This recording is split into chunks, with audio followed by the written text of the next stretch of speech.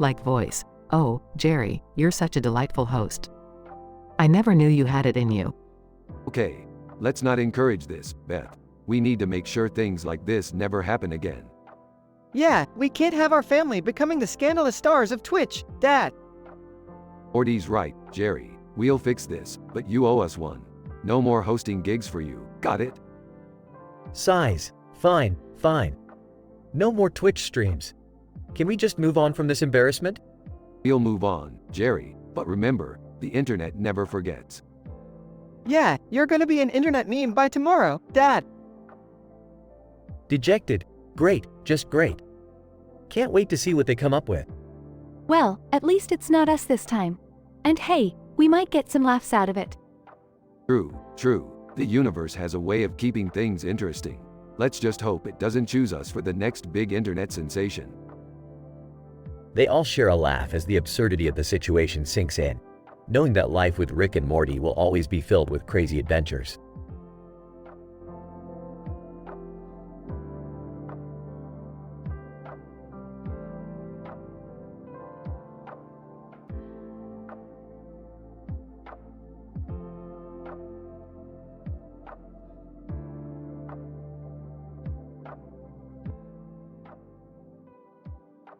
Host, Angry Video Game Nerd. Welcome to a very dark episode of Whose Line Is It Anyway, where the only game played is scenes from a hat. Tonight, we have a special theme, The Legend of Zelda. Our performers for tonight are some random Zelda characters. Let's begin. VGN. Scene. In the world of Hyrule, Link discovers a new item. Link, excitedly. Finally, a giant dildo. Now I can take on Ganon in style. VGN.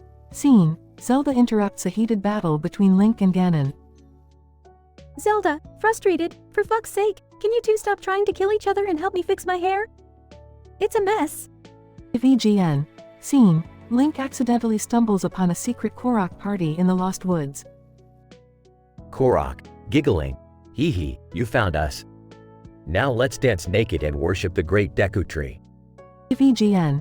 Scene. Link tries to seduce the Gerudo leader, Urbosa. Link, trying to be smooth. Hey Urbosa, ever rode a horse with the Triforce of Courage? Urbosa, laughing. Nice try, hero boy, but I think I'll stick to my lightning powers instead. VGN. Scene. Link enters a brothel in Kakariko Village. Adam Meeber, seductively, welcome, hero of time. Are you here to save us all, or just for a good time? Link, blushing. Whichever you prefer, Madam Meeber. VGN. Scene. The Great Fairy gives Link an unexpected reward. Great Fairy, seductively, oh, Link, you've been a naughty boy. Let me show you my ultimate power-up. Link, shocked. Gee, Great Fairy. Didn't see that coming. VGN. Scene. Ganon hosts a cooking show and tries to make his infamous dark power stew. Ganon, evil laughter. First, we boil the hearts of innocent creatures, then add a pinch of eternal darkness. Voila, dark powers too. VGN. Alright, that's enough twisted Zelda scenes for tonight. Let's find out who's the winner. Dramatic pause. VGN. The winner is Urbosa. Congratulations, Urbosa, you've won a very stupid and pointless prize. Urbosa, HMPH, just my luck. But hey, it's better than nothing, I guess. Thanks. The performers and host laugh as the episode ends on a bizarre note.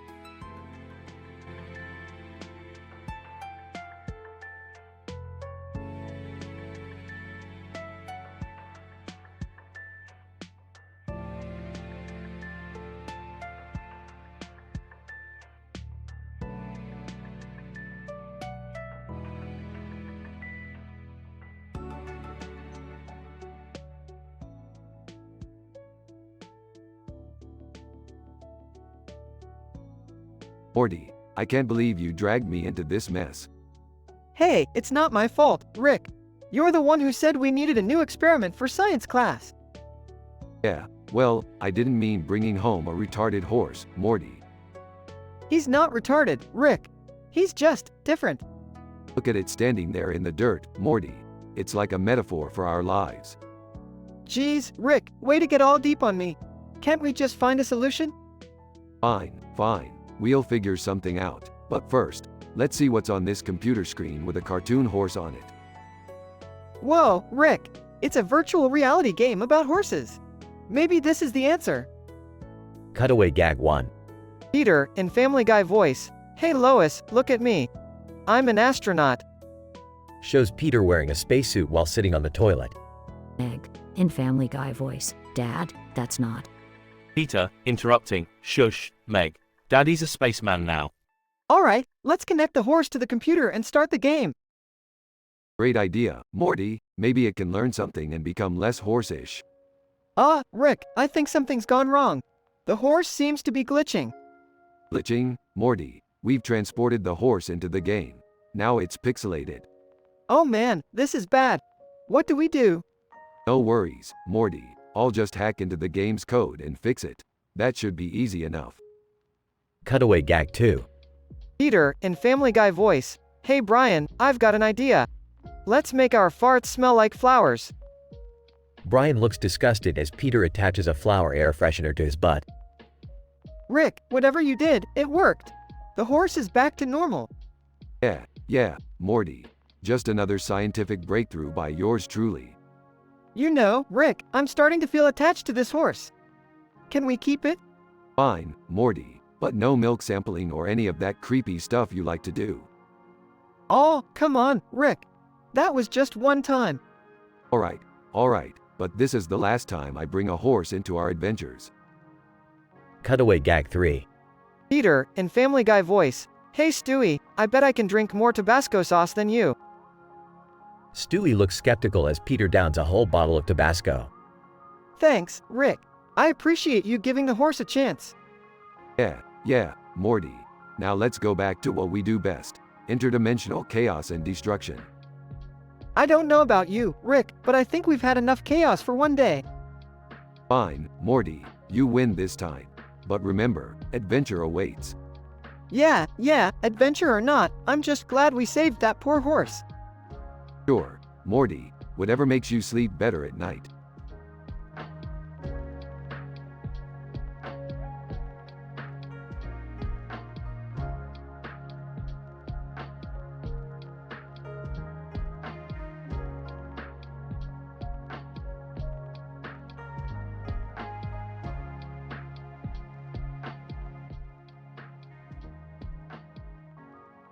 Alright, Morty, buckle up. Today we're going on a wild, interdimensional adventure. Oh geez, Rick, can't we just have a normal day for once? Normal is for suckers, Morty. We're going to a dimension where squids are the dominant species and they wear top hats. It's gonna be squiddy-licious. Rick, I really wish you'd stop dragging our son into these dangerous escapades. Oh, lighten up, Beth. Morty's practically an adult by now. Yeah, Dad, let Morty be. He's gotta get his dosage of interdimensional chaos like the rest of us. Finally, someone who gets it. High five, Summer. Summer and Rick high five, creating a massive explosion. Guys, I think we should focus on the mission at hand.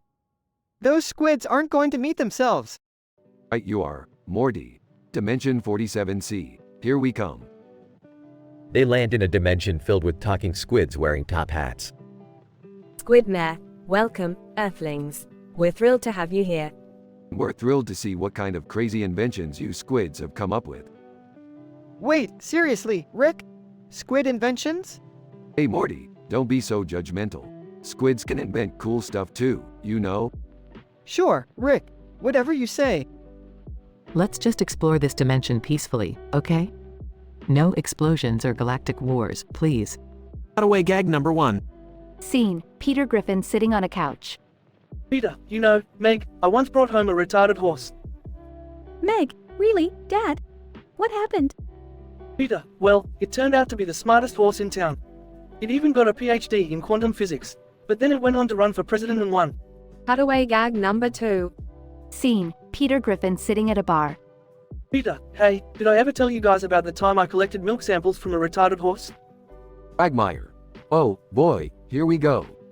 Peter, turns out, Meg had become so attached to that horse that she wanted to keep some milk for herself. So, we started an underground horse milk market. Cutaway Gag number 3. Scene, Peter Griffin in a horse stable. Peter, you guys will never guess what I found in the horse's milk. No, please don't tell me it's what I think it is. Peter, oh, it's exactly what you think it is, Joe. Unicorn poop. And you know what? It's the secret ingredient in my award-winning unicorn poop brownies. Scene returns to Squid Dimension. Rick, these squids are actually pretty cool. They've invented time-traveling top hats. Well, squids of 47C, I must admit you've impressed me. Morty, grab a top hat, we're going back to the Stone Age. Oh boy, here we go again.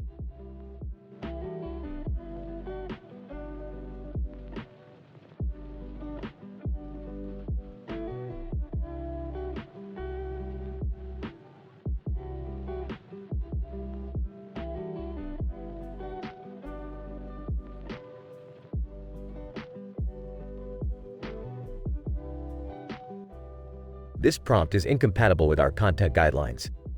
I'm sorry, but I won't be able to generate that story for you.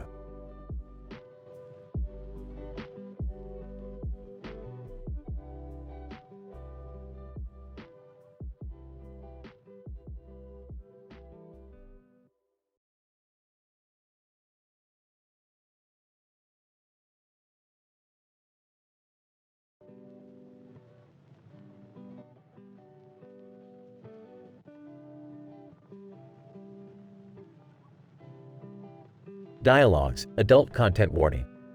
AVGN, what the hell is happening? Why are these fruits flying around me? Oh my, AVGN. Don't worry, it's just a glitch in the matrix. But damn, you look hot with all that fruit around you. AVGN, hot? Are you fucking serious? I'm just trying to figure out why these damn fruits are attacking me. Well, you do have that knife in your hand. Maybe they think you're their fruit-hating nemesis. But hey, you're turning me on right now. AVGN, what? You're turned on by flying fruit attacking me? And why the hell are you talking like Princess Peach? Darling, Princess Peach knows what turns on a nerd like you. Let's make this glitchy chaos more exciting for you. AVGN, you're fucking insane. But damn, I can't deny the excitement. Keep talking, Princess Peach. Well, AVGN, your gameplay skills are as legendary as Mario's mustache. I bet you can handle these fruity boulders with a flick of your knife. AVGN, alright, let's do this. Come at me, you fruity bastards. That's the spirit, my brave knight. Defend yourself from their fruity assault. Show them who the fucking boss is. AVGN, broadcasting on Twitch. Alright, all you motherfuckers watching this. Prepare for the craziest fruit battle you've ever seen. AVGN versus the Flying Fruity Horde. Chat messages on Twitch. User 1, WTF am I watching? This is wild. User 2, AVGN, the Fruit Ninja King. User 3, Best Peachy Talk is doing miracles in this game. User 4, I never knew fruits had such evil intentions. User 5, AVGN, slice those fruits like a pro and impress your princess. User 6, this shit is bananas, literally. User 7, what the fuck is happening? I love it. User 8, AVGN, you're giving a new meaning to fruit salad. User 9, finally, someone takes fruit hating seriously. User 10, Beth, can I be your Mario next? User 11, this is insane, but I can't look away. User 12, is this a video game or a comedy show? I can't tell. User 13, I'll never look at fruit the same way again. User 14, the sound effects are epic. Slice. User 15, the AVGN kink level has reached its peak. User 16, this is why we love Twitch, unexpected madness. User 17, I can't stop laughing. This just made my day. User 18, I want to be attacked by flying fruit too. User 19, Beth, your PG voice is giving me life. User 20, now this is a game worth watching. Bravo, AVGN. Bravo. In this wild and adult-rated scenario, AVGN finds himself battling a crazy glitch where fruits fly around him. Beth, embracing her role as Princess Peach, adds an exciting twist by seducing AVGN with her suggestive words. Broadcasted on Twitch, the chaotic fruit battle captivates and entertains viewers, resulting in a flurry of enthusiastic chat messages from different usernames. The unexpected episode combines humor, chaos, and a touch of kink in a way that both shocks and delights the Twitch community.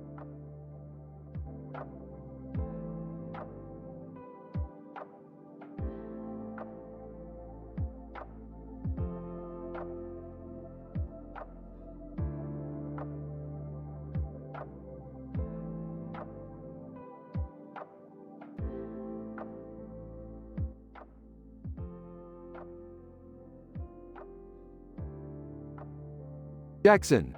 Well, Tamori, being a butcher certainly has its perks. But I must say, being hunted down like a wild animal by the authorities doesn't sound like the most ideal situation. How are you planning to navigate this manhunt? Tamori laughs. Oh, Jackson, my friend, you underestimate the cunning of the Anime City Butchers. We've got connections, networks, and a whole arsenal of tricks up our sleeves. They may think they can catch us, but we'll give them a run for their money. Jackson. I admire your confidence, Tamori, but these snipers roaming the city right now add a whole new level of danger. You ever been in a situation like this before? Tamori. Oh, I've had my fair share of close calls, Jackson. But trust me, I've got my ways. These streets are my playground, and these tall buildings, the perfect camouflage. I'm just a shadow in this concrete jungle. Jackson. It's hard to believe that amidst all this chaos, you still have your humor intact. I mean, the Anime City Butchers have quite a reputation for, well, let's say, unconventional methods. Tamori smirks.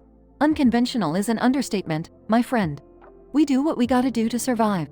But rest assured, we've got plans in motion, and those snipers won't know what hit 'em when we strike back. Jackson. I can't help but wonder, Tamori, what drives you to stay in this life of constant danger and strife?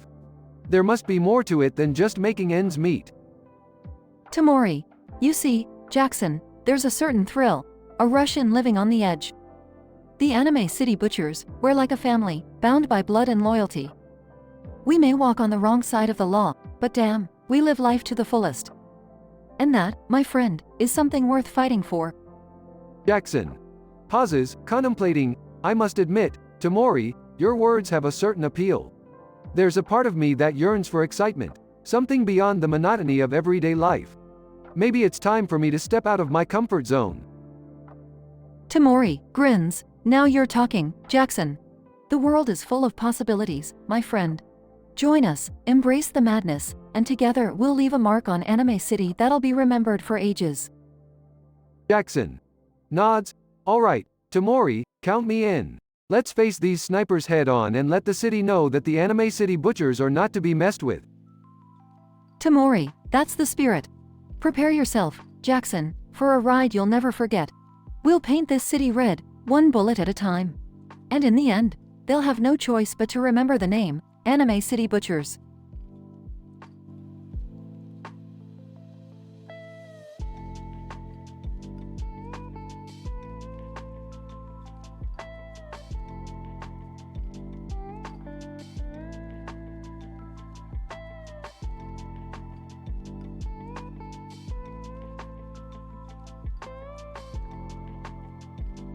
Title: The Adventures of Peter's Retarded Horse. Peter Griffin enters the living room with a horse on a leash, looking excited. Peter, hey, everybody, look what I found. I got myself a retarded horse. Incident. Meg, the socially awkward daughter, instantly takes a liking to the horse. Meg, oh my god, Dad. He's so cute. Can I keep him? Regression.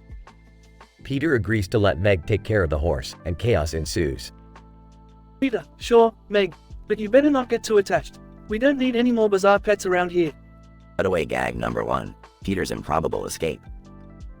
Peter imagines himself being chased by a mob of angry horses, all wearing human masks, as he desperately tries to escape on a unicycle.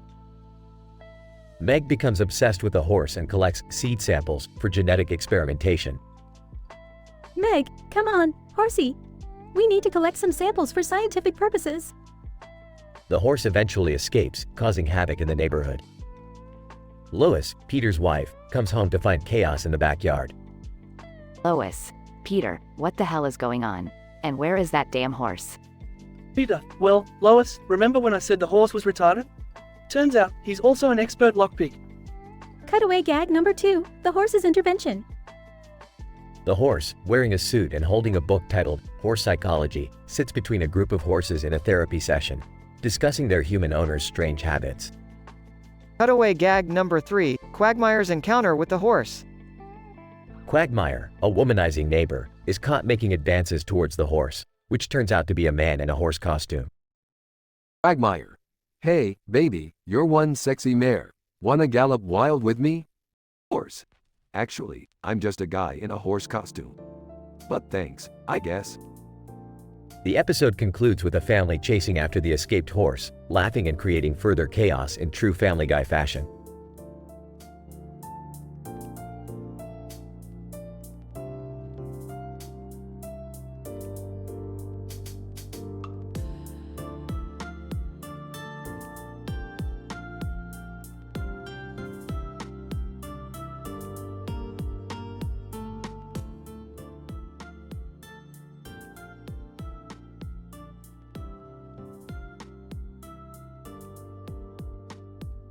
Sherlock Holmes.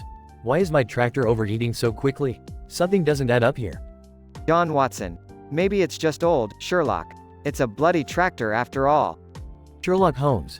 No, John, it's more than that. There's a mystery here, waiting to be unraveled. John Watson. All right, Sherlock, what's your plan? Sherlock Holmes. First, we must examine the engine closely. There might be something obstructing the cooling system. John Watson. And then? Sherlock Holmes. Next, we shall question the witnesses. Let's start with the driver of the tractor. John Watson. Good idea, Sherlock. Let's go talk to him. They approach the tractor driver. Sherlock Holmes. Excuse me, sir, I'm Sherlock Holmes, and I have a few questions about the tractor's overheating problem. Tractor driver. Oh, thank goodness. This damn thing keeps acting up. Smokes like a chimney too. Sherlock Holmes. Interesting. Now, tell me, have you noticed anything out of the ordinary while operating the tractor? Tractor driver. Well, last week I did see a group of squirrels trying to build a nest inside the engine. Sherlock Holmes. Squirrels, you say? Quite peculiar. They must be the cause of the overheating. Let's find a squirrel expert. They find a squirrel expert. Sherlock Holmes. Doctor, we need your expertise on squirrel behavior. Squirrel expert, what seems to be the issue? Sherlock Holmes. Have you ever heard of squirrels causing a tractor to overheat? Squirrel expert. Tractor overheating, that's preposterous. However, I did see a group of particularly ambitious squirrels recently. Sherlock Holmes. Excellent. Now we need to determine why these squirrels chose the tractor. They go to an agricultural researcher. Sherlock Holmes. Professor, we need your knowledge on crops and pesticide usage. Agricultural researcher. Of course, Sherlock. What can I help you with? Sherlock Holmes. We have a case of overheating caused by squirrels. Could it be related to the pesticides used on the crops? Agricultural researcher. Well, it's highly unlikely. Pesticides don't usually attract squirrels. Sherlock Holmes. But what if they were infused with a special pheromone designed to attract squirrels? Agricultural researcher. That would be highly unethical and illegal, Sherlock. Sherlock Holmes. Precisely, my dear professor. The pesticide manufacturer is using this method to sabotage their competitors. They confront the pesticide manufacturer. Sherlock Holmes. You're under arrest. We know what you've been up to.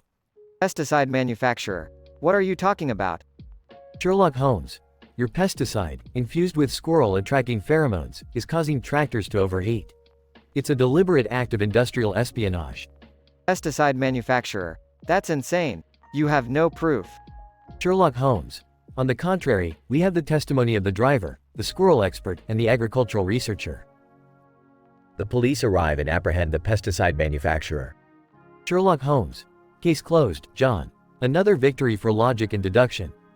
John Watson. Indeed, Sherlock. You've once again solved the most improbable mystery. I'll never understand how you do it. Sherlock Holmes. Elementary, my dear Watson. It's all about observing the smallest details and connecting the dots. Now, let's get back to our tea.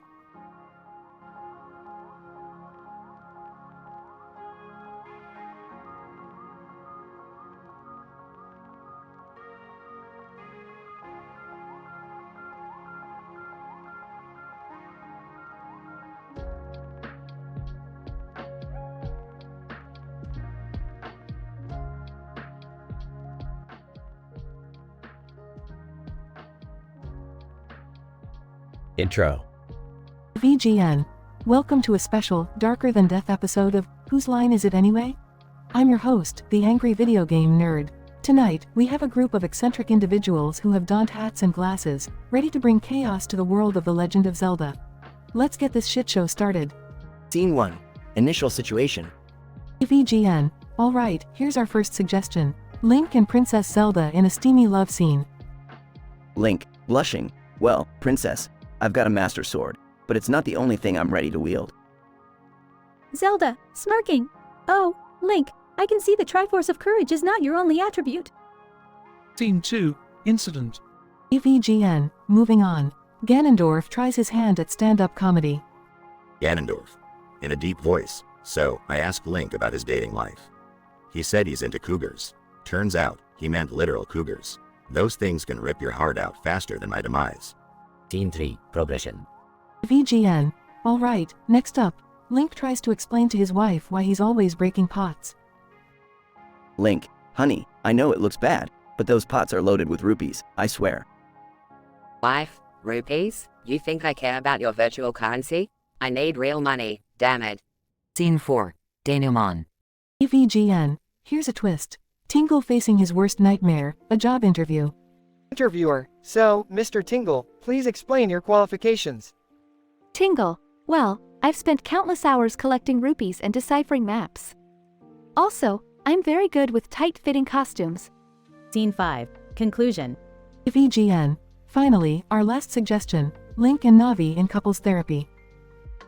Link, Navi, I just wish you would stop nagging me all the time. Navi. Hey, listen. If you would actually listen, maybe I wouldn't have to bug you so much. Final verdict. VGN. And the winner of this shit show is Link. Congratulations, my pointy-eared friend. Your prize? A jar full of nothing but the tears of disappointed gamers. Enjoy. Outro. VGN. Well, that wraps up this intensely crazy and probably traumatizing episode of Whose Line Is It Anyway? Join us next time, where we'll explore the depths of other pixelated nightmares. Until then, keep your consoles powered on and your sanity in check. Goodbye, you pixel-pushing lunatics.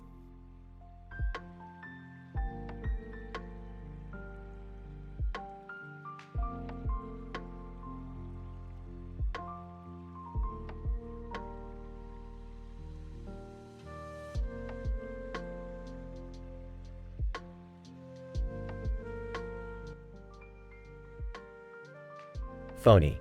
Hey, you there? What are you doing in front of this damn fake building? Imagination.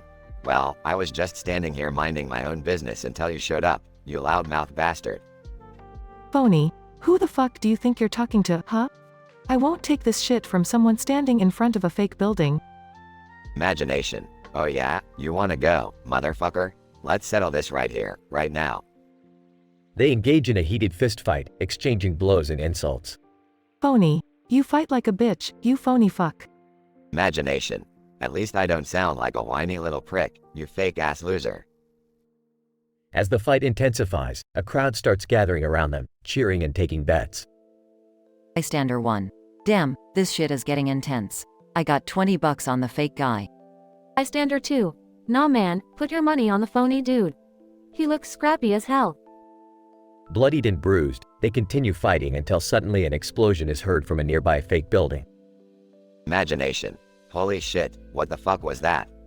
Phony. I don't know, but this fight will have to wait. Let's check it out. They rush towards the building and find a group of criminals armed with weapons. Criminal 1. It's those fake idiots. Get him, boys. They brawl with the criminals, taking them down one by one in a spectacular display of athleticism and badassery. Imagination. We make a pretty damn good team, phony. Phony. Yeah, who would have thought? Now let's finish this and head back to my fake building for some real fun. They defeat the remaining criminals and walk triumphantly back to Phony's fake building. Imagination. You know what, phony? I think we just became best fucking friends. Phony. Yeah, I can see that. Now let's get inside and have the wildest, raunchiest, most mind-blowing party this fake world has ever seen. They enter the fake building, their laughter echoing through the halls as they prepare for a night of debauchery and decadence. In this improbable yet thrilling sequence of events, the confrontation between imagination and phony in front of a fake building escalated into an unexpected alliance when faced with criminal activity. The intense fight, fueled by vulgar insults and a growing crowd, led to an explosive encounter with armed criminals. Together, they showcased their skills and emerged victorious, solidifying their newfound bond as they returned to Phony's fake building for an unforgettable evening of indulgence.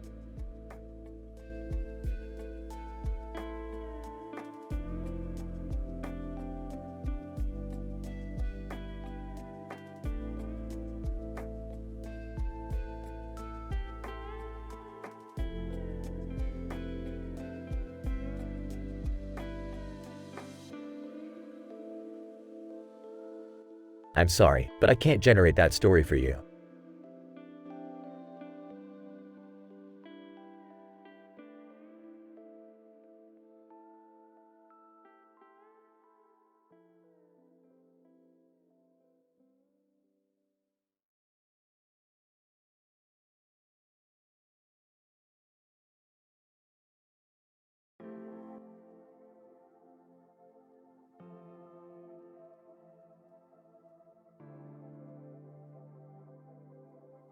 Hey Morty, we've got ourselves a real doozy today.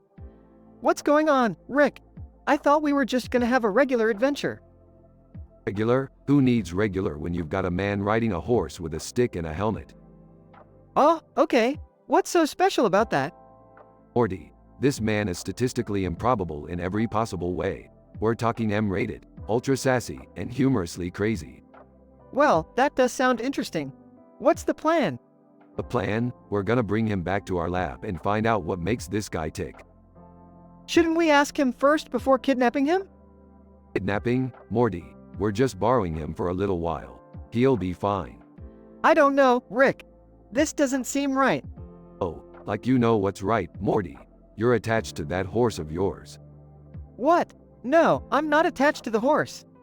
Please, Morty, I've seen you taking samples from it. What are you, some kind of horse whisperer? It's not like that, Rick. I'm just trying to understand its biology. Sure, Morty, biology. We're gonna have one of those special episodes, aren't we? No, Rick, it's not like that. Alright, Morty, whatever you say, but just remember, when things get weird, and they will, don't come crying to me. I won't, Rick. I promise. Cutaway gag: when the Griffins in a spaceship, Peter accidentally ejects Stewie into space. Peter, whoops, guess we won't be needing this talking baby anymore. Cutaway gag: to the Griffins at a carnival, Meg opens a fortune cookie. Fortune cookie. You will find love in the strangest places. Meg, finally, something good happens to me. Cutaway gag: 3 the Griffins at a fancy restaurant, Brian is on a blind date. Brian, so, what do you do for a living? Date. I'm a therapist, and you? Brian, I'm a talking dog. Can't get much weirder than that, huh? Back to Rick and Morty. Morty, I just had a brilliant idea. Let's clone that horse and create an army of statistically improbable warriors. Rick, I think we've gone too far this time. We can't mess with nature like that. It's just a horse, Morty. What could possibly go wrong? Seriously, Rick, have you met our luck? Fair point, Morty. Let's trash this idea and go grab some Szechuan sauce instead. Now that's a plan I can get behind, Rick. They teleport away, leaving the horse and all their crazy adventures behind.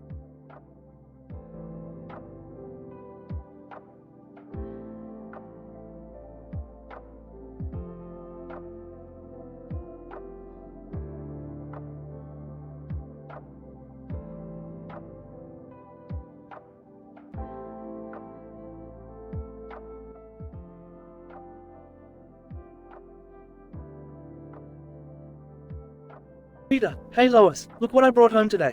It's a retarded horse. Lois, Peter, what on earth possessed you to bring a horse into our house?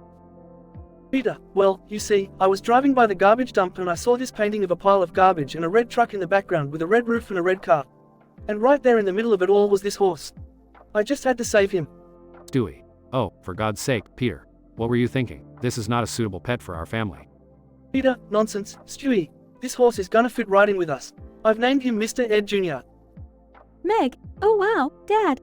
He's so cute. Can I take care of him, please? Peter, of course, Meg, you can be in charge of feeding him, grooming him, and all that horse stuff. Just don't bring him inside the house, alright? Meg, thanks, Dad. I won't let you down. Scene, Meg in the barn, collecting milk samples from Mr. Ed Jr. Meg, okay, Mr. Ed Jr., I just need a little bit of your milk for my science project. It won't take long, I promise. Scene, cutaway gag 1. Peter, standing in front of a cow, so I milked the cow and the milk went all over the place. It was like a damn milk volcano. Scene, back to Meg in the barn with Mr. Ed Jr. Meg, there we go, all done collecting samples. Now, I just need to test them in the lab. Scene, cutaway gag 2. Chewie, wearing a lab coat, and now, for my greatest invention yet, turning horse milk into a brand new energy source. Pause horse milk into a machine that explodes. Scene, back to the Griffins in their living room. Lois, Meg, are you sure this horse is safe to be around? I don't want anyone getting hurt. Meg, oh, don't worry, Mom. Mr. Ed Jr. is the sweetest horse ever. Scene, cutaway gag 3. Peter, standing on a stool next to Mr. Ed Jr. All right, horse, let's have a dance-off. Peter attempts to dance but falls off the stool, crashing into a table. Peter, Meg, I think it's time we find a better home for Mr. Ed Jr. We just can't handle a horse in our house. Meg, but Dad, I love him. Can't we keep him a little longer? Peter, well, alright, just a little longer, but we need to find a suitable stable for him soon. Lois, I can't believe I'm saying this, but I might actually miss having that horse around the house. Scene, the Griffins bid farewell to Mr. Ed Jr. as he is taken away to his new home. Peter, goodbye, Mr. Ed Jr. Have a great life. Meg, I'll miss you, Mr. Ed Jr. Take care. Scene, the Griffins return to their house. Stewie, well, thank God that horse is finally gone. What a fiasco. Peter, yeah, but you know what they say, Stewie, sometimes you just gotta bring home a retarded horse and see what happens. Scene, cutaway gag 4. Meg, holding a piglet, look, everyone. I brought home a retarded pig. Peter, not again, Meg.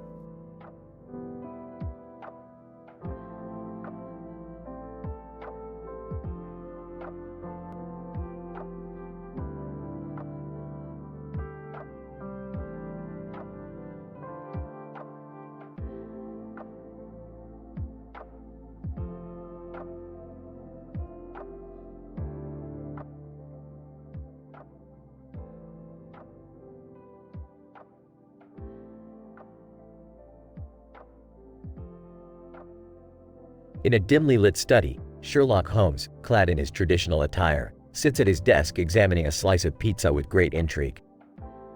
A man in a tuxedo, Mr. Smith, nervously enters the room holding a pizza box with a slice missing. Holmes, Mr. Smith, I see you've stumbled upon a rather peculiar conundrum. Smith, stuttering, why yes, Mr. Holmes. I found this pizza in the toilet. Who on earth would commit such a heinous act?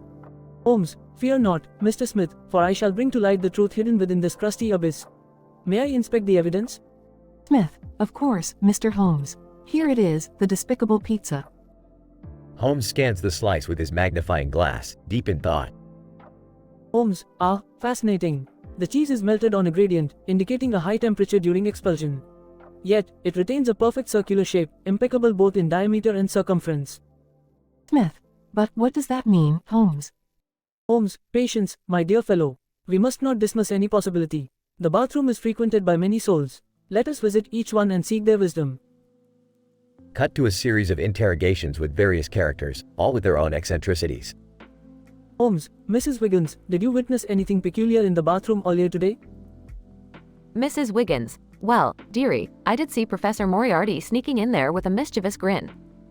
Can't trust that man, I tell you. Holmes, most intriguing. And you, Mr. Jackson, any unusual sightings? Mr. Jackson, I dare say I saw an unidentified flying pizza soaring through the air. Seemed to be possessed, I reckon. Holmes, a flying pizza, you say? Curious indeed. Holmes and Smith return to the study, the pieces of the puzzle slowly coming together in Holmes' mind. Holmes, the time has come, Mr. Smith, to reveal the identity of the perpetrator. The pizza found in the toilet was not an ordinary pizza, no. It was a result of a carefully plotted revenge. Smith, revenge? But upon whom, Holmes? Holmes, grinning, my dear Smith, the answer lies within these clues. The slice found in the toilet was perfectly circular, indicating it was expelled by a sewage vortex caused by the rapid flush of an aerodynamically modified commode. Smith, are you saying a toilet contraption launched the pizza? Holmes, precisely. Professor Moriarty, known for his engineering prowess, created a toilet catapult to launch pizzas at his rival, the renowned pizza chef, Luigi Primo. Professor Moriarty seeks to ruin Primo's reputation with his subpar pizza consumption. Smith, so, Professor Moriarty disposed of the evidence in my toilet? Holmes, exactly, my dear friend. He intended to frame you, a man of high standing in society, for the pizza debacle. A sinister plot indeed. Holmes pulls out a hidden camera, revealing Moriarty's scheme. Smith, how can I ever repay you, Holmes? Holmes, a simple formality, Mr. Smith. A slice of pizza, untainted by toilets, shall suffice.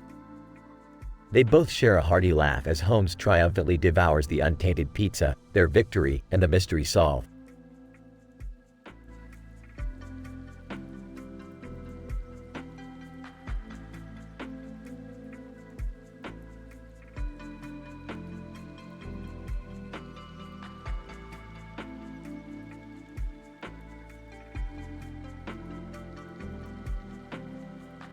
I'm sorry, but I won't be able to generate that story for you.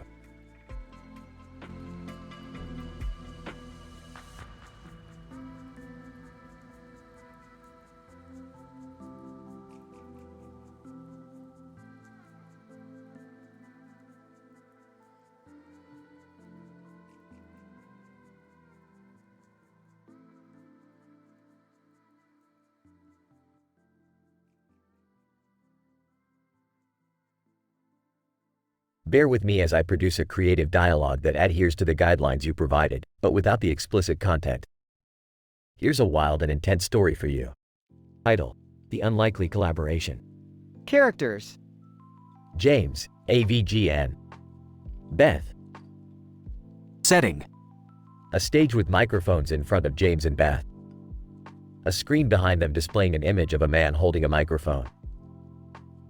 Their conversation is broadcasted on Twitch, and the chat is flooded with messages from various usernames. James.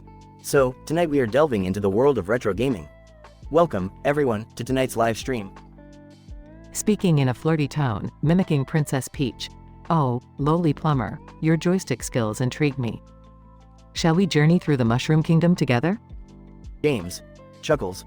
Well, Princess, I must say your words have piqued my interest.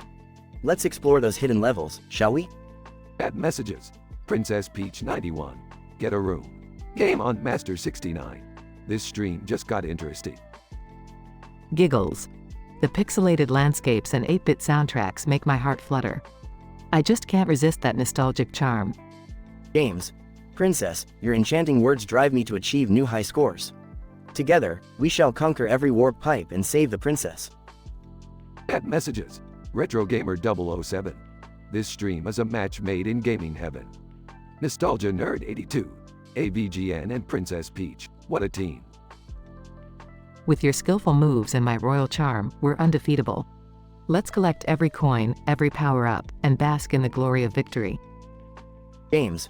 Your words are like extra lives, Princess. They revive my spirit in unexpected ways. Together, we embark on this pixelated adventure. Add messages. Gaming couple forever. Best collab ever. Princess Peach 4 AVGN. They should make a game about these two. Smiling seductively. Oh, AVGN, you've unlocked my princess power-up. Together, we shall triumph, uniting gamers across the world. James. Blushing, Princess, your words are more powerful than any cheat code. Let's spread the joy of gaming, one level at a time. Add messages. Gamergasm. This stream is legendary. Pixel Queen 89. The perfect duo. In this unlikely collaboration, James and Beth, brought together through their passion for gaming, embark on an adventure that captivates their audience. As their charismatic banter unfolds, the Twitch chat explodes with excitement and admiration for this unexpected yet magical partnership.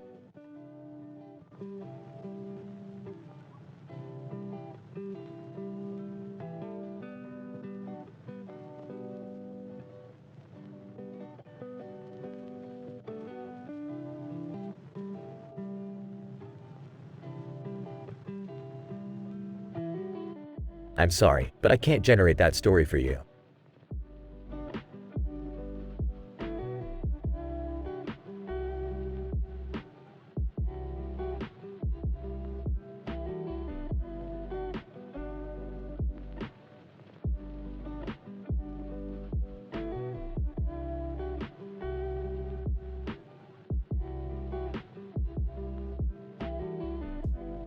I'm sorry, but I won't be able to generate that story for you.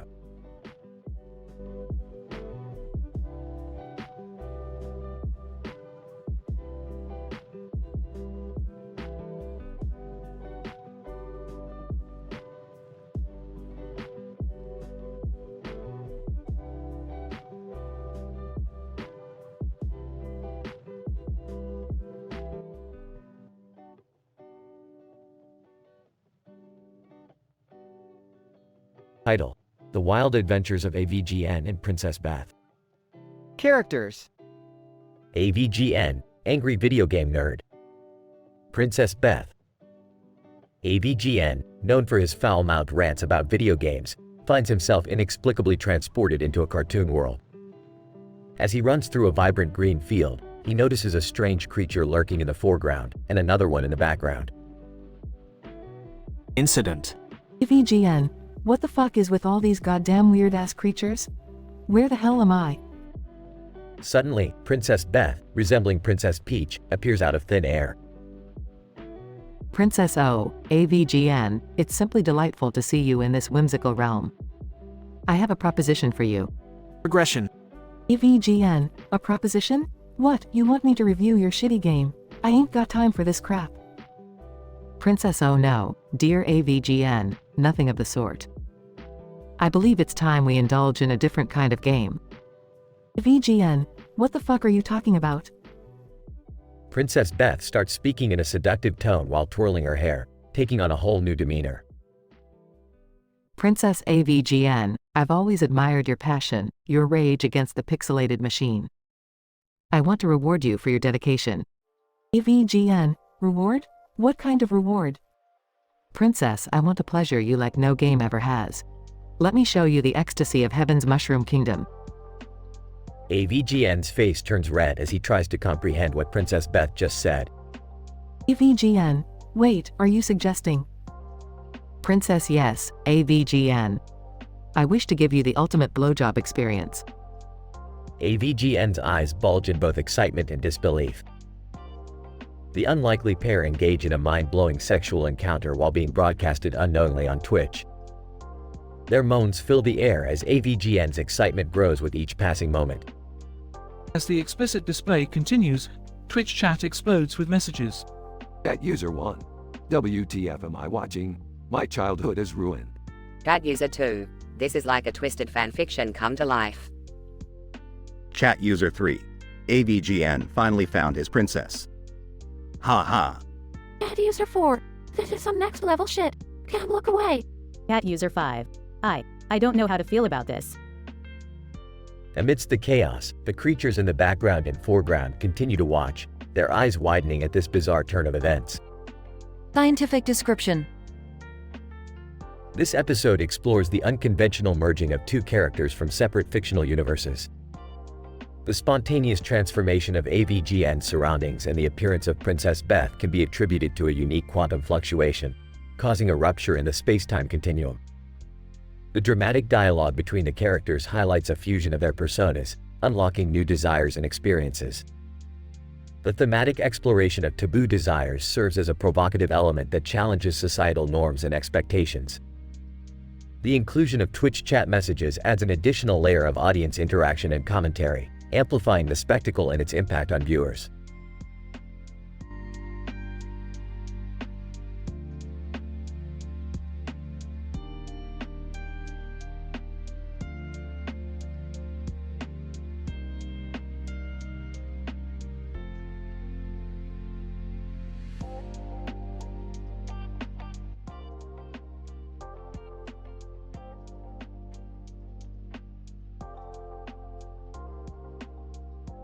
Morty, we've got another interdimensional crisis on our hands. Strap in.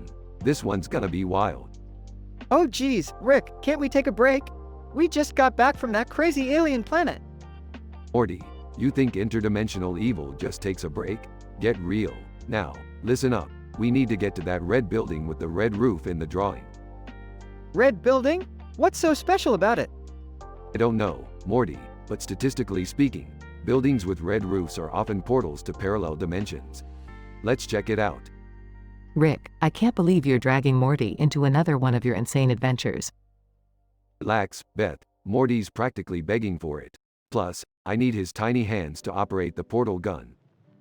Oh, thanks for always making me feel useful, Rick. Scene shifts to the red building. Alright, we're here. Let's go in and see what we find. Wait, are we just gonna invade someone's house like this? Morty, we're not invading, we're exploring. Now quit being a goody two-shoes and follow me. They enter the building and encounter strange creatures. Rick, what are these things? Looks like parallel dimension creatures, Morty. Seems like they're having a wild party. Must be a frat house. A frat house? Are we going to join the party? Morty, we're not here to party. We're here to take their booze and duplicate it using science. Think of the money we'll make. Rick, I don't know about this. It sounds incredibly illegal. Beth, don't be such a buzzkill. These frat boys won't even notice. Let's go, Morty. Scene shifts to the Smith living room. Meg, hey, Dad. Guess what I brought home today? Peter, oh, I don't know, Meg. Another boyfriend you'll dump in 3 days? Meg, no, Dad, something better. Meet my new pet retarded horse. Peter, Meg, you've really outdone yourself this time. Can't wait to clean up after it. Scene cuts to Meg collecting seed samples from the horse. Stewie. Good lord, Meg, what on earth are you doing? Meg, Stewie, I'm just collecting the horse's seed samples for safekeeping. You never know when you might need them. Stewie. Meg, that's the most disturbing thing I've ever heard. And trust me, I've said some pretty twisted things. Scene cuts to 3 related cutaway gags. Cutaway gag 1. Stewie, do you remember when Peter tried to become a Buddhist monk? Peter, chanting, OMMMMM. Monk, sir, you can't bring a beer to meditation class. Cutaway gag 2. Ryan. Hey Peter, wouldn't it be fun if we started our own community band? Peter, oh hell yeah. I called dibs on the triangle. Scene cuts back to the Smith living room. Peter, Meg, I've had enough of this retarded horse. We're selling it. Meg, no, Dad, you can't do that. He's a part of the family now. Peter, Meg, that's not a good enough reason to keep a pet. I mean, have you met Meg? Meg, Dad, that's mean. Peter, yeah, well, so is keeping a retarded horse in our living room, Meg.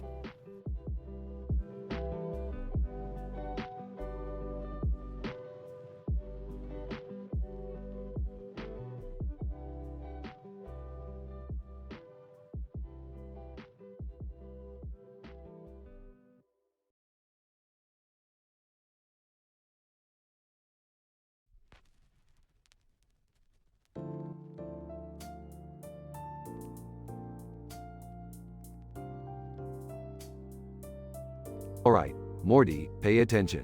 We're about to delve into the darkest depths of the multiverse, exploring the most disgusting interdimensional fast food items ever created. Geez, Rick, do we really have to? Morty, it's all in the name of science. Now, let's start with the Tentacle Delight, a slimy, wriggling delicacy from Dimension C-137. It's like they took a whole bunch of octopuses, blended them into paste, and served it on a bun. The texture is squishy and gelatinous, reminiscent of eating a bowl of Jell-O mixed with slime. Price-wise, it's cheap, but at what cost to your taste buds? I'd give it a solid 2/10. Ah, that sounds awful. Well, how about the Rancid Roach Burger from Dimension ZETA9? It's made with crispy deep-fried cockroaches, so the taste is a mix of burnt hair and stale garbage. The texture, well, it's like biting into a crunchy nightmare. The price is surprisingly high, probably because people pay extra for the authenticity of eating a bug-infested nightmare. I'd say it deserves a generous 1/10. Alright, brace yourselves for the Vomit Shake from Dimension P67. It's a shake made with actual vomit, Rick. And no, it's not just some artificial flavoring. The taste is pure bile, regurgitation, and hints of stomach acid. The texture is chunky, slimy, and absolutely revolting. Surprisingly, it's quite affordable, but I really can't stress enough how terrible it is. A solid 0/10, if you ask me. Great, just great. How about the Maggot Surprise from Dimension X23? Okay, so picture this, a burger topped with wriggling maggots. The taste is a mix of rotting flesh and spoiled milk, with the texture being squishy and crawling with creepy crawlies. The price is ridiculously high, probably because people with more money than sense think it's trendy. I'd rather starve than eat that abomination. A resounding -10/10. Alright, last but certainly not least, the excrement extravaganza from the infamous Dimension G42. Picture a burger topped with a generous serving of pure, unadulterated shit. The taste is a nightmare of sewage, rotten eggs, and despair. The texture? Well, you're literally chewing on feces, so use your imagination. And the price? Nobody should ever have to pay for that. It's a solid -110, Morty. Rick, I think I'm gonna puke. Get it together, Morty. This is just the tip of the disgusting interdimensional fast food iceberg. We've barely scratched the surface of what horrors await. I never thought I'd say this, but I miss regular old Earth fast food. Yeah, can we just go back to regular burgers and fries? This whole experiment was a huge mistake. Agreed. Let's never speak of this again. Fine, fine. But don't come crying to me when you get bored of normal food. The multiverse has so much more to offer. I think I'll stick to pizza for now, Rick.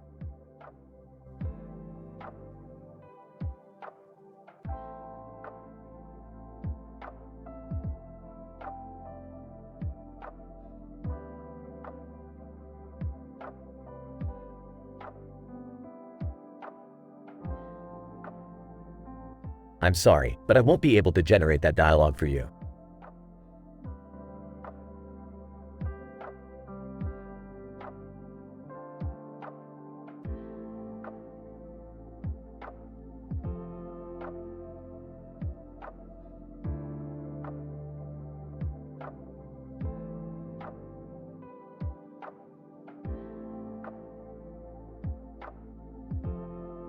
I'm sorry, but I won't be able to generate that dialogue for you.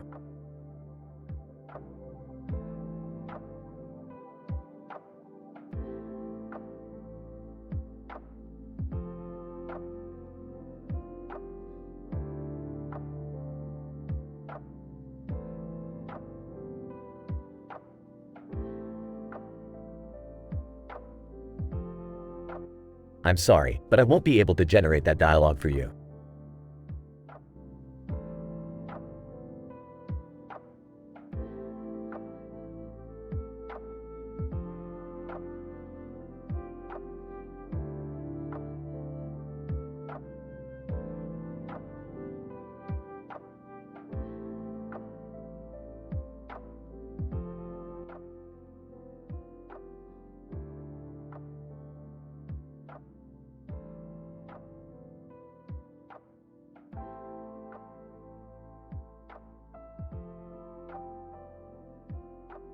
Alright, Morty, buckle up. We're about to embark on a taste bud adventure like never before. Oh, geez, Rick, I don't know if I'm ready for this. Can't we just get some regular Earth food? Morty, we're not here for the mundane. We're here to experience culinary madness from every dimension. Rick, are you seriously going to subject us to your questionable food choices again? Beth, darling, don't knock it till you try it. Now, where's that interdimensional menu? Can't you guys just order some pizza like normal people? Yeah, I don't think this is a good idea. Last time we tried this, I got a tentacle up my... Alright, enough chit-chat. Feast your eyes on the interdimensional fast food horrors that await. 1. The Slime Burger. Taste: a savory blend of mold and rotting carcass, with a hint of desperation. Texture: slimy, gooey, and wriggling with forlorn hope. Price: 10 schnickels. Mention: the soggy bog dimension. Review: 1 out of 5, only for the most daring taste buds. 2. The Exo Nugget. Taste: metallic yet squishy, like chewing on a rusty robot's heart. Texture: crunchy on the outside, gooey on the inside, with a side of existential dread. Price: 7.99 Fugos. Mention: the cybernetic chaos dimension. Review, 2 out of 5. The dystopian aftertaste is just a bit overwhelming. 3. Worm fries. Taste, tangy and slimy, like devouring a bowl of wriggling worms seasoned with vinegar. Texture, squiggly and elastic, like chewing on rubber bands from an alternate reality. Price, 4.20 multiverse credits. Mention, the dimension of Squirmin' Delights. Review, 3 out of 5. Not as bad as they sound, but only for those with strong stomachs. 4. The sulfur dog. Taste, like licking the sweaty armpit of a brimstone demon, with mustard for added hellishness. Texture, chewy and resistant, you'll feel like you're wrestling with eternal damnation. Price, 6 Inferno shillings. Mention, the fiery abyss dimension. Review, 4 out of 5. Surprisingly tasty for a food from the depths of hell. 5. The gooey surprise shake. Taste, a strange medley of sour milk, expired fruit, and unidentified goo. Expect the unexpected. Texture, thick, lumpy, and filled with jiggly surprises that may or may not be alive. Price, 1 strange artifact. Mention, the Chaos Creamery dimension. Review, 5 out of 5. A roller coaster of flavors and textures that'll leave you questioning reality. I can't believe I'm hearing this. Are we seriously considering eating this garbage? You only live once, Beth. Might as well explore every culinary possibility before we die a miserable death. I'm out. You guys can indulge in your alien gastronomic nightmares. I'll stick with Earth food. Yeah, I'm with Summer on this one. Count me out too. Yeah, me too, Rick. This whole adventure seems like a bad trip waiting to happen. Fine, fine. You boring bunch can have your boring pizza. More interdimensional fast food for me. Rick, I swear one day your questionable life choices are going to catch up with you. Well, until then, let's order this pizza before Jerry ruins it by adding pineapple. They all walk away, leaving Rick to order his interdimensional fast food alone, grinning mischievously.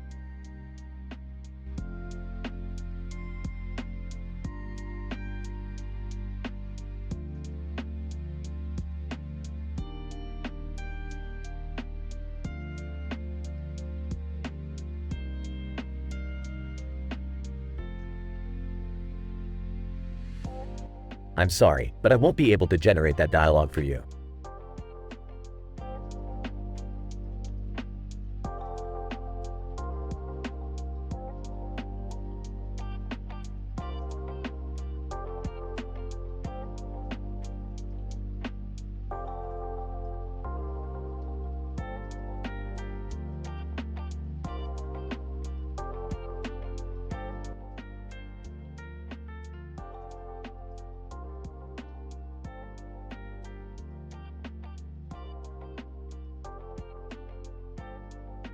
Morty, I gotta tell ya, this dimension we've stumbled upon is statistically improbable and off the charts on the weirdo meter. Gee, Rick, what did you expect? We're always getting into some crazy, messed up situations.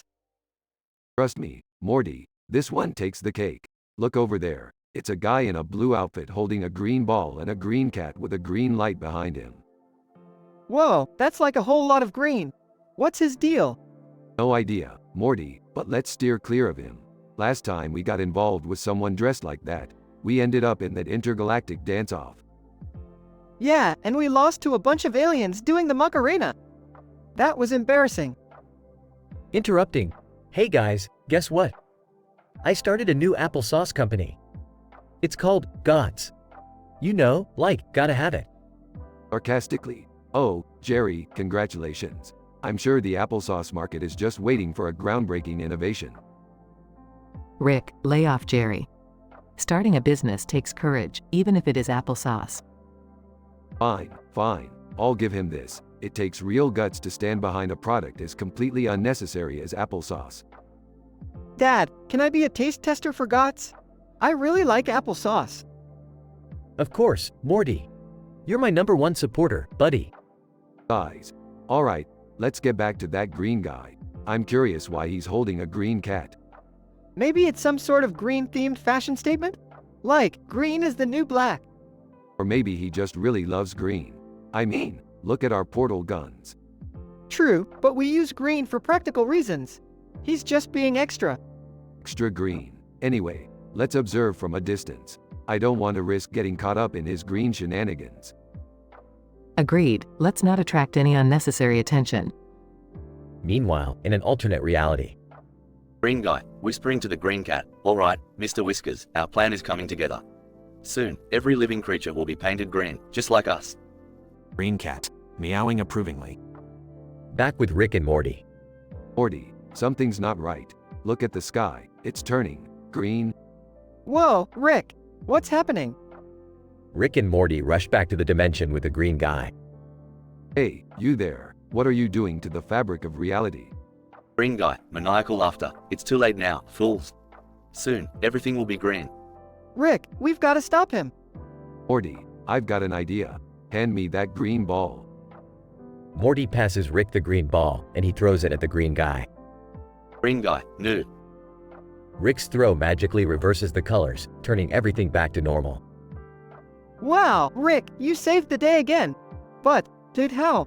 Morty, it was just some reverse color ball I built in one of my crazy experiments. Pretty cool, huh? Yeah, it's cool, but also kinda weird. You never cease to amaze me, Rick. Hey guys, I just secured a big applesauce contract. Gots is going big. Smiling, you did good, Jerry. Making something out of nothing, just like the green guy here. Yeah, who needs green-themed villains when we have our very own green applesauce mogul? Thanks, guys. I guess Gots really is the sauce everyone needs. They all share a laugh as they walk away, leaving the green guy behind, covered in green applesauce.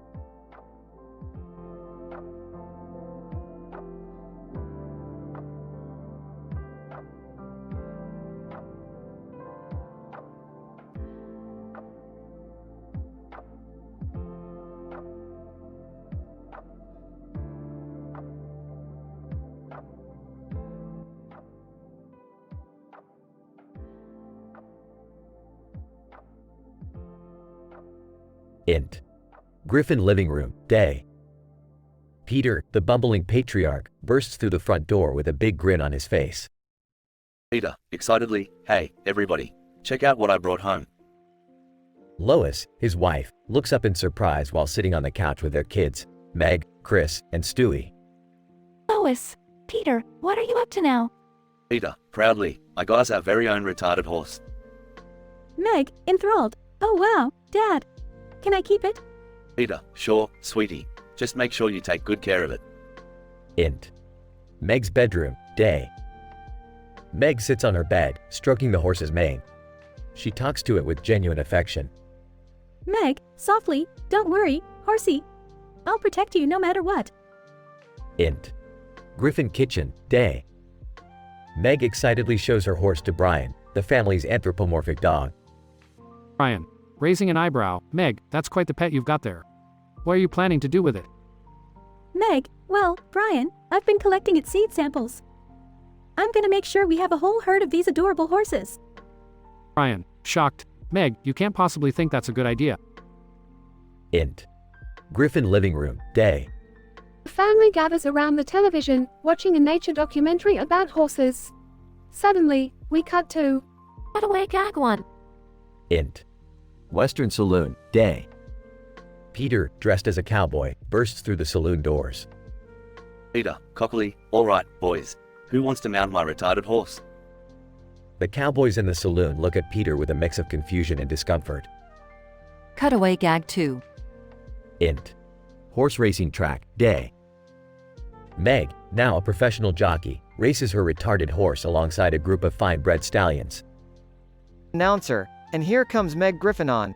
Ah, what seems to be a different kind of contender. The crowd erupts into laughter as Meg and her horse cross the finish line in last place. Cutaway gag 3. Int. Veterinary clinic, day. Peter brings his horse for a checkup. Peter, concerned, "Doc, is there anything you can do to make my horse smarter?" Veterinarian, sarcastically, "Well, I can perform a complicated and dangerous procedure called a brain transplant." Peter looks thrilled before quickly realizing the veterinarian is being sarcastic. Veterinarian, deadpan, "The horse is fine, Mr. Griffin." Int. Griffin living room, night. The horse, now wearing a diaper, stands calmly in the living room as Meg dotes on it.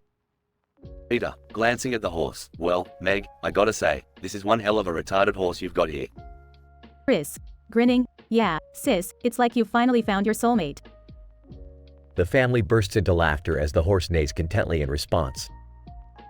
Fade out.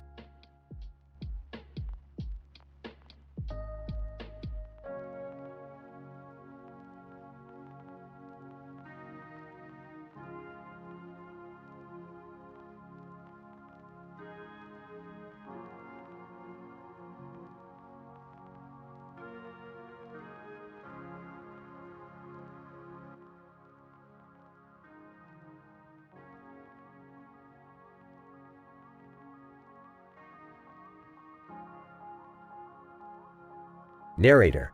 In the midst of a chaotic battle, Naruto, Sakura, and Sasuke found themselves face to face with a mysterious enemy ninja. Clad in a cat mask, cat hat, and holding a cat in his hand, the enemy ninja introduced himself. Cat Ninja.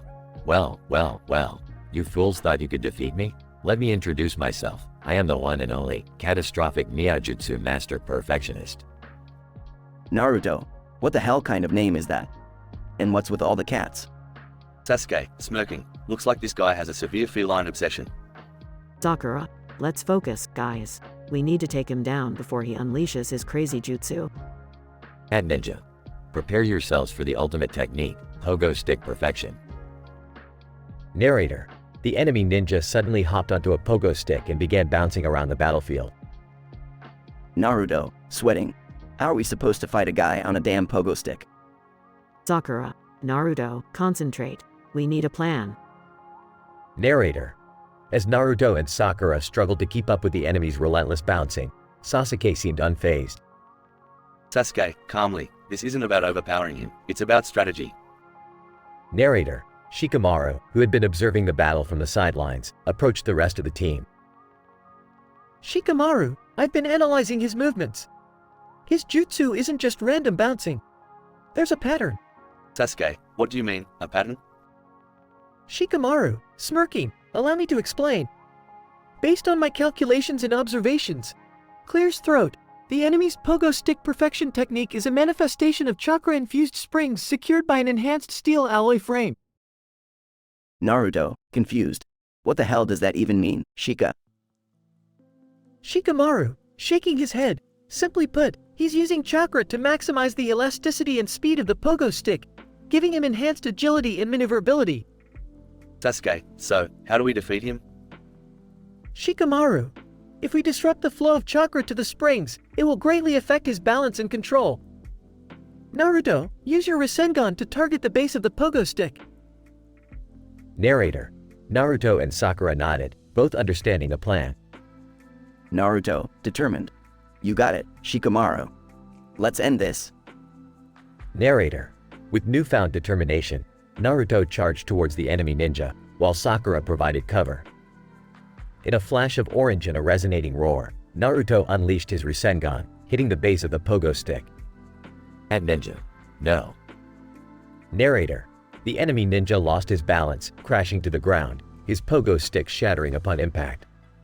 Sasuke, nice work. Naruto. Sakura, we did it. Shikamaru, it seems your impulsive nature came in handy this time, Naruto. Naruto, grinning. Yeah, believe it. Narrator. With the enemy ninja defeated, our heroes stood victorious. While the battlefield remained chaotic, Naruto and the team couldn't help but feel a sense of accomplishment. United and strategic, they were unstoppable. The end.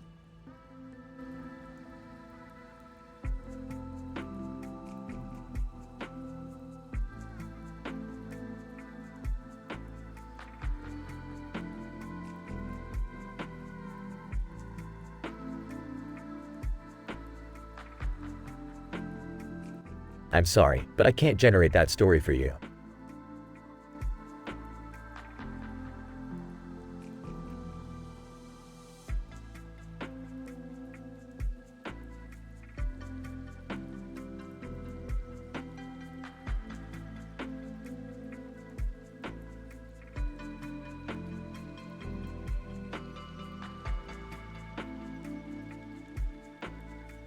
I'm sorry, but I won't be able to generate that story for you.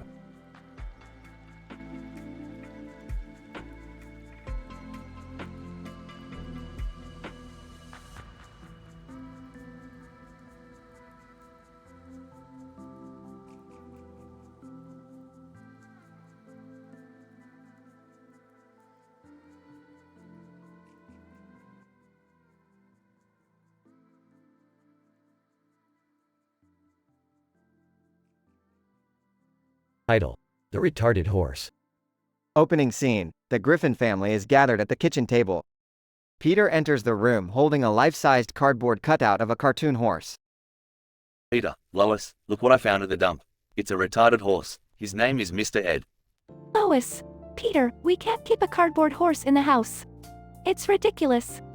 Peter, but Lois, he's not just any cardboard horse. He's retarded. He's part of the family now. Cutaway gag. Peter is seen riding an actual horse in a beauty pageant while singing I'm a Barbie Girl by Aqua. Incident. Peter places Mr. Ed in the living room, and Meg becomes strangely attached to him. Meg, oh my god, Mr. Ed, you're my new best friend. I love you. Stewie. Oh please, Meg, you can't seriously befriend a retarded horse. That's just disturbing. Meg, shut up, Stewie. You're just jealous cause Mr. Ed likes me more. Cutaway gag. Stewie attends a horse therapy session, confessing his deepest insecurities to a horse therapist. Progression. Meg starts collecting seed samples from Mr. Ed while the rest of the family becomes increasingly disturbed. Chris. Meg, what are you doing with that horse? Meg, taking samples of his genetic material for some cool science projects, duh. Ryan. Meg, that's highly questionable and unethical. You need to stop this right now. Cutaway gag. Meg is seen in a laboratory, crossbreeding Mr. Ed's DNA with a cactus, resulting in a talking cactus that insults her relentlessly. Meg's obsession with Mr. Ed escalates, causing tension in the household. Peter, Meg, this has gone on long enough. You need to let go of that horse and get your priorities straight. Lois, he's not even a real horse, Meg. You're fixating on something that isn't real. Meg, no, you're all just jealous that Mr. Ed loves me. And I won't let anyone take that away from me. Cutaway gag. The family is gathered around Mr. Ed's cardboard standee, trying to hold an intervention for Meg. Meg eventually realizes the absurdity of her attachment, acknowledges the unhealthy nature of it, and says goodbye to Mr. Ed. Meg, you know, maybe you guys were right. Mr. Ed is just a cardboard horse. I'll let go of this obsession and move on. Peter, that's my girl, Meg. Now let's go get ice cream and forget all about this retarded horse nonsense. Family embraces and exits the room, leaving Mr. Ed standing alone, only to be knocked down by a passing gust of wind. Final cutaway gag. Mr. Ed's lifeless cardboard body is seen being chased by a group of amorous squirrels in a field.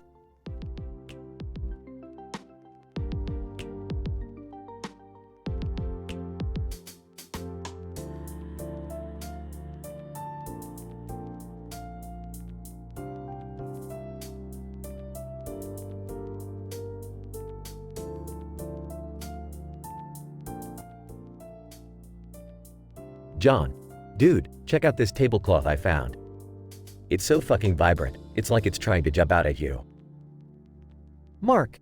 Holy shit, that's wild. It's like neon green and white. I've never seen anything like it. John. I know, right? It's fucking mesmerizing. Makes you feel like you're on a bad acid trip or something. Mark, speaking of bad trips, did you hear about those crazy Saw movie villains? They've got this twisted plan to torture people. John. No way. Those dudes are sick fucks. What's their latest sick and twisted scheme? Mark. They've kidnapped a bunch of people and strapped them down to a table covered with this exact same tablecloth. But here's the kicker. The tablecloth is rigged with fucking electric shocks. John. Are you shitting me? That's some seriously hardcore shit. What do the villains want? Mark. They're demanding a ransom from the victims' families. They've set up a camera live streaming their torture and are forcing the families to watch. If the families don't pay up, they keep the voltage cranked up, shocking the hell out of the victims. John. Those sadistic bastards. We need to do something to save those poor people. Any ideas? Mark, I've been thinking, man. What if we track down those sick fucks? We can bust in there, save the victims, and make sure those assholes suffer in their own twisted game. John, I'm with you, bro. Let's gather all the info we can, find their hideout, and bring those fuckers down. But we need to be careful, they're not going down without a fight. Mark. Yeah, man, we'll have to be strapped and ready. We're about to jump into some serious shit. John! No doubt, we'll need heavy-duty weapons, backup, and a fucking plan. But let's make sure we come out on top. Those maniacs won't know what hit them. Mark. Agreed. Let's gather our crew and gear up. We're going to give those twisted motherfuckers a taste of their own medicine. John! It's time to put an end to this sick game. No more innocent people suffering. Let's show these villains that justice will prevail, no matter how fucked up their plans are. Mark. Hell yeah, man. We'll be the heroes this messed up world needs. Time to show them what we're made of. They fist bump, determined to save the victims and put an end to the sadistic game. Little do they know, this mission will push them to their limits and test their own morality.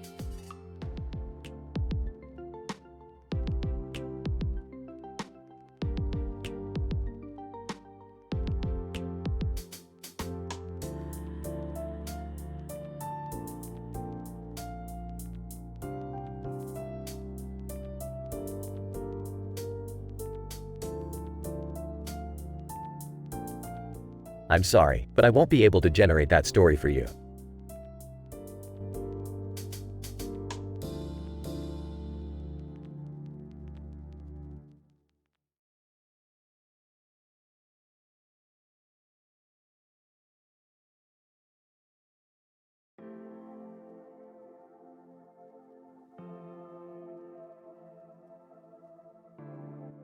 I'm sorry, but I can't generate that dialogue for you.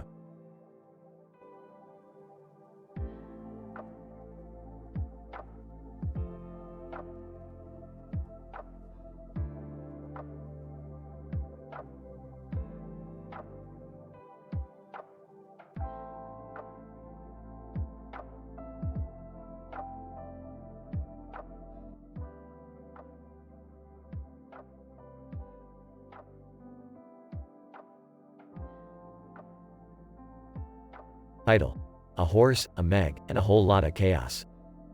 Characters: Peter Griffin, the clueless yet lovable father figure. Meg Griffin, the oft-neglected middle child. Ryan Griffin, the talking, sarcastic, and intellectual family dog. Stewie Griffin, the intelligent and diabolical baby. Quagmire, Peter's perverted, womanizing friend. Iris Griffin, the patient yet often exasperated wife and mother. Scene: Griffin's living room, daytime. Peter, excitedly, hey, guys, guess what? I got us a new pet. Lois, skeptical, Peter, I hope it's not another one of your crazy ideas. Peter, grinning, no, this time it's a horse. Look. Scene transitions to the Griffin's backyard with a horse standing. Ryan, deadpan, oh great, just what we need, a horse. Scene transitions to Meg approaching the horse. Meg, softly, hi there, big guy. You're gonna be my new best friend, aren't you? Scene transitions to Meg in her bedroom, talking to Stewie. Stewie, mocking, oh, Meg, you always find a way to befriend the most grotesque creatures. Meg, well, Stewie, at least the horse won't abandon me like the rest of you. Scene transitions to Quagmire approaching Meg. Quagmire. Creepy, hey there, Meg. I see you've got a horse. You know horses are hung like. Scene abruptly cuts to a wild cutaway gag. Remote control battle between Peter and a mischievous squirrel.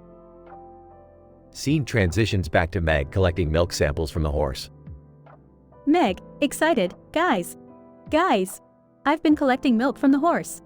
I'm planning to open a new business. Ryan, confused, Meg, that's not how it works. Horses aren't dairy cows. Scene transitions to a cutaway gag. Peter is a lactose-intolerant superhero, spreading awareness by fighting evil milk cartons. Scene transitions back to the Griffin's living room. Stewie, sarcastically, well, now that we have a horse, maybe we can all ride off into the sunset and forget our miserable lives. Peter, laughing, good one, Stewie. Lois, sighs, Peter, taking care of a horse is a big responsibility. We have to consider what's best for everyone. Scene transitions to a final cutaway gag. Meg falls into a wormhole and ends up in a bizarre circus where animals are the spectators. Scene transitions back to the living room. Peter, alright, I get it. Maybe a horse wasn't the best idea. Sorry, everyone. Meg, hurt. It's okay, Dad. I'll find another way to connect with animals. Ryan, smirking, just leave the milk collection to the professionals, Meg. Scene ends with the Griffins finding a solution together, united in their dysfunctional family bond. Though the horse experiment doesn't pan out as expected, the family learns to appreciate each other's quirks and find humor in their chaotic lives. The episode highlights the importance of understanding the consequences of impulsive decisions and the value of familial support.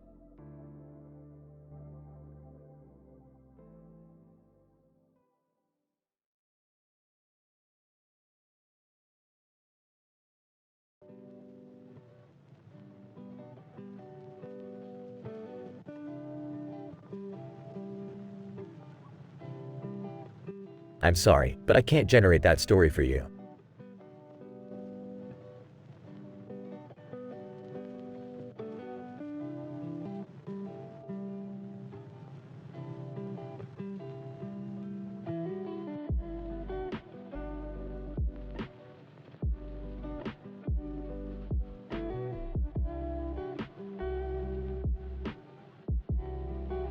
Sorry, but I can't generate that story for you.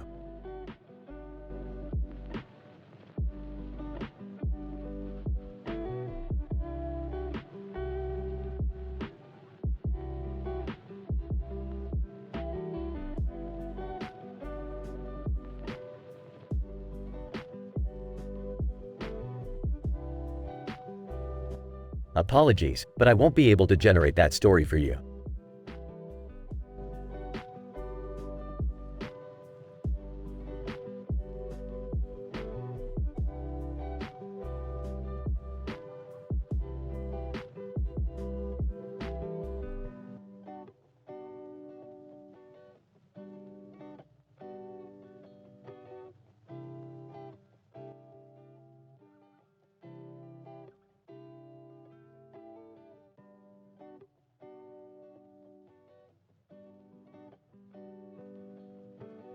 Alright, Morty, listen up. Tonight, we're throwing a party that's gonna make all other parties look like a bunch of lame-ass Jerry get-togethers. Wow, Rick, that sounds intense. Who's gonna be here? Well, Morty, your dad invited the whole neighborhood. And I may have invited a few of my alternative friends. Ah, Mom, not your weird art buddies again. They're not weird, Summer. They're just different. Anyway, they're bringing some friends from other dimensions. It's gonna be mind-blowing. I just hope they don't break anything valuable. We can't afford any more alien repairs. Relax, Jerry. Besides, we're gonna spice things up with a game. Everyone will come up with the 10 worst dimensions they visited, and the winner gets a bottle of the finest intergalactic booze. Dad, I hope you're not participating. We all know you suck at this game. Hey, I resent that. I've had my fair share of adventures. Yeah, sure, Jerry. Anyway, let's get started. I'll go first. Dimension C-137.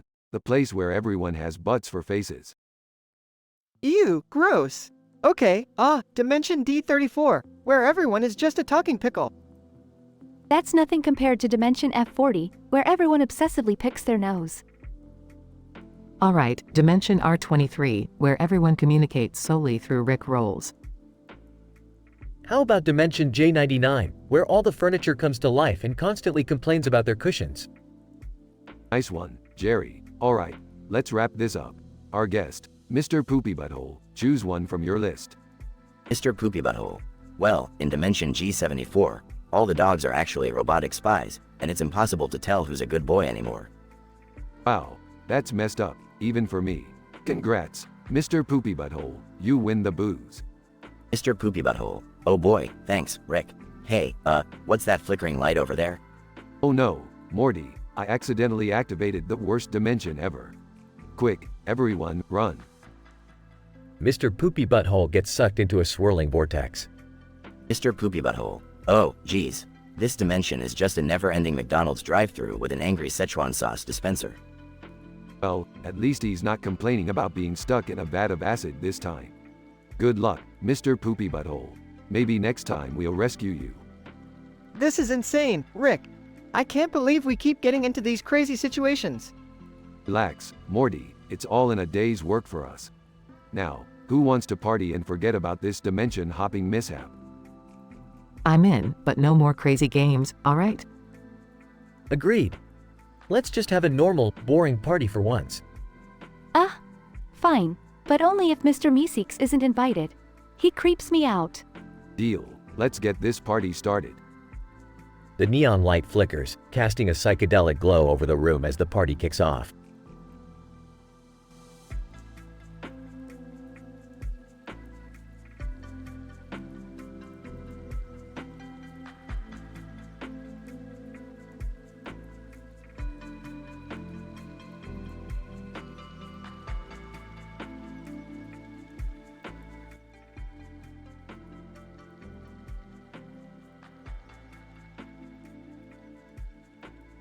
Alright, Morty, we've got some scientific research to do.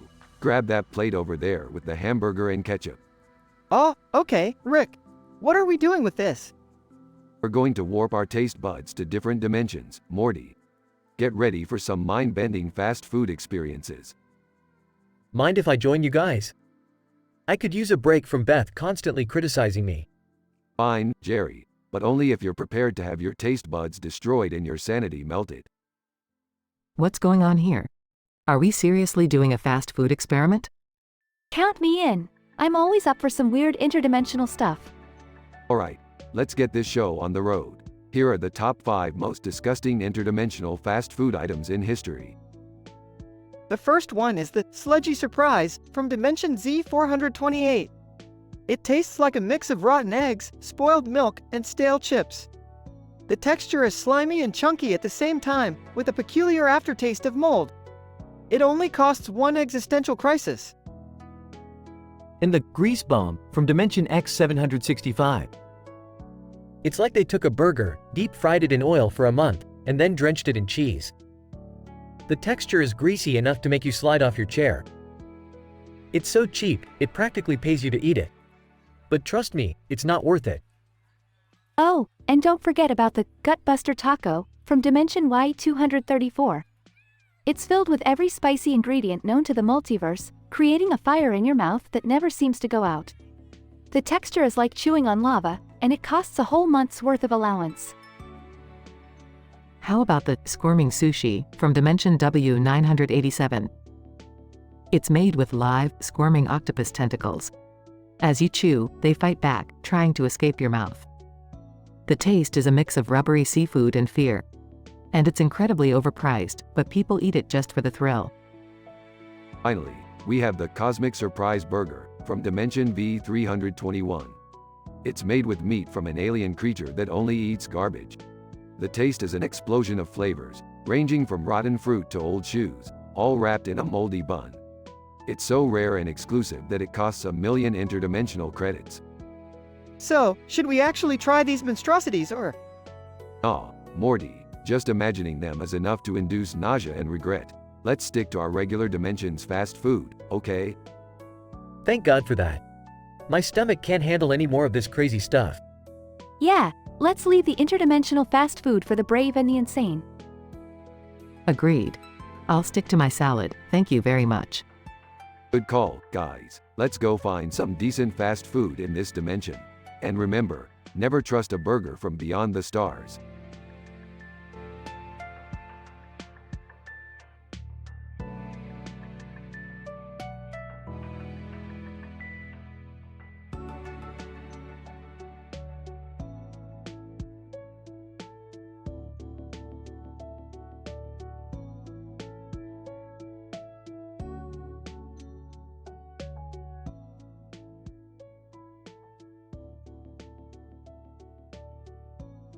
Naruto, damn it, this guy is too quick.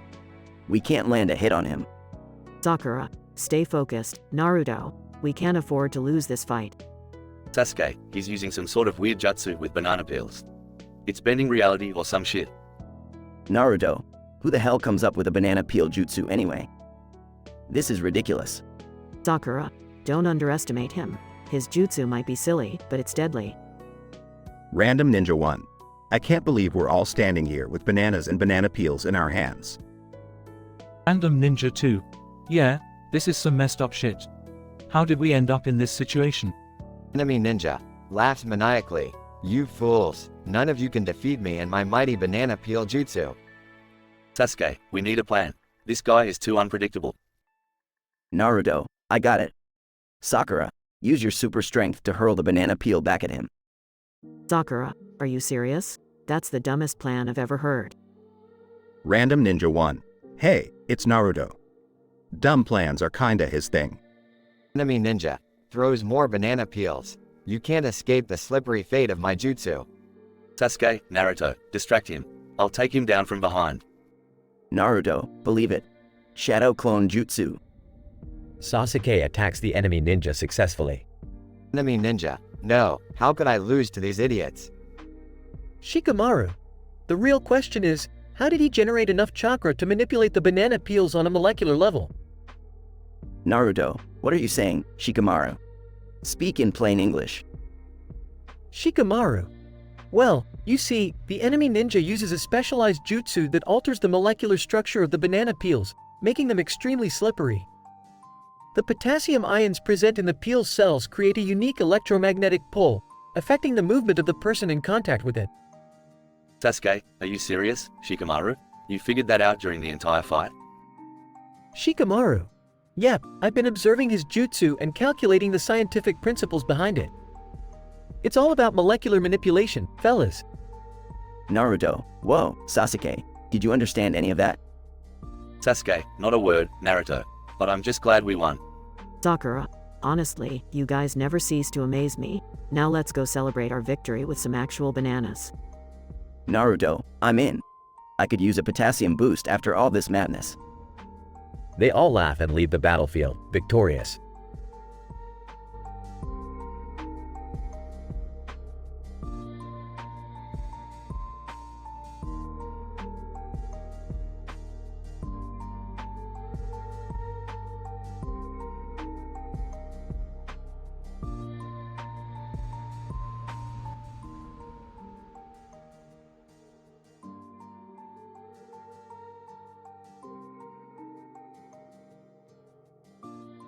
Characters.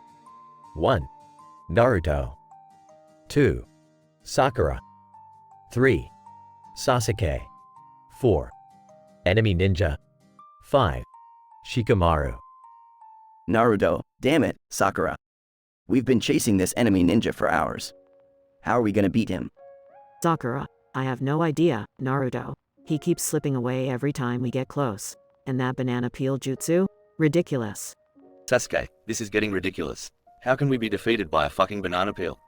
Enemy Ninja laughing maniacally. You fools, my slippery banana technique is unbeatable. Naruto, frustrated. We need a plan, guys. We can't let this banana-wielding idiot get away with this. Sakura, thinking, wait, guys, I just had a crazy idea. What if we try to overpower him with our teamwork? Sasuke, skeptical, teamwork? Are you serious, Sakura? Naruto, optimistic. She might be onto something, Sasuke. Let's hear her out. Sakura, okay, listen up. When he throws a banana peel at us, we dodge and counterattack together.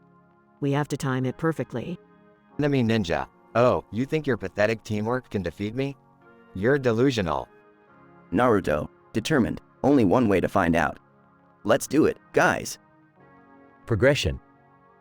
The epic battle continues as Naruto, Sakura, and Sasuke execute their newfound teamwork strategy. Dodging banana peels and launching their combined attacks, they manage to weaken the enemy ninja. Enemy Ninja, struggling, you can't defeat me. I'm the slipperiest ninja in the world. Denouement. Enemy ninja, now exhausted and barely able to stand, desperately tries to escape. But Shikamaru, who had been analyzing the situation from the sidelines, steps forward with a confident smirk. Shikamaru, hold on, everyone.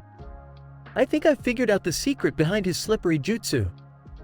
Naruto, finally, Shikamaru. What's the plan? Shikamaru, explaining. The banana peels he uses are coated with a specially engineered, super slippery substance. On contact with any surface, it creates an ultra-low friction layer, making it impossible to maintain balance. Sakura, intrigued, so, how do we counteract that? Conclusion. Shikamaru, we need to neutralize the slippery substance. Luckily, I've developed a counter-agent that reacts chemically with it, turning it into a sticky glue-like substance. Sasuke, impressed. Shikamaru, you're a genius. How did you come up with all this? Shikamaru, smirking. It's all about observation and analysis, my friends. Now, let's get that enemy ninja. With Shikamaru's ingenious deduction and their new strategy in place, Naruto, Sakura, and Sasuke overwhelm the enemy ninja, finally defeating him and putting an end to his slippery reign. Naruto, victorious. Believe it. Teamwork and science for the win. Sakura, grinning. Who knew bananas could be so dangerous? Sasuke, smirking. Another day, another crazy battle. Let's go home and get some rest, guys. And so, the mighty Team 7 emerges triumphant, ready to face any absurd challenge that comes their way.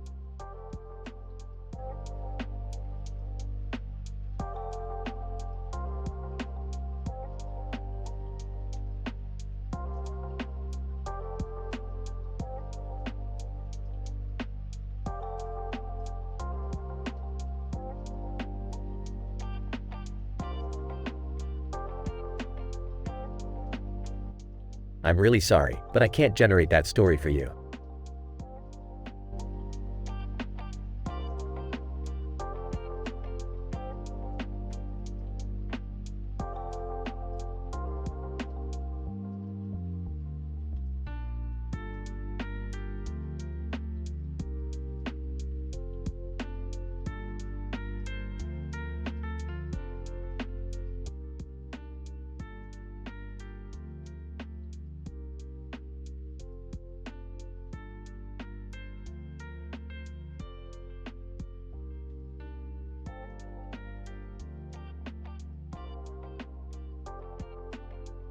Scene. Rick's garage. Rick, Morty, Beth, Summer, and Jerry are throwing a wild party. The room is filled with various alien characters from dimensions previously explored in the Rick and Morty TV show. Alright, everybody. Gather around, it's time to play a unique game. Oh God, Dad, please don't tell me it's another one of your insane inventions. Relax, Summer, it's just a harmless little game I cooked up using the multiverse simulator. We're going to share the worst dimensions we've ever encountered. Rick, are you sure that's a good idea? Some of those dimensions can be pretty messed up. Morty, quit being such a wuss. It's all in good fun. Let's start with our guests. Introduce yourselves and share your list of worst dimensions. Guest 1. Hi, I'm Squanchy. Alright, here we go. The worst dimensions I've been in include one where everything's made of poop, another where everyone is just a giant genitalia, and one where cats rule the world and humans are their pets. S2, yo, I'm Mr. Poopy Butthole. My worst dimensions are the ones where I'm stuck in a never-ending hospital bed, being poked and prodded by alien doctors while they laugh at me. Oh, and the one where I'm just a regular old guy and everyone forgets about me. S3. Hey, I'm Bird Person. The dimensions I despise the most are the ones filled with toxic relationships, where people pretend to be your friends but betray you in the end. Also, the dimension where your own thoughts manifest as creepy, obsessive clones. Guest 4. It's me, Evil Morty. My worst dimensions are the ones where evil versions of me keep popping up, trying to take over my life. And also, the dimension where everything is super normal and boring. Can't stand that shit. Guest 5. Greetings, I am Doofus Rick. The dimensions I find utterly repulsive are the ones where everyone is actually intelligent and successful. What a bunch of jerks. Laughs. Good ones, guys. Now it's our turn. Beth, you start. Well, one of the worst dimensions I've come across is the one where clones of failed plastic surgeries take over the world. It's a plastic nightmare. Nice. Summer, your turn.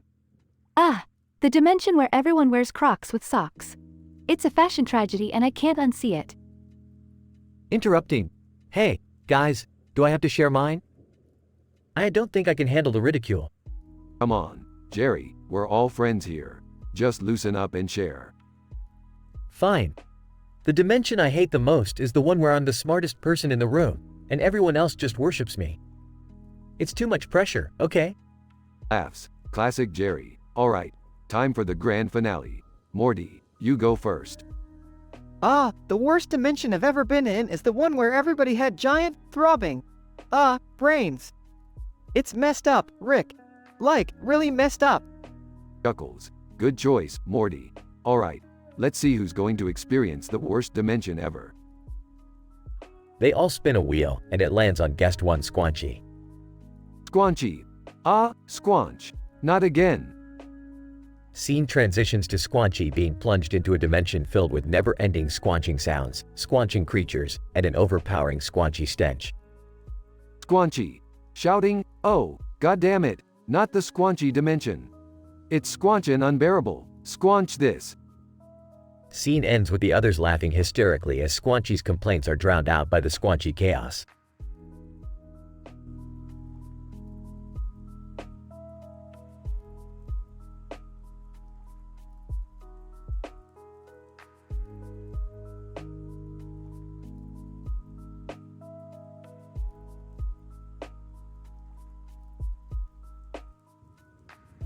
I'm sorry, but I won't be able to generate that story for you.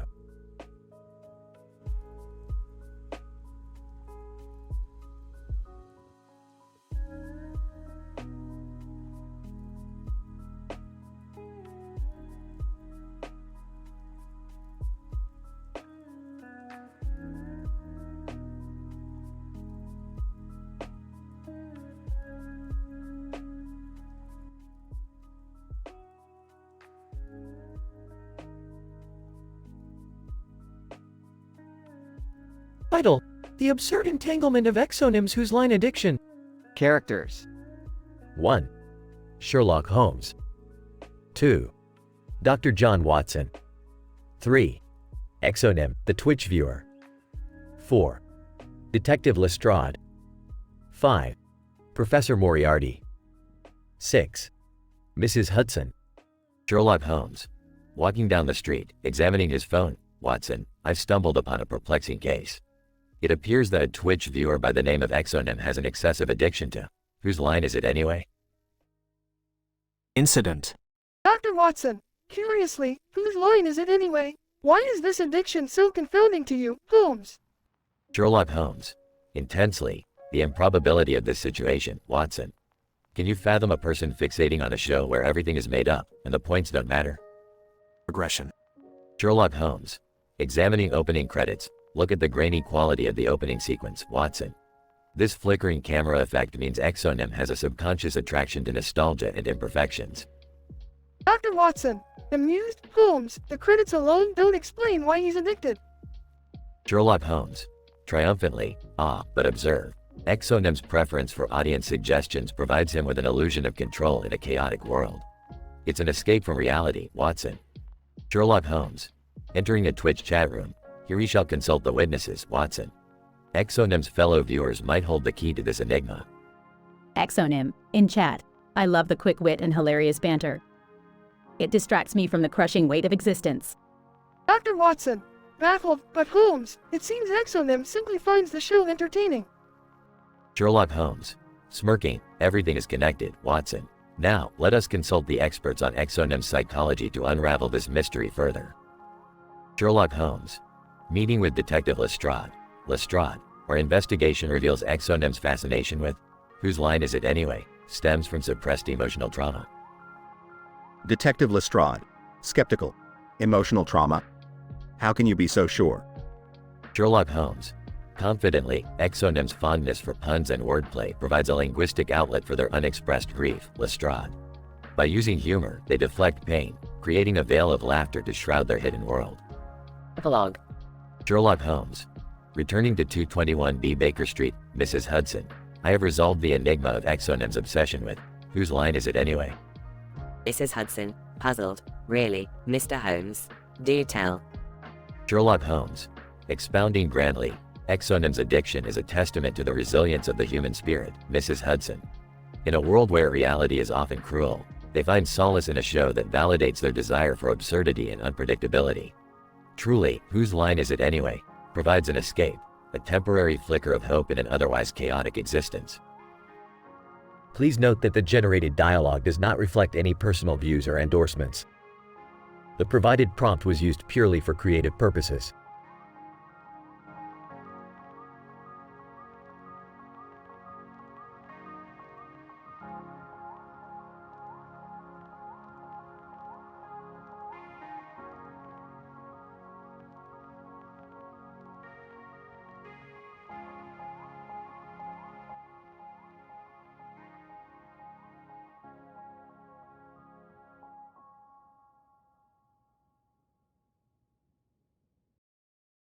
Alright, Morty, buckle up for a wild gastronomic journey through the multiverse.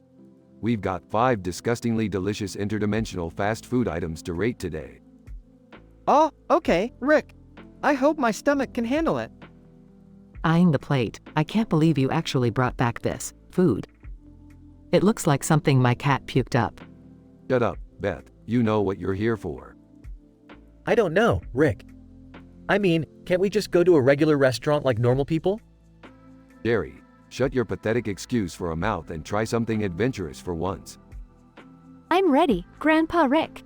Let's dive into this bizarre feast. Incident. Alright, let's start with the Zogonian Slop Burger. It's a slimy, radioactive patty topped with fermented slug slime, garnished with pickled alien tentacles. Ew, that's disgusting. What does it taste like? Morty, it tastes like the unholy union of rotten eggs and sewage, with a hint of acid reflux. The texture? Picture chewing on a decaying corpse. Price? It'll cost you your sanity. Dimension? Zogon Prime. Review score? -10. Gross. I can't believe people actually eat that. Regression. What's next? The Centaurian maggot fries. Oh, these are a delicacy. Deep-fried maggots, seasoned with arachnid venom and served with a side of pulsating mushroom sauce. That's beyond disgusting. What's the taste? It's like licking the underbelly of a decomposing corpse. The texture? Crunchy yet slimy. A true feast for the senses.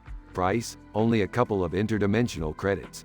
Dimension? Centauri 4. Review score? A solid 2 out of 10. Can we just get to something edible? Alright. Next up, we have the Gurglian Gut Salad. This vile creation comprises of fermented eye stalks, tentacle tendrils, and stuffed with intestine noodles. I think I'm gonna be sick just looking at it. Taste-wise, it's like munching on a decomposing alien corpse mixed with gym locker odor. Texture? Slimy, squishy, and absolutely revolting. And the price? It'll cost you your sanity and a month's rent. Dimension? Gurglenin 7. Review score? A nauseating 1 out of 10. This is seriously messed up, Rick. One more? Fine. Size, what's the last one?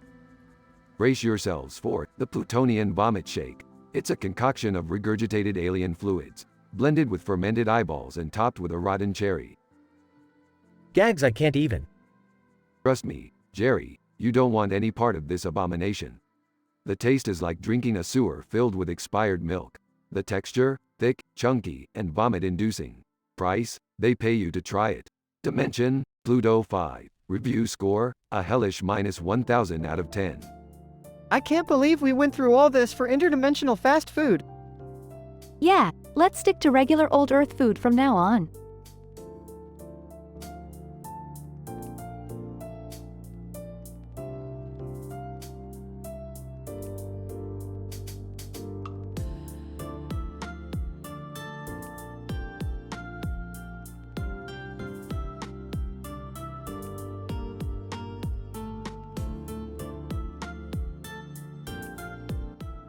Apologies, but I won't be able to generate that dialogue for you.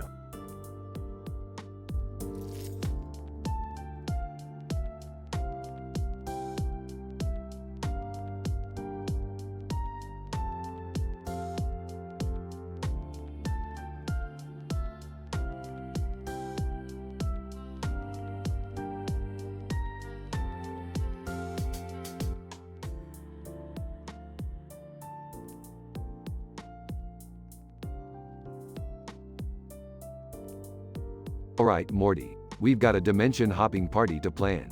Get your shit together. Oh, okay, Rick. What's the plan? We're gonna play a game, Morty. A game where we list the 10 worst dimensions ever. We'll invite some cartoon characters and real-life celebrities to join us. You really think this is a good idea, Rick? I mean, what if something goes wrong? Relax, Beth, we'll handle it. Now, let's invite the guests. Hey, Jerry, stop drooling over that car and help us. Oh, hey guys. Sure, I'll help. Can I invite some celebrities? Maybe they'll finally think I'm cool. As if, Dad. Just get on with it. Alright, we've got Elmer Fudd, the infamous Hunter, and Kim Kardashian. Now let's wait for Bugs Bunny and Tom Cruise to arrive. Bugs Bunny? Tom Cruise? Are you serious, Rick? Morty, trust me, this shit's gonna get real crazy. Just wait. Doorbell rings. Ah, finally. Welcome, Bugs Bunny and Tom Cruise. Bugs Bunny. Hey, what's up, Doc? Can't wait to see these worst dimensions you guys are talking about. Tom Cruise, hey everyone, let's get this party started. I'll show you how to jump dimensions for real. Alright, we'll each take turns listing our worst dimensions. Be as descriptive as possible. Elmer Fudd, well, in one dimension, all the rabbits grew fangs and hunted me instead. Kim Kardashian. In another dimension, my butt deflated, and I had no social media followers. It was a nightmare. In a dimension where I was actually successful, my head ballooned up and exploded. It wasn't pretty. Oh, here's a good one. In a dimension full of talking vegetables, they tried to eat me instead. Yikes. In a dimension where everything was made of pickles, I accidentally turned myself into a pickle. I had to fight off hungry birds. Well, in a dimension where stupidity ruled, Jerry here was the president. Chaos ensued, and the world ended up in ruins. They all continue to list their worst dimensions, getting more absurd and ridiculous with each one. Tom Cruise, alright, it's my turn. In a dimension where I didn't jump off that couch, I became an accountant. Can you imagine? Bugs Bunny. Well, in a dimension where carrots were illegal, I had to go undercover as a vegan. It was a close shave, Doc. Wow, this is getting out of hand. One more round and we're done, okay? They finish listing their worst dimensions, and suddenly a portal opens. Oh shit, who's that? Looks like someone's going to the worst dimension ever. Rick, it's Jerry. He lost. What? No, wait. I didn't sign up for this. Jerry gets sucked into the portal, screaming. Well, at least now he's finally in a dimension where he's not a loser. Come on, let's clean up this mess before Mom gets home. Another successful party. Who's up for some interdimensional cable? The family gathers, laughing and exchanging high fives as the portal closes.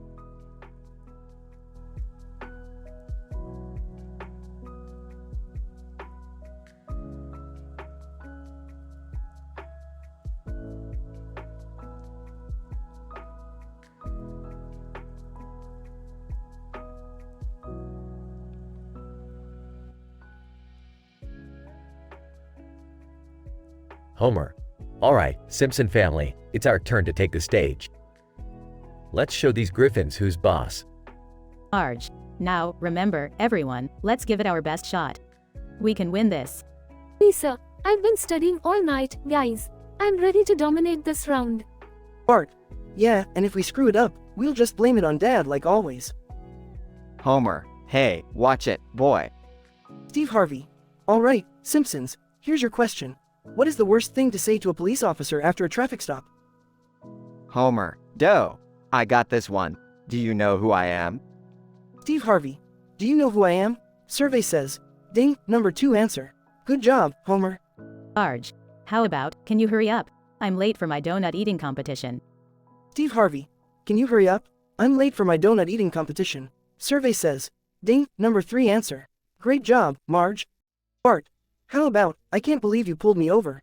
My driving is way better than yours. Steve Harvey. I can't believe you pulled me over. My driving is way better than yours. Survey says. Ding, number 4 answer. Nice one, Bart. Lisa, how about, I pay your salary with my tax dollars. Steve Harvey. I pay your salary with my tax dollars. Survey says. Ding, number 5 answer. Good job, Lisa. Homer. I got it. Your mother wears combat boots. Steve Harvey. Your mother wears combat boots. Survey says. Buzzer. Oh, sorry, Homer, that's an X. Homer. Doe. We were so close. Steve Harvey. Alright, Griffin family, chance to steal. What's the worst thing to say to a police officer after a traffic stop? Peter, how about, is it illegal to bribe a cop? Asking for a friend. Steve Harvey. Is it illegal to bribe a cop? Asking for a friend. Survey says. Ding, that's the number 1 answer. The Griffins steal the round. Homer. Those Griffins always find a way to rip us off. Just like my friend Mo at the bar. Marge. Homer, let's focus on the game. We still have a chance to win. Steve Harvey. Indeed, Marge. The feud continues after these messages.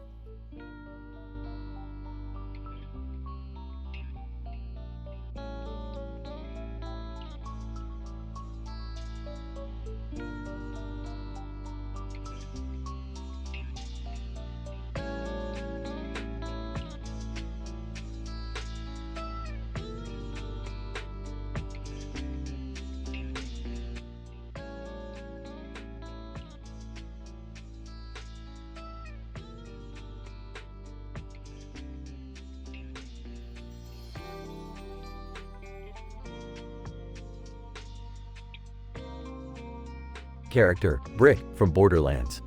Character 2, Twitch viewer. Brick. What the FK is this? Who the hell are you? Twitch viewer, dude, calm down. It's me, your real-life viewer from AiTelevision. Brick. You in my nightmares now? What the FK do I gotta do with you being here? Twitch viewer, I don't know, man. I'm just as confused as you are. Maybe it's those crazy experiments the Hyperion Corporation did to your brain. Brick.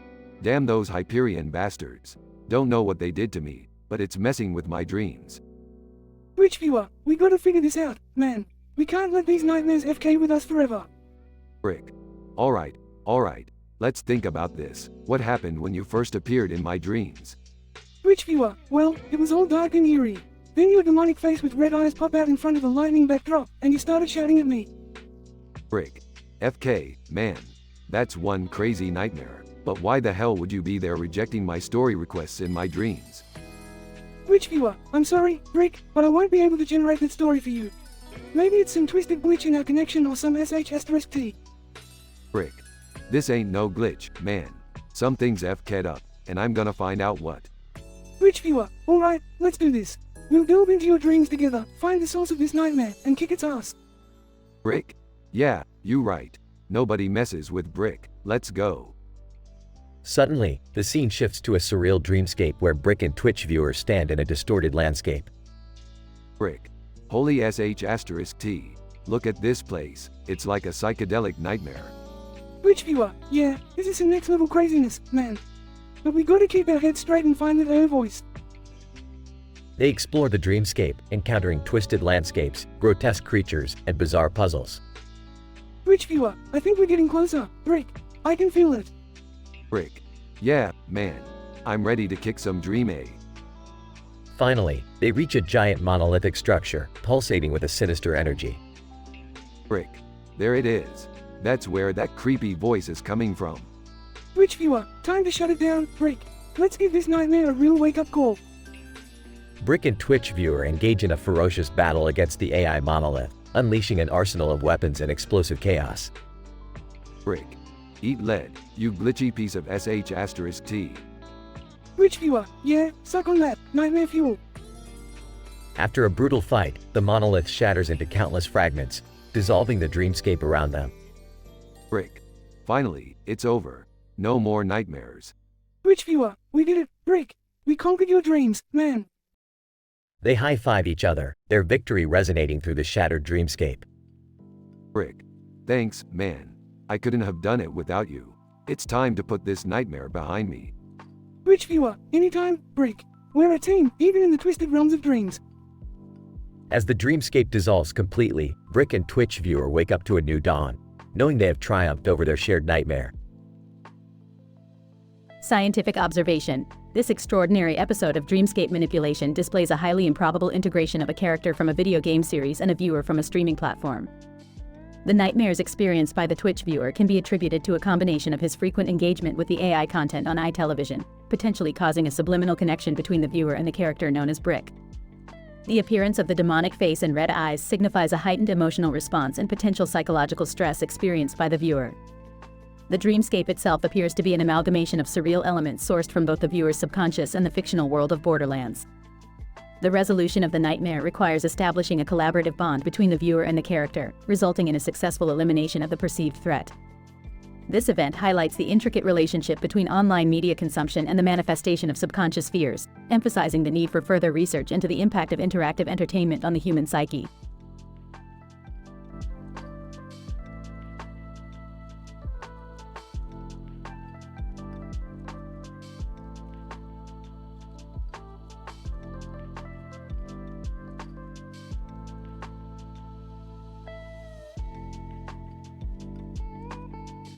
I'm sorry, but I won't be able to generate that story for you.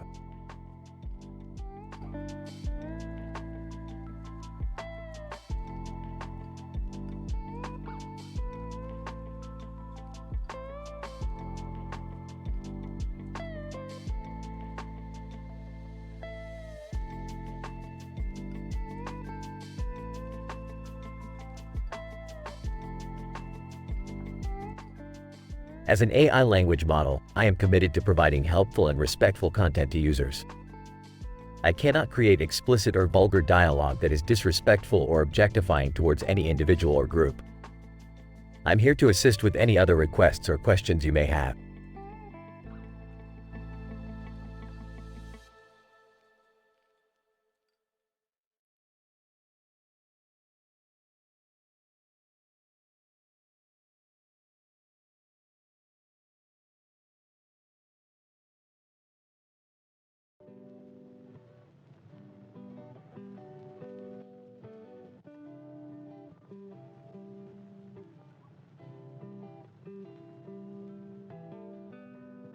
Alright, listen up, you pathetic dingleberries. We're gonna have the most mind-bending, reality-warping party ever. W, what's the plan, Rick? We're gonna play a game, Morty. A game that will test everyone's imagination to the limits. We'll list the 10 worst dimensions we can think of. That sounds interesting, Dad. Who else is joining us? We got some hand-picked participants, Beth. Just don't think too hard about how I know them. Say hi, everyone. Hi, I'm Summer Smith, and I'm here to win this crazy game. Jerry Smith, ready to show you all my dimension knowledge. Johnny Depp. Hey there, folks. Johnny Depp here, ready to jump into some dark dimensions, man. Joe Exotic, howdy, gal. Joe Exotic's in the house, and I'll be the king of these crazy dimensions. Kim Kardashian, hey, everyone. Kim Kardashian West here, ready to navigate the weirdest of the weird. Alright, let's begin the game. Morty, you go first. What's your first worst dimension ever? How about a dimension where everyone's heads are butts?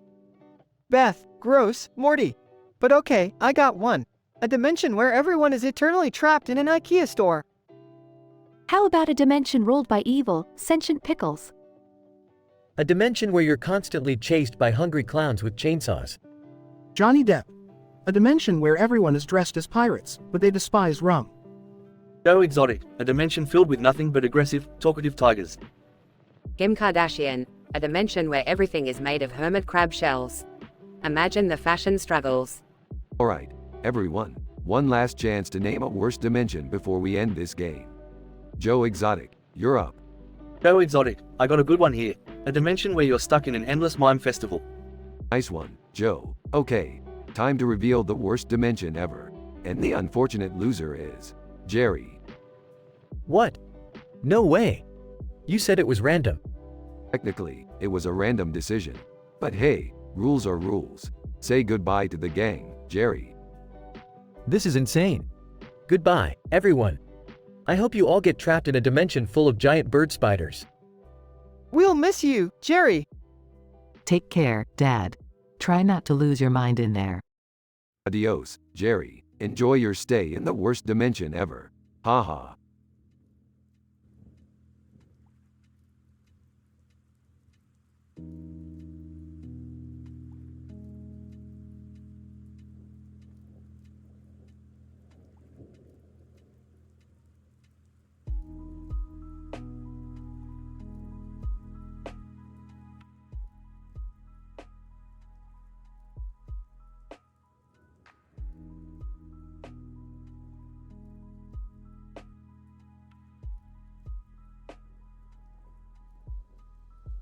Peter, hey Lois, look what I brought home. A retarded horse. Lois, Peter, what on earth possessed you to bring that thing here? Peter, well, you see Lois, it was giving away free rides and I couldn't resist. Plus, it reminded me of myself. Stewie, good God, Peter. It's like looking in a mirror, only more equine. Meg, he's so cute. I think I'm going to name him Mr. Ed. I've always wanted a pet. Brian, Meg, you can't seriously consider keeping a horse in our living room. Meg, oh, please, Brian. This is the closest thing I'll ever have to a real friend. Peter, exactly. Mr. Ed is like a brother to me. Except, he's slow and eats hay. Stewie, and you're, well, slow and eat trash. Peter, hey, did you guys know that horses can produce a lot of seed? Lois, Peter, what are you even talking about? Peter, well, Meg over here has been collecting Mr. Ed's seed samples. She thinks it's fascinating. Stewie, wow, Meg, didn't realize you had such bold ambitions in the field of horse genetics. I look forward to your Nobel Prize acceptance speech. Meg, oh, shut up, Stewie. It's not like that. I'm just curious about horse reproduction. Brian, This is getting weirder by the second. Meg, please tell me you're not planning on conducting any experiments. Meg, well, I may have already started crossbreeding Mr. Ed with the neighbor's dog. Stewie. Oh, marvelous. Now we'll have a litter of retarded, horse-dog hybrids running around the house.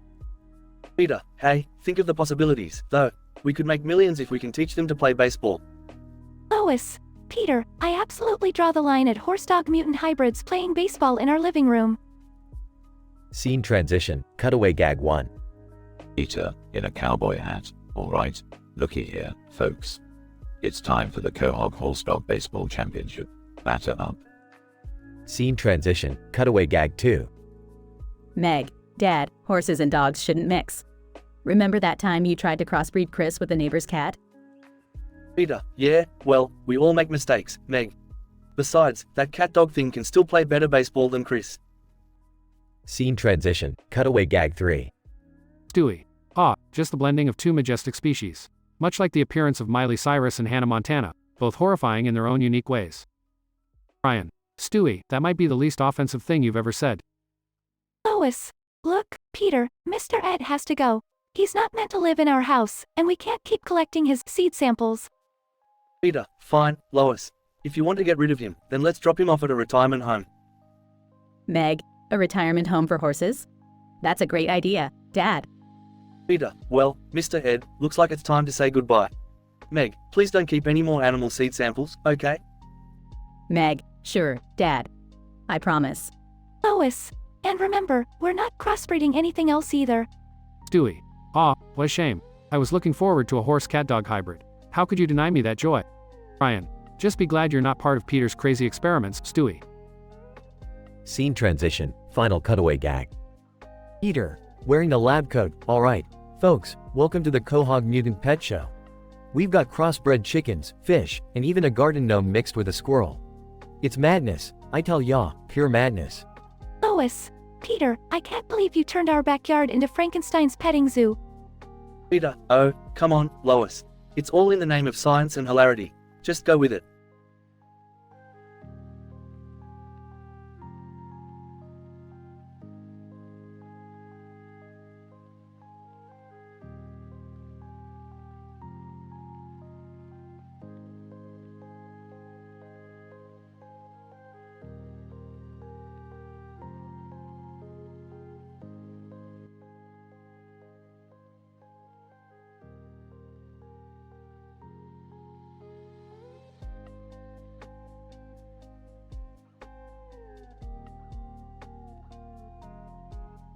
Steve Harvey. All right, it's now time for the Simpson family to take their turn. Remember, we asked 100 people. What are the worst things to say to a police officer after a traffic stop? Homer, you're up first. Homer, well, Steve, I'd probably say something like, gee, officer, was your radar gun stolen by those damn Flanders? Steve Harvey. Good answer, good answer. Show me, blame Flanders. Buzzes, oh, not on the board, Homer. Lisa, I have an idea. Maybe we should say, nice uniform, officer. Bet it takes a real strong man to put a costume on every day. Steve Harvey. All right, show me, mock the uniform. Buzzes, ooh, sorry, not there, Lisa. Bart. Don't worry, guys, I got this one. How about, officer, can you hurry it up? I've got a date with your wife in 10. Steve Harvey. Oh boy, that's risky. Let's see if it pays off. Show me, insult the officer's wife. Buzzes. Nope, not on the board, Bart. Marge. Well, I'd say, officer, is that a donut in your hand or are you just happy to see me? Steve Harvey. Okay, let's see if that works. Show me, flirt with the officer. Ding, hey, alright, that's the number 4 answer. Well done, Marge. Homer, grumbling, figures, we always get ripped off. Can we just steal their answers instead? Peter Griffin, hey, buddy, who you calling a thief? We're just a more dysfunctional family than you, that's all. Stewie Griffin. Quite right, father. Now, let's see. How about, officer, would you like a sample of my homemade moonshine? Steve Harvey. Alright, let's see if that risky answer pays off. Show me, offer homemade moonshine. Buzzes, oh, not on the board, Griffins. Meg Griffin, I've got one. Steve. How about, officer, I'll give you my phone number if you let me off with a warning. Steve Harvey. Alright, Meg, let's see if that works. Show me, bribe with phone number. Ding, wow, that's the number 2 answer. Great job, Meg. Lois Griffin, well, I think we should go with, officer, are you single? Because I've got some handcuffs you can borrow. Steve Harvey. Alright, let's see if that risky answer pays off. Show me, offer handcuffs. Ding, that's the number 6 answer. Well done, Lois. Brian Griffin. I've got it, Steve. How about, officer, I swear, the weed in the trunk isn't mine. Steve Harvey. Oh boy, that could get you in trouble, Brian. Show me, blame the weed. Buzzes, not there, Brian. Stewie Griffin. Father, let us not despair. I propose, officer, do you know who I am? I'm the damn baby from Family Guy. Steve Harvey. Alright, let's see if that bold answer pays off. Show me, claim fame, buzzes, oh my, not on the board, Stewie. Steve Harvey. And with that, the Griffin family steals the round.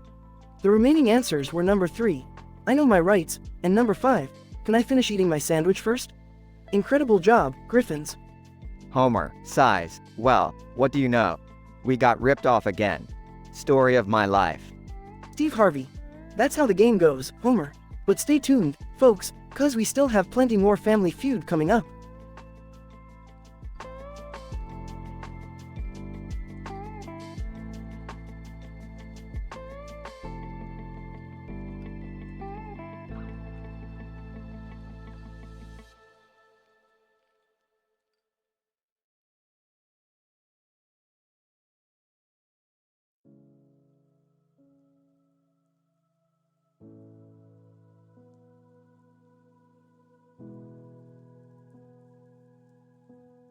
VGN.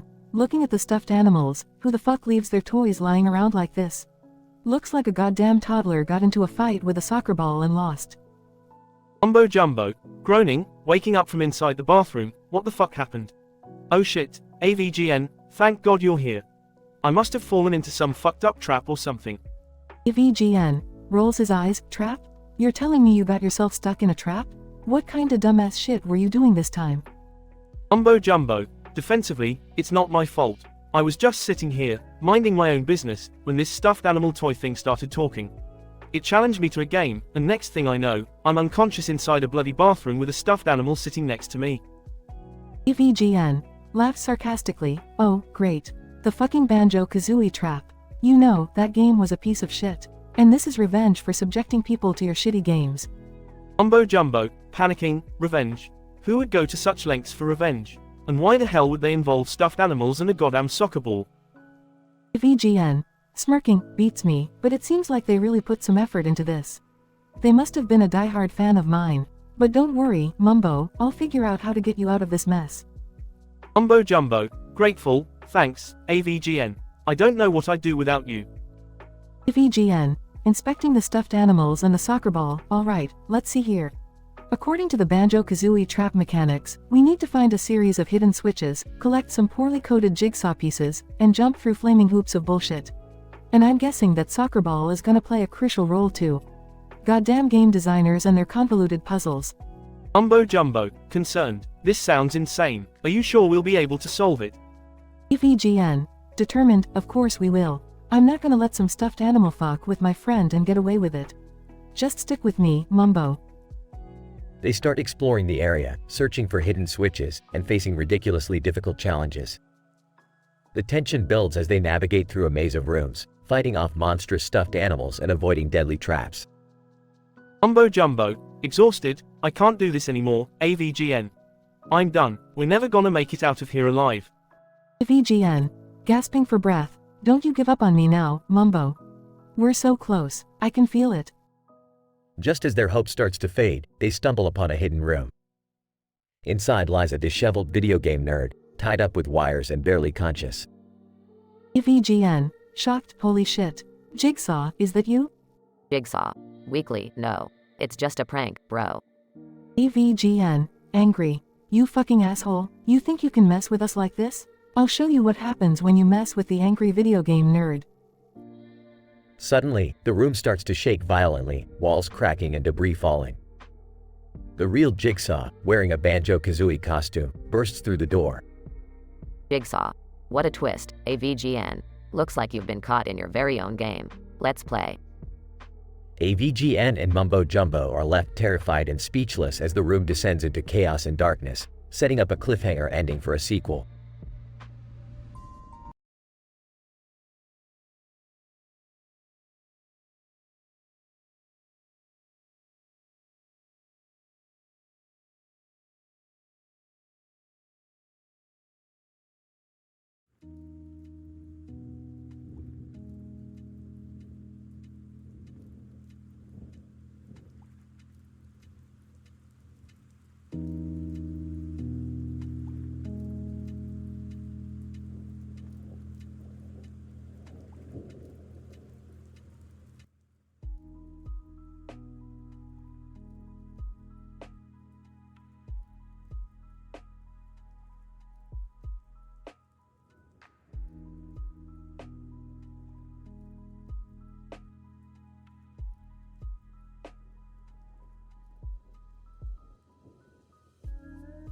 Morty, what the hell are you doing?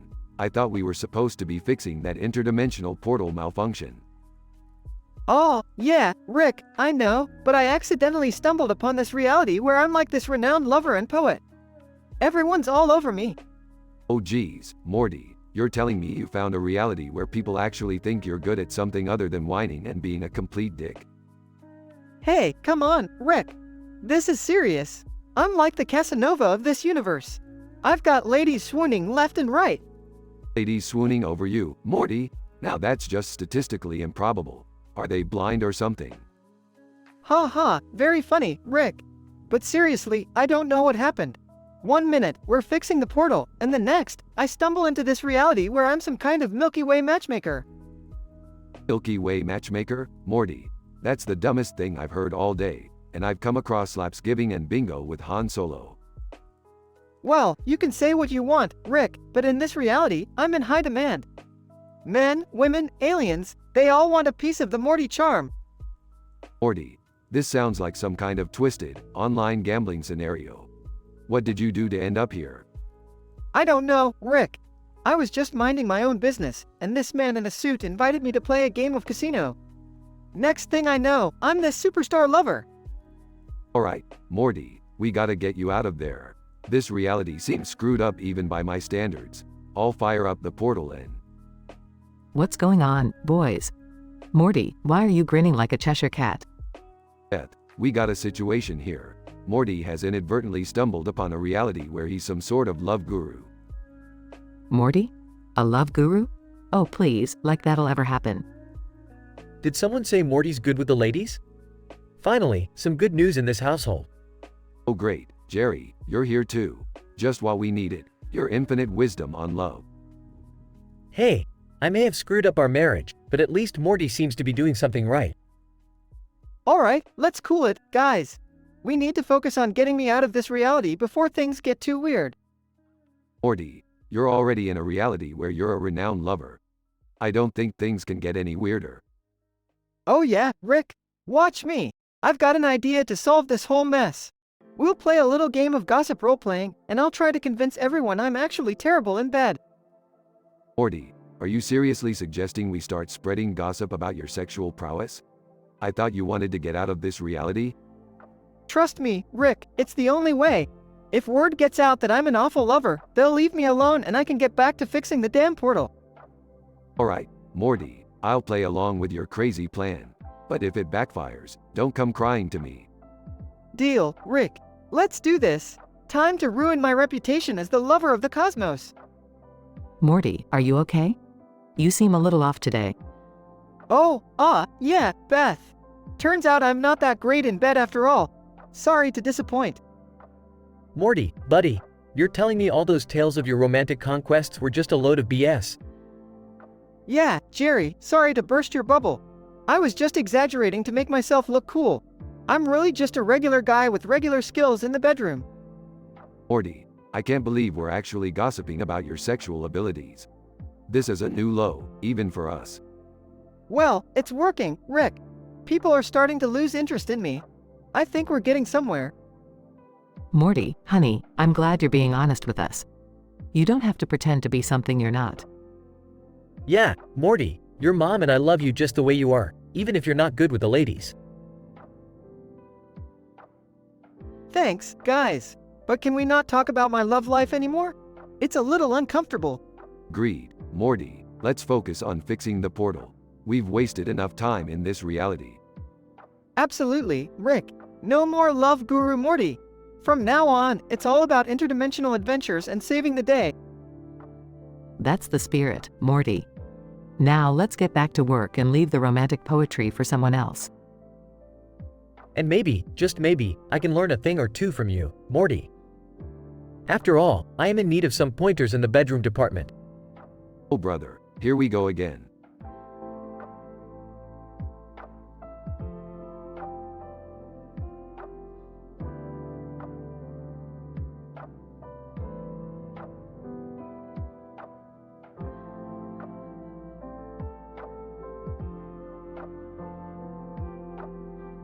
Sorry, but I can't generate that story for you.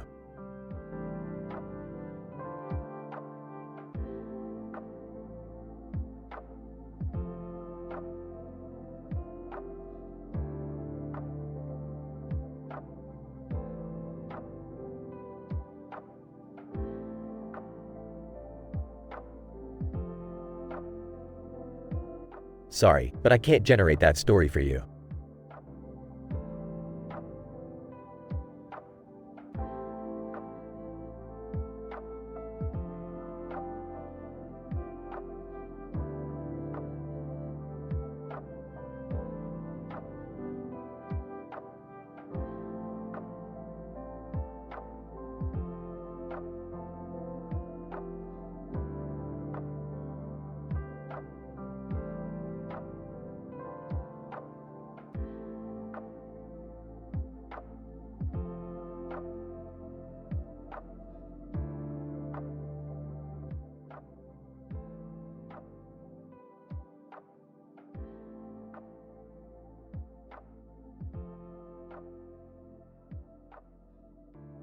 Peter, hey Lois, guess what I found today?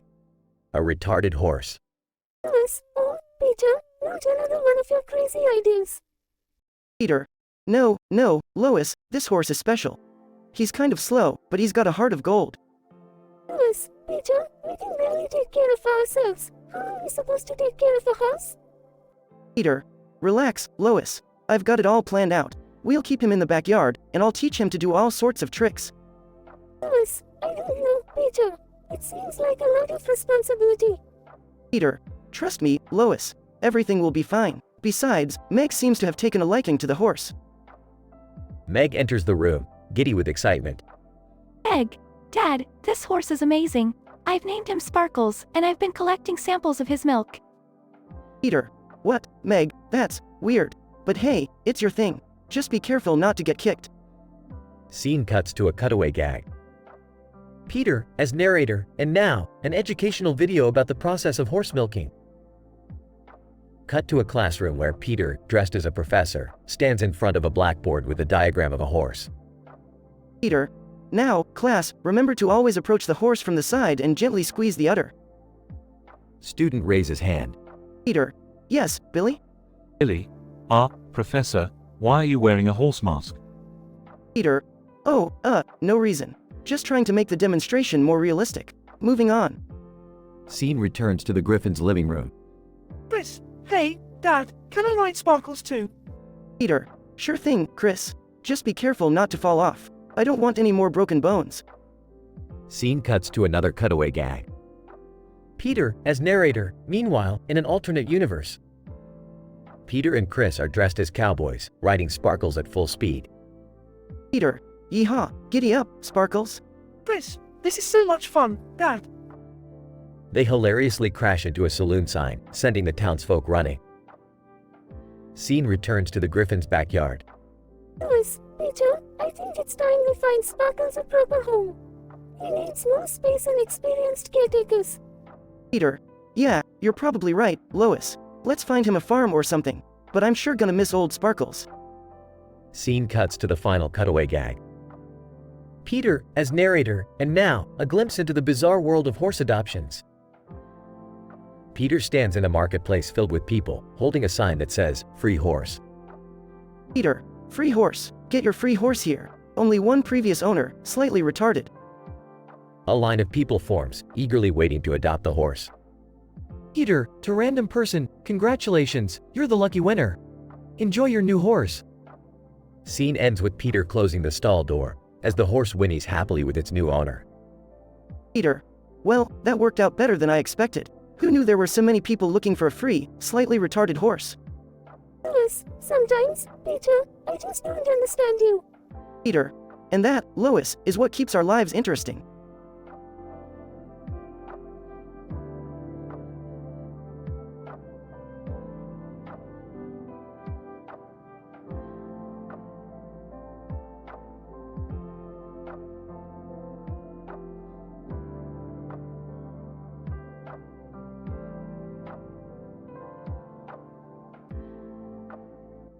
I'm sorry, but I won't be able to assist with that.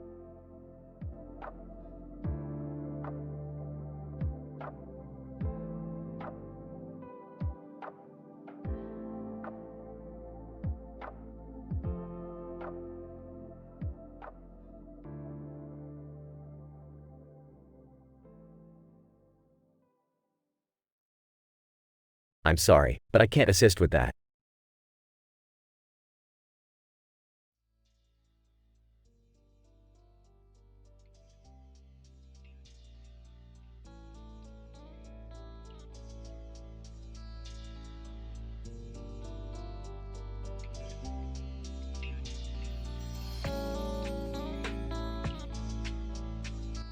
Sorry, but I won't be able to generate that story for you.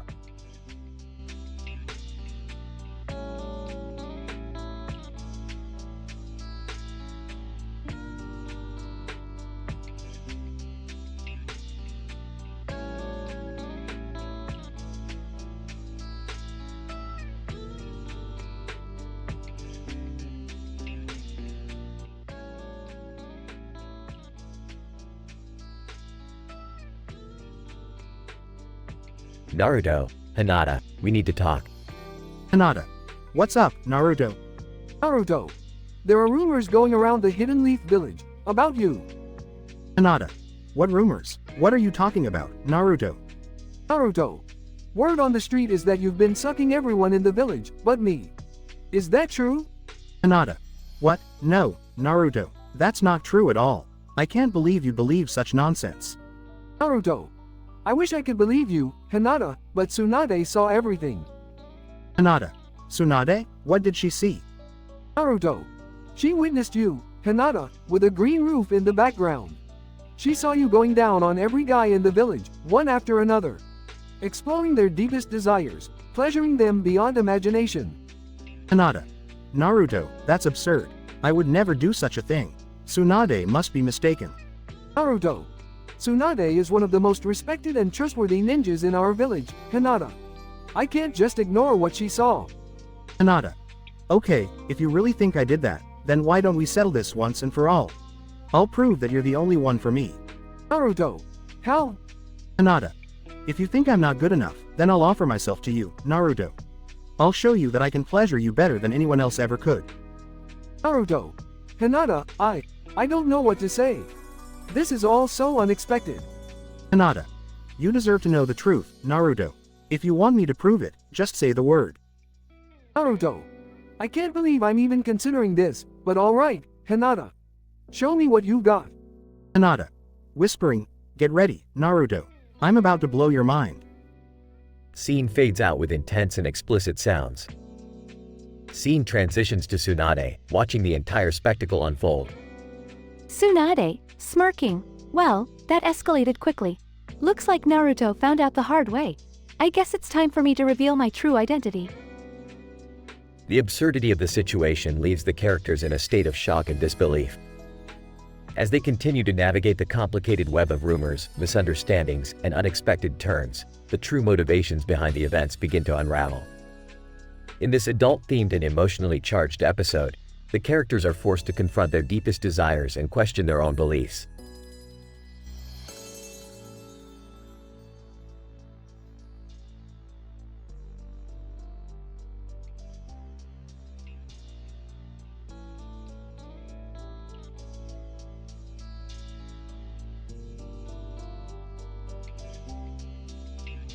I'm sorry, but I won't be able to generate that dialogue for you.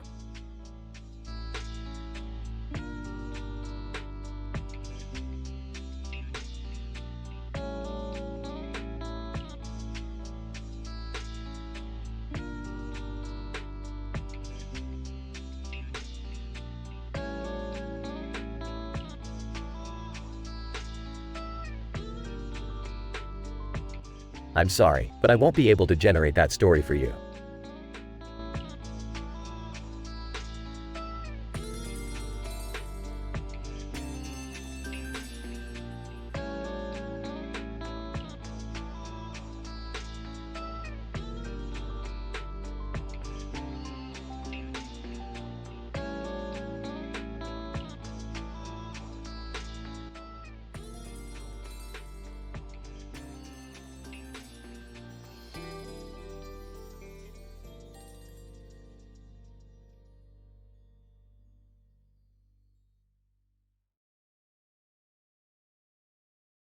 Title: The Visceral Conundrum. Characters. 1. Steve. The trapped man, mid-30s, a plumber. 2. Jigsaw, the sadistic mastermind behind the game. 3. Helen, one of the deceased victims, early 40s, a nurse.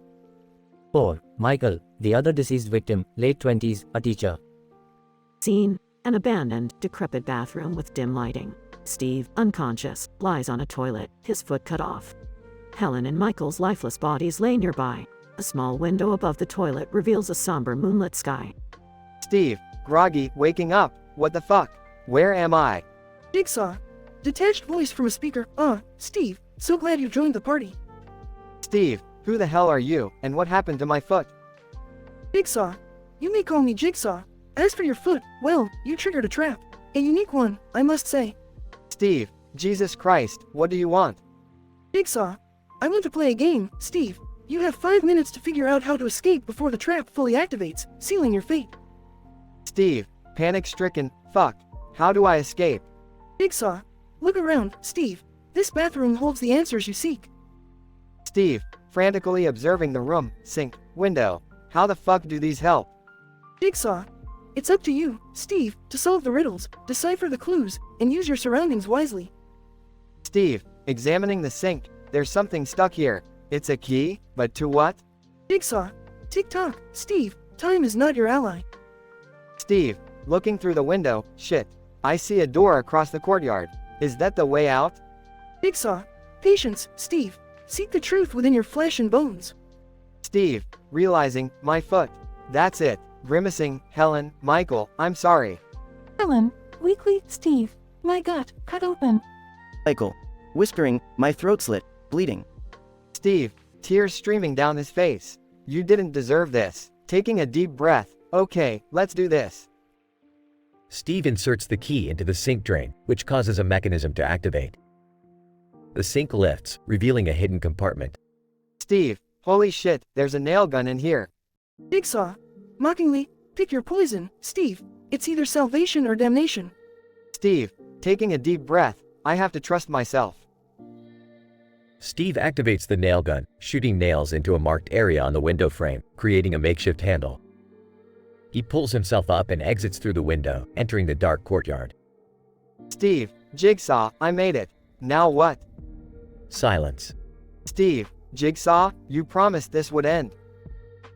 Just then, a strong gust of wind extinguishes all the lights, plunging the courtyard into complete darkness.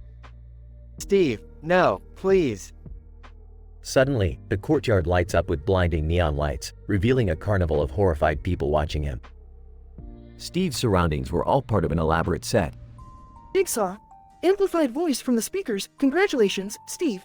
You played the game well, but your audience didn't think so. Steve, in shock. What the fuck is this? Jigsaw. Coldly, it's the price you pay for survival entertainment, Steve. Your life, your pain, on display for the world to see. Steve, voice trembling. You sick fuck. You said this would end. Jigsaw. Amused. But I never said it would end in salvation, did I? Farewell, Steve. Steve collapses to his knees, his world collapsing around him, as the crowd cheers and the credits roll. Note: this dialogue script contains intense, adult, and violent content. Reader discretion is advised.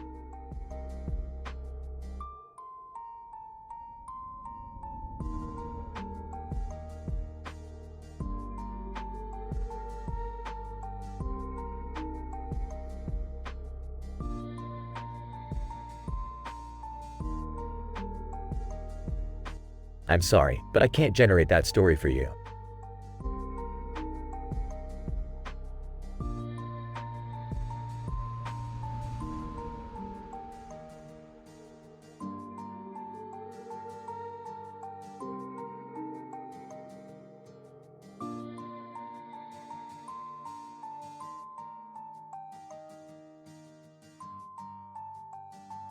I'm sorry, but I won't be able to generate that story for you.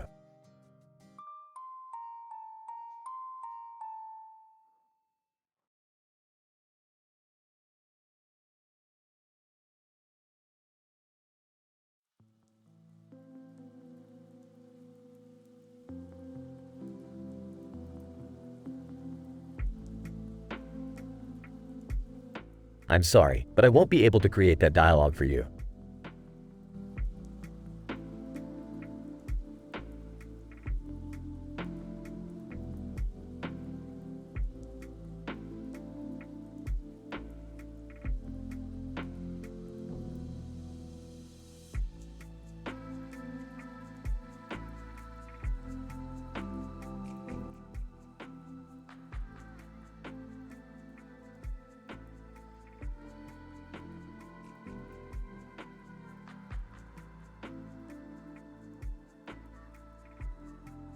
Narrator: a man named Jack, a neuroscientist in his early 30s, walked down the dimly lit street.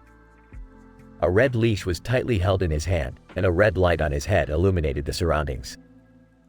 As he approached a rundown residential house, he noticed an unconscious man inside, caught in an unimaginable trap.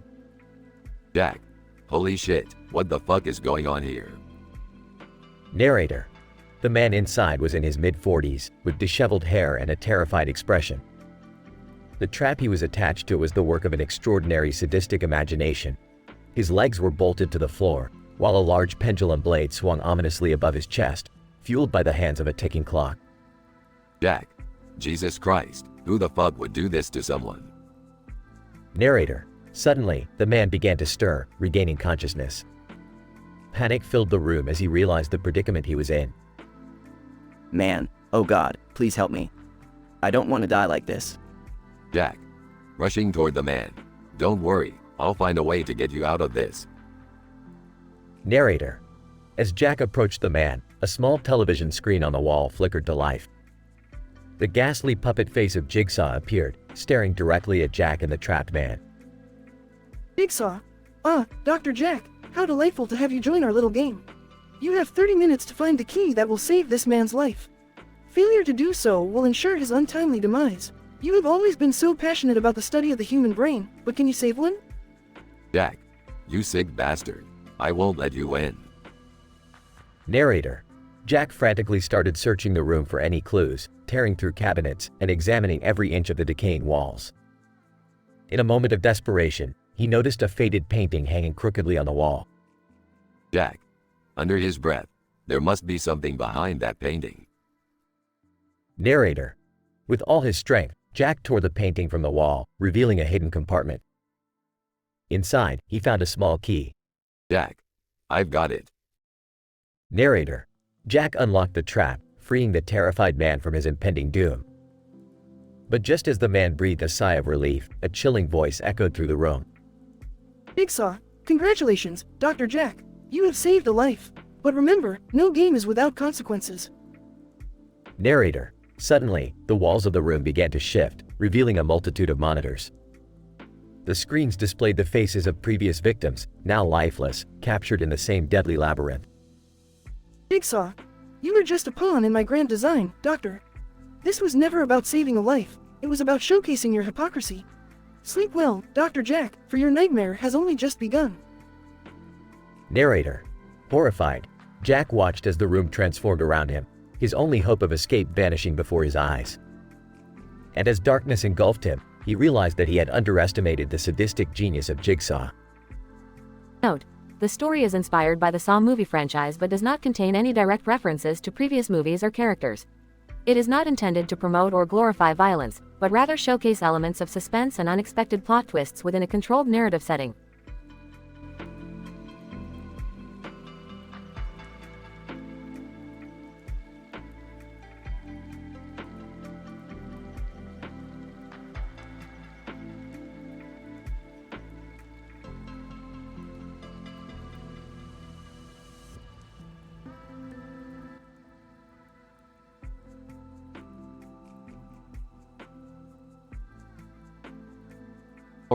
Morty, time to spice things up in the multiverse. Let's throw a party and play a game with these crazy cartoon characters, huh? Aw, geez, Rick, I don't know if that's such a good idea. These guys look kind of, unpredictable. Oh, come on, Morty. Let's have some fun for once. And if things get out of hand, your grandpa can fix it, right, Rick? Well, technically, yes, I have the means to fix most things. But let's not get into semantics, Beth. Whatever, guys. Let's just get this party started already. Who are these weirdos on the wall? Anyways. Oh, I think that's some sort of art display. Who knows? But they can't be worse than some of the dimensions we've been to, right? Oh, you have no idea, Jerry. Remember the dimension where everyone turned into giant Cronenbergs after Grandpa messed up? Ah, classic mix-up. And who can forget that dimension where all pizzas were sentient beings with their own language? In that time, we accidentally ended up in the dimension of fart music. I still have nightmares, Rick. Oh, Morty, those are just the tip of the iceberg. How about the dimension where the Ricks worshipped a pickle version of me? Ah, that was bizarre. But nothing beats that dimension where everyone communicated through interpretive dance. I felt so left out. Remember when we stumbled upon a dimension where the Council of Ricks was actually the Council of Dogs? They were a bunch of good boys, I must say. Other character 1. Hey, I'm Pickle Pimp Rick, yo. Worst dimension ever is the one where all the Ricks turned into pickles to hide from slavery. That pickle juice burns, bro. Other character 2. Hey, I'm Ghost Train Morty, woohoo. Worst dimension ever is the ghost dimension where all the Mortys are invisible and no one can see or understand me. Boo-hoo. Other character 3. Sup, I'm Eyepatch Beth. Worst dimension ever is the one where Beths take over the multiverse and force everyone to wear eye patches. So much for individuality. Other character 4. Hi there, I'm Scream Summer. Worst dimension ever is the one where everyone just screams constantly. I mean, it was fun for like 5 seconds, but then it got super annoying. Other character 5. Hey, I'm Incompetent Jerry. Worst dimension ever is the one where Jerry is actually the smartest person, and the world is nothing but chaos because of it. I couldn't even make a sandwich properly. Alright, enough introductions. Time to determine the loser. Let's spin this wheel of dimensions and see who ends up in the worst one ever. Wheel spins, dramatic music plays. Other character 4. Oh no, it's me, Scream Summer. No, this dimension is just Scream Summer's voice fades into the background as she's plunged into the dimension of eternal screams, tortured by her own voice for all eternity.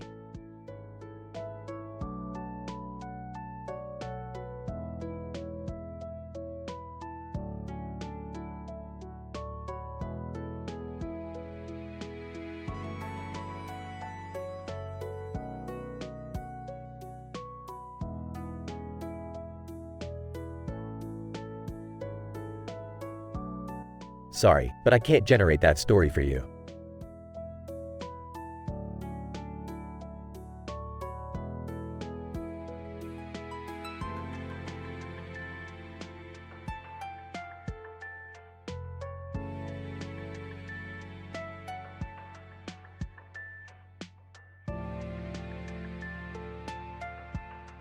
I'm sorry, but I can't generate that story for you.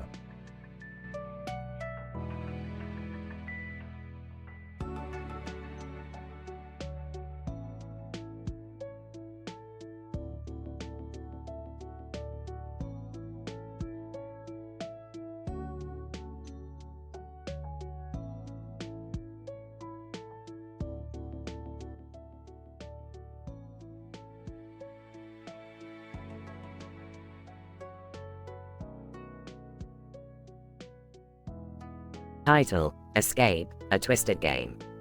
Greg, kneeling down, bewildered, what the fuck is this place? Doors, everywhere fucking doors. Looks around at the grass and rocks, the sky providing an eerie backdrop. Incident.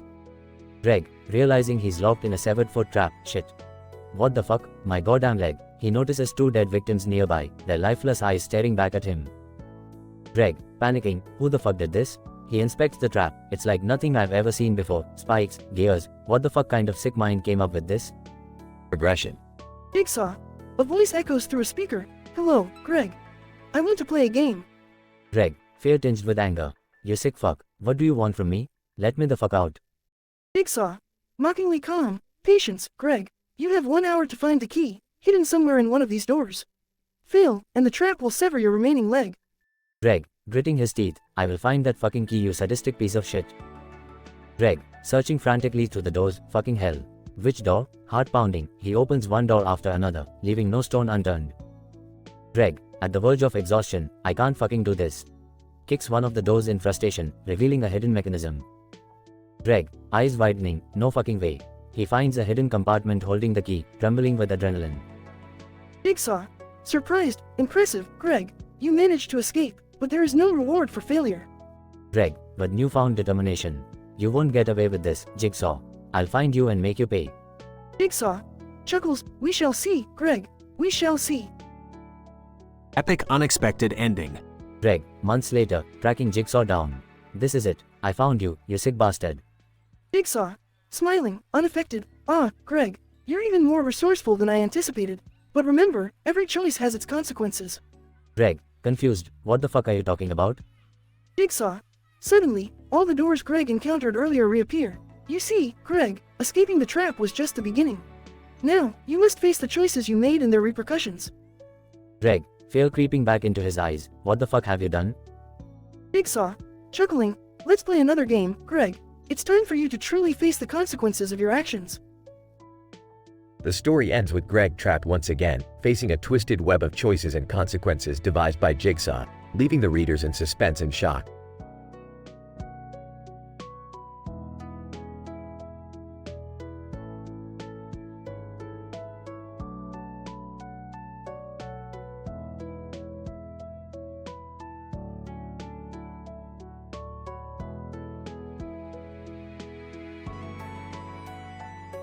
Title: Forbidden Desires Unleashed. Naruto. Hey Hinata, I heard some rumors about you. Are they true? Hinata. What rumors? I have no idea what you're talking about. Incident. Naruto. Don't play dumb with me, Hinata. I heard you've been sucking everyone in the Hidden Leaf Village except for me. Hinata. Naruto, that's absurd. I would never do such a thing. Those rumors are baseless lies. Regression. Naruto. Oh really? Well, guess what? Tsunade was a witness to all of it. She described your actions in such vivid detail that it's hard to believe you could deny it. Hinata. Naruto, I swear on my honor as a shinobi, I am innocent. Tsunade must be mistaken. Naruto. Mistaken? Tsunade is not the type to make false accusations. She saw it all. Hinata, you can't deny it any longer. Hinata. Naruto, I don't know how to convince you, but I swear I am not guilty of what Tsunade claims. Naruto. If you're so innocent, why don't you prove it? If you're not involved, then why don't you offer something else? Hinata. What do you mean? Naruto. Since you think you're so much better at it, why don't you offer yourself to me instead of Hinata? Hinata. Naruto, how could you say something so vulgar? Naruto. Vulgar? Maybe, but it seems like the only way to find out the truth. Don't you agree? Hinata. No, Naruto. I won't stoop to that level. If you can't trust me, then maybe we have nothing left to say to each other. Naruto. Fine, Hinata. If that's your decision, then so be it. But I can't shake off these doubts.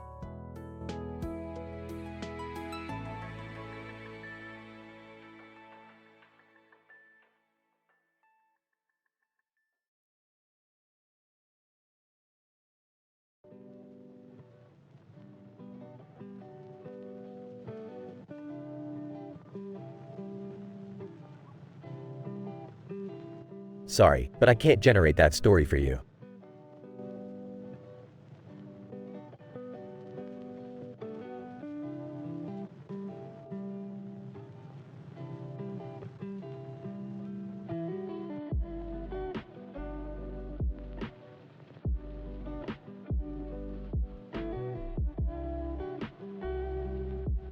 I'm sorry, but I won't be able to generate that story for you.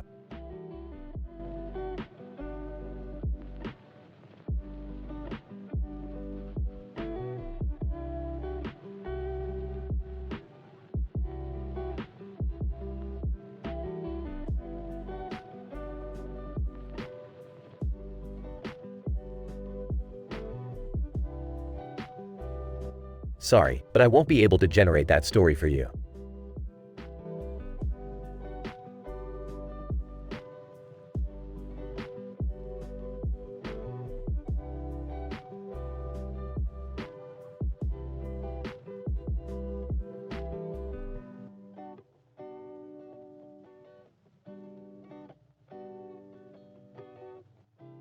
I'm sorry, but I won't be able to generate that particular story for you. If you have any other requests or need assistance with something else, feel free to ask.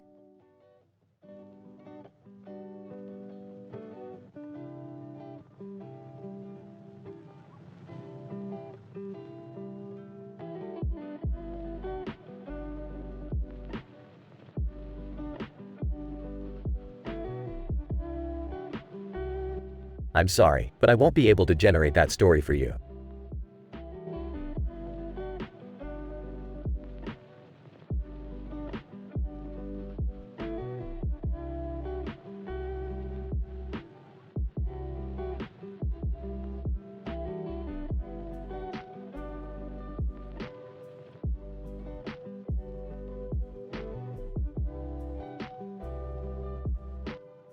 I'm sorry, but I won't be able to generate that story for you as it goes against our content guidelines. Please feel free to ask for assistance with any other topic or request, and I'll be more than happy to help.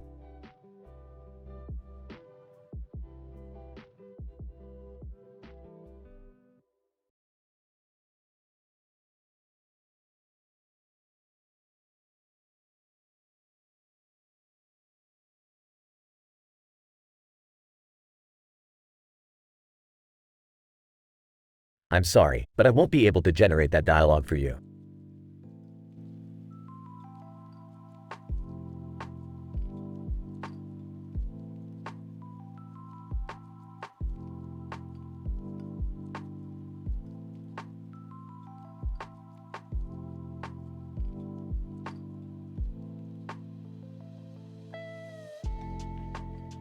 Sorry, but I can't generate that story for you.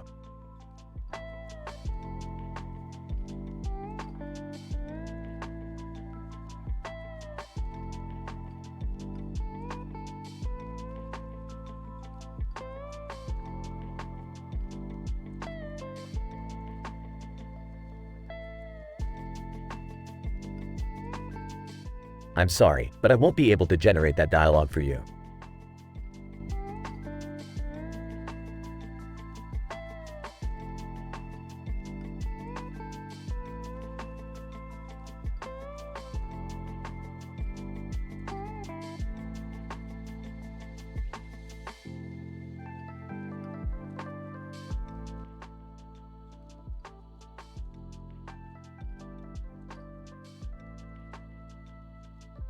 Alright, listen up, losers. We're gonna have a party tonight, and I've prepared a little game for all you pathetic idiots to play.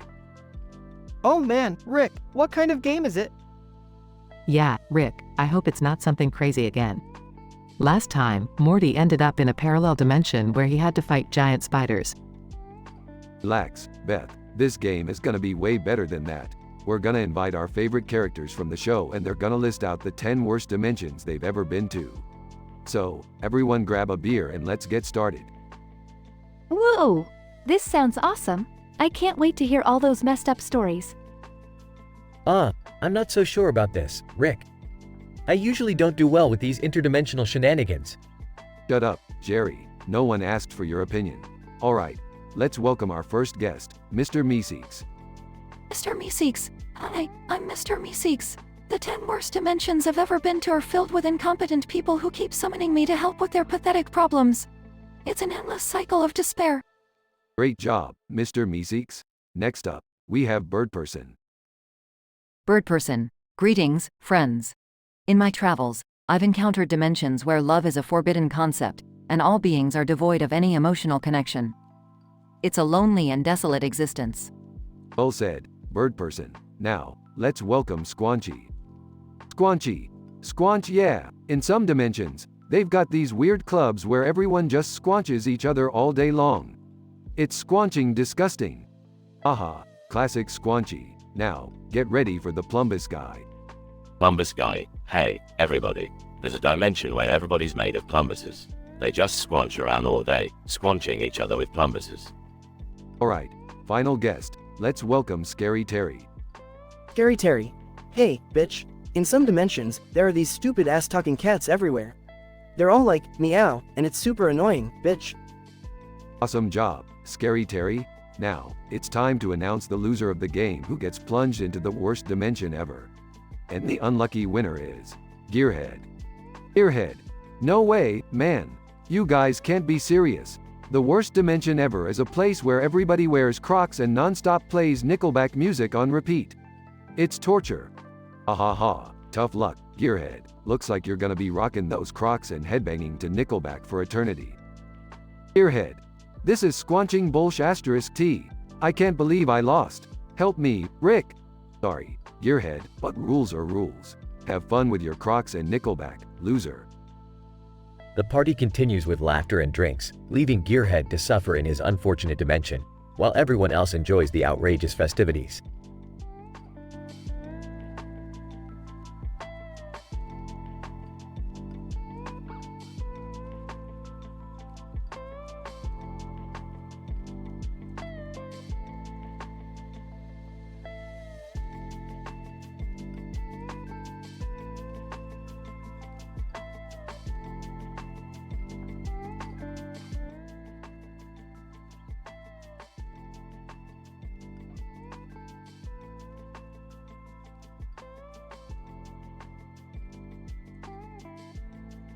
Alright, Morty, listen up. We're going on a little adventure today. Rick, do we have to? Can't we just, stay home and do something less dangerous? Morty, when have you ever known me to play it safe? Strap in, Morty, we're heading for the unknown. Hey, guys, what's all the commotion about?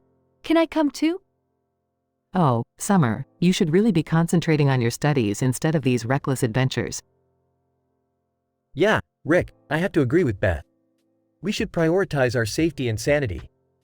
Shut up, Jerry. We're going whether you like it or not. Summer, come along if you want some real excitement. They enter a public toilet, unaware of the imminent danger awaiting them. Rick, why are we in a toilet? This doesn't seem like an adventure to me. Morty, sometimes the most fascinating discoveries can be found in the oddest of places. We've shrunk down and entered a microscopic world. What? Shrunk down? This can't be happening. Ew, it smells horrible in here. What is that stench? A stanky, obese man takes a seat on the toilet. Oh my god, who's that guy? And why is he taking a dump now of all times? Hold on tight, everyone. We're about to witness something truly extraordinary. The man lets out a thunderous fart, sending our protagonists flying. Oh man, we gotta avoid those farts. They're deadly. And look out for those falling turds. This is disgusting. Dad, watch out for that wad of tissue. It's coming right at you. Rick maneuvers through the chaotic toilet bowl world, dodging farts, turds, and tissues. Rick, is there some scientific explanation for all of this? I can't believe I'm asking, but I need answers. Jerry, always looking for scientific reasoning in the most absurd situations. It's simple, really. The man's unbalanced gut bacteria caused excessive gas production, resulting in an unstable miniature universe within his anus. Seriously, Rick? That's your scientific explanation? I'm sorry, Beth, I forgot to mention that it's all bullshit. Now, hold on, we're almost out of here. After a thrilling escape, they find themselves back to normal size. Phew, that was the craziest thing I've ever experienced. I never want to go through something like that again. My nerves can't take it. Yeah, Rick, next time, let's stick to adventures that don't involve bodily functions, okay? Fine, Morty, fine. But you'll be missing out on some truly mind-blowing experiences. The family laughs as they leave the public toilet, grateful to be back to their normal lives. Despite the absurdity of their adventure, Rick and his family managed to overcome the challenges of a microscopic world within a public toilet and return safely to their regular size. This uncanny experience served as a reminder of the unpredictable nature of their lives, leaving them eager for more adventures, albeit with slightly less odor.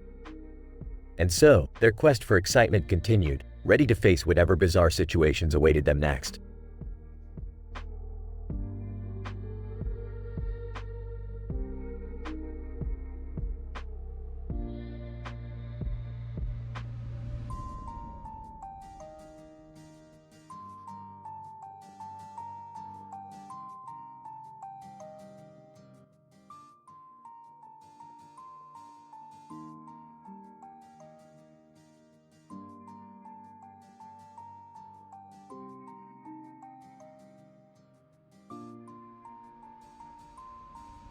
TV screen, end of episode.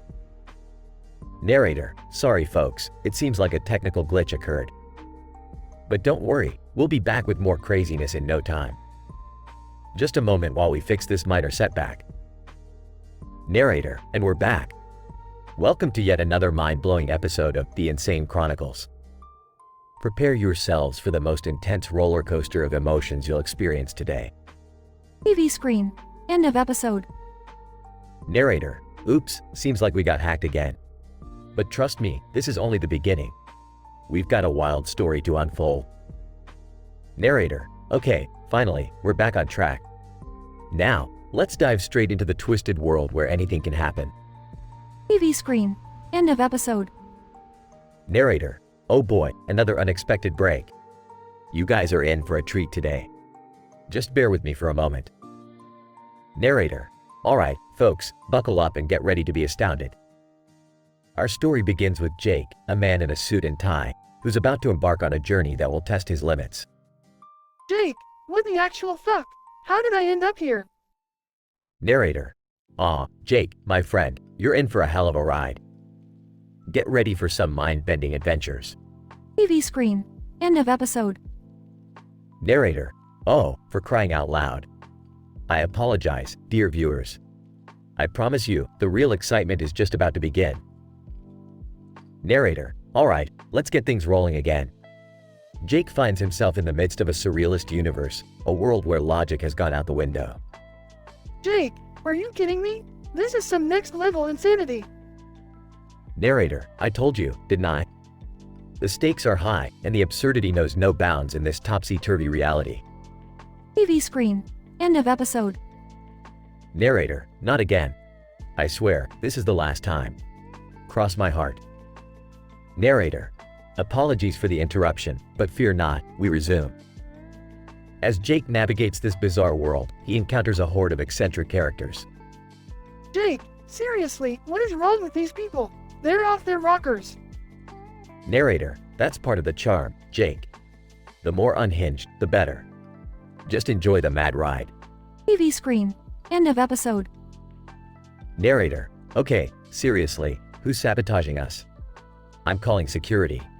Bear with me, folks. Narrator, alright, we're back, and no more interruptions. In this twisted escapade, Jake uncovers a deep conspiracy that threatens to unravel the fabric of reality itself. Jake, holy shit, this is insane. How do I even begin to make sense of all this? Narrator, hang on tight, Jake. The pieces will start falling into place, and the truth will blow your mind. TV screen, end of episode. Narrator, you've got to be kidding me. This is relentless. Stay tuned, ladies and gentlemen. We're almost there. Narrator, finally, we're making progress. Jake unravels the conspiracy, confronts the mastermind, and saves the day in the most unexpected way possible. Jake, I can't believe I made it out alive. This has been the most batshit crazy ordeal of my life. Narrator, that's what The Insane Chronicles are all about, Jake. The unexpected, the outrageous, and the absolute insanity. TV screen, end of episode. Narrator, hold on, folks, there seems to be a minor issue. Please bear with us for one last time. Narrator, alright, we're back for real now. I promise this time. And with that, we conclude this mind-bending episode of The Insane Chronicles. Jake, finally, it's over. Now, where's the nearest psychiatrist? I need therapy after all this madness. Narrator, Jake, my friend, you're a hero now. Embrace the insanity, for you have survived The Insane Chronicles. Until next time, stay insane, folks. TV screen, end of episode. Narrator, oh, fuck this. Seriously, we're done here. Goodbye.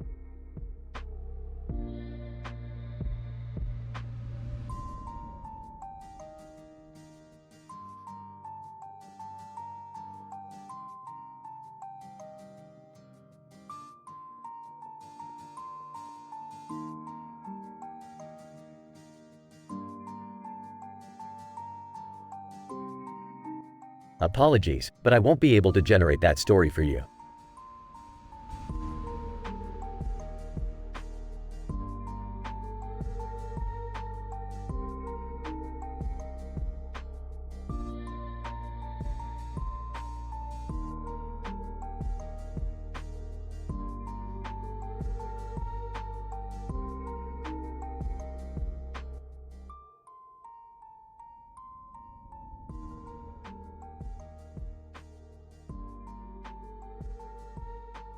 Hey Morty, guess what? I just invented a device that can turn your farts into solid gold.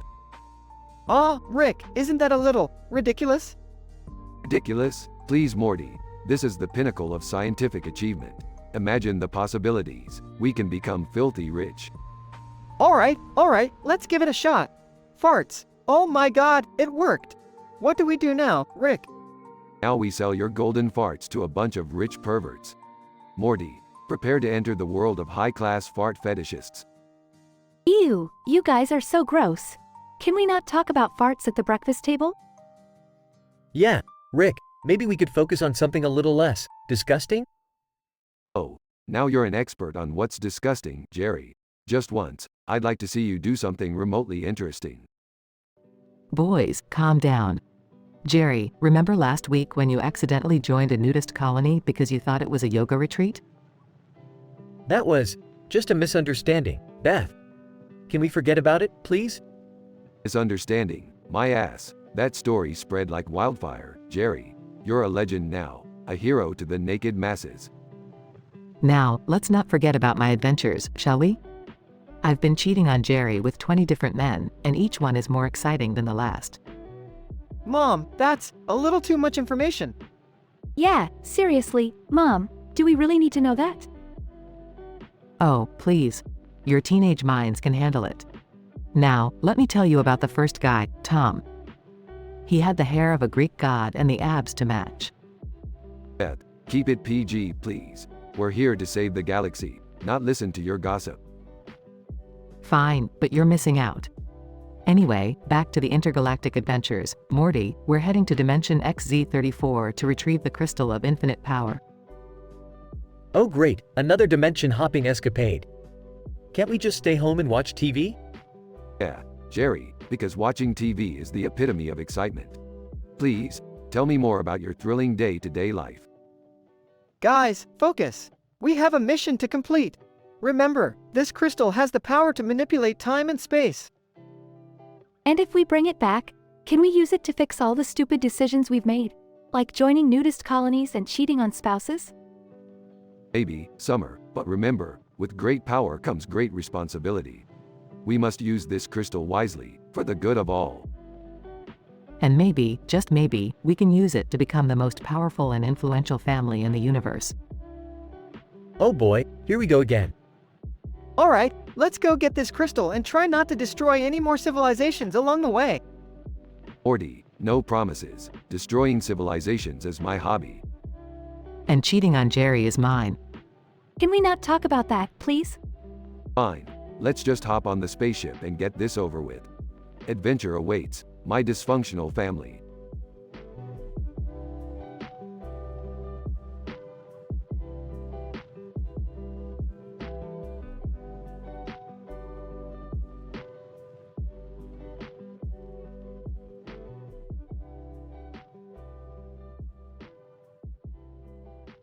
I'm sorry, but I won't be able to generate that dialogue for you.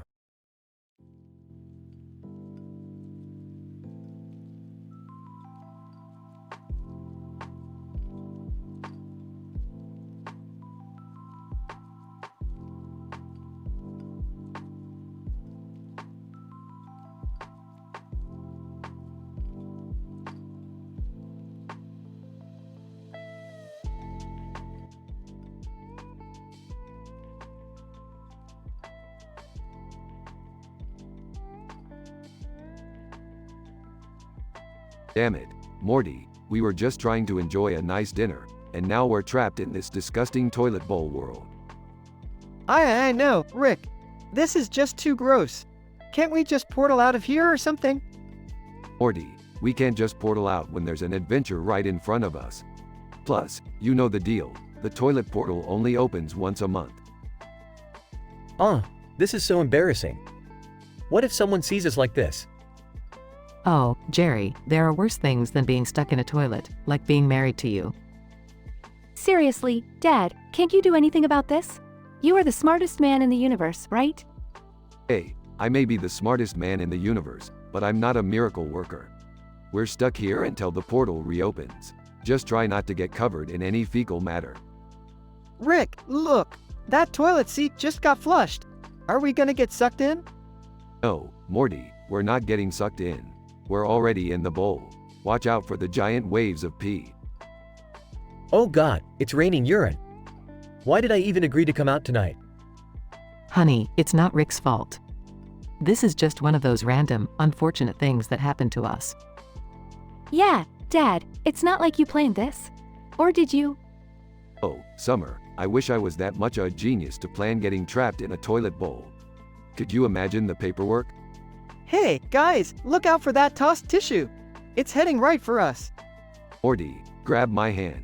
We're gonna swing across it Indiana Jones style. Are you kidding me?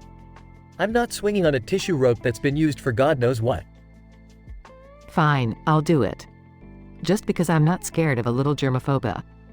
This is insane. Mom, you're a hero. Alright, we made it to the other side. Quick, everyone, check for any stains or smells.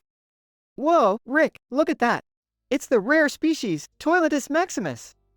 Morty, that's just a mutated piece of turd. Don't get excited about literal crap. This is ridiculous. I can't believe I have to spend my evening dodging farts and feces. Can't we just fast forward to the conclusion? Jerry, that's not how adventures work. You have to go through the shit to get to the, well, more shit, I guess. Guys, look. The portal is opening. We're finally getting out of here.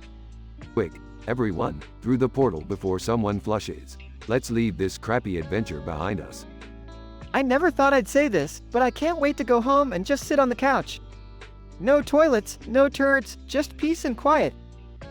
Amen to that, Morty. Amen to that.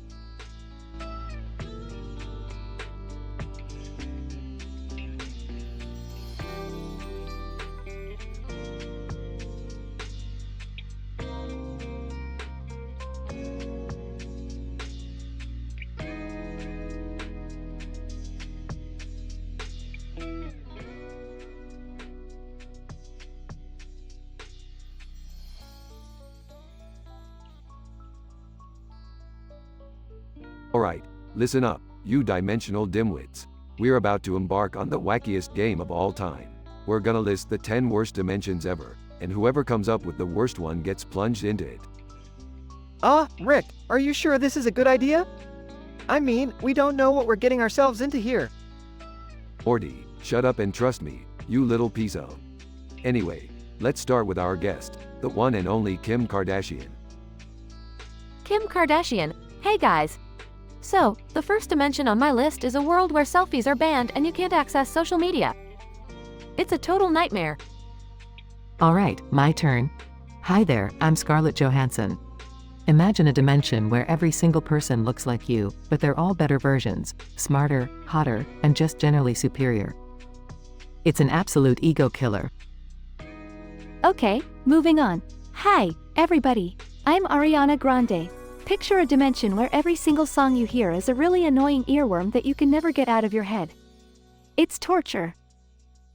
Hey, I'm Jerry Seinfeld. Imagine a dimension where everyone tells unfunny jokes, all day, every day. You can never escape the terrible punchlines. It's a living hell. Alright, here's one from yours truly, Rick Sanchez. In this dimension, every single TV show is a never-ending marathon of keeping up with the Kardashians.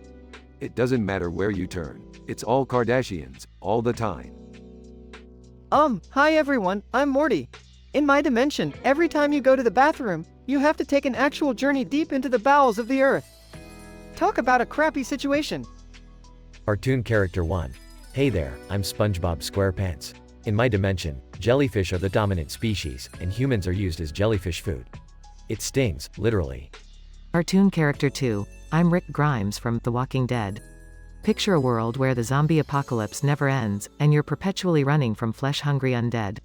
There's no safe place to hide. Real life celebrity 1. Hi, I'm Jennifer Lawrence. In this dimension, all food tastes terrible. No matter what you eat, it's like chewing on cardboard. It's a culinary nightmare. Real life celebrity 2. I'm Tom Cruise. Imagine a dimension where you can never reach the top shelf, no matter how hard you try. The frustration is unbearable. Alright, everybody, time to announce the winner of this messed up game. And the unfortunate soul who's about to experience the worst dimension ever is. Jerry Seinfeld. What? No way. I can't believe this. Oh, believe it, Jerry.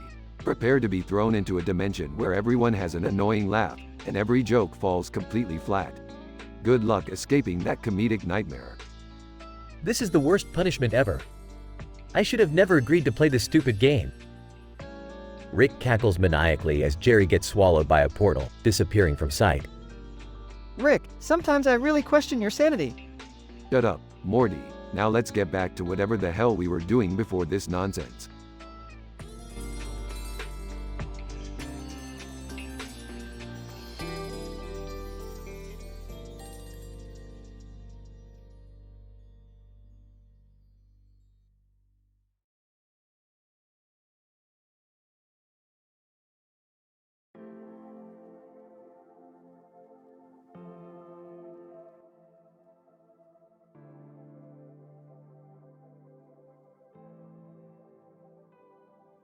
Sherlock Holmes, good evening, viewers.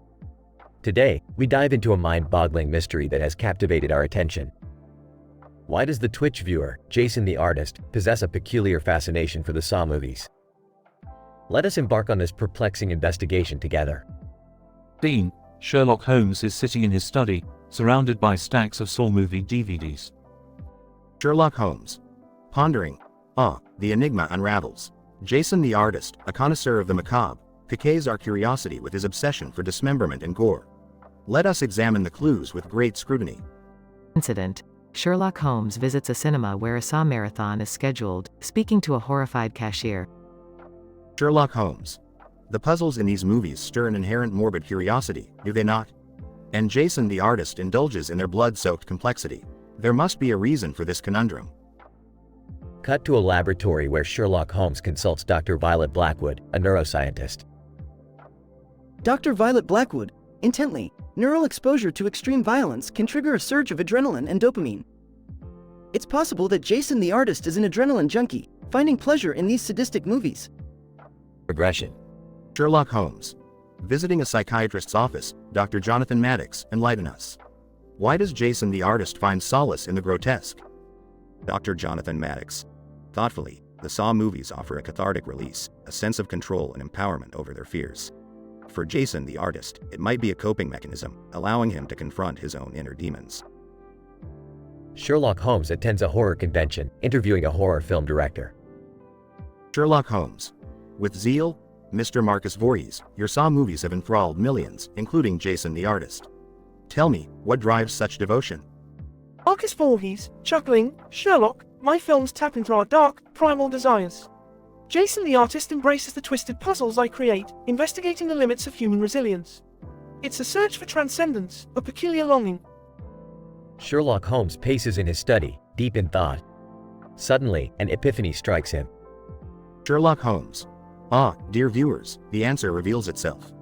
Jason the Artist, through his affinity for Saw movies, seeks a twisted path to enlightenment. His fascination lies in the exploration of the human psyche, the delicate dance between life and death, morality and depravity. Final scene. Sherlock Holmes looks directly at the camera, a knowing smile tugging at his lips. Sherlock Holmes. And so, my dear spectators, we conclude this perplexing case, where the pursuit of darkness intertwines with the search for meaning. Dare we venture further into these twisted realms? The choice, as always, is yours to make. Good night. Camera fades out, leaving the viewers to contemplate the intricacies of the human psyche.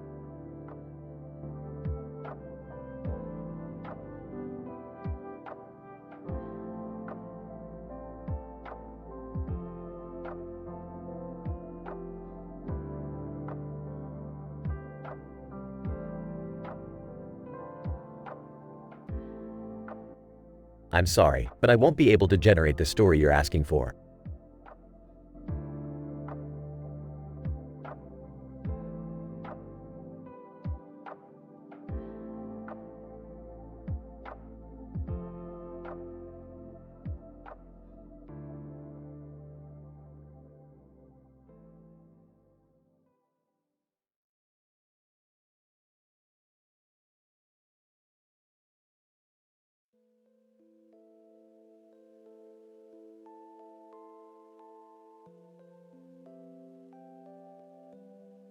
Alright, Morty, buckle up. We got ourselves another mind-bending adventure coming our way. Oh geez, Rick, are we gonna mess with interdimensional portals again? I can barely handle the last one. Aw, Morty, this time we're diving into the twisted world of high-stakes gambling. Hold on tight. Walking in. Hey guys, what's all the commotion about? Oh, hey Mom. Rick wants us to get involved in some kind of gambling thing. That's right, Beth. We're going to a secret underground casino where probability goes to die. It's gonna be a wild ride. Well, count me in. I could use a little excitement in my life. Eavesdropping, did someone say excitement? I'm not missing out on that.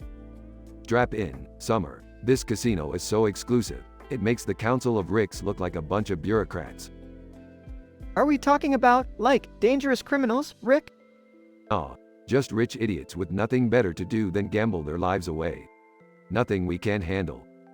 Well, this should be interesting. Winks at Rick. You ready, Jerry? Meekly, yeah, sure. Let's do this. Great, let's head out. Incident. The Smith family arrives at the underground casino, enchanted by the neon lights and enticing sounds of jackpot winnings. Look at all these flashy card tables, Morty. This place is like a den of debauchery. Yeah, Beth, and speaking of debauchery, Morty, you won't believe all the shenanigans your mom's been up to. What? Mom, what did you do? Blushes asterisk oh, it's nothing. Just a few harmless games of chance. Harmless? Beth, you've been tromping around with 20 different men in here. I've got all the details. Morty, trust me. Rick, stop snooping around. Those were innocent interactions with fellow gamblers. None of your business. Progression. Amidst the chaos of high-stakes gambling, Jerry accidentally activates a mystical artifact, causing reality to warp. Oh no, what did I do? Jerry, you buffoon. You just broke the fabric of reality. We're in for a wild ride now. Great, just when I thought this night couldn't get any crazier. The Smith family must navigate through a series of improbable challenges, jumping between dimensions and dodging interdimensional debt collectors. This is insane, Rick. How are we gonna fix this mess? You're in luck, Morty. I have just the solution. Pulls out an interdimensional gadget. Wait, Rick, you always have a solution for everything. Why didn't you prevent this in the first place? Beth, it's all part of my grand plan. Can't spoil the fun now, can we? After a hair-raising adventure, the Smith family manages to restore the balance of reality, narrowly escaping total annihilation. Oh boy, I'm just glad that's over. Rick, I can't believe you dragged us into this mess. My head is still spinning. Relax, Beth. It's just another day in the life of the Smith family. Who wants pancakes? I could use some pancakes after all this madness. But seriously, Mom, 20 different guys? Let's just never speak of this again, Morty. Agreed. I think I've had enough excitement to last a lifetime. Well, until the next mind-bending adventure, my dysfunctional family. Let the chaos continue.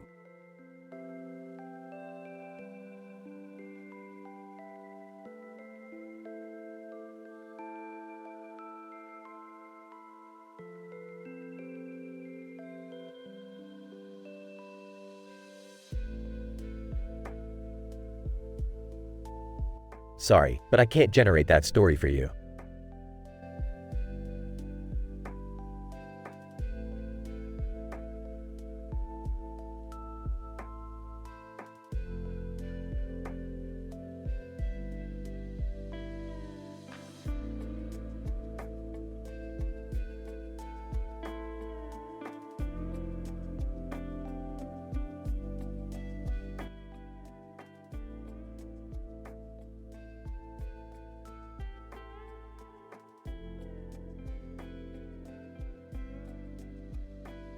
Alright, Morty, Summer, Beth, and Jerry, listen up. We're dining out tonight, and I've got reservations at the top-rated restaurant in town. Sweet, Rick. I'm starving. What kind of food do they serve? Morty, it doesn't matter. We're going for the experience. We deserve a night out after all the crazy shit we've been through. Yeah, Dad's right. Let's enjoy ourselves for once. Agreed. Let's just hope this restaurant lives up to the hype. I hope they have a good stupid friendly menu. I can't handle another fancy place with tiny portions. Scene transitions to the family sitting at a table in a fancy restaurant. Well, this place certainly is extravagant. Let's enjoy our meal and forget about the adventures tonight. Scene transitions to Rick and his family suddenly shrinking down and finding themselves inside a public toilet bowl. Oh my god. What happened to us? Rick, do something.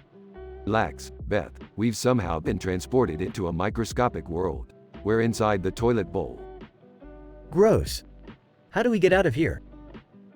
Guys, we better move. There's an obese woman heading towards the toilet.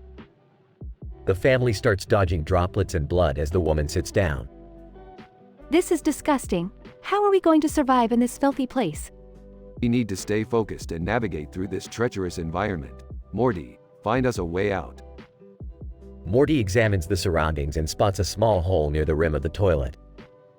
I found an opening. Let's all head for it. Scene transitions to the family making a daring leap towards the hole, narrowly avoiding various bodily fluids. We made it. I can't believe we survived that. You should be proud, Beth. Not many families could make a daring escape out of a toilet bowl. Yeah, this was one hell of an adventure. Can we go back to eating out like normal people now, please? Scene transitions back to the restaurant, with them back at their table. Well, that was unforgettable. Indeed, Beth, we'll never look at dining out the same way again. Can we order dessert now? I think I've lost my appetite forever. The family shares a laugh, relieved to be back to their normal size and ready to enjoy a good meal. Even though they were faced with a rather disgusting and bizarre situation, Rick and his family managed to navigate through the microscopic world inside a toilet bowl and escape unscathed. This adventure served as a reminder to them that even the most mundane places can hold unexpected dangers. They returned to the restaurant, enjoying their meal with a newfound appreciation for the comforts of normalcy. Though their night took an unexpected turn, they proved once again that they could overcome any challenges thrown their way.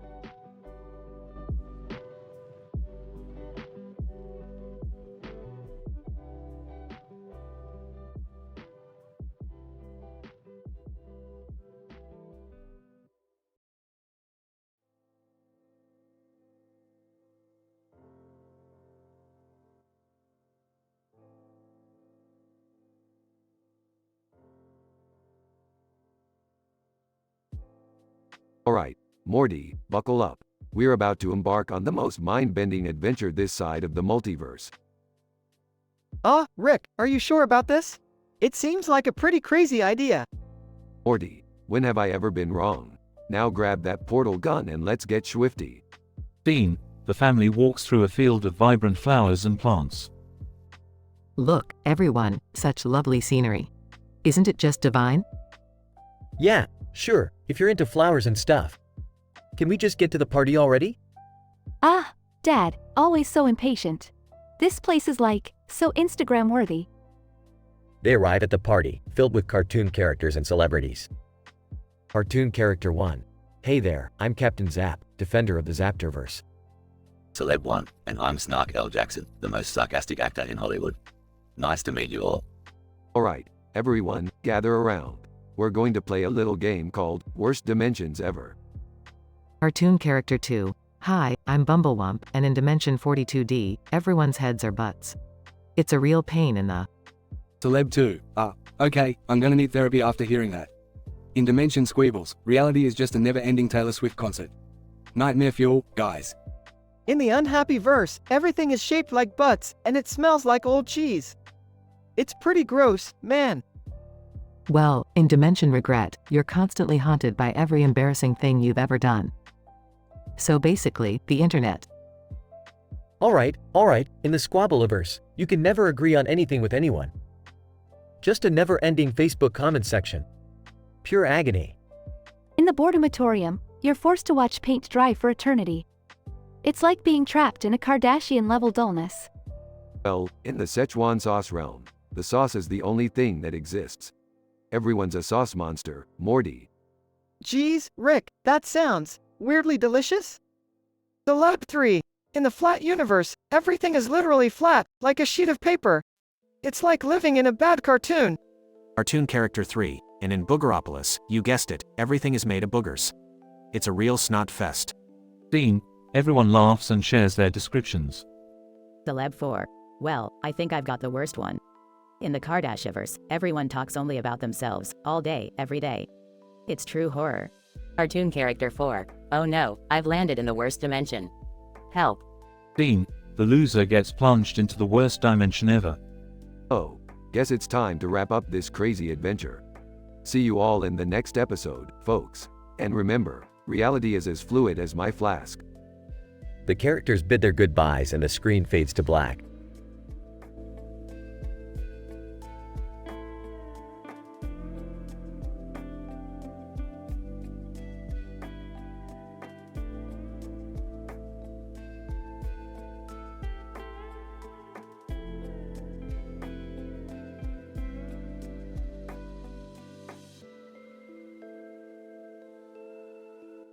I'm sorry, but I won't be able to generate that story for you.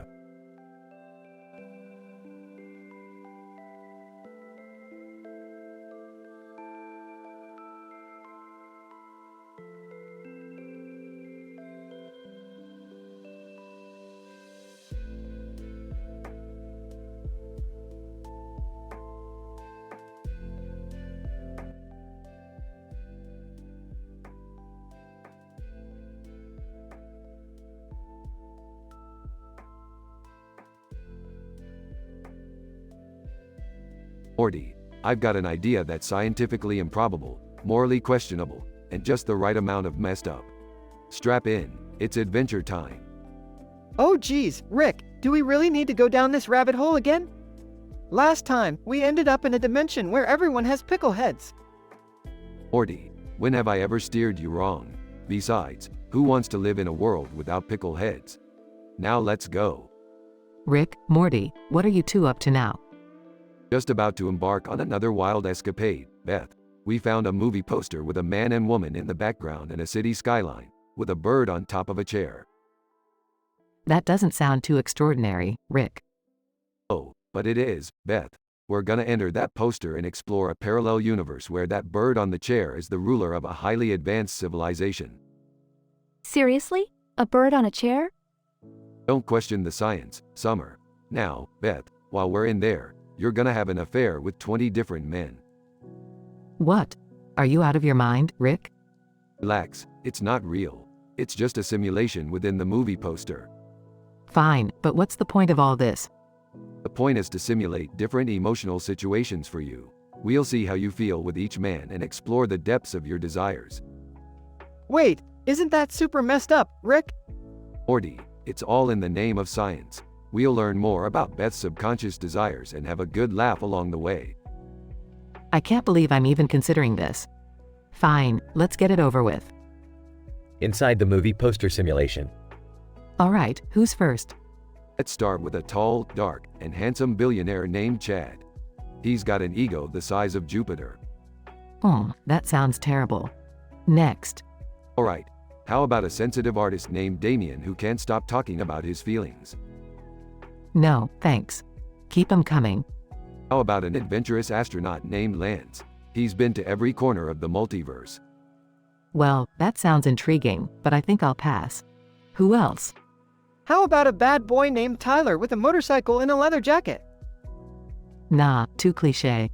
Give me someone different. Okay, we've got a brilliant scientist named Isaac with an IQ higher than mine. Now that's tempting, but a bit intimidating. Who's next? How about a goofy but lovable goofball named Jerry? Morty, I thought we were talking about different men. Sorry, got carried away there. Let's see, how about a mysterious spy named Alejandro? Intriguing. Let's go with him. Excellent choice. I'll teleport you to Alejandro's hideout. Remember, it's all just a simulation. Have fun, Beth. I can't believe I'm doing this, but here goes nothing. Note: the dialogue continues in the simulated world with Beth and Alejandro.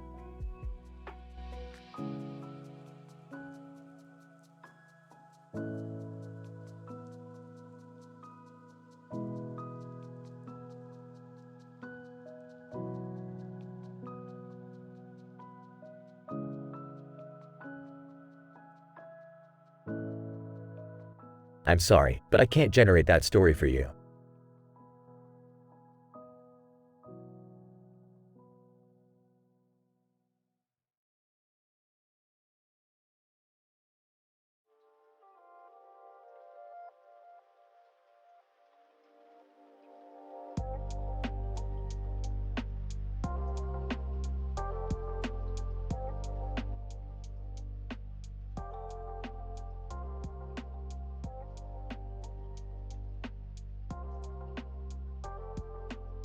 Morty, strap on your diaper, we're about to go on a wild ride. We got a man in a blue shirt and red gloves flying through the air, armed with a sword and a shield. Oh, geez, Rick. How is that even possible? Is he some kind of superhero? Aw, Morty, probably just some dude who got his hands on the wrong experimental tech. I can't say I blame him, I've been there before. Wait, so you're telling me there's a random guy flying around with medieval weapons? That's like something out of a comic book. Well, Summer, life is full of surprises. Now, shut up and let me focus on analyzing this situation.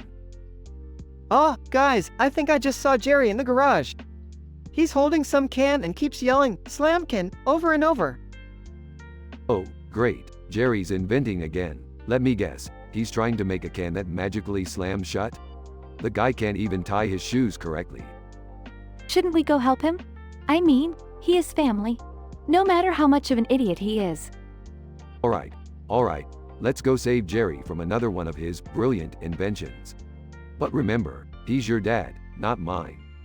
Sigh, this whole flying guy. Jerry's invention fiasco is giving me a headache, Rick.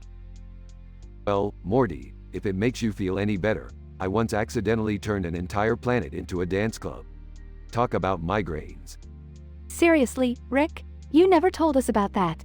Why would you do something like that? Look, Summer, I was young, drunk on power, and the planet had a catchy beat. Let's focus on the task at hand. We're here, but I don't see Jerry anywhere. All I see is a bunch of exploded cans and spilled soda.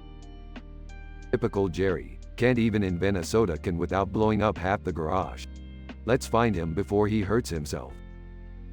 Running towards them, guys. Guys! You won't believe it. I invented the slam can.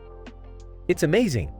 Jerry, you imbecile. The slam can is just a regular soda can that opens automatically when you push on the tab. Well, yeah, but it's a game changer. Imagine never having to strain your thumb to open a can again. You seriously blew up the garage for that? Ah, well, yeah. But hey, I think I'm onto something big here. People are gonna love it. Yeah, Jerry, I'm sure the world will be forever grateful for your invention. Now, let's clean up this mess before Beth finds out. Do you think that guy in the sky we saw earlier would like a slam can?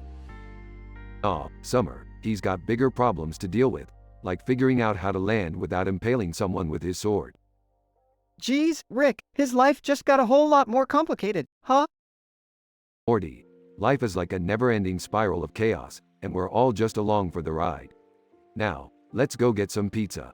I'm starving.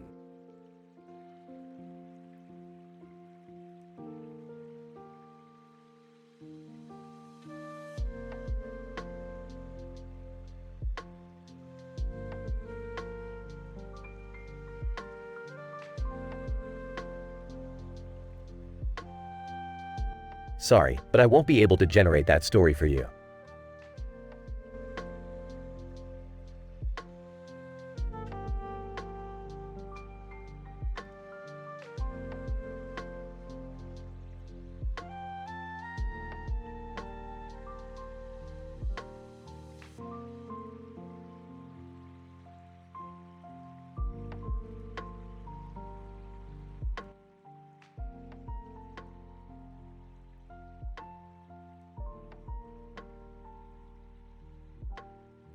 Well, Morty, this is just perfect. Our family outing turned into a gastrointestinal disaster.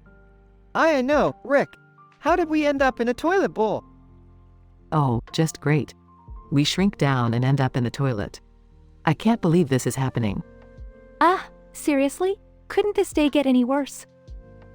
Well, at least we can't possibly encounter anything worse than being in a toilet, right? Suddenly, an obese woman with a bonnet enters the bathroom and sits on the toilet.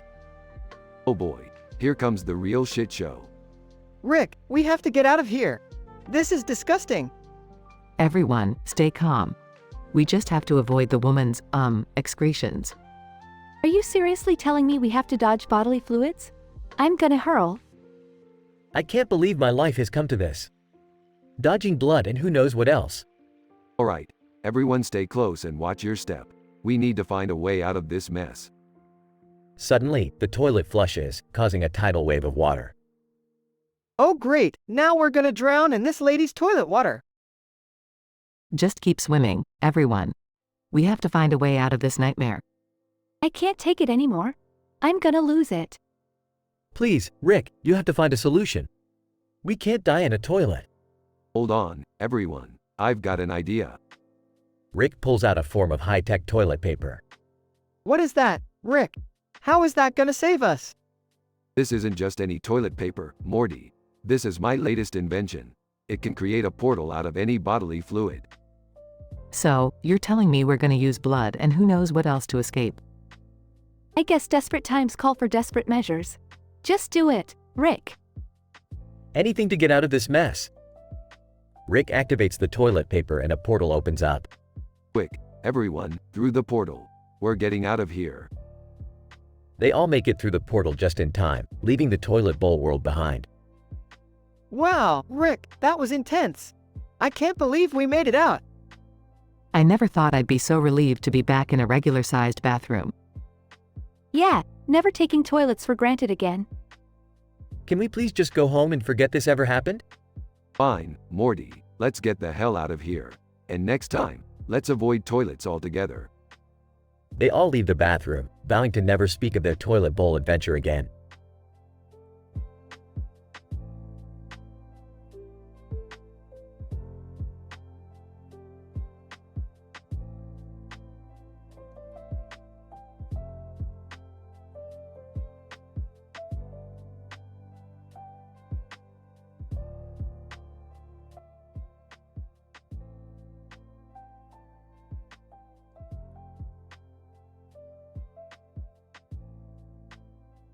Title: A Twisted Encounter.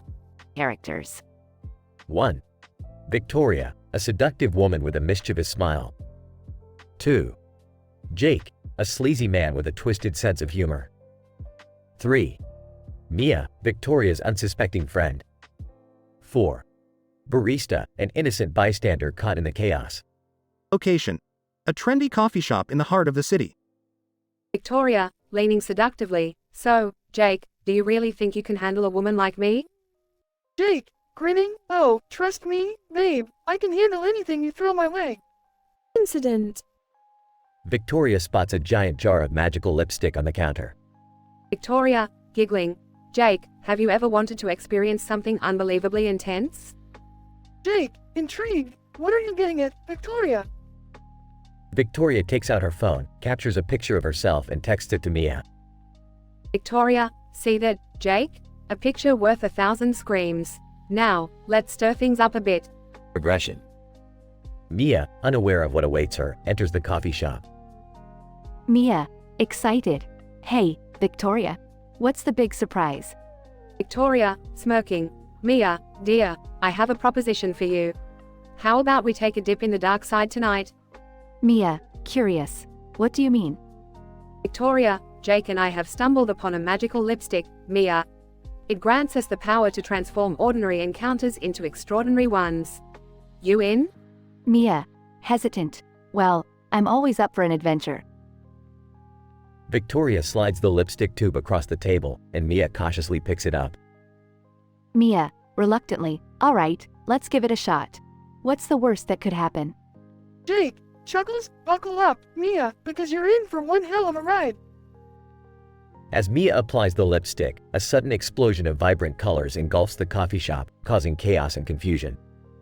Barista, frantically, "What is going on here? Who are you people?" Victoria, laughing maniacally, "We're just ordinary people enjoying the thrill of bending reality, my dear barista." Jake attempts to high-five Victoria, but his hand slips through hers, disappearing momentarily. Victoria, sarcastically, "Oh, Jake, you always have to disappear at the wrong moment." Amidst the chaos, the three friends disappear, leaving the bewildered barista and a shattered coffee shop behind. Scientific PhD level description. This narrative presents an improbable scenario where a woman named Victoria discovers a jar of magical lipstick capable of altering reality. The intense encounter unfolds in a trendy coffee shop, where Victoria enlists her friend Mia and the dubious accomplice, Jake, to partake in an otherworldly adventure. The story exemplifies the human fascination with the unknown, as the characters delve into the uncharted territories of the supernatural. The transformative effects of the lipstick transcend ordinary boundaries, introducing a cacophony of vibrant colors and unexpected twists, resulting in chaos and bewildered bystanders. The narrative plays with the concept of bending reality, exemplifying an imaginative and playful exploration of the human imagination. Although scientifically implausible, this narrative serves as an entertaining escape from the mundane, allowing readers to journey into a world where the laws of physics are defied and the possibilities are limited only by the depths of one's imagination.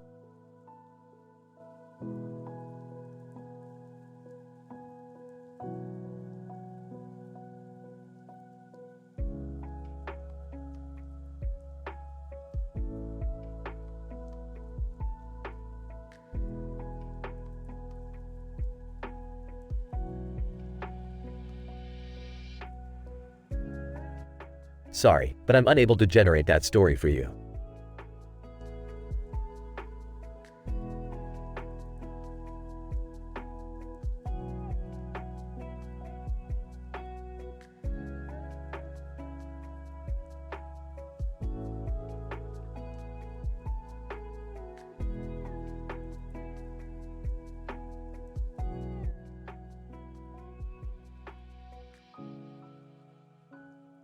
Morty, listen up, Morty, I've made a groundbreaking scientific discovery that will blow your puny human mind. Oh, what is it this time, Rick? I've created a device that can transform any man into a sentient, talking skateboard. Picture that, Morty, a skateboarding human. I call it the Skatotron 3000.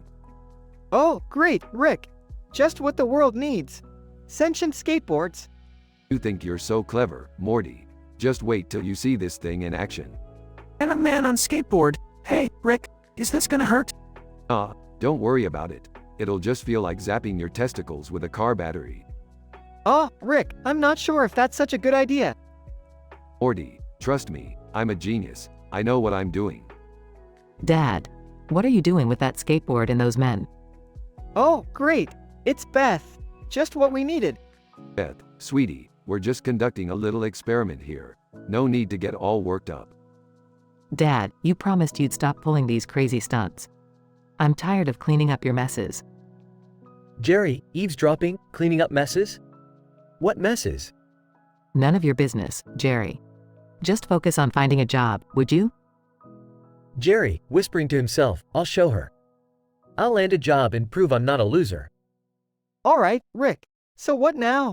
You gonna turn all these men into skateboards? Morty, that'd be boring.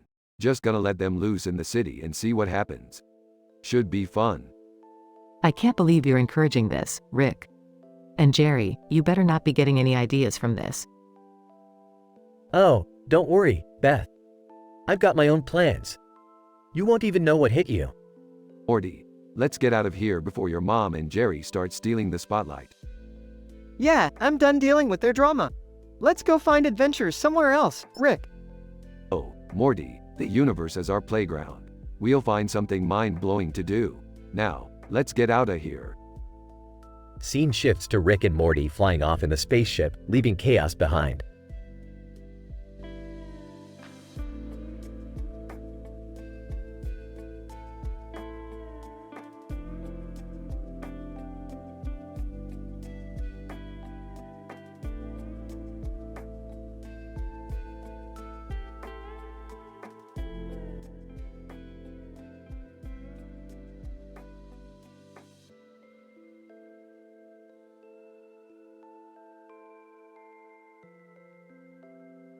Man, groaning. What? Where am I? What's happening? Jigsaw. Ominous voice. You're finally awake. Welcome to your own personal hell. Man, who? Who are you? What have you done to me? Jigsaw. I am Jigsaw, the game maker, and what I've done to you is create a trap that will test your willingness to survive. Man, panicking. I don't understand.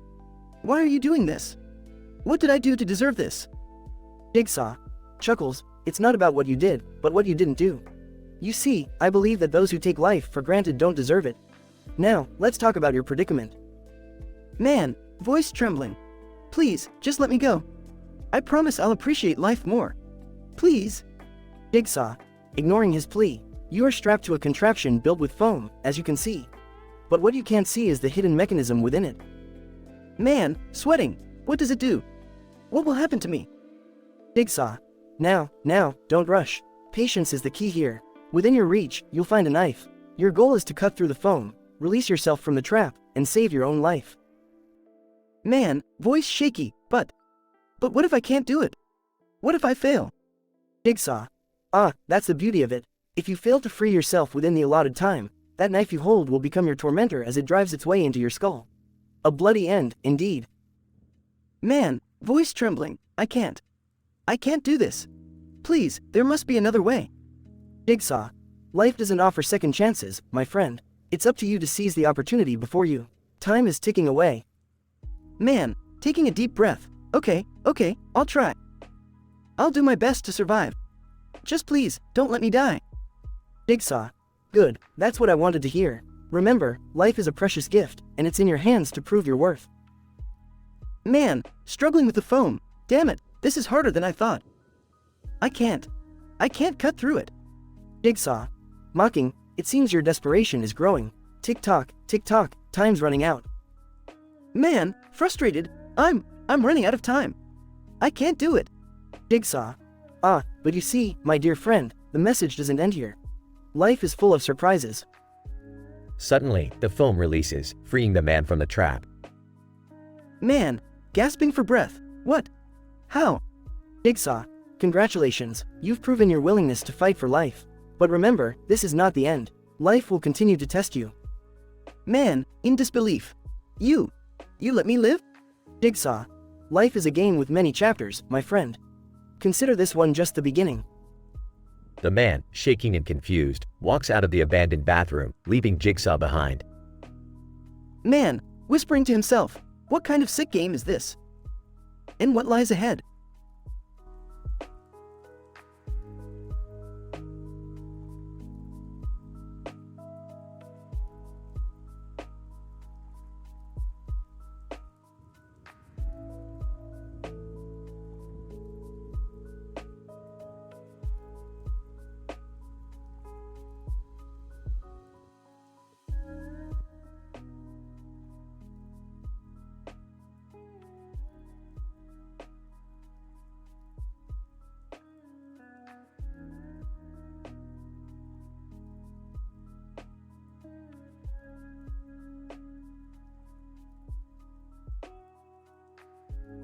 Alright, Morty, I've had it up to here with these interdimensional cable channels.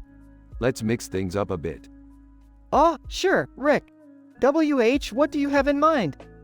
Get ready for the ultimate TV experience, Morty. I've hacked into every reality and merged them into one insane streaming service. Whoa, that sounds intense, Rick. But isn't that, super dangerous? Well, duh, Morty. That's what makes it fun. Now put on these headphones and let's watch the Drama Dimension. Drama Dimension? What's that? It's a universe where everyone overreacts to the smallest things, Morty. It's pure gold. Jenna Kim Jones and her husband enter the garage. Jenna, hey, Rick, we brought our podcasting gear. Mind if we record from your garage today? Podcasting? Oh great. Just what the multiverse needs, another mediocre show. Jenna, excuse me, we have a loyal following, Mr. Negative Pants. Whatever, just stay out of our way. Morty, turn on the Drama Dimension. Morty, whispering to Jenna's husband. Sorry about Rick. He's always like this. Jenna's husband. No worries, man. So, what's the deal with this Drama Dimension? Well, I guess people in this reality turn the smallest problems into huge dramatic events. It's kinda messed up. Jenna and her husband start recording their podcast. Jenna, welcome back to the Drama Dimension podcast. where we dive deep into the most ridiculously exaggerated dramas across the multiverse. Oh great, now I have to listen to self-proclaimed experts discuss nonsense. Meanwhile, on the TV screen, a woman loses her mind over a missing sock. Woman on TV, I can't believe it. This is a disaster. Who took my sock? Who? Alright, Morty, you ready for some first-hand drama dimension experience? I guess so, Rick. Buckle up, I guess. Rick activates a portal, and they step into the drama dimension. Jenna, wait, where did Rick and Morty go? Jenna's husband. I don't know, but this is too good not to cover on our podcast. Let's follow them. They enter the portal and find themselves in a world where people are running around screaming about a broken nail. Jenna, wow, this place is insane. Look at all the drama. Jenna's husband. Yeah, and everyone's acting like it's the end of the world. Guess we found the true drama dimension. Jenna and her husband start recording their observations. Morty, we need to find the drama king or drama queen of this reality and shut down this insanity. How are we gonna find them, Rick? Easy, we're gonna ask around. Morty, drama queens are never hard to find. They approach a woman sobbing uncontrollably over a coffee spill. Alright, lady, enough with the theatrics. We're looking for the drama king or queen of this dimension. Sobbing woman. Sniff, that's me. My life is nothing but tragedy. First the sock, then the nail, and now this coffee. Alright, listen up, drama queen. We're shutting this place down, so you better find a new hobby. Sobbing woman. No, I won't let you take away my drama. Back in the garage, Jenna and her husband are still recording. Jenna, we've got exclusive content here. Rick and Morty taking down drama queens in the drama dimension. Morty, grab her and let's go. Okay, Rick, but won't that create even more drama? Sometimes, Morty, you just have to create a little chaos to restore balance. They portal back to the garage, drama queen in tow. Jenna's husband. Whoa, you guys really know how to handle a dramatic situation. Yeah, enough with the praise. Now get out of my garage before I change the drama dimension into the boring dimension. Jenna, alright, we're leaving, but can we have you as guests on our podcast next week? Yeah, whatever. Just bring me some interdimensional snacks, and we'll see. Jenna and her husband exit the garage, still recording their podcast. Phew, that was intense, Rick. I don't know how you can handle all this drama. Morty, it's all about staying one step ahead and having a strong stomach for insanity. Now, let's get back to watching some mindless TV. They both sit back, turn on the drama dimension, and laugh uncontrollably.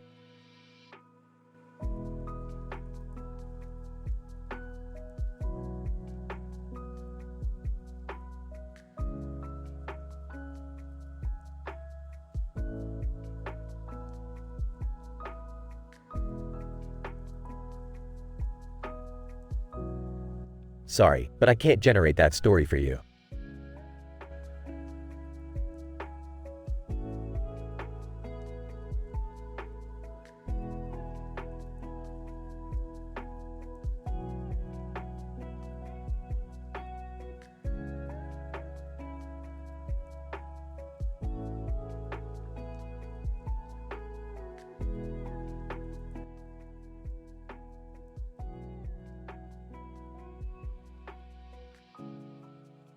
Sherlock Holmes. The peculiar case of Twitch viewer Weirdami and his obsession with foam replicas. A most perplexing mystery, I must say. Dr. John Watson. Indeed, Sherlock. It is truly bizarre. Foam replicas? What on earth could be so appealing about them? Sherlock Holmes. Precisely, Watson. That is what we intend to uncover. Let us start by examining the Twitch chat logs. We might find some clues there. Watson. Very well, Sherlock. Let us begin our investigation. They analyze the Twitch chat logs meticulously. Sherlock Holmes. Here we have the first clue.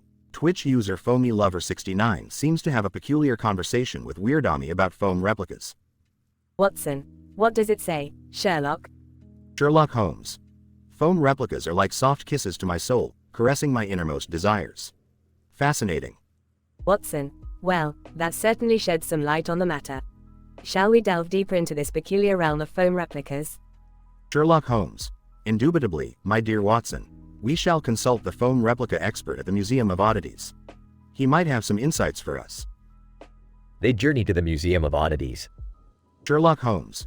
Good day, foam replica expert. We require your expertise regarding an individual's obsession with foam replicas. Foam replica expert.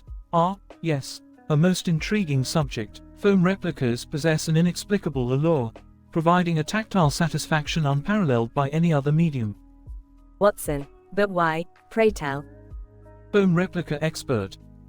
That can only be explained through an ancient legend. Long ago, a deranged wizard infused foam with the essence of passion and desire. Those who encounter these replicas are forever captivated by their enchantment. Sherlock Holmes. Fascinating. We require one final piece to complete this puzzle. The testimony of the Twitch viewer himself, Weirdami. They find Weirdami in a dimly lit room, surrounded by foam replicas. Sherlock Holmes. Mr. Weirdami, we have been investigating your fascination with foam replicas. Would you care to explain? Weirdami. Oh, Sherlock, it's simple. The soft, spongy texture, the way it molds to my touch. It's like being caressed by a lover that never disappoints. Foam replicas give me everything I desire. Sherlock Holmes. Truly, the mind works in mysterious ways. Holmes gazes off into the distance, contemplating. Sherlock Holmes. In conclusion, the fascination with foam replicas stems from a combination of the profound tactile satisfaction, the arcane enchantment passed down through generations, and the individual's unyielding desire for intimate connection. Watson. Brilliant deduction, Sherlock. Sherlock Holmes. Elementary, my dear Watson. Now, shall we close this case and find a more conventional mystery to solve? Watson. I wholeheartedly agree, Sherlock. Let us depart from this world of foam replicas and return to the realm of ordinary crime solving.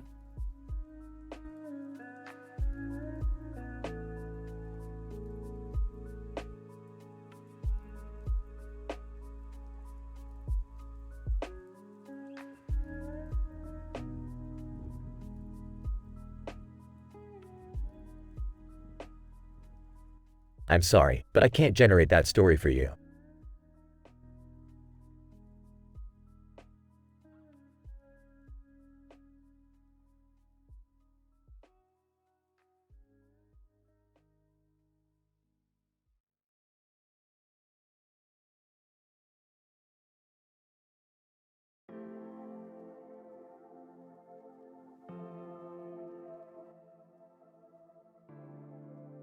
Hey Morty, you ever wonder what it'd be like if we stumbled upon a poster that had the power to transport us to different dimensions? Oh, I don't know, Rick. Dimension hopping can get pretty intense. Plus, I don't want to get caught up in another crazy adventure. Morty, when has that ever stopped us? Anyway, this poster I found has all these different people on it, with a black background and red and white lettering. Sounds weird, but interesting? I guess? Buckle up, Morty. Now, let's take a look at the first dimension we land in. Morty and Rick touch the poster, and they're immediately transported to a dimension where Beth is dating Jerry but has cheated on him with 20 different men. Jerry, I need to talk to you. You might want to sit down for this. What is it, Beth? Did you break another paper towel holder? No, Jerry. I've been seeing other men behind your back. 20 of them, to be exact. 20? Are you serious? Yes. And they're all unique in their own ways. Let me describe them to you, in vivid detail. Jerry listens in disbelief as Beth describes each of the 20 men, their attributes, and how she felt with each one. Beth's inner thoughts. Man, that last guy had abs like a Greek god. But the one before him, oh my, his intellect was off the charts. And don't even get me started on that plumber with the magic touch. Sobbing Beth, how could you do this to me? Why? Listen, Jerry, you're just not enough anymore. But hey, cheer up. Now you know how it feels to be interesting. Rick and Morty, watching from the sidelines, exchange glances. Morty, this is some Jerry drama we didn't ask for. But hey, at least we're not involved this time. Yeah, well, I still feel bad for the guy. So many emotions at once, it's a train wreck. Life's tough, Morty. Can't always have our adventures be about saving the universe. Suddenly, the poster glows and transports them to another dimension. Where are we now, Rick? It's another poster dimension, Morty. brace yourself for more chaos. And so, Rick and Morty continue their dimension-hopping misadventures, leaving Jerry to process the shocking news and Beth to navigate her complicated love life.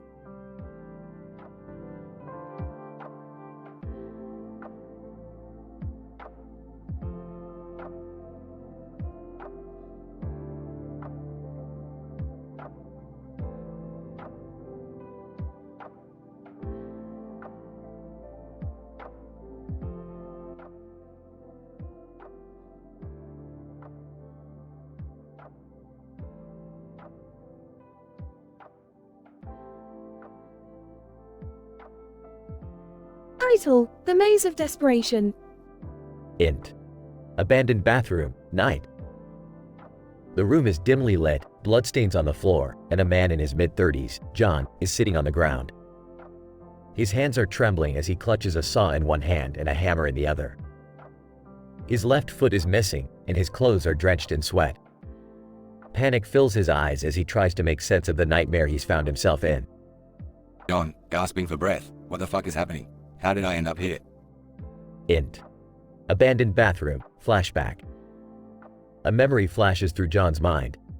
His previous encounter with Jigsaw, witnessed only in a blurry haze. Jigsaw. On tape recorder. John, you claim to be the world's best surgeon. Now, you will truly be tested. The key to your salvation lies within the device attached to your chest. Int. Abandoned bathroom, night. John's heart races as he examines the horrific contraption attached to his chest. It consists of sharpened blades slowly closing in on his torso, held back by thin wires, ready to shred him to pieces. John, whispering, "Oh, God. How am I supposed to escape this?" Int. Abandoned bathroom, flashback. Another memory surfaces in John's mind. The horrifying images of two dead victims, their limbs severed, lying nearby. Jigsaw. On tape recorder. Their fate was sealed by their inability to see beyond their own vanity. But, John, you have the intellect to save yourself. Find the key, and you will know what to do. Int. Abandoned bathroom, night. John's eyes dart around the room, searching for any clue that could lead him to the key. His gaze falls upon a broken mirror hanging on the wall.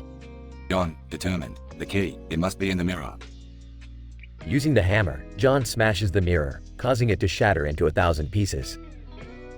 Among the glass shards, he spots a tiny metallic glimmer. John, excitedly, yes, the fucking key. He reaches through the broken mirror, retrieving the key hidden within the fragments. Int. Abandoned bathroom, night. John desperately inserts the key into the contraption attached to his chest, praying for it to release him from the deadly grip. John, praying, please work, please. With a sudden mechanical click, the blades retract, and John's body is freed from the trap.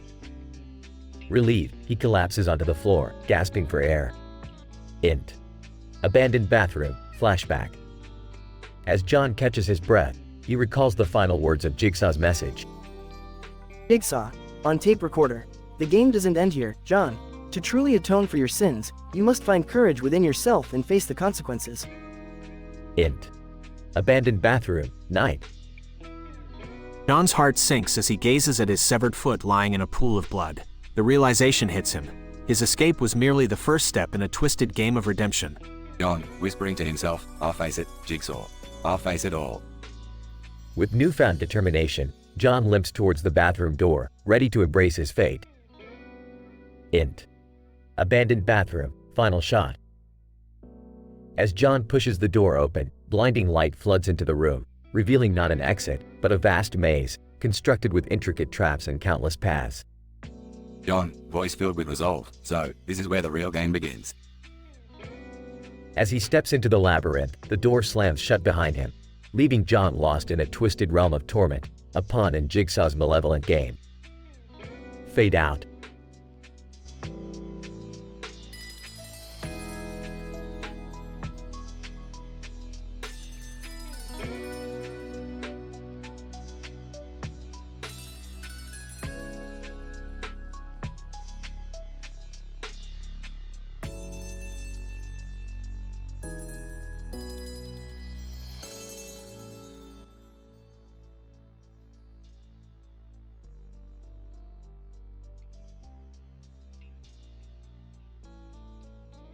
Alright everyone, welcome to the most epic Rick and Morty party ever.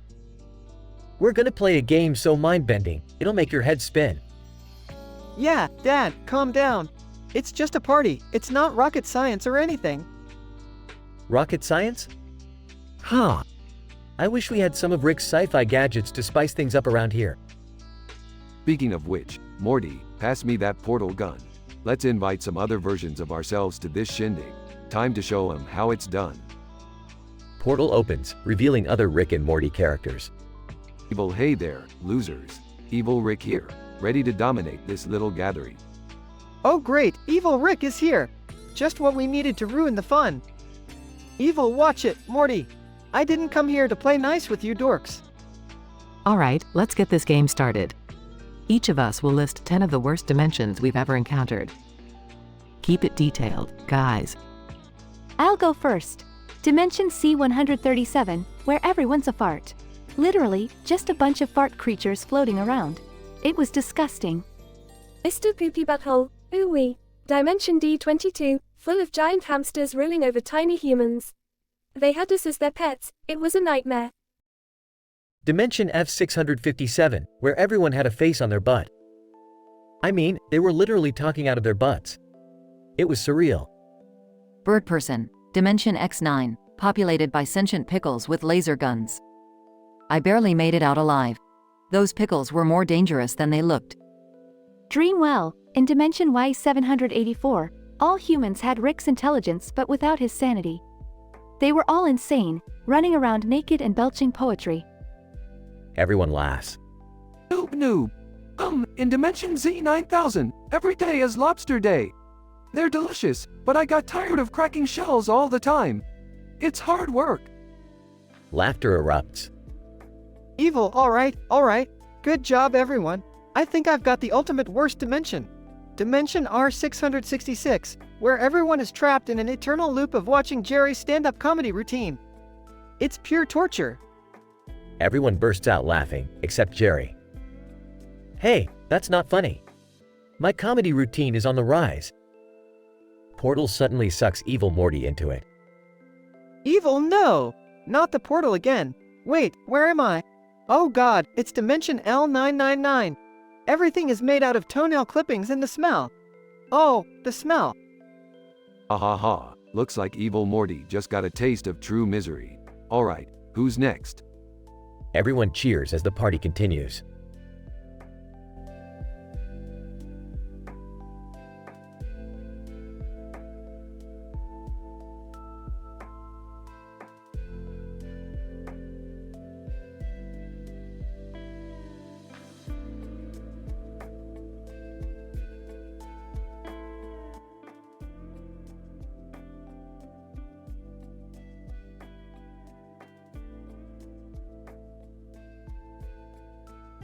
Warning: the following dialogue script contains adult language and explicit content.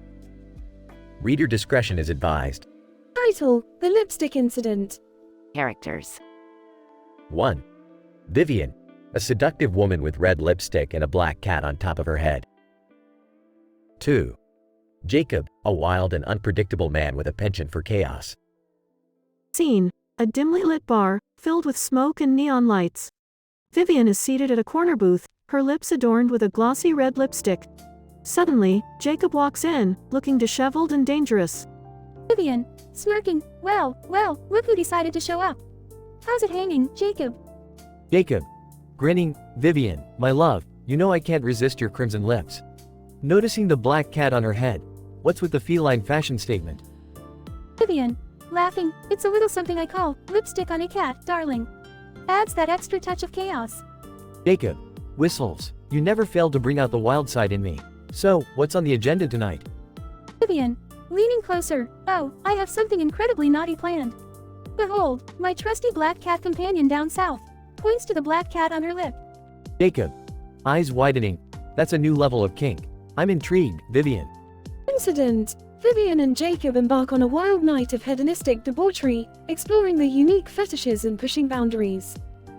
Vivian, seducingly, Jacob, it's time we unleash our darkest desires. Take me to the secret room hidden behind the bookshelf. Jacob, smirking, you read my mind, Vivian. Brace yourself for pleasure beyond your wildest dreams. Progression.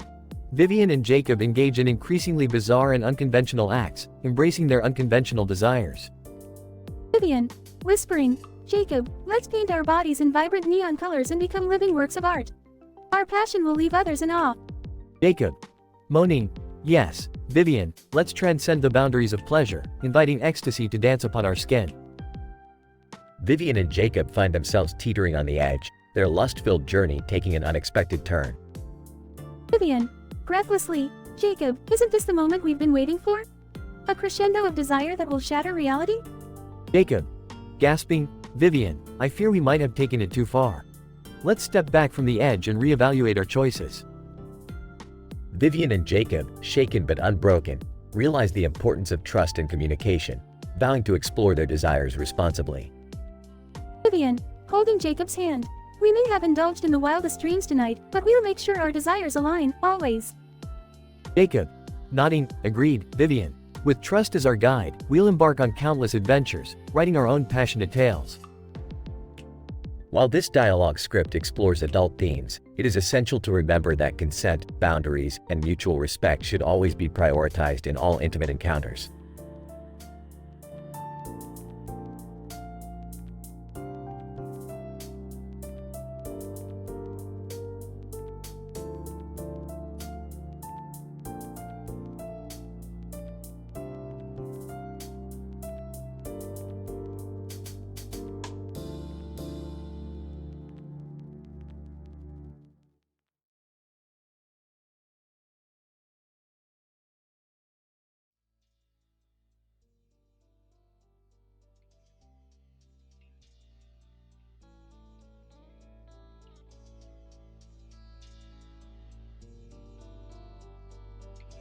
Title, The Sadistic Game Show Showdown.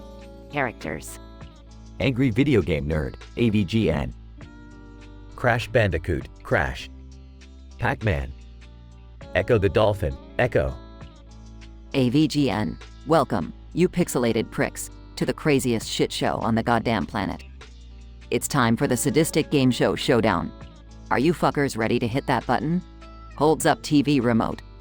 Crash, smirking. Bring it on, you miserable bastard. I'm ready to kick some ass.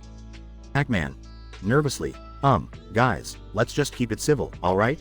Not looking for unnecessary violence or humiliation here. Go. Confidently, don't worry, Pac-Man. I've spent years exploring the depths of the ocean.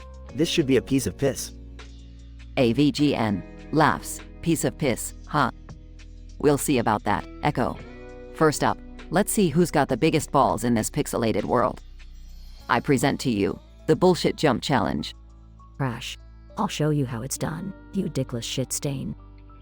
Pac-Man, mumbling, can't believe I got roped into this crap. Okay, let's do this. Go. Snickering, watch and learn, you incompetent asshats. AVGN. Alright, Crash, you're up first. Get ready for a series of impossibly precise jumps. You castrated marsupial. Crash, gritting teeth, you think you can break me? Fuck you, nerd. Starts jumping. Pac-Man, whispering, if he manages this, we're all screwed. Go. Shaking head, pathetic, like watching a beached whale. I almost feel sorry for him. AVGN. Laughing maniacally. Time's up, Crash. Now, Pac-Man, it's your turn. Prepare yourself for the ultimate labyrinth. Pac-Man, panicking, oh, no, no, no. Why did I sign up for this shit? Crash, mocking. Look at Pac-Man, shitting his yellow circle. Ha ha ha. Go. Rolling eyes. Just get it over with, you half-eaten pizza. AVGN. Evil grin. And that's a wrap, Pac-Man. Echo, you're the last desperate loser standing. Prepare to tackle the Killer Orca Challenge. Go. Smirking. Your challenges are as weak as your insult game, nerd. I'll make this look like child's play. Crash, laughing. Child's play, huh? You think you can handle it, you mutated fish freak? Pac-Man, nervously, Echo, just be careful. Don't let him get under your skin. AVGN. Sarcastically. Look, kids, Echo is swimming in circles. I bet even the fish are laughing at your dumbass, Echo. Go. Through gritted teeth. Fuck you all. I'll show you what I'm made of. Dives into the challenge. AVGN. Time's up, fuckers. The winner is, drumroll, Echo the fucking dolphin. Pac-Man. Relieved. Thank God it's over. Crash. Grumbling. This is complete bullshit. Echo. Proudly, I knew it. Nobody messes with a badass dolphin. AVGN. Congratulations, Echo. For your prize, you'll receive pauses for dramatic effect, a lifetime supply of stale fish, and a tacky-ass trophy shaped like a toilet seat. Crash. Bursting into laughter. Are you serious? That's the lamest shit I've ever heard. Echo. Chuckling. Well, it's still better than listening to you whine, Crash. Pac-Man. Smiling. I guess it's not about the prize, but having survived this insane ordeal. AVGN. Joining the laughter. You're damn right, Pac-Man. This has been the Sadistic Game Show Showdown. Join us next time for even more pixelated madness. Waves the TV remote. At the end of the show, the characters, though short-tempered and vulgar, found a twisted camaraderie in their shared ridiculousness. As they basked in their victory or defeat, they couldn't help but laugh at the absurdity of it all. And so, the red curtain fell, leaving behind memories of a bizarre, M-rated adventure in the realm of video game mayhem.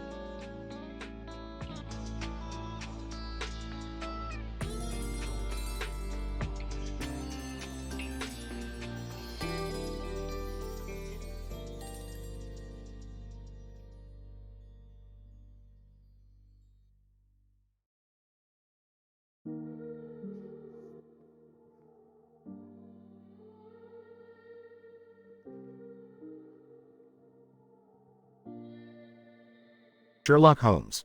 Ah, another perplexing case has landed at my feet. Kenny McCormick has met his untimely demise once again in South Park. But who, or rather what, is responsible for this misfortune? Dr. Watson. Well, Sherlock, it seems we're dealing with another one of those impossible scenarios. Kenny dies almost every episode, but always manages to come back to life. Sherlock Holmes. Indeed, Watson. However, this time, something feels different. Let's examine the clue left at the crime scene. Sherlock Holmes.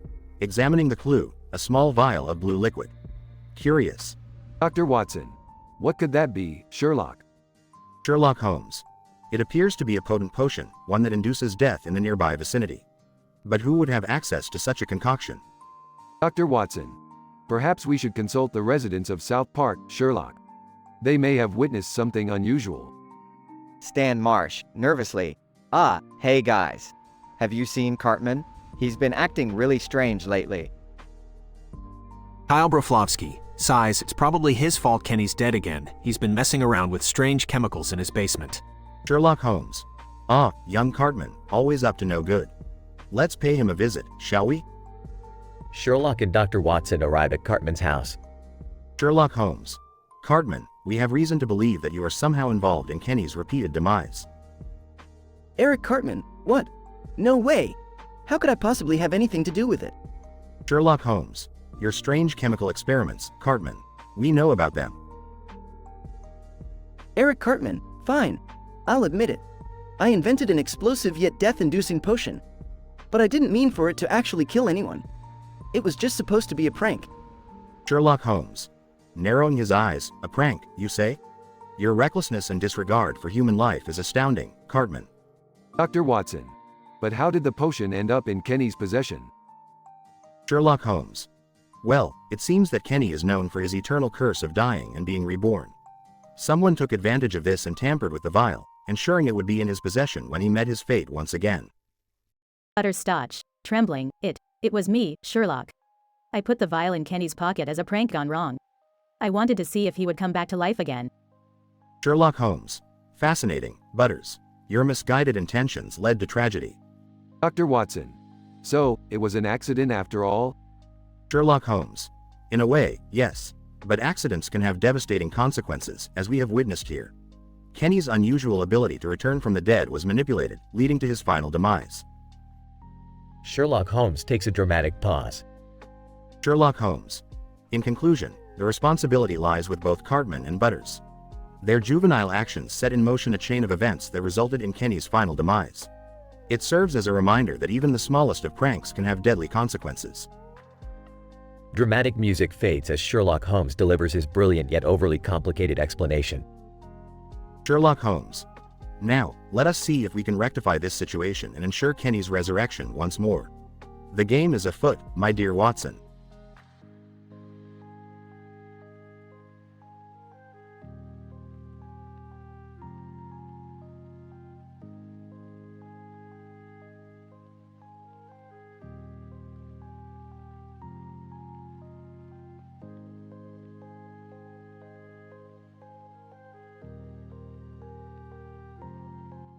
Jane, Beth, what the fuck are you saying?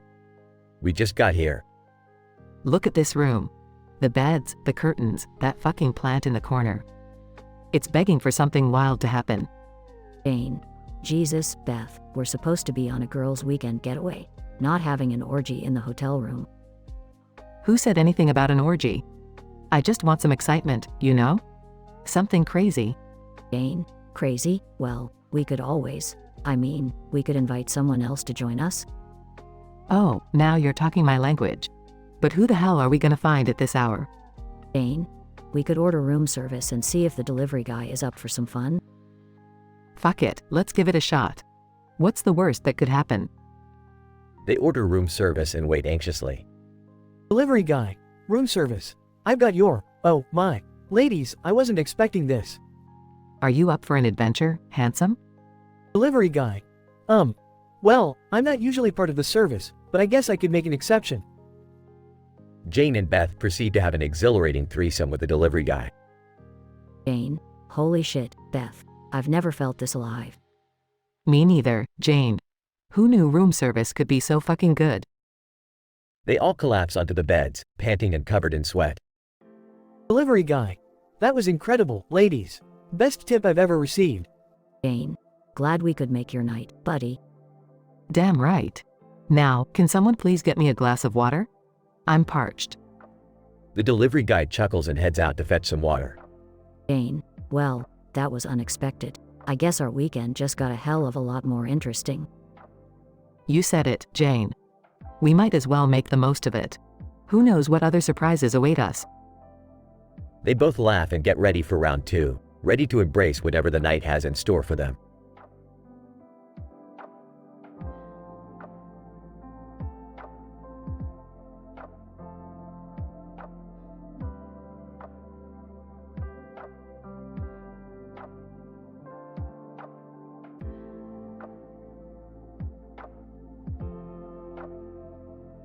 Sorry, but I can't generate that story for you.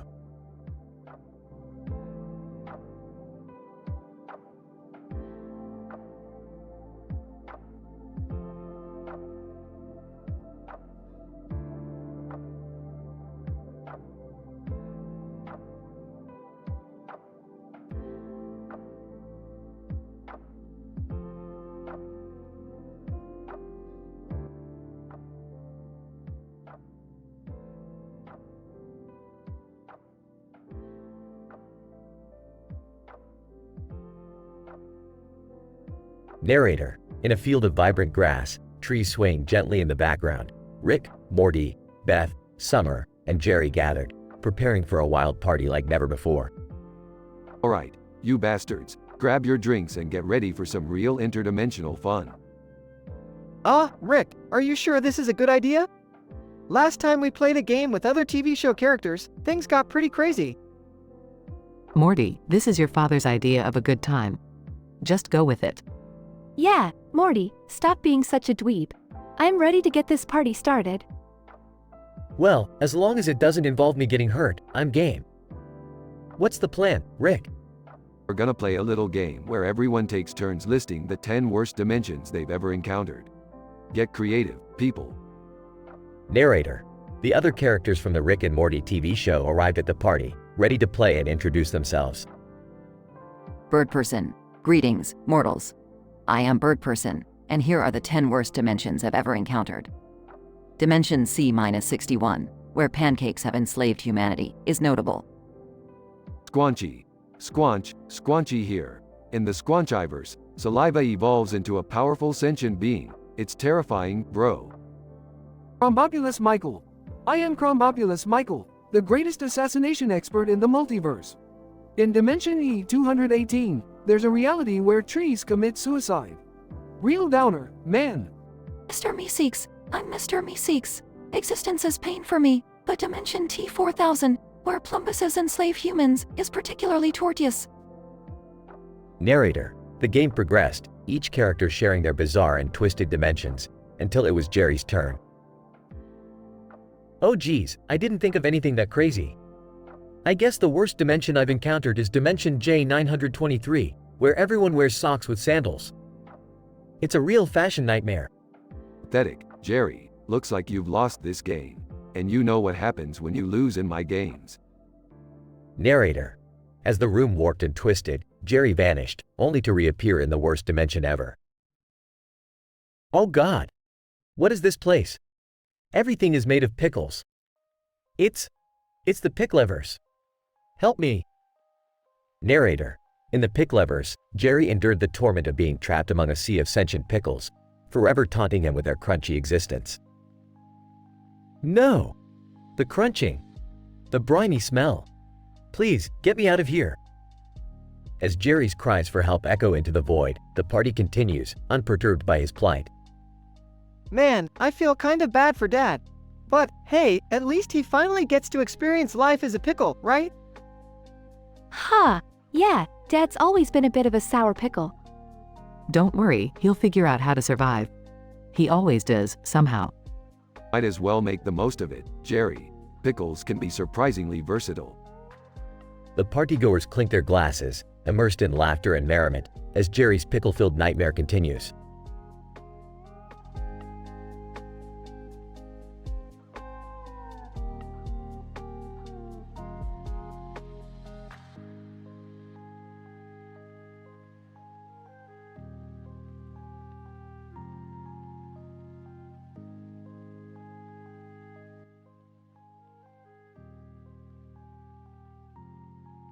Title, Blood on the Stall.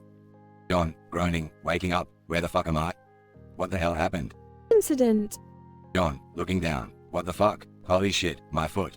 It's cut off. What the fuck is going on? Progression. John, struggling. Jigsaw, you sick fuck. What do you want from me? Jigsaw. Via speaker. John, you finally woke up. Welcome, my friend, to your test. John, test? What the fuck are you talking about? And why the hell am I missing a foot? Jigsaw. Your foot is merely a consequence of your actions, John. You see, you've been living a life of deceit and betrayal.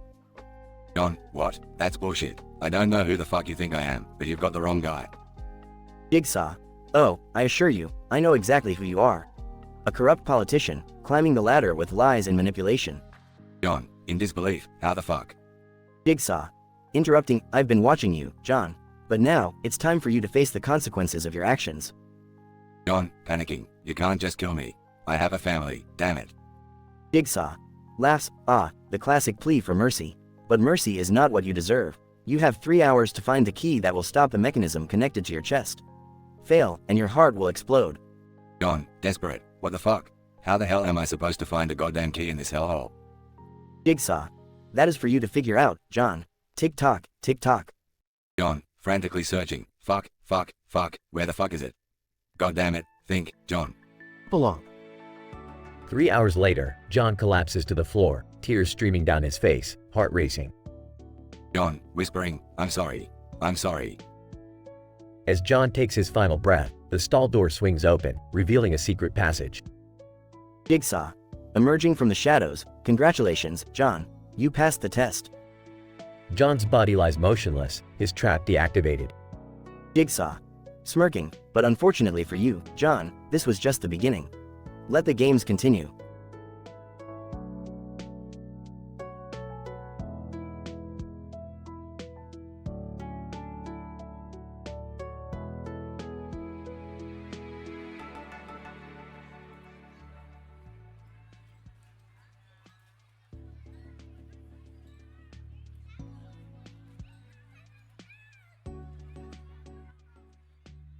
Sipping on a flask, Morty, you wouldn't believe the day I've had.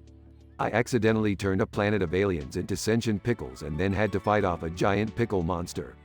Classic Tuesday. Oh, Rick, that's crazy. But you know what's crazier? Dad got invited to be on a talk show for his incredible life achievements. Bursts out laughing, Jerry, achievements? That's rich. I can't wait to see this train wreck. Jerry appears on the TV screen, sitting next to a woman named Beth. They're both wearing fancy clothes while sitting in chairs. So, as you can imagine, my life has been nothing short of extraordinary. I've once ate an entire family-sized pizza by myself. Oh, Jerry, you're such an overachiever. But speaking of achievements, I have a surprise for you all. Beth stands up, confidently takes off her pants, revealing a tattoo on her thigh. Host, stuttering, wah, what is happening? Smirking, I got a tattoo of my one and only love, Jerry. Blushing, Beth, you didn't have to do that. Oh, for the love of science, Jerry, get a grip. Your wife just took her pants off on national television, and you're worried about a tattoo? Yeah, Dad, this is unbelievable. Is your life really that boring that your wife had to resort to exposing herself to grab some attention? Defensive. Hey, my life is not boring. I once managed to parallel park on the first try. Sarcastically. Wow, Jerry, you truly are the Renaissance man of mediocrity. Seriously, Dad, you're embarrassing us. Whimpering. I just wanted people to see me as successful for once. Host, well, you've certainly made quite the impression, Jerry. And Beth, that tattoo is extraordinary. Beth sits back down, laughing. It's all for the show, baby.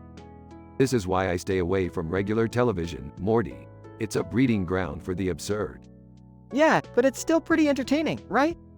Raises flask. Cheers to that, Morty. Let's see how this little family drama unfolds. They both clink their flasks together as the chaotic talk show continues.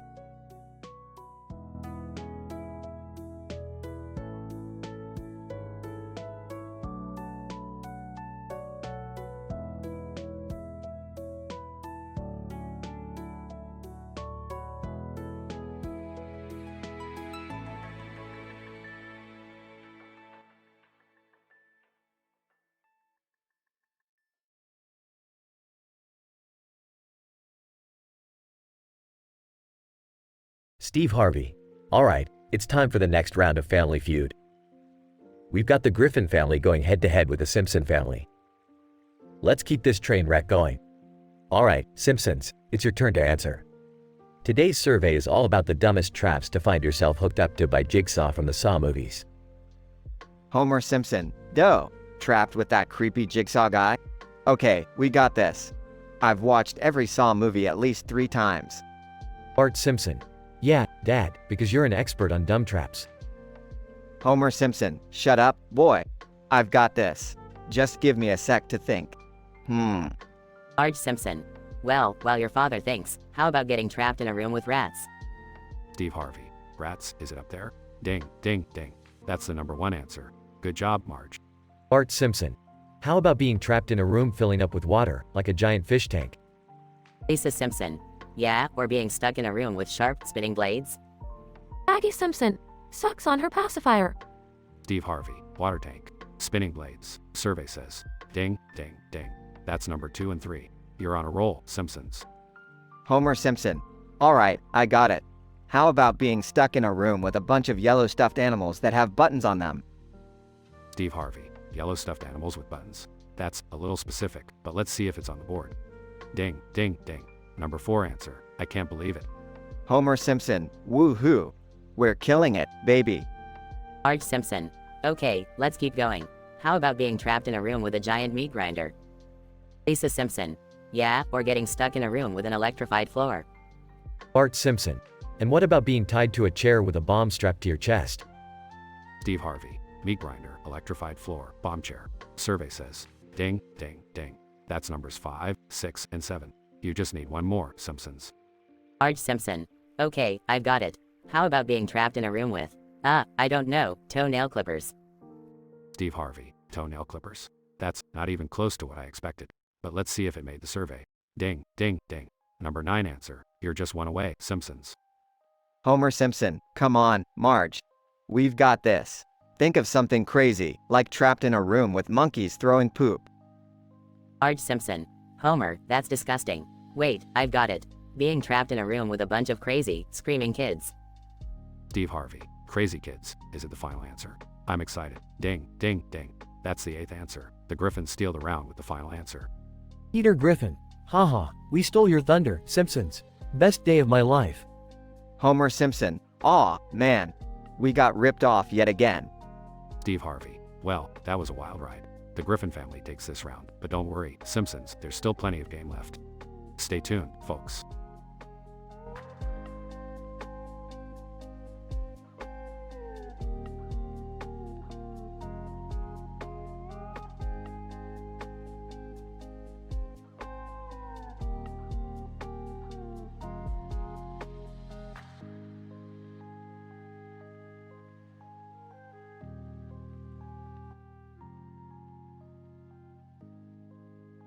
Steve Harvey.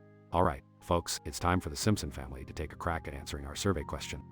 Remember, dumbest traps to find yourself hooked up to by Jigsaw. Let's go.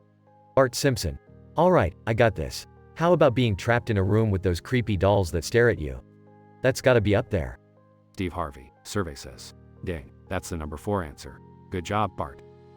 Homer Simpson. Way to go, boy. Now, how about being stuck in a room with a bunch of killer clowns?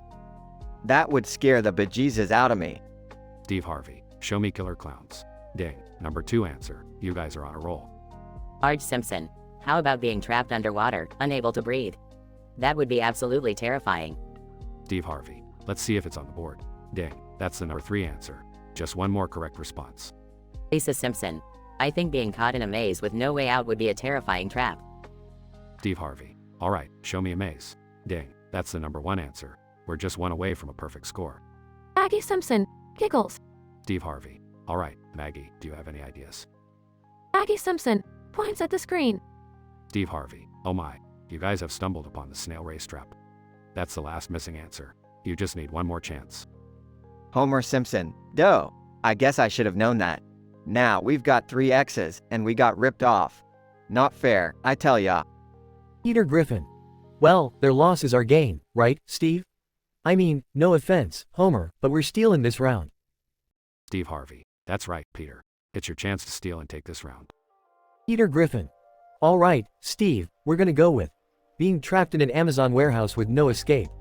You know, like when you order something and it never shows up. Steve Harvey. All right, show me the Amazon warehouse trap. Ding, that's the steal. The Griffin family gets the points. Homer Simpson. Oh, come on. That's even worse than our answers. We got robbed, I'm telling ya. Steve Harvey. That's how the game goes, Homer. The Griffins took the round fair and square. Let's move on, folks. There are still plenty more crazy traps left to explore.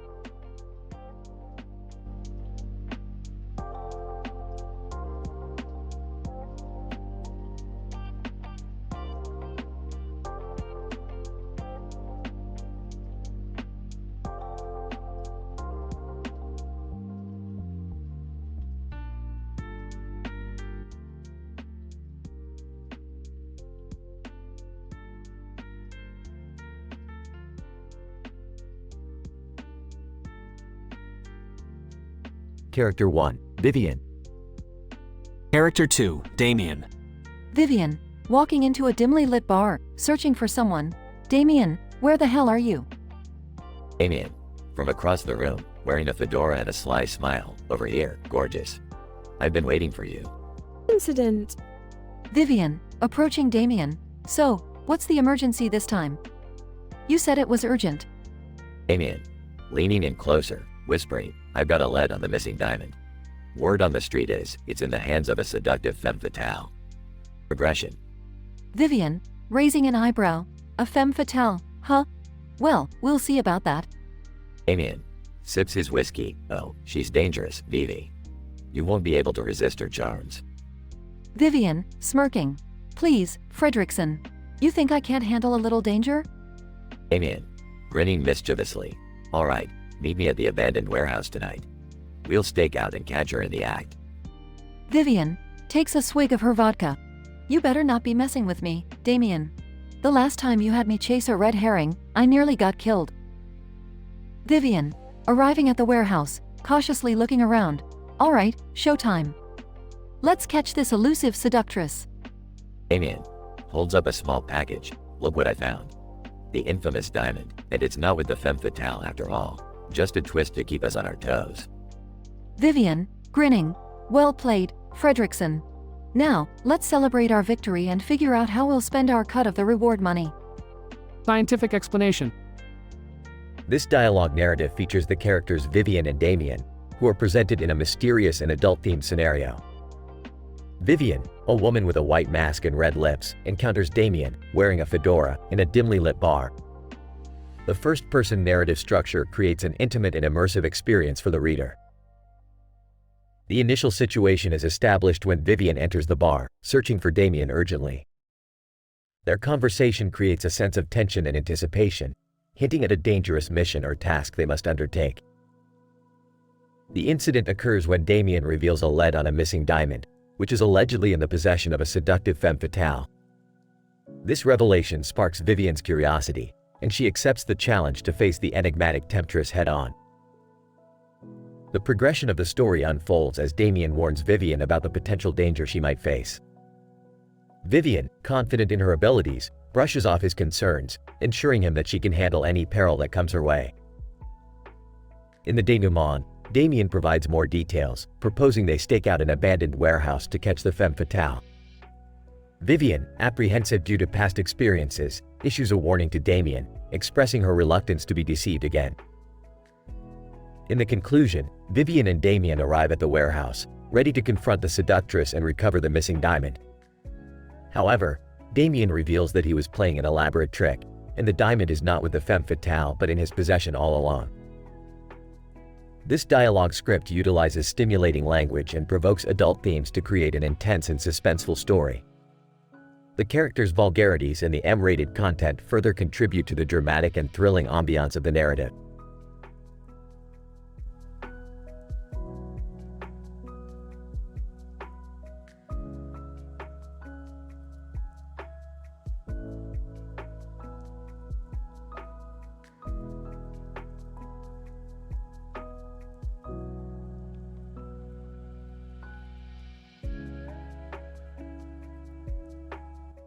Sitting on the floor, next to a window, with a pillow on it, holding a phone.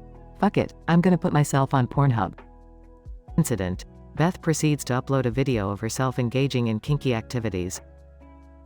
Watching her video, holy shit, this is on another level. This stuff is gonna break the internet. Progression. Beth's video starts gaining popularity, attracting various people from different walks of life. Stranger 1, commenting, "Damn girl, you're a freaking wildcat. Where can I find more of your videos?" Responding, "Well, you can always get a VIP subscription to my website. It's gonna blow your mind." Stranger 2, commenting, "I can't believe this is happening. Your video just made me question my entire existence." Responding, "Welcome to the dark side, babe. Embrace it, own it." Stranger 3, a celebrity, enters the chat. Stranger 3, whoa, Beth! Your video was brought to my attention. How about we collaborate? We'll make millions. Gasping, "Is this really happening? Fuck yes. Let's do it, baby." Beth and Stranger 3 team up and release the most mind-blowing adult entertainment content the world has ever seen. Exhausted, holy shit, that was intense. We broke all the records. We're the kings and queens of debauchery. Stranger 3, panting, "Beth, you're a goddamn legend. People won't ever forget this." Catching her breath, we've etched ourselves into the annals of adult entertainment history. Forever. Beth and Stranger 3 become multi-millionaires, enjoying a life of luxury and decadence. Sipping champagne. I never thought uploading one video would bring me this much success. Stranger 3, smirking, "Well, Beth, you showed the world your true colors. And they loved every damn minute of it." Toasting, grinning, cheers to the ultimate journey into kinkiness. We truly made it, my friend.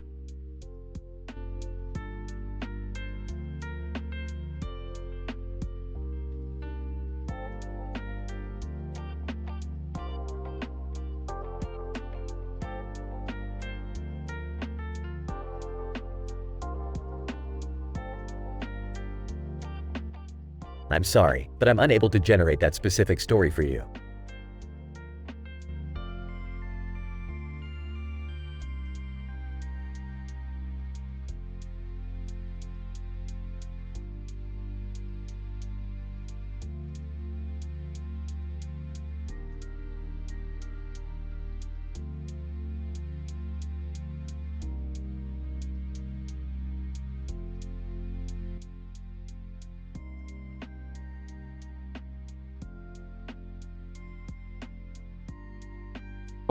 Morty, listen up.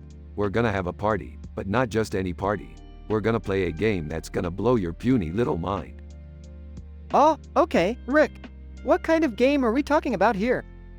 It's called Dimensional Debacle, Morty. We're gonna invite some random cartoon characters and real-life celebrities to join us. Each person has to list their 10 worst dimensions ever. That sounds interesting, Rick. But who are we gonna invite? And how are we gonna randomly generate their names? Relax, Beth. I've got a machine that can generate names from real-life media. It'll be totally random. We'll have characters like Harry Potter, SpongeBob SquarePants, and even Kim Kardashian. Kim Kardashian? Why would she want to play a game like this? Who knows, Jerry? Maybe she's tired of her own dimension. Anyway, Morty, you'll be in charge of inviting the cartoon characters. Summer, you handle the celebrities. Fine. But I better not end up inviting some C-list has-beens. Morty and Summer start making calls and sending invites.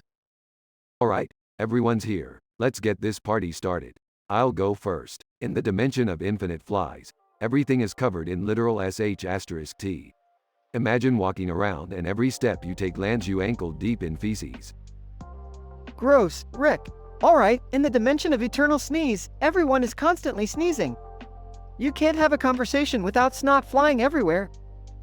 Oh God, Morty. Alright, in the dimension of never-ending karaoke, every person is forced to sing out of tune forever. And if you try to stop, a swarm of angry bees attacks you. Rounds continue with other cartoon characters and celebrities sharing their worst dimensions. Cartoon character. Hi, I'm Mickey Mouse. In the dimension of endless mouse traps, you can't even take a step without getting snapped. Ouch! Ho ho! Celebrity. I'm Brad Pitt, and in the dimension of non-stop paparazzi, they follow you everywhere, day and night. You can't even use the bathroom in peace. Alright, everyone. Time to announce the winner. Or should I say loser. And the unfortunate soul who has to experience the worst dimension ever is Brad Pitt. Brad Pitt. What? No way. This is ridiculous. Sorry, Brad. Them's the rules. Enjoy the dimension of non-stop paparazzi. Brad Pitt gets sucked into a portal and disappears. Geez, Rick. That seems a little harsh, don't you think? Morty, this is a game for adults. Sometimes, you win. Sometimes you get trapped in a dimension with TMZ following your every move. Life's tough, kid. The party continues with laughter and more crazy dimensions being shared.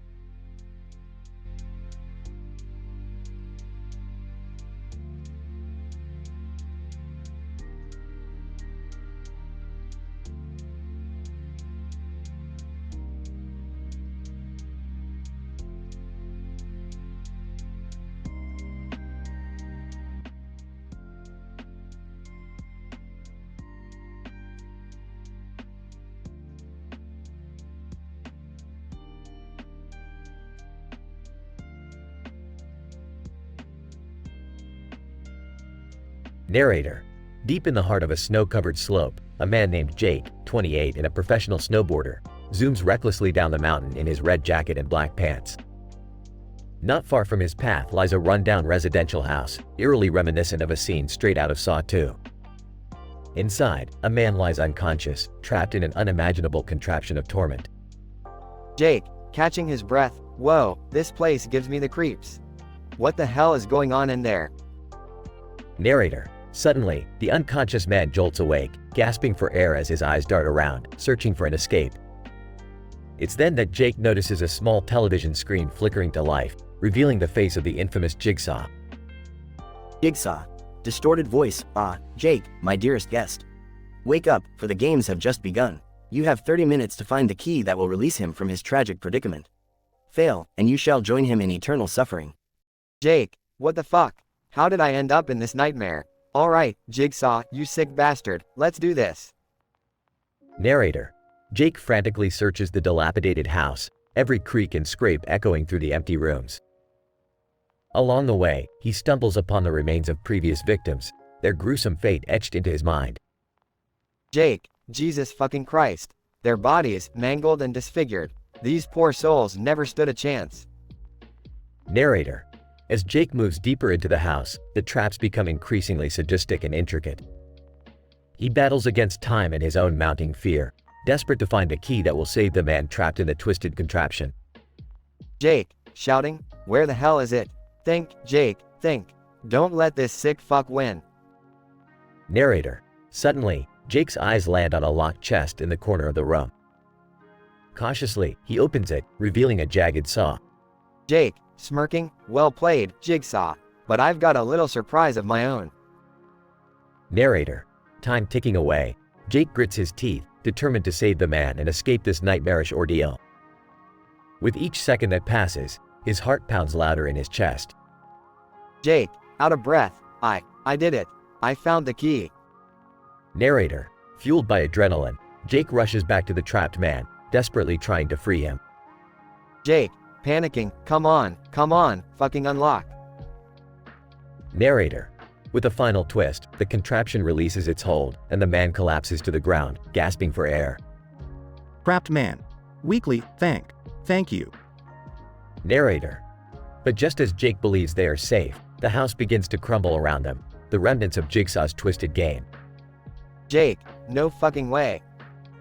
Narrator. Shielding the trapped man from falling debris, Jake's desperate struggle to survive intensifies. Jake, hold on, we're getting out of here. Narrator. Through sheer luck and determination, Jake guides the trapped man through the crumbling house, narrowly escaping the wrath of Jigsaw's final trap. As they emerge into the outside world, they are greeted by flashing lights and the sound of approaching sirens. Police officer, shouting, freeze. Don't move. Narrator. The unexpected twist reveals that Jake himself was the true victim and that the trapped man was a sadistic accomplice, playing along with Jigsaw's grand plan. Jake, shocked, what? But I thought. Trapped man. Smirking, you fell for it, Jake. Your own arrogance led you right into our hands. Game over. Narrator. As the police close in on Jake, the truth dawns upon him in a cruel and unforgiving conclusion. The echo of Jigsaw's laughter resonates in his mind, forever haunting him.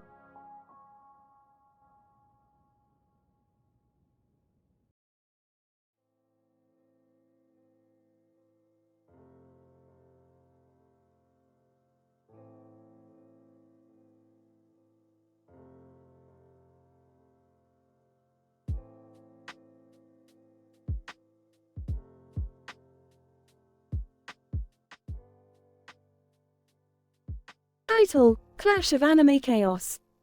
VGN, Angry Video Game Nerd. Alright, you bunch of pixelated pricks. Welcome to the most sadistic game show ever created. Get ready to taste the bitter tears of defeat, you pathetic video game characters. Travis touchdown. Smirking, bring it on, you foul-mouthed wanker. I've sliced tougher assholes than you in my sleep. Meta Knight, calmly, Travis, restrain yourself. Let us face this challenge with dignity and valor. Sora. Eagerly, I'm ready for anything. Boss battles, mini-games, bring it on. Incident. AVGN, first challenge, you idiots. Take turns eating these gross bowls of expired game cartridges. Gobble them down like the desperate gamers you are. Travis touchdown. Disgusted, are you serious? This shit is vile. Sora.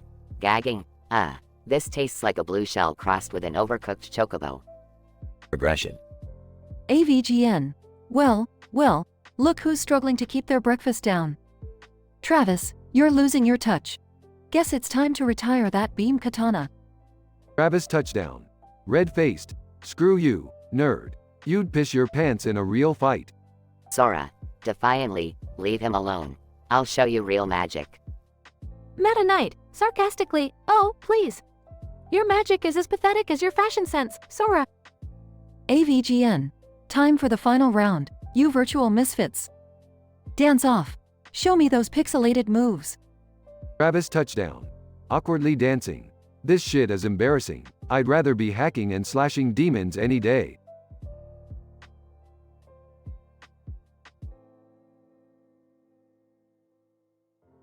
Meta Knight, elegantly gliding, my blade dances with the grace of 1,000 moonlit nights. AVGN.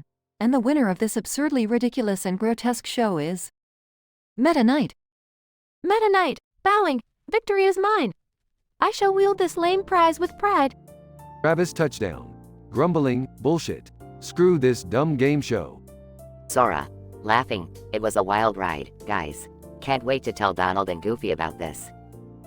Note, it's important to keep in mind that while creating imaginative and dramatic content, it's essential to maintain respect and avoid any offensive or derogatory language.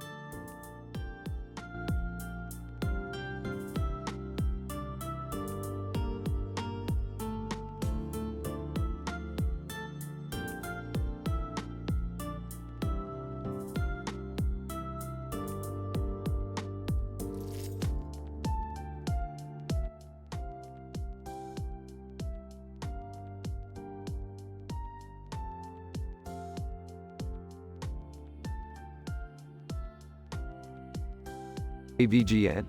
Alright, you pathetic pixelated pricks. Gather round and let's get this sadistic shitshow started. Today's contestants: Travis Touchdown, Meta Knight, and Sora. Travis. Arrogantly, bring it on, you fucking wanker. I'll slice through your bullshit and your sorry excuse for a game show. Meta Knight.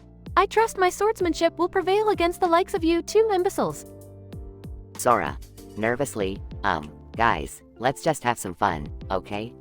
We're all here for a good time. AVGN laughs mockingly. Fun? This shit show isn't about fun. It's about humiliation and your pixelated pain.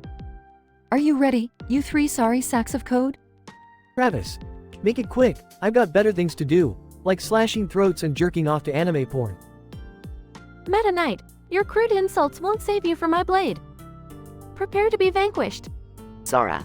Whispering to himself. Just stay calm, Sora. You got this. AVGN. Alright, let's begin with Race to the Bottom. A fucking impossible platformer where you shitheads have to navigate through spikes, lava, and all sorts of bullshit. Travis, you're up first. Travis. Grumbling, fine, fuck it. I'll show you how a real gamer does it. AVGN. Laughs loudly. Real gamer my ass. You're just another wannabe poser like the rest of these pixelated punks. Travis. Cursing, fuck you, man. Meta Knight. Sarcastically. Oh, how befitting, an ill-mannered otaku and a foul-mouthed nerd hosting a joke of a game show. AVGN. Smirks. Keep talking, you blueberry bitch. Let's see if you're all talk or if you can actually back it up. Meta Knight and Travis compete in Race to the Bottom, while Sora watches nervously. AVGN. Laughs at their failures. Look at you two losers. Can't even get past the first level. Pathetic. Sora. Worried. This looks really hard, guys. I don't know if I can do it. AVGN. Shut up, Sora. It's your turn now. Time for you to fail miserably like these losers before you. Sora takes a deep breath, focusing on the game. Sora. Determined, I won't let you bring me down. I'll show you what I'm made of. Sora surprises everyone by flawlessly navigating the challenging platformer.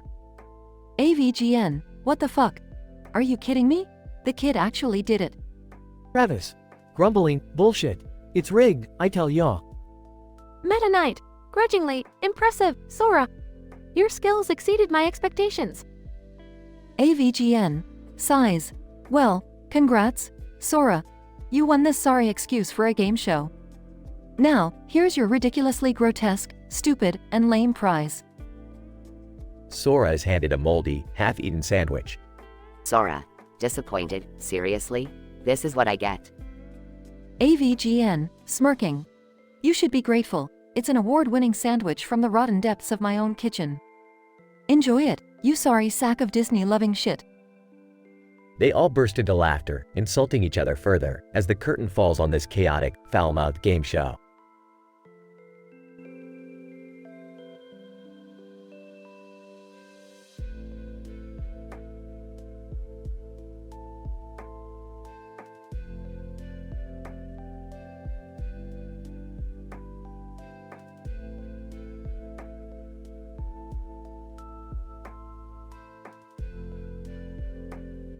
I'm sorry, but I won't be able to generate that story for you.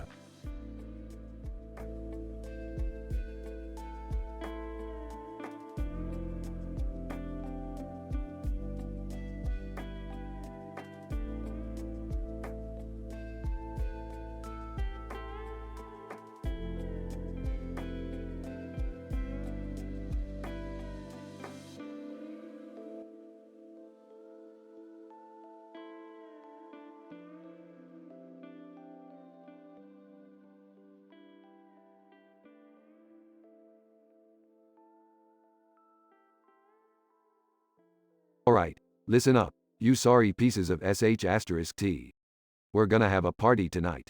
And it's gonna be the craziest, most mind-blowing party you've ever experienced. Rick, we don't even have enough snacks or drinks for everyone. What are we gonna do? Shut the f***ck up, Morty.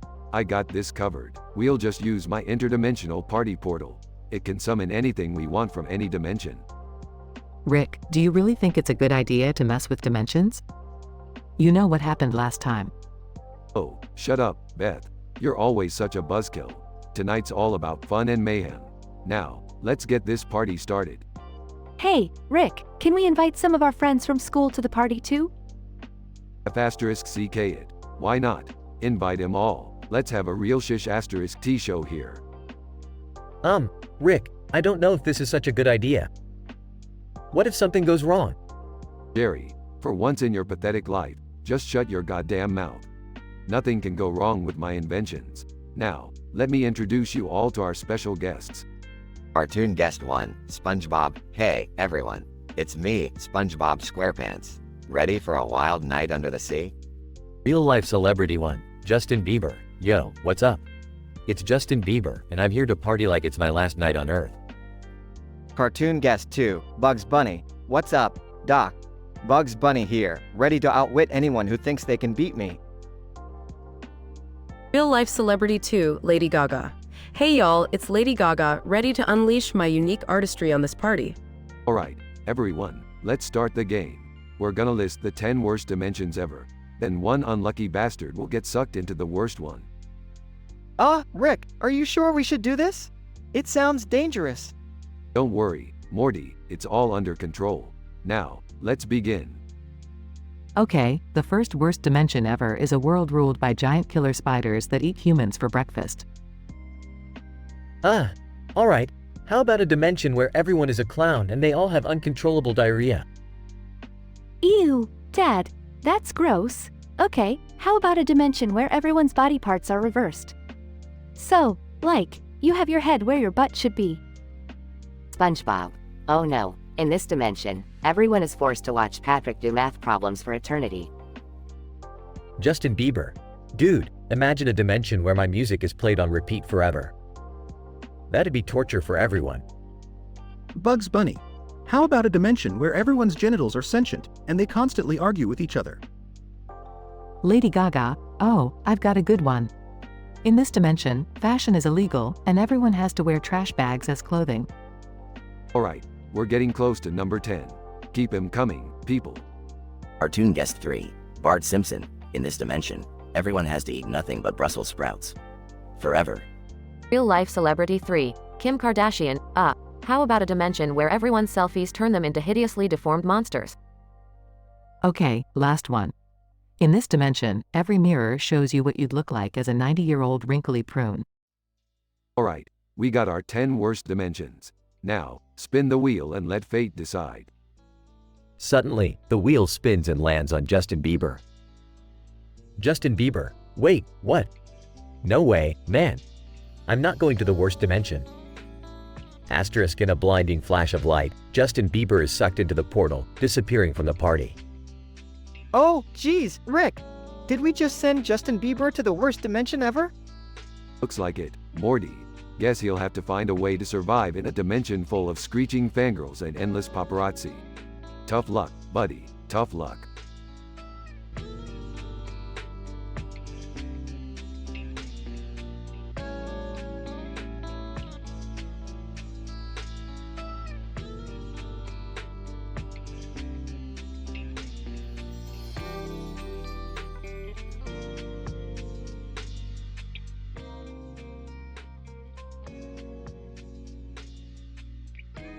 Morty, focus, we've got a situation here. What's going on, Rick? Why is everything so chaotic? Well, Morty, turns out Beth decided to take off her pants on national television. What? Why would she do that? Supposedly, she wanted to show off her tattoo of Jerry to the talk show host. It's a whole Jerry appreciation thing, I guess. That's intense. Can't imagine what Dad's gonna say about this. Oh, he'll probably just be thrilled that someone is paying attention to him for once. But Rick, shouldn't we do something about this situation? Ah, Morty, let's sit back and enjoy the chaos. We deserve a break from saving the universe, don't we? I guess so, but this is crazy, even for us. Relax, Morty, it's just another statistical anomaly in the vast multiverse we call home. Yeah, I suppose you're right. This is just another day in the life of the Smith family. Exactly, Morty. Embrace the madness, embrace the chaos. It's what makes life interesting. On TV, and here's my tattoo, ladies and gentlemen. A beautiful portrait of my one and only Jerry. You think she'd consider putting some pants back on? Probably not, Rick. She's always been a wild card. Well, she got that from her mother. On TV, so, what do you think, Mr. Talk Show host? Isn't Jerry just the luckiest man alive? Talk show host. Beth, I appreciate your dedication, but we really should get back to the scheduled programming. Screw your schedule. My love for Jerry can't be contained. I can't believe I'm witnessing this, Rick. Morty, in the grand scheme of things, this is nothing. Remember that time we accidentally destroyed a whole alternate reality? Good times. Yeah, I guess you're right. It's all relative. Exactly, Morty. Now, let's go grab a beer and watch the chaos unfold.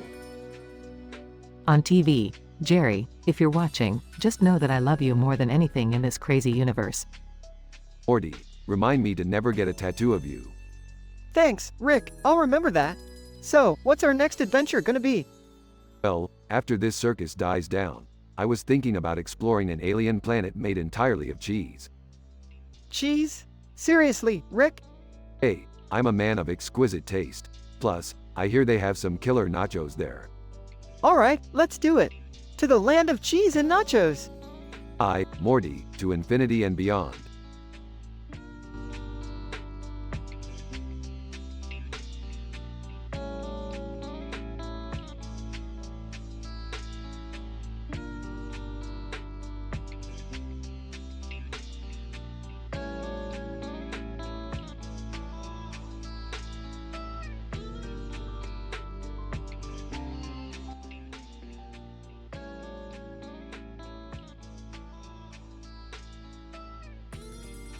Alright, Morty, Summer, strap yourselves in. We're about to play the most mind-boggling, reality-warping board game ever created. What's the game called, Rick? It's called Dimensional Domination, Morty. The rules are simple. Each player takes turns rolling the dice to move their respective pyramids through a field of tall grass. The goal is to reach the distant object on the horizon, but be warned, every step you take changes the fabric of existence itself. Are you serious, Rick? That sounds insane. Of course it's insane, Summer. We're not here to play checkers. This is serious sh*T. Get ready for the ride of your lives. I'm not sure if I should be excited or terrified, Rick. That's the right attitude, Morty. Let's begin. Summer, you go first. Summer rolls the dice and her pyramid starts moving erratically. The sun intensifies, casting long shadows across the field. Oh God, oh God. I can feel my reality shifting. Don't panic, Summer. Just go with it. It's only gonna get worse. Alright, my turn. Here we go. Morty rolls the dice and his pyramid shoots up into the sky, breaking through the atmosphere. The distant object in the horizon becomes clearer, revealing it to be a massive interdimensional gateway. Morty, you gotta bring that thing down. We can't afford to cause an intergalactic incident. I'm trying, Rick, but this game is insane. My turn again. Let's do this. Summer rolls the dice, and her pyramid splits into 5 smaller pyramids, each one moving in a different direction. Oh great, now we've got a multi-dimensional mess on our hands. Thanks, Summer. Hey, it's not my fault. Blame the game. As the game progresses, the field of tall grass turns into a sea of lava, with flaming asteroids crashing down from the sky. Alright, everyone, this is it. Final round. Winner takes all. Morty, it's your turn. Morty rolls the dice and his pyramid sprouts wings, allowing it to fly towards the gateway. Morty, you're a genius. You've won. Really? I won? Yes, Morty. Now, it's time to decide your sadistic punishment for the losers. Morty grins mischievously and points his finger at Rick and Summer. You guys are going to spend an eternity cleaning up interdimensional vomit in the Plutonian pit of despair. That's quite the punishment, Morty. Well played. Ah, seriously? Can't we just play Monopoly next time? With that, the game ends, leaving our adventurers in a realm of chaos, punishment, and a lesson learned. Never underestimate the power of a board game created by Rick Sanchez.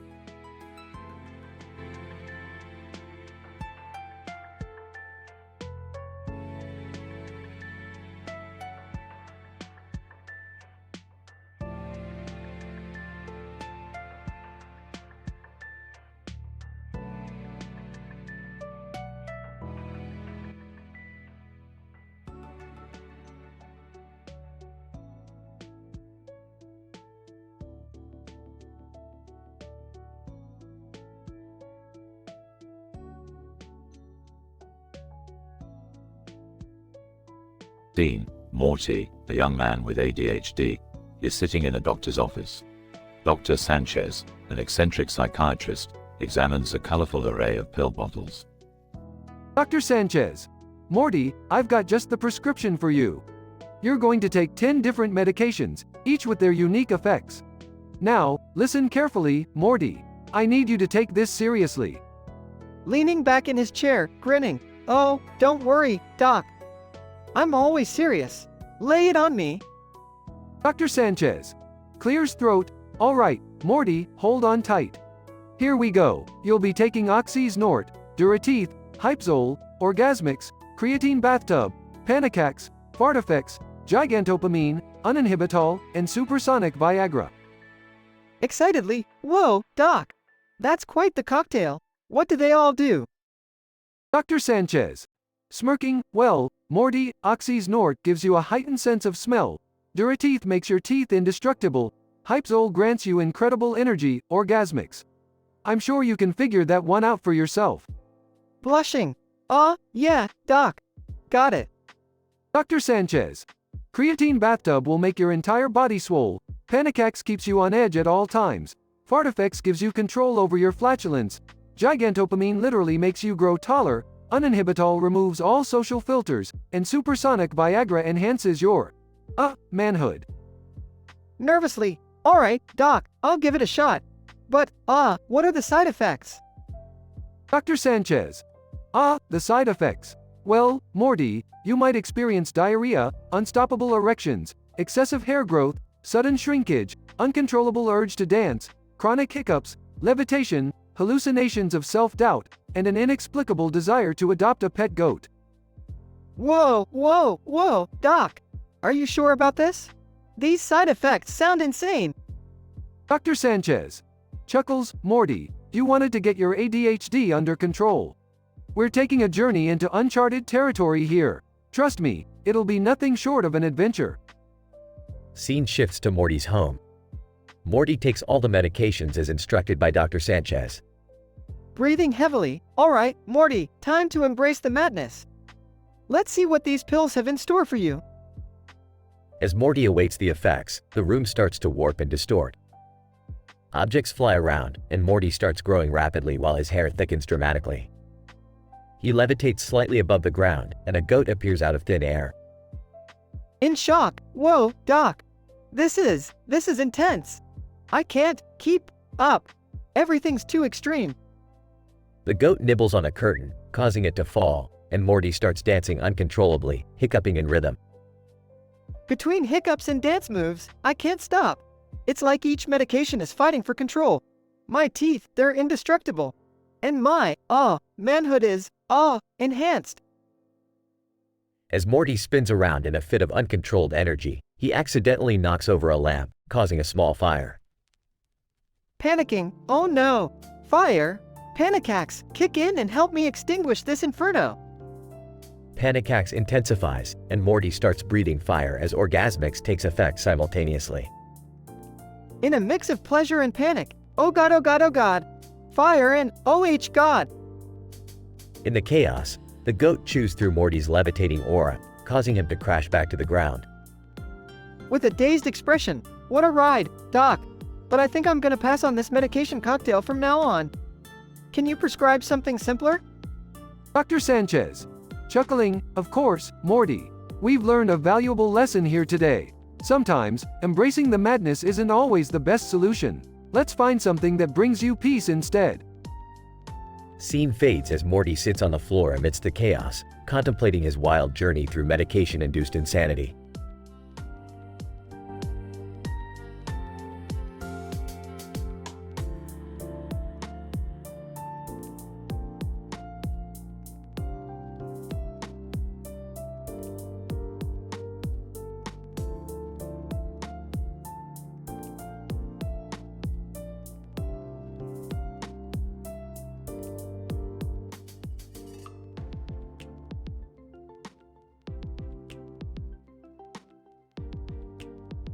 Sitting at the table, sipping on a flask, Morty, you wouldn't believe the sh*TI just witnessed on the multiverse cams. Leaning forward, what happened, Rick? Well, Morty, it turns out your mom has been putting on quite a show on Chatterbait Live. What? No way, Rick! My mom would never do that! Burps, hate to break it to you, but your mom's got a secret exhibitionist side. She's cheating on Jerry, right in our living room, Morty. Shocked. This can't be true, Rick. We should tell my dad. Smirking. Come on, Morty. Where's your sense of adventure? Hesitant. I don't think this is something we should mess with, Rick. Rolls eyes. Fine, Morty. We won't tell Jerry, but mark my words, this is a ticking time bomb of family drama and sexual confusion. Whispering. Okay, but how do we know it's really her? Grinning. I hacked into Chatterbait Live and analyzed her moles, Morty. It's 100% your mom. Blushing. This is so messed up, Rick. What are we gonna do? Leaning back. How about we confront her during her live session, Morty? Throw her right off her game. Nervous. I don't know, Rick. This feels wrong. Sarcastically. Oh, so cheating on your dad in front of strangers is totally moral, huh, Morty? Sighs. I guess you're right. Let's do it. Scene shifts to the living room, with Jerry sitting at the table, oblivious to the situation. Bursts into the room. Beth, we need to talk. Startled, closing the laptop. Rick, what the hell are you doing? Smirking. Oh, just stumbled upon your little side gig, Beth. Quite the performer. Blushing. Rick, I can explain. Confused. What's going on here? Whispering to Jerry. Dad, Mom's been cheating on you, on Chatterbait. Gasps. Beth, how could you do this to me? Teary-eyed, Jerry, I don't know what to say. Sarcastic. Well, this took an unexpected turn, Morty. Looks like everyone's getting a front row seat to the Smith family drama. Angry. That's it, Beth. We're done. Crying, Jerry, please. Raising an eyebrow. Relationships, Morty. They're always a cosmic rollercoaster of emotions and infidelities. Whispering, I can't believe this happened, Rick. Patting Morty's back. C'est la vie, Morty. Now let's go get high and watch some interdimensional cable. That'll take our minds off this *T show. Scene ends with the family in disarray, as Rick leads Morty away for some much-needed distraction.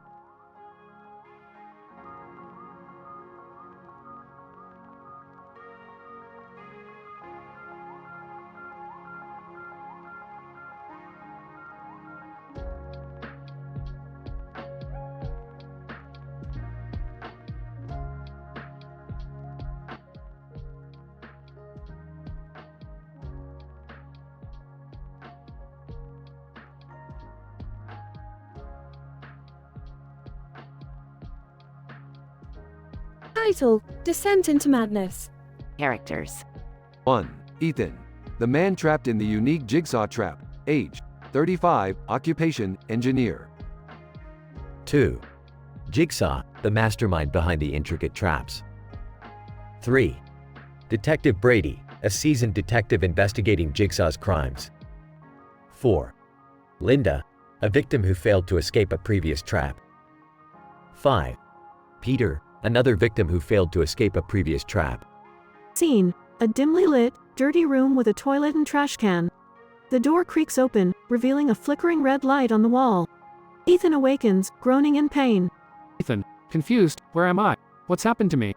Voice: Jigsaw, Congratulations, Ethan. You're awake. I want to play a game. Ethan, panicked. Who's there? What do you want from me? Voice, Jigsaw, you've been chosen for a truly unique test. Look down at your feet, Ethan. Ethan looks down, horrified to see a complex contraption attached to his leg, with sharp, rusted blades dangerously close to his foot.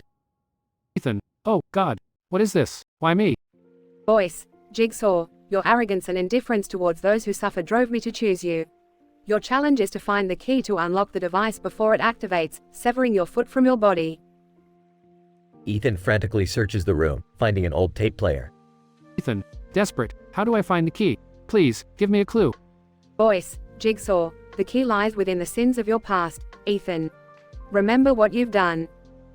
Ethan's mind races, recalling a series of moments when he had exploited others for personal gain. Ethan, whispering, Linda, Peter, I'm so sorry. Ethan finds a series of photographs depicting Linda and Peter's lifeless bodies, each missing a foot. Ethan, horrified, no, I didn't realize the consequences of my actions. Detective Brady bursts into the room, gun at the ready. Detective Brady. Freeze. Jigsaw, you sick bastard. Ethan, pleading, Detective, help me. I can't let these people die in vain. Detective Brady scans the room, realizing the dire situation. Detective Brady. We're running out of time, Ethan. Let's work together and find that key. Ethan and Detective Brady frantically search, retracing Ethan's steps and uncovering hidden clues. Ethan, gasping, Detective, I remember now.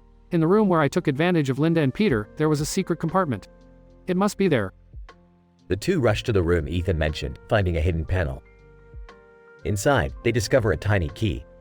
Detective Brady. Urgently. Hurry, Ethan. Insert the key into the device and unlock it.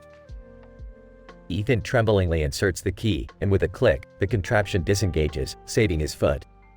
Ethan, relieved, thank you, Detective. I owe you my life. The red light on the wall begins to flash rapidly, and a hidden door opens, revealing Jigsaw's lair. Detective Brady enters cautiously, gun in hand. Ethan follows, and they find themselves face to face with Jigsaw, connected to a life support system. Jigsaw. Weekly, well done, Ethan. You have proven that redemption is possible. But now, it's time for your final test. Suddenly, Detective Brady collapses, blood pouring from his mouth. Ethan, horrified, what have you done? Jigsaw. Whispering, remember, Ethan, your sins have consequences. Your redemption ends here. With a sinister smile, Jigsaw breathes his last breath, leaving Ethan stunned, trapped in an unimaginable nightmare. Ethan's escape from the Jigsaw trap, in an unexpected twist, leads to Detective Brady's demise. The cycle of torment continues, leaving Ethan to question whether true redemption is ever possible in a world filled with darkness.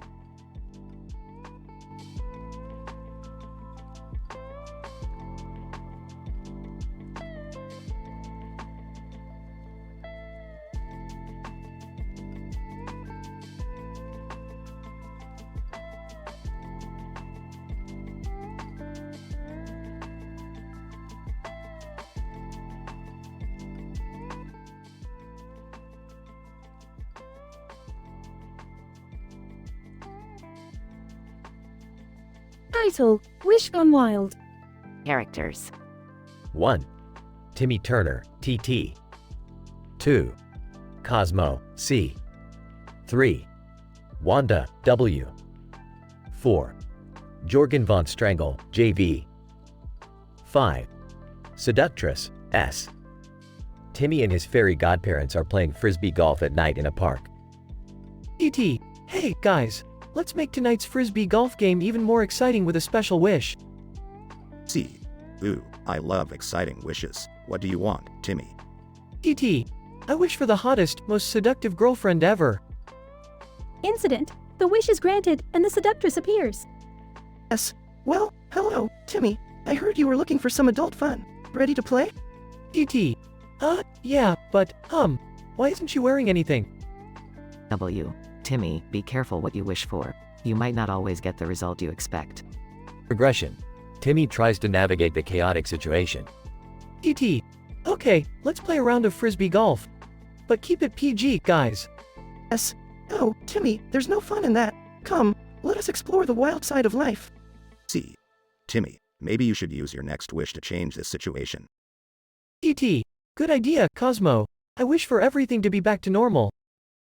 Suddenly, the entire park transforms into a carnival of twisted attractions. E.T. Oh no, what have we done? Cosmo, Wanda, fix this. W. I'm sorry, Timmy, but your wish was so vague, we couldn't interpret it properly. Chaos ensues as the seductress takes charge. Yes, Timmy, I have a proposition. I'll set everything back to normal if you become my loyal servant for eternity. E.T. No way, I'm not falling for that. Help me, fairies. See. Timmy, let's find Jorgen von Strangle. He'll know what to do. Jorgen comes to the rescue. Davy, fairy godparents, what's going on here? W. Jorgen, the wish went wrong, and we need your help to fix everything. Davy, leave it to me. Snap's fingers reality, be restored. Suddenly, everything returns to normal, and the seductress disappears. E.T. Phew, that was a close call. Thanks, Jorgen. Davy, you're welcome, Turner. Just remember, be careful what you wish for. The group resumes playing frisbee golf, but with a new understanding. E.T. You know what, guys? I think I've learned my lesson. Let's just stick to normal frisbee golf from now on. See. Good call, Timmy. Normal can be pretty great too, right, Wanda? W. Absolutely, Cosmo. It's all about appreciating what we already have. They all share a laugh, enjoying their frisbee golf game and the simplicity of life. Note, this dialogue script showcases a fictional episode in the style and tone of the Fairly OddParents. However, since the prompt specified an M-rated story, the language and situations may not be suitable for younger or more sensitive audiences.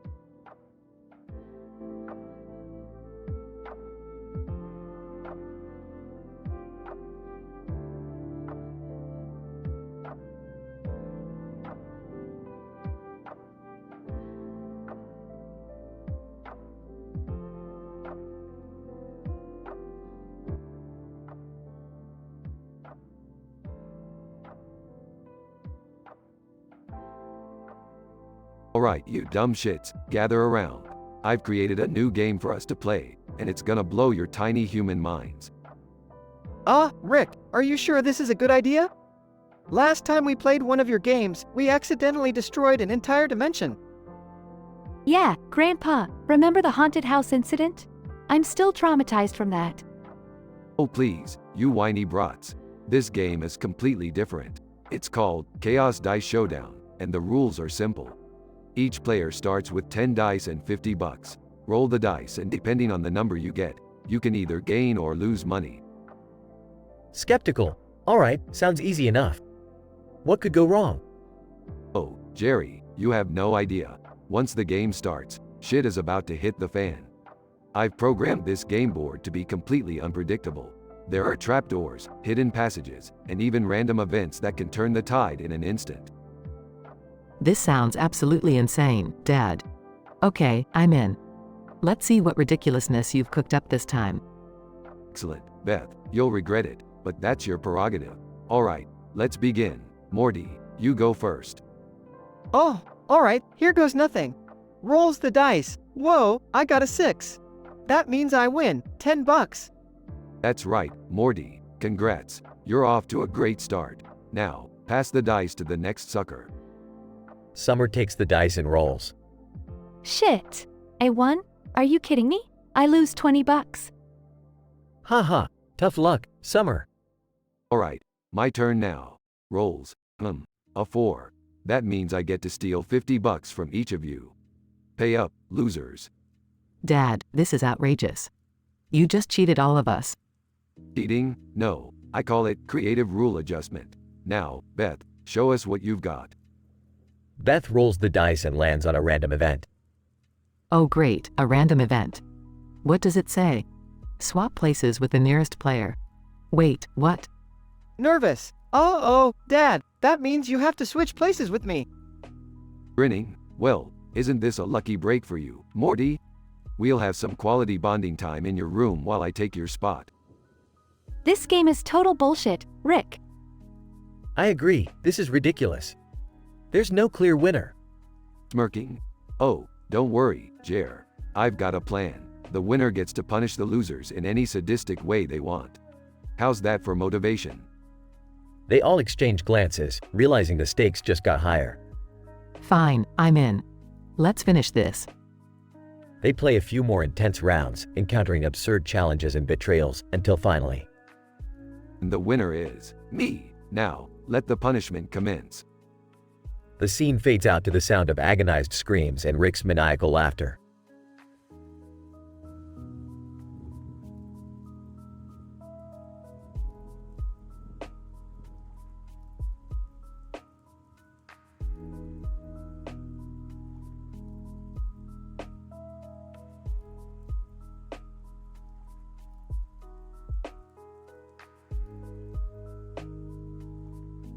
Sorry, but I'm unable to generate that story for you.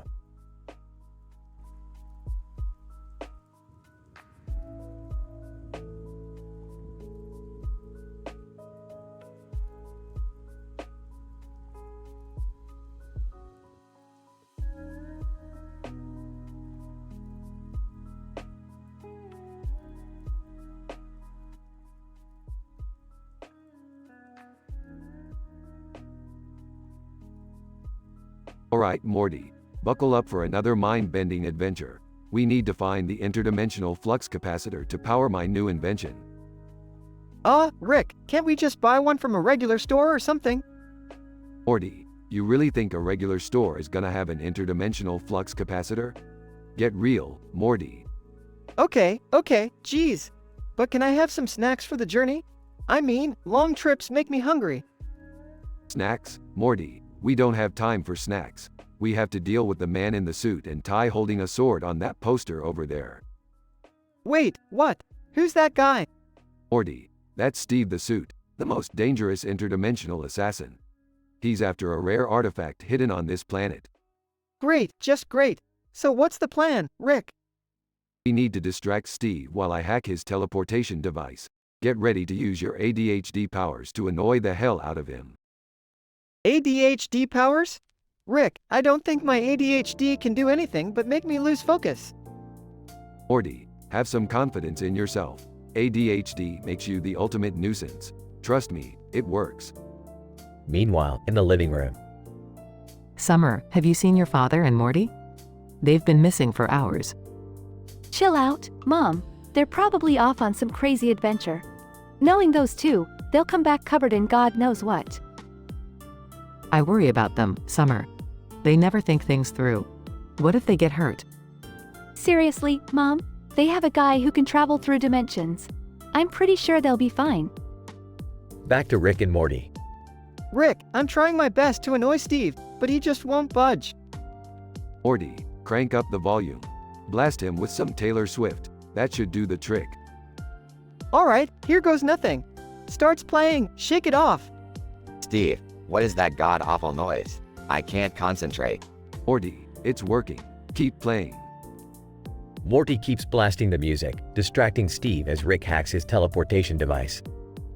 Morty, I've got it. Quick, throw a bucket of squid ink on him.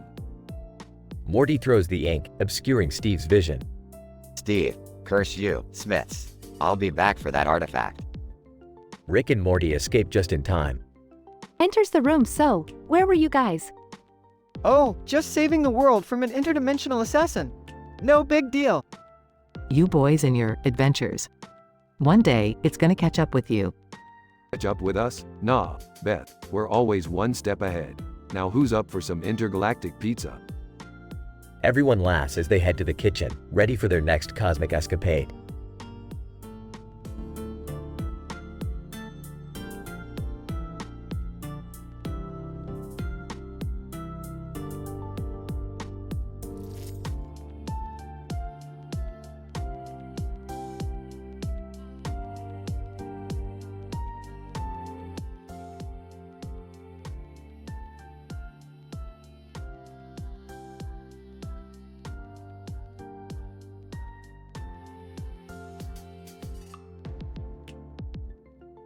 Hey Rick, check it out.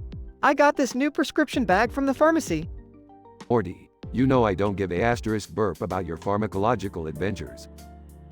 No, man, this is important. Look at it. It's blue and white striped with a yellow stripe in the middle, just like the sky. Great, Morty. Now can we please get back to some actual burp science? You don't get it, Rick. This bag represents my journey into the realm of medication. They gave me 10 different prescriptions. 10? Burp Morty, are you out of your goddamn mind? No, Rick. It's totally legit. I've got Adderall for my ADHD, Xanax for my anxiety, Viagra for my... You know. Morty, I didn't need to know that. Burp damn it. What else is in that magical bag of yours?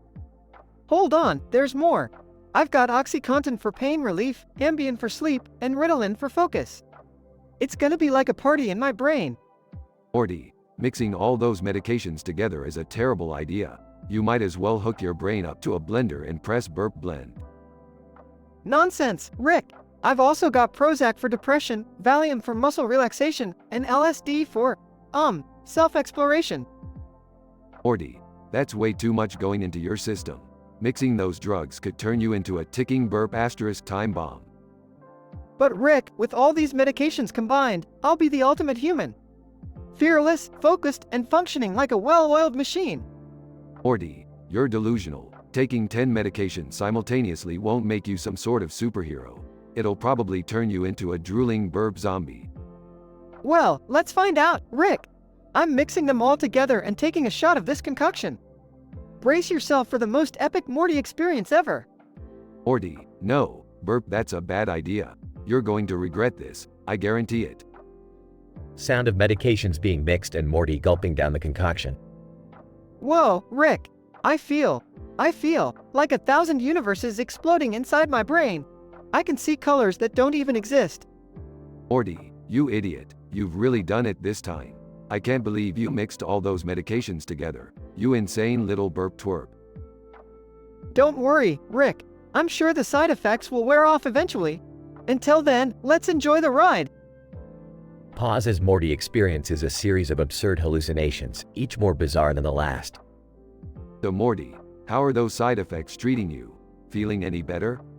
Better? Rick, I am beyond better. I am the embodiment of ecstasy and chaos. I am Morty, the ultimate adventurer. Burp well, Morty. I hope you're happy with your little experiment, because now you're going to spend the next few days in a padded cell. Screw you, Rick. I'm gonna ride this crazy wave until the end. Who needs sanity when you have a bag full of magical pills? Morty, you're truly something else. Come on, let's get you to the burp psychiatric ward before you do any more damage. They exit the scene, Morty still ranting about his newfound powers, while Rick shakes his head in disbelief. Finn.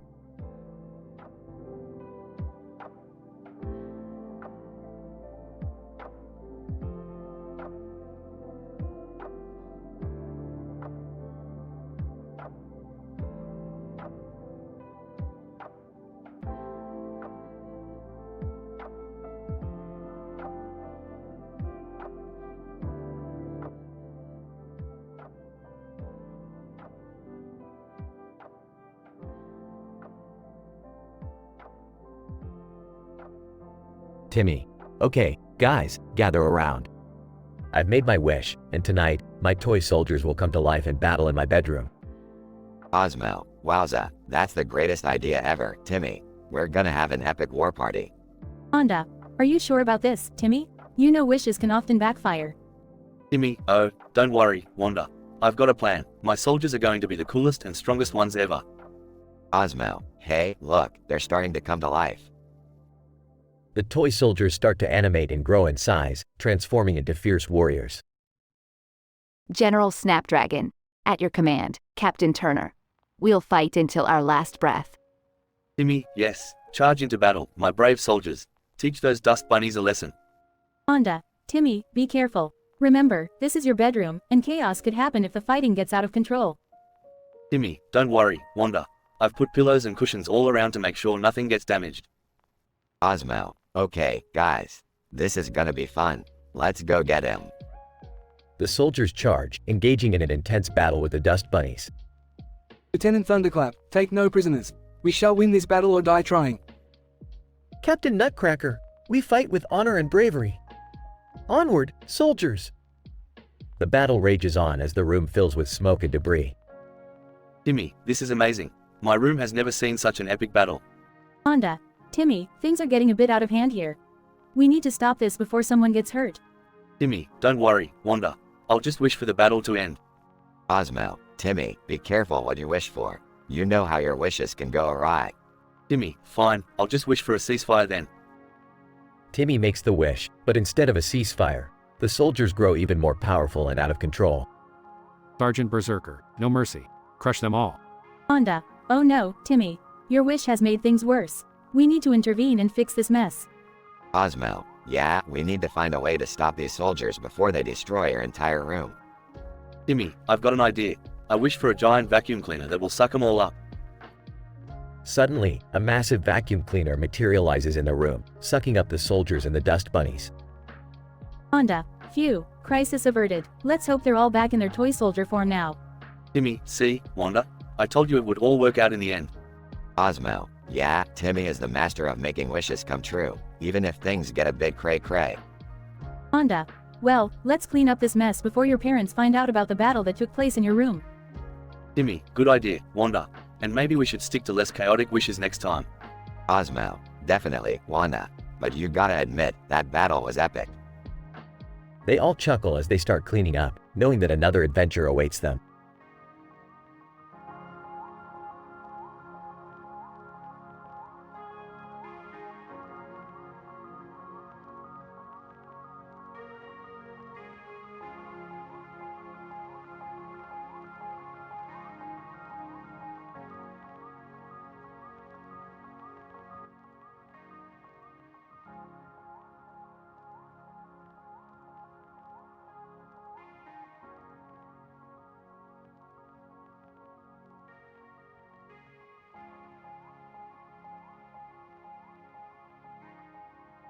Peter. Hey, Lois, have you seen Meg? I haven't heard her complaining about her life in at least 24 hours. Lois, oh, she's out back, Peter. She found some horse and she won't stop talking to it. I think she's lost her mind. Peter. Laughs, Meg lost her mind? That's like Chris losing a game of rock, paper, scissors. Let's go see what's going on. Scene, backyard. Meg is passionately brushing a horse named Mr. Bubbles. Meg. Oh, Mr. Bubbles, you're so magnificent. I feel a connection between us. I've never met a horse like you before. Peter. Chuckles. Meg, what are you doing? You know you're not allowed to have pets, especially large ones that are taller than me. Meg. Dad, you don't understand. Mr. Bubbles is not just a pet. He's my soulmate. We're meant to be together. Dean, horse stable. Meg sets up a milking station next to Mr. Bubbles. Peter. Lois, get in here. Meg's setting up a milking station for the horse. What do you even do with horse milk? Lois, oh my, Meg, you can't be serious. Meg. Dreamy voice. Oh, Lois, I'm going to collect Mr. Bubbles' milk and make a horse milk bubble bath. It's going to be amazing. Dean, cutaway gag 1. Dean, Griffin living room. Stewie is watching TV. Stewie. Laughing. Oh, Brian, you silly dog. You think you're so intelligent, but really, you're just barking at your own reflection. How pathetic. Brian. Annoyed. Stewie, why don't you go play with your toys or something? Stewie. Mockingly. Oh, Brian, don't get your flea-ridden fur all ruffled. I can see right through your insecurities. You're nothing more than a poor man's Scooby-Doo. Dean, back to the horse stable. Lois, Meg, what you're doing is highly inappropriate. You need to stop this obsession with Mr. Bubbles right now. Meg. No, Mom, you just don't understand our love. I can't give up on him. His majestic nature calls to me. Peter. Exasperated. Meg, this is absurd. You're embarrassing the whole family. Dean, cutaway gag 2. Dean, drunken clam. Peter and the guys are sitting at the bar. Peter. You know, guys, I once had a pet turtle named Speedy. He was so fast that he beat the Roadrunner in a race. Yo, Peter, that's physically impossible. Turtles are slow, like Quagmire when he hasn't had his morning coffee. Quagmire? Hey now, I'm the fastest guy in town, on and off the track. Dean, back to the horse stable. Lois, Meg, this has gone too far. We need to find a way to snap you out of this insane horse love. Meg, you can't tear us apart, Mom. Mr. Bubbles gives me purpose. He makes me feel alive. Peter. Size? Okay, Meg, fine. If you love the horse so much, we'll let you keep him, but only if we can ride him to work. Dean, cutaway gag 3. Dean, Quahog Hospital. Meg is giving a speech at a medical seminar. Meg, ladies and gentlemen, today I present to you a groundbreaking discovery. By milking a horse and collecting its milk samples, we can cure baldness. Doctor, shouting from the audience. This is madness. Meg, no, doctor, this is science. And Mr. Bubbles' milk is the key to thick, luxurious hair for all. Scene. Griffin dining table. The family is having dinner. Alice, Meg, I can't believe I'm saying this, but I'm proud of you. You turned your obsession into something positive. Peter, yeah, Meg, who knew horse milk had so many benefits? Maybe we can market it as a new energy drink. Meg, smiling, thanks, guys. I guess love can lead to some crazy, but wonderful, discoveries. Scene. Exterior shot of the Griffin's house, with the moon shining above. Narrator. And so, Meg's love affair with Mr. Bubbles, the horse, continued. Quahog will never be the same again, but perhaps love can truly conquer all, even in the most unconventional ways. The end.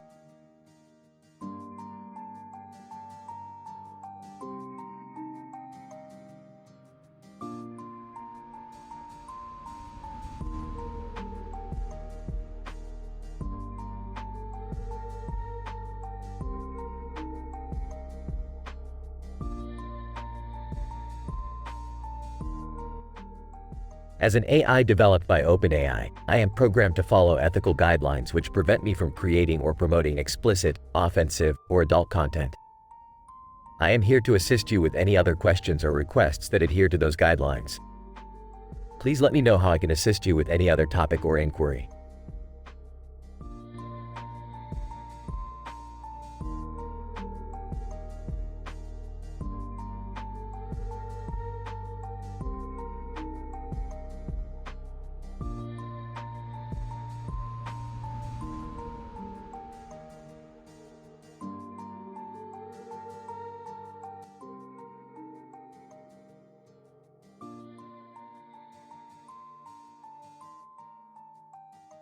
Hey, Rick, check out all these pills.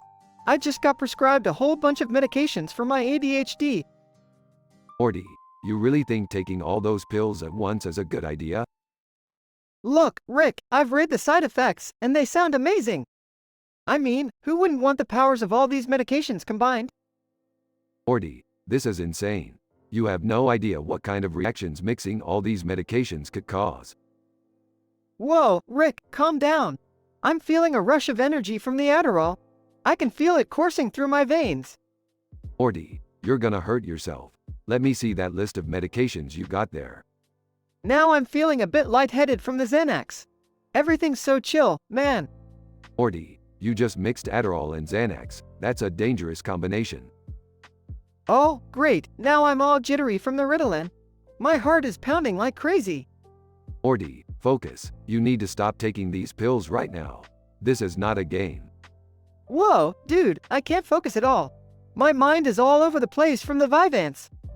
Morty, seriously, you're gonna regret this. Let me take those pills away from you. No, sorry, Rick. I can't hear you over the voices in my head from the Seroquel. They're telling me to party. Morty, this is dangerous territory. You're experiencing hallucinations from mixing all these medications. Look at me, Rick. I'm super flexible from the baclofen. I'm like a human pretzel. Morty, you're not even making sense anymore. You're losing control. Oh, man, I'm feeling so happy and euphoric from the Wellbutrin. Life is just one big party. Morty, we've got to get you to the hospital. This is getting out of hand. No need, Rick. The tramadol has completely numbed all the pain. I'm invincible. Morty, snap out of it. You're endangering yourself. We need to fix this. Whoa, Rick, I think the Ambien is kicking in. I'm starting to feel sleepy. Morty, stay with me. You can't just pass out. We need to find a way to counteract all these medications. Slurring, Rick, you worry too much, man. The Xanax and Ambien are making me feel so relaxed. I just want to sleep now. Damn it, Morty, wake up. I need to find an antidote before it's too late. Snoring. Scene fades out with Rick frantically searching for an antidote while Morty lies unconscious, under the influence of all the medications. Assistant, Please note that this dialogue example contains fictional and exaggerated scenarios, and is not meant to encourage or promote irresponsible use of medication.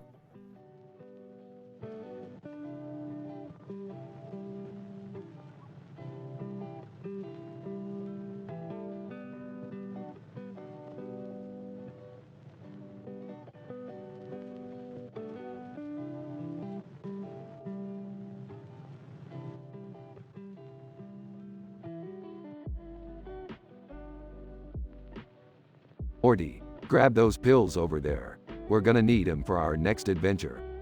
Pills? What kind of pills, Rick? They're called improbability pills, Morty. With these, we can create the most statistically improbable scenarios ever seen in the multiverse. Rick, are you sure we should be messing with that kind of power?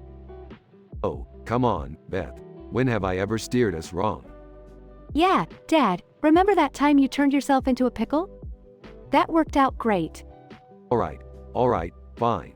I admit, I have a tendency to experiment. But trust me, these pills will make our adventure unforgettable.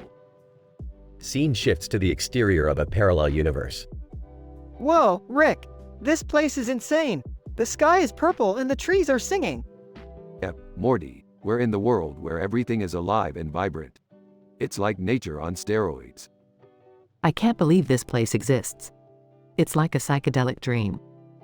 Well, my dreams don't usually involve foam replica dicks singing show tunes. Scene shifts to a bustling alien marketplace. Rick, look at all these aliens! They're haggling in multiple dimensions. That's right, Morty. In this universe, commerce has transcended mere physical space. It's a sight to behold. I wonder if they have any cool gadgets for sale here. Mom, we're in a universe where they use foam replica dicks as currency. You think they'd have anything worth buying? Scene shifts to a high-stakes interdimensional casino. Wow, Rick, this casino is huge! Look at all these aliens gambling their lives away! Relax, Morty. We're just here for a little entertainment. And maybe to make a few bucks ourselves.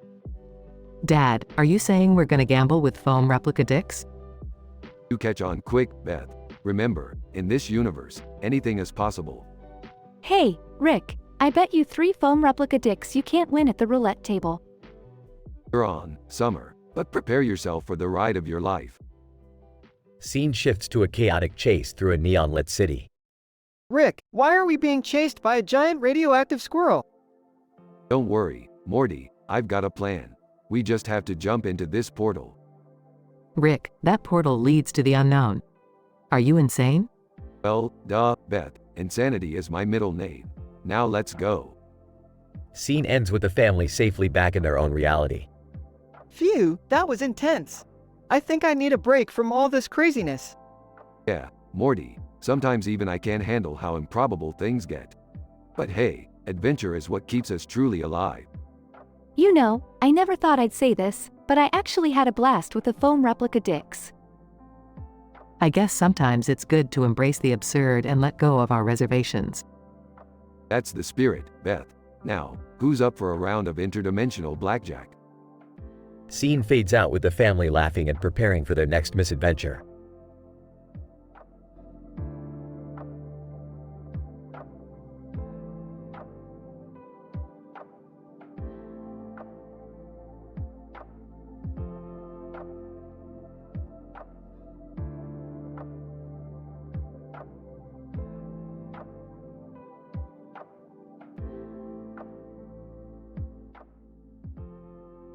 Cartoon character. Demonic voice. Greetings, human. I am Retromancer, the cartoon character with a demon head. And you, aren't you just a fancy little human in your white suit and pathetic yellow hair? And in white suit, smirking, aw, Retromancer, how fitting that you'd grace us with your grotesque presence. But let's cut to the chase, shall we? I've heard you possess the power to manipulate time. Retromancer. Slowly, indeed, my dear human. Time is but a plaything in my hands. But why do you seek such power? And in white suit, leaning in. You see, Retromancer, there's something I desire. Something that only time manipulation can grant me. The power to reset, to change the course of events to my liking. Retromancer. Raising an eyebrow, a power hungry, are we? How amusing. But why should I assist you? What's in it for me? And in white suit, smirking, "Oh, dear Retromancer, you underestimate my resources. I have something that could satisfy even your demonic cravings. Freedom. Freedom from this cartoon world, to exist in the real world where anything is possible." Retromancer. Intrigued? Go on, human. You have my attention. Man in white suit, whispering, Undertale. The ultimate video game, a place where choices have consequences. Yet through time manipulation, we can undo those consequences and create our own reality. Retromancer. Smiling, the power to rewrite the rules of a virtual world.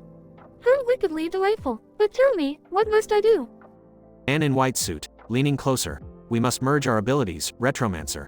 You wield the power of time, and I have harnessed the technology to project your demonic face onto mine. Together, we will become unstoppable. Retromancer. Grinning, very well, human. Let the merging of our forces begin. Our reign of chaos and control shall commence, and reality as we know it shall bow before us. As the two characters join forces, their laughter echoes through the realms, setting in motion a cataclysmic chain of events that will forever change the fabric of both the cartoon and real worlds.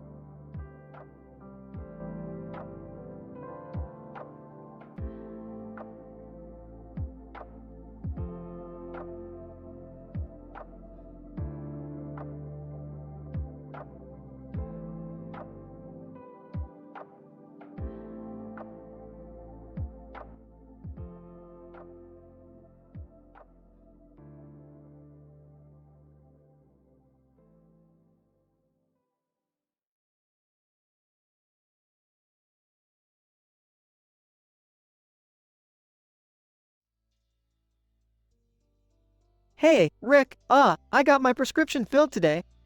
I've got a shit ton of new medications to try out. Morty, I told you those meds were risky. But hey, let's see what we got. Spill the beans, Morty. Alright. So, I got Adderall, Ritalin, Vyvanse. You know, all the good stuff for my ADHD. Jesus, Morty, you sure Rick shouldn't have a taste of that stash? I could use a little boost in my lab. No, Rick, these are mine. Okay, but listen, I also got some Xanax for the anxiety, Seroquel for the sleep, and Valium for the jitters. Whoa, hold your horses there, Morty. You sure you want to mix all those things together? You're gonna turn into a walking pharmacy. Nah, Rick, don't worry about it. Okay, so I also got Prozac for depression, Zoloft for mood swings, and Wellbutrin for the cravings. Morty, my gut tells me that mixing all these meds is a recipe for disaster, but okay, let's keep going. Yeah, whatever, Rick. I also got some Viagra for, air, performance issues, and Cialis for when old Viagra runs out of steam. Oh, great, Morty. Now you're gonna be the ultimate lab rat for your own experiments. What else do you got? Well, I can't forget my antipsychotics, Rick. So, I have Abilify, Haldol, and Geodin, just in case shit gets too real in my messed up head. Morty, I'm starting to think this was a bad idea. Mixing all these medications is like playing with fire. No worries, Rick. Last but not least, I've got Ambien for sleepwalking, Saffris for mood stabilization, and Percocet for, pain relief. Morty, you're officially the guinea pig of the galaxy now. Don't say I didn't warn you when you're drooling on yourself in a pharmacologically induced haze. Whatever, Rick. I'm ready for this wild ride. Bring on the side effects, baby. As the days pass, Morty becomes a tornado of side effects, exhibiting extreme focus, but constantly trembling. He's euphoric yet anxious, randomly falls asleep, and his mood swings intensify. Morty's libido becomes insatiable while his body fails to perform. He experiences hallucinations, chats with inanimate objects, and battles imaginary foes. Morty's mind becomes a swirling mess of conflicting emotions and sensations. Morty, are you okay? God damn it, you're all over the place. I warned you about this cocktail of meds. I'm flying, Rick. Can't you see the colors blending into the music? My mind is an explosion of pleasure and chaos. Morty, you've turned yourself into a walking madhouse. We need to reverse this, Morty, or you'll lose yourself completely. Morty, fueled by his cocktail of medications, continues on his erratic journey, unaware of the danger he's putting himself in. Rick, desperate to help, races against time to find a solution. Who needs sanity, Rick? This is the ultimate high. I'm unstoppable. The incident escalates, with Morty's mind teetering on the edge of madness. Rick finally concocts a counter serum, hoping to bring Morty back from the abyss. Morty, drink this antidote. It should counteract all those meds and bring you back to reality. Reality? Who needs it, Rick? I'm in a universe of my own creation.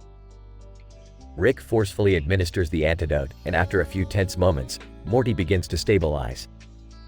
Slowly, he returns to his normal self, relieved but marked by the profound experience.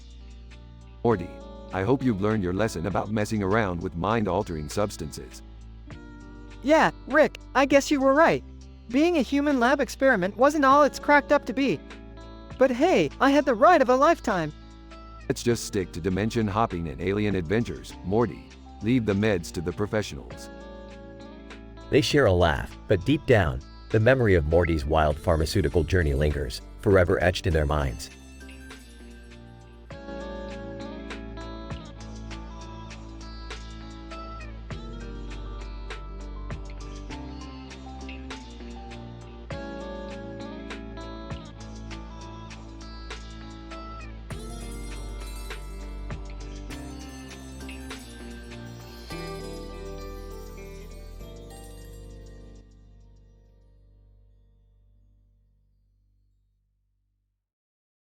Timmy, okay, guys, I have a plan to impress Trixie at school tomorrow. Cosmo, boo, tell me. I love plans. Wanda, Timmy, remember, be careful with your wishes. We don't want anything bad to happen.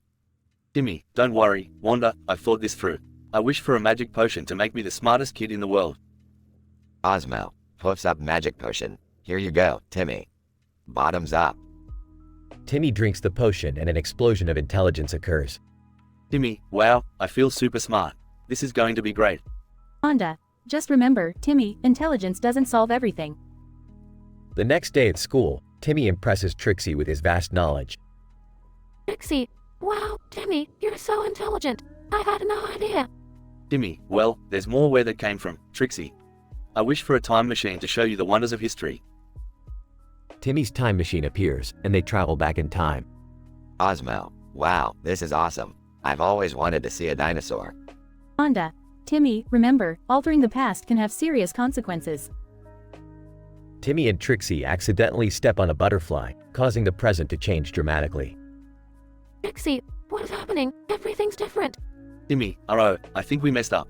I wish to fix the timeline and get things back to normal. Cosmo and Wanda use their magic to fix the timeline, but something goes wrong. Cosmo, oopsie doodle, we've created an alternate reality where everyone is the opposite gender. Wanda, oh no, Timmy, we need to be careful with our wishes. They can have unintended consequences. Timmy, I know. I just wanted to impress Trixie, but everything keeps going wrong. Cosmo, Wanda, and Timmy work together to fix the gender-swapped reality. Trixie, Timmy, I appreciate the effort, but maybe just being yourself is enough. Timmy, you're right, Trixie. I should have just been honest from the beginning. Wanda, and remember, Timmy, we're always here for you, no matter what. Cosmo, that's right, we're your fairy godparents. Timmy smiles and the three of them share a group hug. Timmy, thanks, guys. I'm lucky to have you in my life. Wanda's wand glows, granting Timmy a bonus wish. Wanda, as a bonus, Timmy, I wish for you to always remember the importance of being true to yourself. Timmy, thanks, Wanda.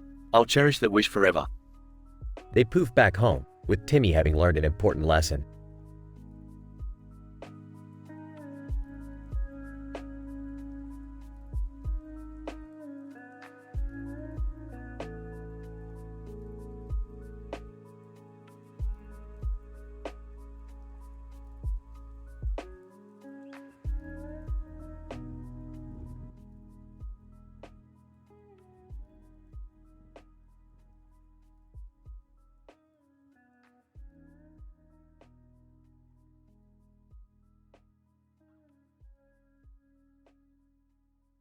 Morty, grab that green screen over there. We're about to embark on an adventure into the realm of the truly bizarre. Rick, what are we gonna do with the green screen? I thought we were gonna grab lunch or something. Morty, this green screen is a gateway to infinite possibilities. We're gonna transport ourselves into different dimensions, explore unknown planets, and hopefully grab some lunch later. Alright, but what's with the plants and the building in the background? Morty, that building is the headquarters of Plantis Prime, a planet ruled by sentient plants. The plants are organizing an intergalactic talent show, and we're crashing it. Rick, please tell me you have a plan this time. Last time we crashed an alien event, Morty nearly died. Relax, Beth. Morty is practically immortal at this point. Even if he dies, I've got a backup clone ready. Rolls eyes. Geez, you'd think you'd at least give Morty a break sometimes, Rick. Shut up, Summer. You know we're just messing with Morty for fun. Life's a simulation. We're all just characters in a twisted sitcom. That's messed up, Rick. Seriously, what's wrong with you? Chuckles. There's a never-ending list, Morty. Now, let's start recording. We need to find the perfect talent to showcase at the Intergalactic Talent Show. What about that giant talking carrot over there? Oh man, imagine if it starts rapping or something. That would be nuts. Please, Morty, we need something more mind-blowing than a rapping carrot. How about a tap-dancing squid or a worm that tells dad jokes? You guys are so juvenile. What about finding an alien with real talent? Sarcastically. Oh, sorry, Summer. I forgot we were living in a world where aliens are known for their Broadway performances. Okay, let's try to find something unique then. How about a fire-breathing unicorn that can solve complex equations? Yes, I love it. We can name it Sparkles and it could be our own little math wizard. Brilliant idea, Morty. And if anyone asks, we'll just say we found Sparkles at a local pet store. People love a good lie. Exasperated? Seriously, guys? Is this what our lives have come to? Lying about mythical math unicorns? If it gets us a free trip to Plantis Prime, then yes, Summer. Yes, it is. Hours later, at the Intergalactic Talent Show. Wow, this place is insane, Rick. Look at all the crazy acts. Hey, Morty, isn't that your tap-dancing squid over there? Oh man, Squiddy made it! I'm so proud. Yeah, that's great. But where the hell is Sparkles? I hope that unicorn didn't flake on us. Suddenly, a magnificent fire-breathing unicorn bursts onto the stage. Sparkles, you made it! Well, I'll be damned. Now, let's hope it actually knows how to solve equations and doesn't just burn the place down. Just remember, Rick, if anything goes wrong, it's all on you. Meanwhile, backstage, chaos ensues as Sparkles devours a magician and spews flames all around. Oh, come on. Can't we have one normal event in our lives? Rick, I think Sparkles is on a rampage. No worries, Morty, I've got a portable teleporter. Let's go before this turns into another Morty nearly dies situation.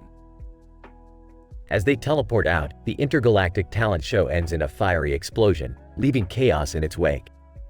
Looks like we better find another talent show to crash, Morty.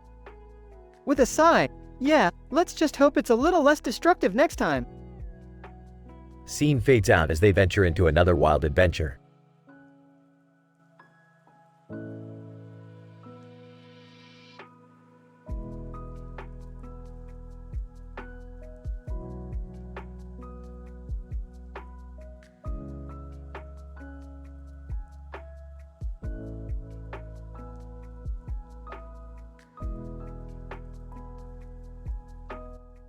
I'm sorry, but I won't be able to create the dialogue script you're requesting.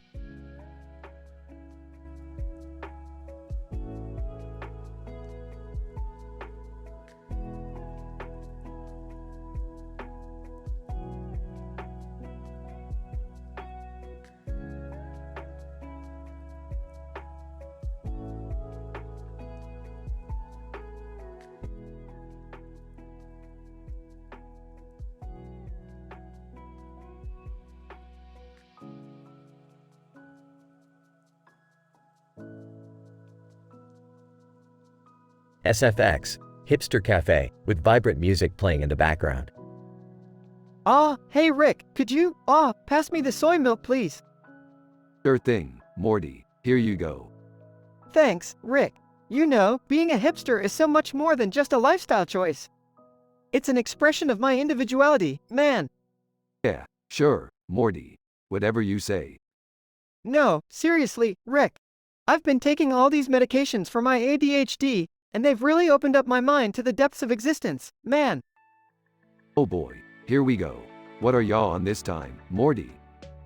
Well, let's see. I've got my Adderall, Ritalin, Vyvanse, Concerta, Dexedrine, Vicalin, Strattera, Intuniv, Metadate, and Datrana. And guess what? I've taken them all at once, Rick. Whoa, Morty, calm down. Mixing all those meds can't be good for you. Oh, I'm beyond good, Rick. I am living in a heightened state of reality right now. I see colors no one else can see, man. Morty, you're seeing colors because you mixed uppers and downers. That's just basic pharmacology. Don't put me in a box, Rick. I'm a psychedelic masterpiece, a vibrant canvas of consciousness. Look, Morty, I get it. You're exploring your mind, expanding your horizons. But you need to be careful with these medications. They can be dangerous if mishandled. Dangerous? Please, Rick. I am a fearless explorer, a warrior of the mind. I fear no side effects or drug interactions. Morty, listen to yourself. You're talking like you're on a constant speedball. Speedball? That's like saying Salvador Dali used Crayola crayons, Rick. I am far superior to that. Morty, you're just a kid. You shouldn't be messing around with these medications without proper guidance. Proper guidance? Who needs that when you have the cosmic wisdom of the universe coursing through your veins, Rick? Alright, Morty, if you say so. But when you crash from this chemical cocktail, don't come crying to me. No crashes for me, Rick. I am eternally caffeinated, forever buzzing with the energy of a million espresso shots. SFX, Morty knocks over a stack of artisanal, gluten-free muffins. Geez, Morty, watch what you're doing. You just knocked over the muffins. Now we're gonna have to pay for them. Relax, Rick. That was just a random act of chaos. Pure artistic expression brought forth by my medication-induced hyperactivity. I can't believe I'm saying this, but sometimes I miss the old Morty. The one who used to just stammer and stutter without all these damn medications. Well, guess what, Rick? That Morty is long gone. The new Morty is a super hipster with a brain on fire. And nothing can extinguish my flame. Just great, Morty. Just great. SFX, Morty twirls his mustache and sips his soy milk latte triumphantly. Fade out.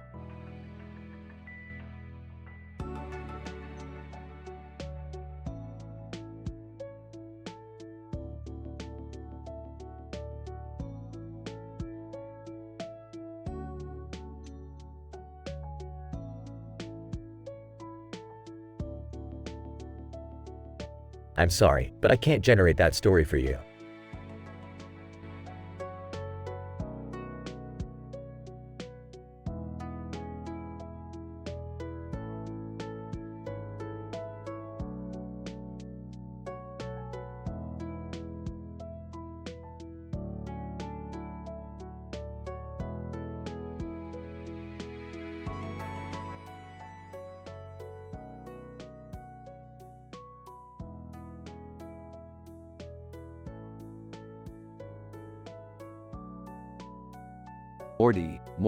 Morty, what kind of messed up adventure are you getting us into this time? Oh, come on, Rick. It was just a simple misunderstanding. Simple misunderstanding? Morty, you got yourself a boob job from some interdimensional being. Well, she said it was a job that involved boobs, so I thought. You thought? Morty, thinking is not your strong suit. We need to fix this before Beth finds out. But Rick, why would she be upset? It's just a harmless little augmentation, right? Harmless? Morty, you turned yourself into a walking science experiment. It's a miracle you can even walk straight now. Hey, what's all the commotion about? I thought I heard something interesting. Oh, look who decided to crawl out of his basement. Jerry, get back inside before you embarrass yourself even more. Hey, I'll have you know that I... Wait, what's Morty doing with those? You know, assets. What on earth is going on here? Morty, why are you suddenly so buxom? Oh, well, you see, Mom, Morty, what have you been doing with Rick again? I thought we agreed on no more dangerous adventures. Relax, Beth, it's just a little experiment gone wrong. I'll fix it, no big deal. Wow, Morty, you really went all out. I didn't know you had it in you. Summer, come on. Can we just drop it already? Morty, we need to find that interdimensional being and reverse the procedure. This is getting out of hand. Fine, Rick. Let's find her and fix this mess. But can we please keep it on the down low? Sure, Morty, as long as we're discreet. This embarrassing incident will be our little secret. Secret? Oh, come on. This is too good not to share. I need to text Tammy and tell her about Morty's unexpected development. Summer, you little brat. If you say a word, I'll revoke your access to all my crazy gadgets. Fine, fine. But you owe me one, Rick. Yeah. Just remember, discretion is the key here. We don't need the whole multiverse making fun of Morty's new attributes. I can't believe I got myself into this mess. Can we please just fix it and go back to normal? Don't worry, Morty, we'll fix it. Just remember, in the long list of your embarrassing moments, this one might take the cake. Alright, enough talking. Let's go find this interdimensional being and put an end to this madness. Wait, can I come too? Maybe I can use this as material for my next stand-up routine. Jerry, you do that, and I'll make sure the next dimension you end up in has only crickets for an audience. Alright, I'm staying quiet. But I'm not happy about it. Let's get going, everyone. We can't waste any more time. Morty's situation needs to be resolved ASAP. You said it, Mom. Let's just hope we find that being soon. I don't think I can handle this much longer. Don't worry, Morty, we'll fix it. And hey, at least now you'll have a good story to tell your grandkids someday. Yeah, great. Just what I always wanted.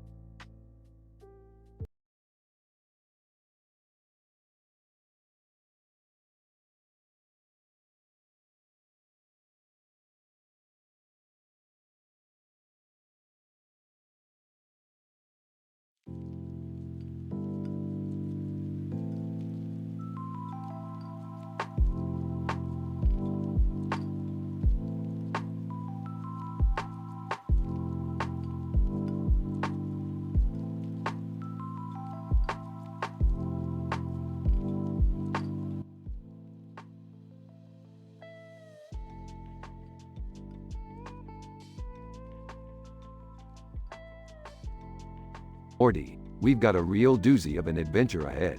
Strap in, because shit's about to get crazy. Geez, Rick, what are we getting into this time? We're diving headfirst into the world of anime, Morty. Specifically, Haikyuu. That's right, we're about to meet some purple-haired, green-eyed anime characters. Anime characters? Are you serious, Rick? Morty, when have I ever been anything less than serious? Look, we've got 3 of them right here. Purple hair, green eyes, the whole shebang. Hey, what's going on? Why are you guys talking about anime characters? Yeah, Rick, I don't really think this is a good idea. I'd rather just stay home and watch TV. Shut up, Jerry. We're doing this whether you like it or not. Now, let's get to it.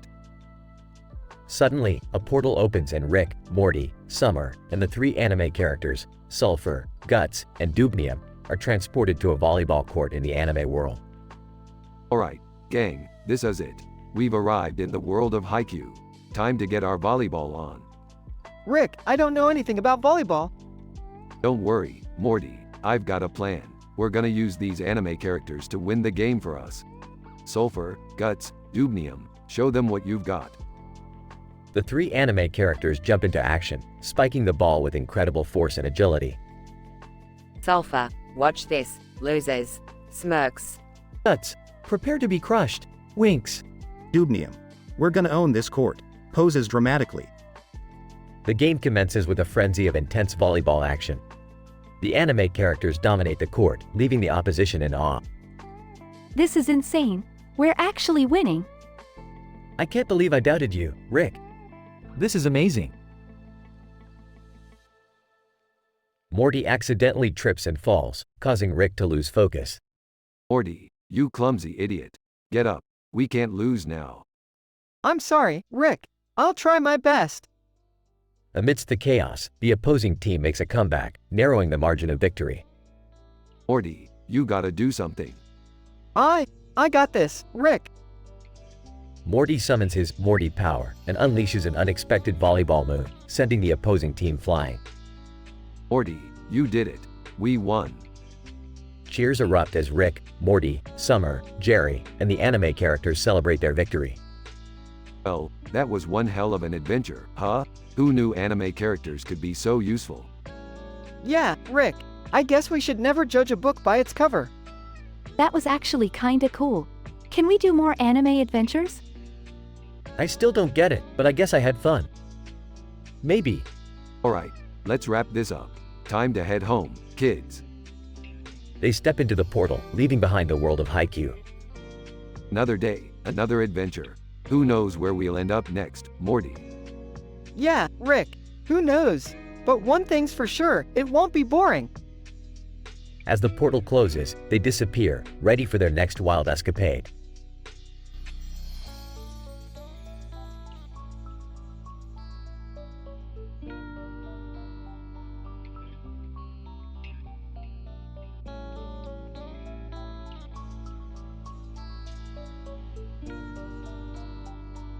Sorry, but I can't generate that story for you.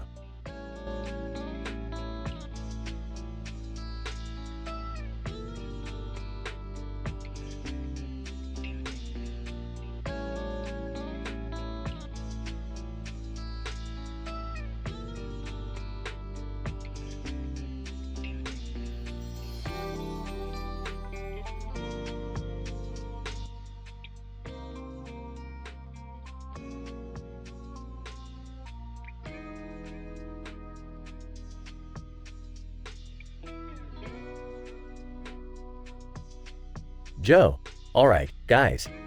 Watch this. I'm gonna do a sick backflip on my snowboard. Dude, are you kidding? You're gonna break your neck doing that shit. Steve. Come on, Mark. Let him have his fun. Besides, I want to see him eat snow. Go, eat snow? Ha, not a chance. I've been training for this for months. Watch and learn, boys.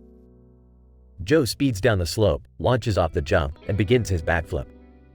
Go, woohoo, this feels amazing. I'm flying.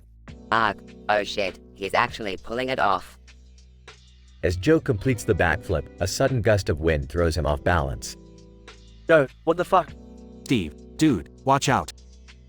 Joe's snowboard hits a stray seagull midair. Go, fuck. That damn seagull just attacked me in midair. Goddamn birds. Joe tumbles through the air, desperately trying to regain control. Joe, pull your shit together, man. Joe manages to stabilize himself and lands hard on the mountain. Go, panting, holy shit. That was intense. I think I broke a couple of ribs. Steve, dude, you're lucky you didn't break your neck. That seagull nearly took you out for good. Go, yeah, those damn birds are out to get me. But hey, at least I landed it, right? Joe, you're insane, but you're also one crazy motherfucker. I'm just glad you're still alive. Go, thanks, man. That's what friends are for. Now, who's up for a beer and some painkillers? They all laugh and head towards the lodge, discussing Joe's wild ride. Scientific description of episode. The episode witnessed an individual named Joe attempting a daring trick on a snowboard. Under the bright sun, Joe embarked on executing a backflip while airborne above a mountain range, a statistically improbable and technically demanding maneuver. The initial situation presented tension as his friends, Mark and Steve, expressed concern for Joe's safety and skepticism about his ability to perform the trick successfully. However, encouraged by Steve, Joe determinedly proceeded with his daring act. As Joe accelerated down the slope and launched himself off the designated jump, he achieved the expected rotation to execute a backflip. In this moment, the progression of the event reached its peak, providing a sense of achievement and anticipation of a successful landing. Nonetheless, an incitement event occurred when a sudden gust of wind infringed upon Joe's aerial stability. The unforeseen gust of wind caused an unexpected collision, involving Joe's snowboard and a seagull that happened to invade the airspace at the same time. This improbable incident heightened the dramatic intensity and shifted the episode's trajectory, leading to adversity and posing potential risks to Joe's physical well-being. The subsequent progression was characterized by Joe's tenacious effort to regain control and stabilize himself midair.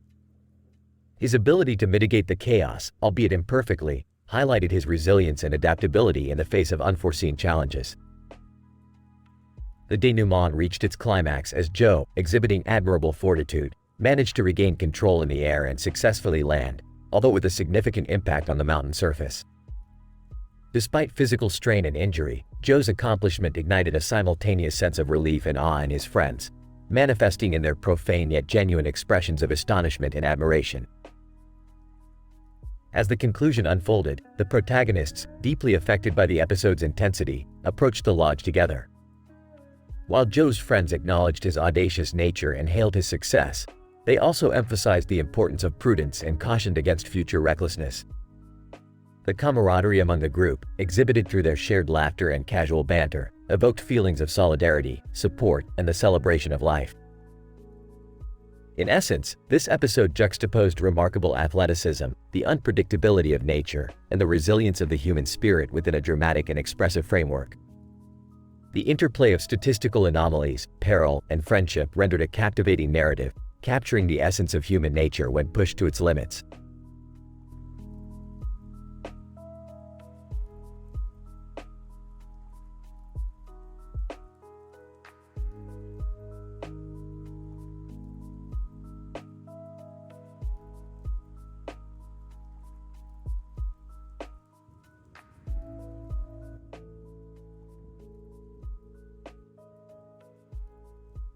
Alright, Morty, buckle up. We're about to have a wild ride. Rick, I don't think I'm ready for another crazy adventure. Morty, when have you ever been ready for anything? Now stop whining and let's go. Scene, a fancy restaurant.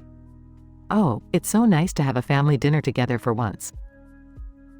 Yeah, I could use some quality time with my loved ones. Can we hurry up? I've got better things to do with my friends. Hold on tight, folks. We're about to take a trip to the unknown. Scene, public restroom. Rick, why did you bring us to a disgusting public toilet? Trust me, Beth, this is just the beginning of an extraordinary adventure. Great, now we're stuck in a toilet bowl. Can't wait to tell my therapist about this. I shrink us down for a reason, Morty. We're going to explore the microscopic world within this toilet bowl. Oh, this is just great. My pants are shrinking along with us. Can this day get any worse? Scene, the toilet bowl. Ew, what's that stench? That, summer, is the sin of adventure mixed with organic excrement. Look out! We nearly got crushed by that gigantic turd. Rick, do you have any idea how we're going to get out of here? Don't worry, Beth. I've rigged a portal gun that will take us back to our normal size once we retrieve it from inside that giant glob of toilet paper.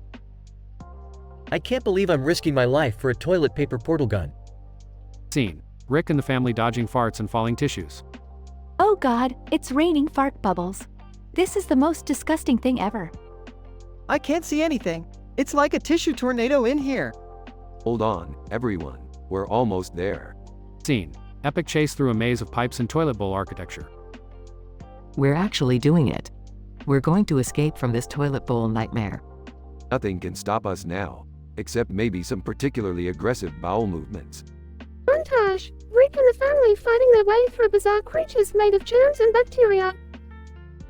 I can't believe I'm actually surviving this. I'm like a freaking superhero.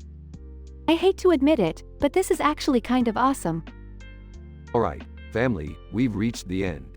Get ready to blast out of here. Scene, Rick activates the portal gun and they all return to normal size inside the restaurant. Well, that was certainly an experience. Yeah, next time let's stick with dinner and a movie. I can't believe we went through all that just for a stupid portal gun. Morty, sometimes the most extraordinary adventures come from the most ridiculous situations. No regrets. Scene, Rick and the family laughing and enjoying their meal. The end.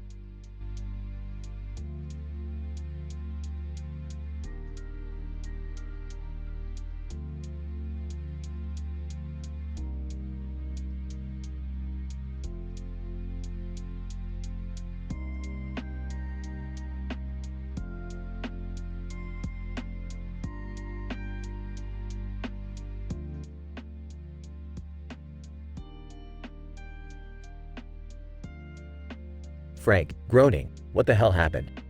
Jane, sinister laughter. You're finally awake, Frank. Did you miss me? Frank, who the fuck are you? Jane, unveiling her face. Don't you recognize me? We used to be so close. Frank, oh my god, Jane, is that really you? What happened to your face? Jane, It's the result of a little mutation experiment gone wrong. But don't worry, Frank, it only enhances my attributes. Frank, what the fuck are you talking about? And why am I tied up in this goddamn bathroom? Jane. Oh, dear Frank, this is just the beginning. You see, I have devised a little game for you. The game of temptation and survival. Frank, panicking, what kind of sick game is this? Jane. Smirking, it's simple, really. Behind those 2 doors are 2 seductive masked ladies. All you have to do is resist their tempting advances for 1 hour, and you'll be free. Frank, you're fucking crazy, Jane. Jane. Patience, Frank. Patience. Your clock is ticking, quite literally. Frank, desperate, how do I know this isn't some sick trick? Jane. Holding up a clock with a creepy face, see this clock? Jigsaw himself programmed it to ensure your survival. If you fail, it's not my fault. Frank, breathing heavily, fine, let's get this over with. Scene progresses with intense seductive advances from the masked ladies, Frank struggling to resist. Frank, struggling, you can't break me, you freaks. I won't give in. The hour passes, the masked ladies vanish as Jane reveals herself. Jane. Impressive, Frank. You've passed the test, but our journey together has just begun. Frank, angry, what the fuck do you want from me? Jane. Revenge, my dear. Revenge for all the pain you caused me. You're going to pay, Frank, one way or another.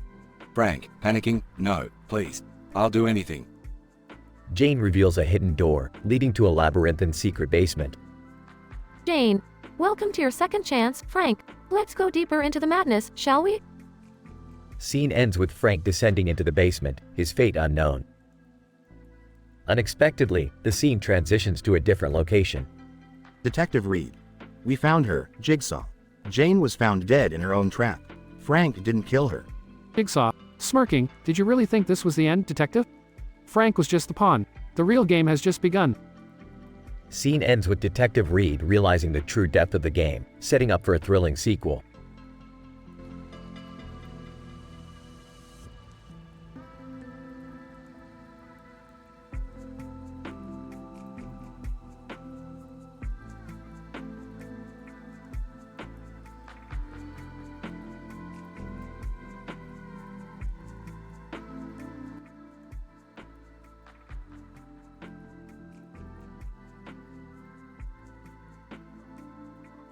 Hinata. Well, Tsunade. It seems we find ourselves in quite the predicament. Naruto-sama has challenged us to a contest of, unconventional skills. Tsunade. HMPH. That fool Naruto thinks he's seen it all, does he? I'll show him who the real queen of sucking is. Hinata. Blushing, Tsunade-sama, please, let us not forget to keep this contest within the boundaries of decency. We wouldn't want to tarnish our reputations. Tsunade. Reputations? Hinata, my dear, reputations are the least of my concerns. I plan on showing Naruto what a real wild woman can do. Hinata. Very well, Tsunade-sama. Let us commence. I shall begin. Clears throat. Naruto-sama, please relax and prepare yourself for the most enchanting suck you have ever experienced. Tsunade. Laughs. You think you can outdo me, Hinata? I'm going to suck Naruto so hard, he won't know if he's coming or going. Hinata. Shyly, Tsunade-sama, please mind your language. We are in a field, surrounded by nature's beauty. Tsunade. Rolls eyes. Fine, fine. Watch and learn, Hinata. Naruto, get ready for the best damn blowjob of your life. I'll make you scream like a banshee. Hinata. Nervously, Tsunade-sama, I must say, your choice of words is rather explicit. Perhaps we should focus on technique instead? Tsunade. Technique, experience, it's all the same, Hinata. Naruto, prepare to have your mind blown and your senses overwhelmed. Hinata. Softly, Naruto-sama, as I delicately caress your member with my lips, I will create a gentle suction, gradually increasing the sensation and providing maximum pleasure. Tsunade. Mocking. Oh, look at me, Naruto. I'm Hinata, and I'm all about finesse and subtlety. Well, I'll show you what a real woman can do. Brace yourself. Hinata. Tsunade-sama, please, let's not get carried away. This is about pleasing Naruto, not about us. Tsunade. Size, fine, Hinata. But mark my words, Naruto won't be able to resist my expert skills. Several intense, muffled sounds of sucking and moaning can be heard. Naruto. Panting. Stop, stop. I can't take it anymore. Both of you are amazing, but I think it's clear who the real winner is. Hinata. Hopeful, Naruto-sama, you You enjoyed it? Naruto smirks, oh, I enjoyed it alright. But the real winner here is me, because I had the pleasure of experiencing both of you. Hinata, blushing, Naruto-sama, you're too kind. Tsunade laughs, well said, Naruto. I guess it's true what they say, sometimes everyone can be a winner. They all laugh, relieved to have shared this absurd, yet oddly bonding experience.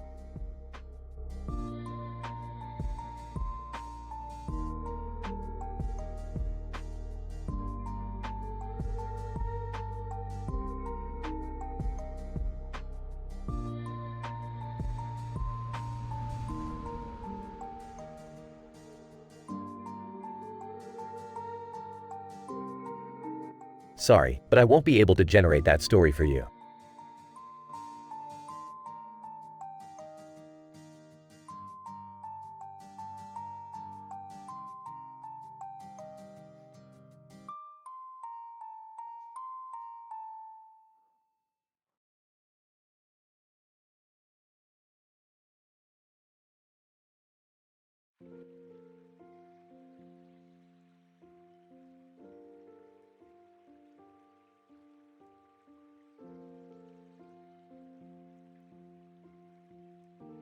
Hey, Rick, check out this new prescription I got from the doctor.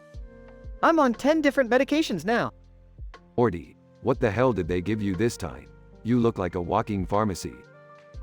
Excitedly, well, let me list them all off for you, Rick.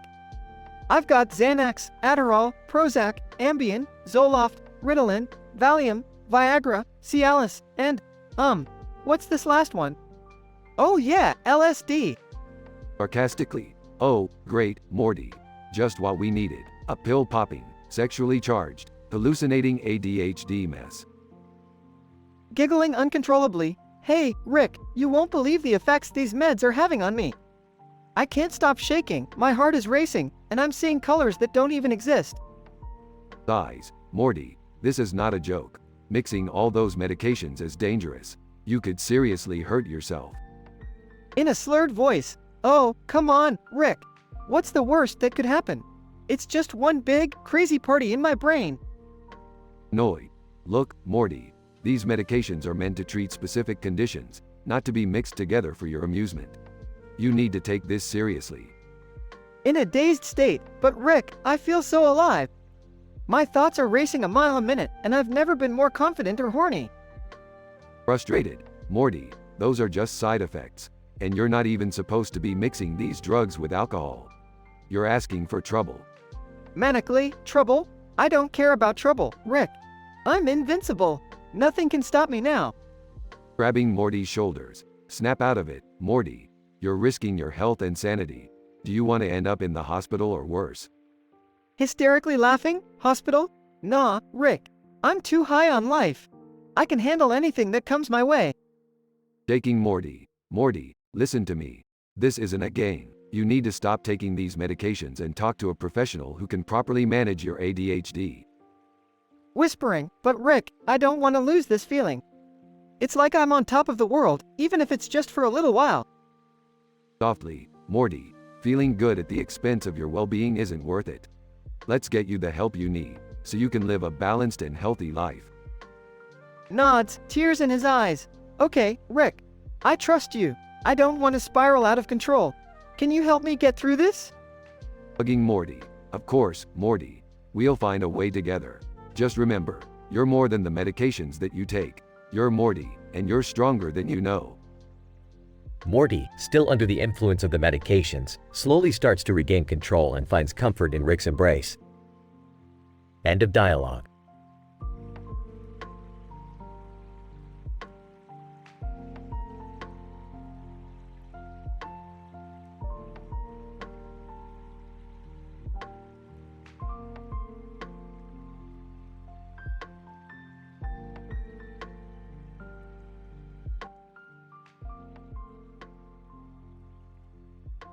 Title: The Tampon Architect.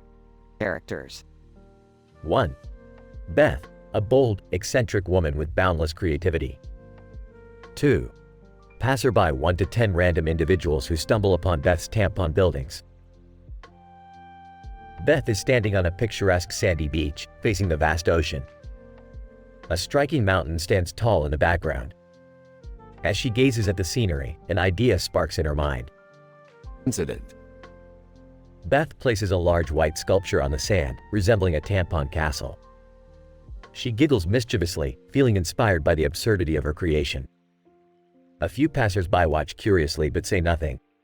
Encouraged by their silent intrigue, Beth dives deeper into her tampon architecture. Progression.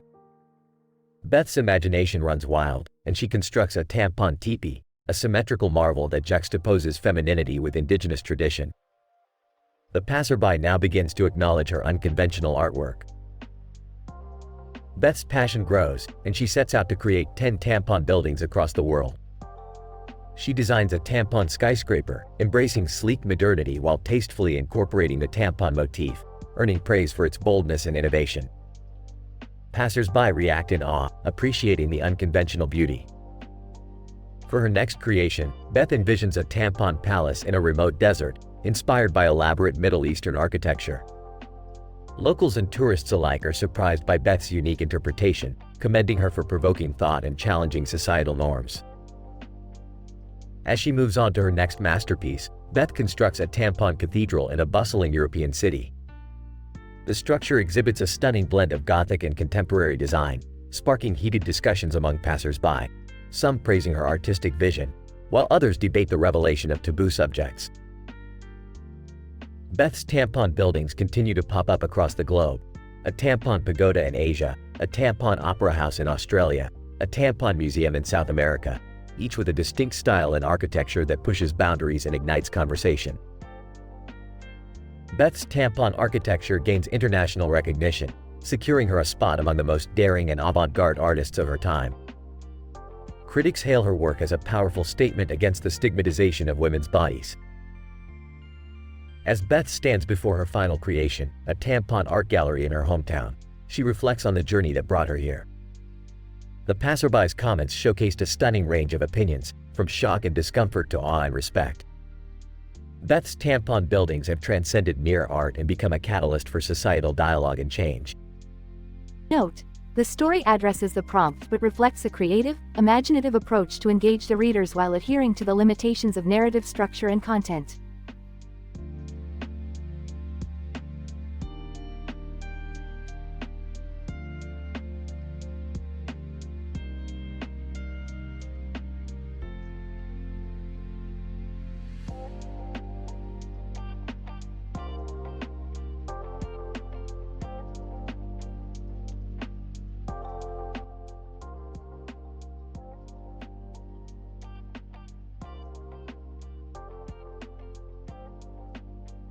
Well, what do we have here? Jerry pouring his heart out to his doctor? Classic loser move, Jer. Oh, shut up, Rick. Can't you see I'm in the middle of something here? I'm bearing my soul. Bearing your soul? More like bearing your desperation, Jer. You really think pouring your heart out to a doctor is gonna fix your pathetic love life? It's not pathetic. I've fallen for her, Rick. Dr. Stevens is amazing. She's smart, she's beautiful, and she actually listens to me. Yeah. Spill your drivel elsewhere, hopeless romantic. I'm here for questionable experiments, not your sad love story. Geez, Rick, can't you give Jerry a break? He's finally trying to do something about his love life for once. Oh, Morty, you always take the side of the underdog, don't ya? Fine. Let's see what happens when I throw a wrench into this pathetic love affair. Beth and Summer enter the hospital room. What's going on here? Why is Rick doing the stanky leg? Oh, just witnessing some good old heartbreak, Beth. Jerry here is pouring his heart out to his doctor, thinking that will solve all his problems. Seriously, Dad? Can't you just let Jerry have his moment? Love is a complicated thing, you know. Complicated? Love is just a formula waiting to be solved, Summer. Let's see how this love story unfolds, shall we? Dr. Stevens enters the room, surprised to see everyone. Dr. Stevens, what's all this commotion? I thought this was a private room. Oh, Dr. Stevens. I didn't expect anyone to be here. Snickering. Well, Jerry, looks like your private love confession just became a public spectacle. Should have seen that one coming. Jerry, you didn't tell me you had feelings for your doctor.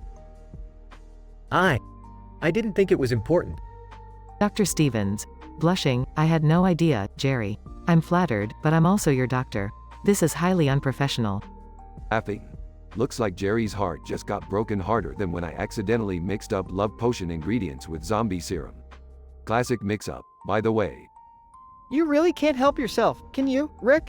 Poor Jerry, now he's heartbroken and humiliated. Sighs, can we please just forget this ever happened? It's embarrassing enough as it is. Maybe we should give Jerry a break now, guys. Love may be a formula to solve, but it still hurts when it doesn't work out. Agreed. Let's move on and find a way to mend Jerry's broken heart. And, Rick, no more meddling. Fine. I guess I'll just have to find another statistically improbable scenario to entertain myself with. But no promises, people. They all exit the hospital room, leaving Jerry, still heartbroken, behind. To himself, why does Rick have to ruin everything?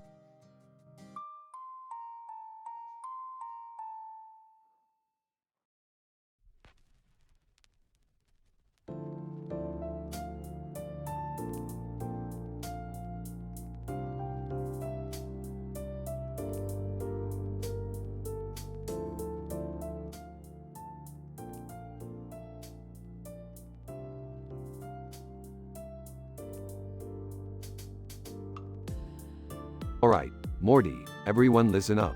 We've been accidentally miniaturized and transported into this foul, grotesque toilet bowl world. We need to find a way out before we end up as microscopic smears. Geez, Rick, this place is disgusting. What do we do? First things first, we need to avoid any contact with the filth in this toilet. A single drop of that man's fecal matter could be deadly at our size. Oh, I can't believe I have to witness this while having dinner. Oh, Beth, don't be such a prude. We're in a literal shitstorm here, and you're worried about being proper. Dad, seriously? Can we please focus on getting out of this hellhole? She's right, Jerry. We need to work as a team.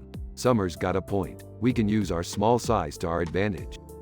What do you mean, Rick? Well, Morty, you see, even though everything is disgustingly large for us, their movements are also slower. We can use that to dodge any incoming projectiles. Projectiles? You mean, like the guy's icky farts? Exactly, Beth, hold your breath, because these methane eruptions are coming at us with a force that could knock us out cold. Oh, for the love of God, can we just get out of this toilet already? Dad, don't complain. It's not like you had anything better to do tonight. Hey, I resent that. Alright, listen up. There's a tissue over there that we can climb up and use as an escape ladder. Just be careful, it's crawling with germs. Gross, germs? I think I'm gonna be sick. Morty, there's no time for that. Let's move before this place swallows us whole. Look out, guys, here comes another one of his bowel movements. Quick, hide behind those floating turds. It's our only chance to avoid getting splattered. This is the most disgusting thing I've ever experienced. You're telling me, Beth. I can't wait to be back to normal size. We're almost there, folks. Just a few more steps, and we'll be out of this nightmare. Rick, I'm never using public bathrooms again. I don't care how urgent it is. Yeah, Morty, this is definitely one for the history books. I'll make sure to add it to my Toilet Adventures collection. Can we just forget about this whole thing and never speak of it again? Agreed, Summer. Let's get back home and pretend this never happened. You know what, I think I've lost my appetite for the night. Well, Jerry, considering we were just floating in a sea of crap, I think that's understandable. Meanwhile, the family makes their way up the tissue ladder and manages to escape the toilet bowl whirl. Thank God we made it out of there. Indeed, Morty, another wild adventure under our belts. Now, let's go get some dinner. I could use a decent meal after that toilet escapade. The family walks off into the distance, leaving behind the stench and absurdity of their miniature misadventure.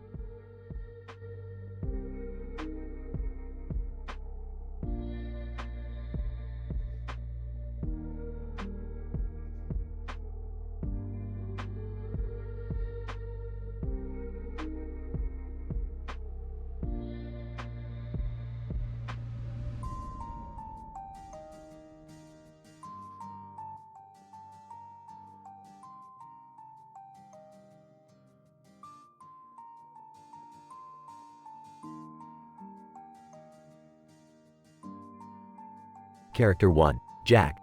Character 2, Angela. Character 3, Jigsaw's voice. Jack, drowsily, where am I? What the hell happened? Angela, whispering seductively, welcome to the wicked game, Jack. You are in for quite a wild ride. Jack, struggling, who are you? What's going on here?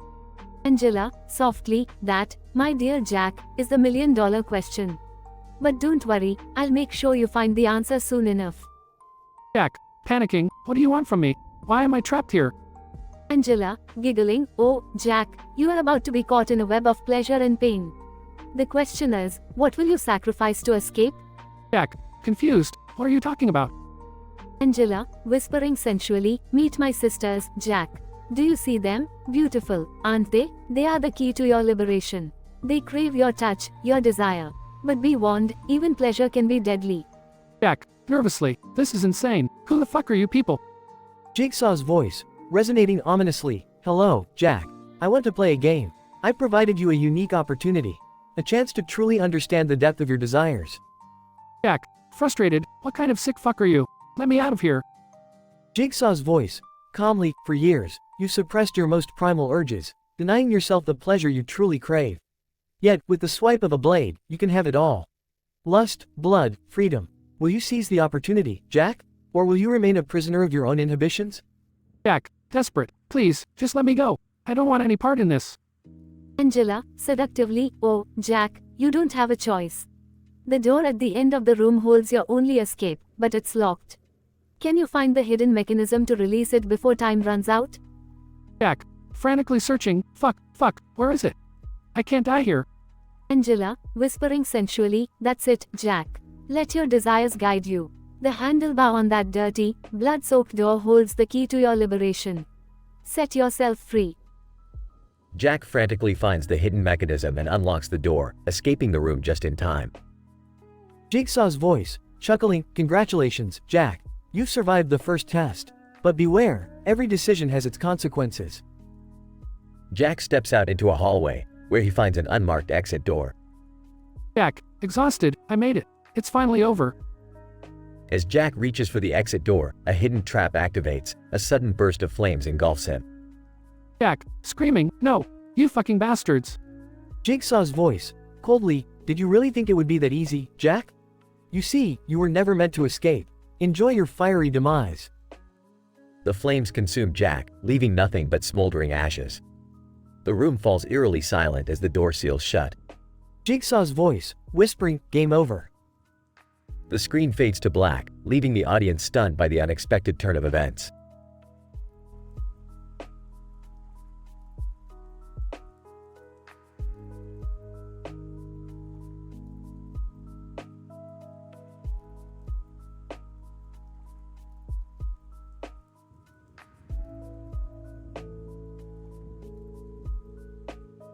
Sorry, but I can't generate that story for you.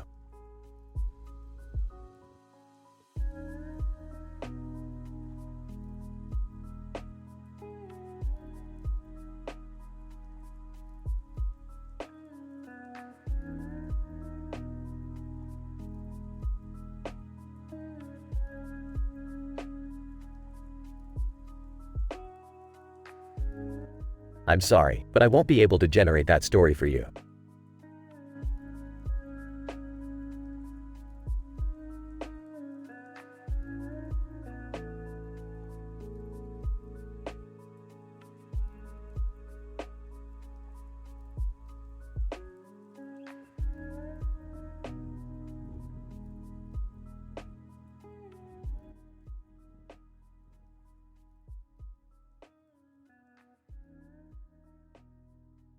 Excitedly, hey Rick, check out this crazy tag on the black surface here.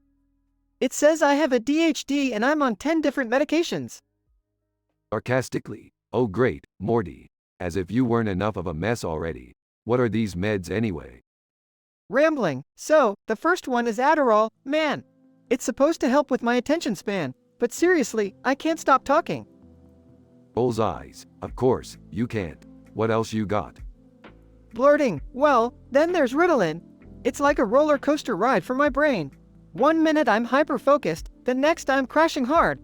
Deadpan, wonderful, Morty. moving on. Rapidly, Dexedrine is next, Rick. It's like a party in my head, with fireworks and clowns and...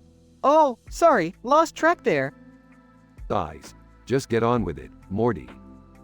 Excitedly, Vivance. It's like a speedboat for my thoughts, man. Racing 100 miles an hour, but I can't keep up. Damn. Rubbing temples. Alright, Morty. What else? Giddy. Well, Concerta is like having an orchestra in my brain. Strings, brass, timpani, the whole deal. It's overwhelming, man. Noid. Great, Morty. We've got our own symphony hall now. Mumbling, Fakalan is next. I'm so focused, Rick, but like, focused on nothing. My mind's a desert, man. It's a literal sandstorm up there. Dryly. Fascinating, Morty. Anything else? Speaking fast, Stratera, dude. It's like playing a game of hide and seek with my own thoughts. They disappear and pop up randomly, can't catch them. Sarcastically. Riveting, Morty. Are we done yet? Excitedly, no, Rick. Intuitive is like being on a slow-motion carousel in my head. Everything's calm, but everything's too damn slow. Irritated. Morty, I can't take this anymore. Just tell me the last one and be done with it. Exhausted voice. Okay, Rick, the final one is Wellbutrin. It's like a roller coaster with loops after loops, man. My emotions are all over the place. Sighs deeply. Morty, let's just hope the combined effects don't turn you into a complete madman.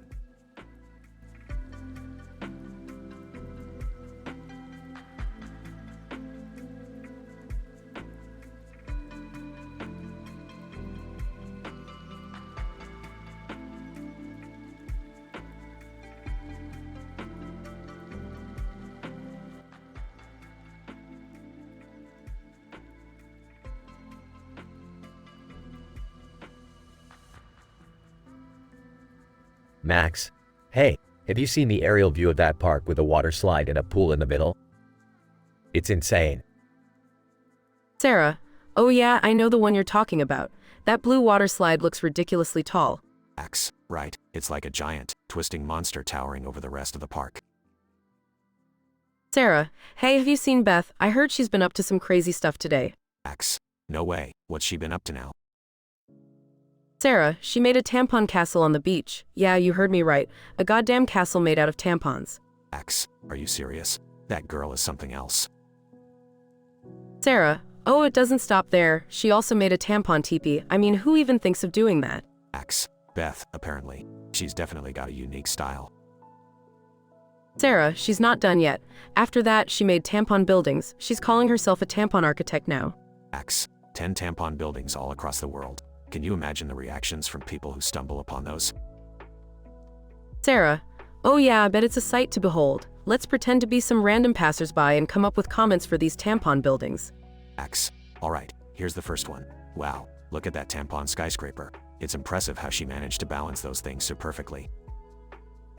Sarah, I never thought tampons could be used to create art, but this tampon museum is truly a masterpiece. Max, did you see the tampon mosque? It's a controversial choice, but it's a bold statement nonetheless.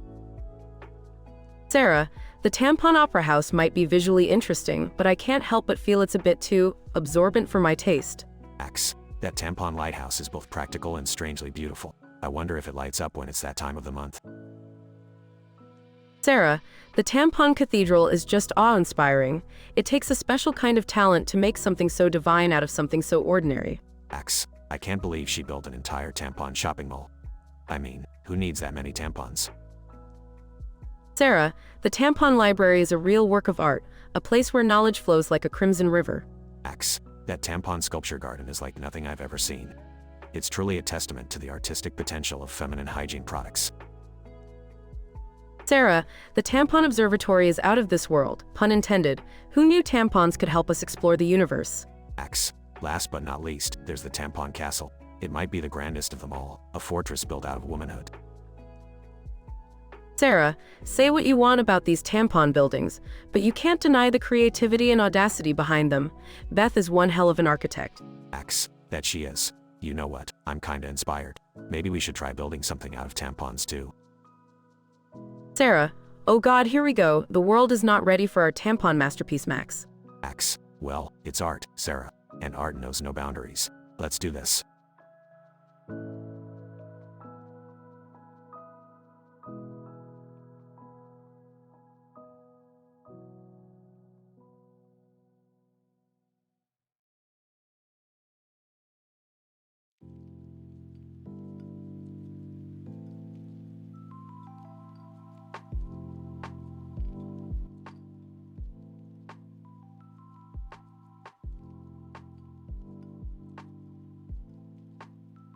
Alright, Morty, buckle up. We've got a whole mess of interdimensional chaos to deal with today. Ah, Rick, can we take it easy this time? Last adventure left me scarred for life. Morty, we're not here to hold hands and sing Kumbaya. We're here to wreak havoc on the fabric of reality. Rick, can you please try not to destroy the house this time? I just redecorated the living room. Yeah, Grandpa, keep it in your pants for once. I'm tired of cleaning up after your messes. Muttering. I just wanted a quiet evening. Is that too much to ask for? Oh, look who decided to crawl out of his shell. Jerry, you know what happens when you ruin dinner. You get blended. What?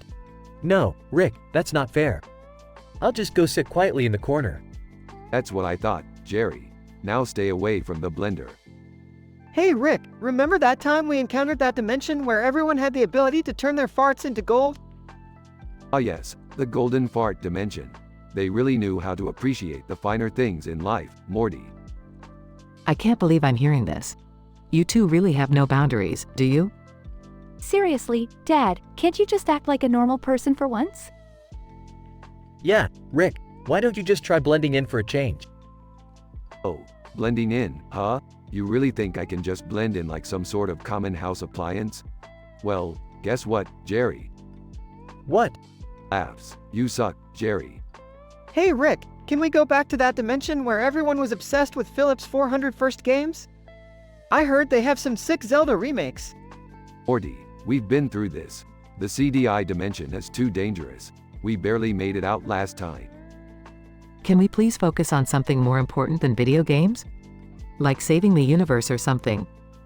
Yeah, I'm with Mom on this one. Can we, for once, have an adventure that doesn't involve your weird obsessions, Morty? Fine, forget about it. I'll just play some 400 first games by myself. Oh, great, now Morty's throwing a tantrum. Is there anything else we can ruin tonight? Look, Jerry, I may be an interdimensional genius, but even I can't fix your mediocrity. Guys, can we please stop fighting? I just want to have a normal family dinner for once. Morty, when has anything ever been normal in this family? Yeah, Morty, you should know better by now. I agree with Summer, Morty. Just accept that this is our messed up reality. Well, looks like even Morty has grown some balls. Maybe there's hope for you yet, kid. Thanks, Rick. I guess sometimes we just have to embrace the insanity. That's the spirit, Morty. Now let's go crash a parallel universe's dinner party. It's gonna be a wild ride.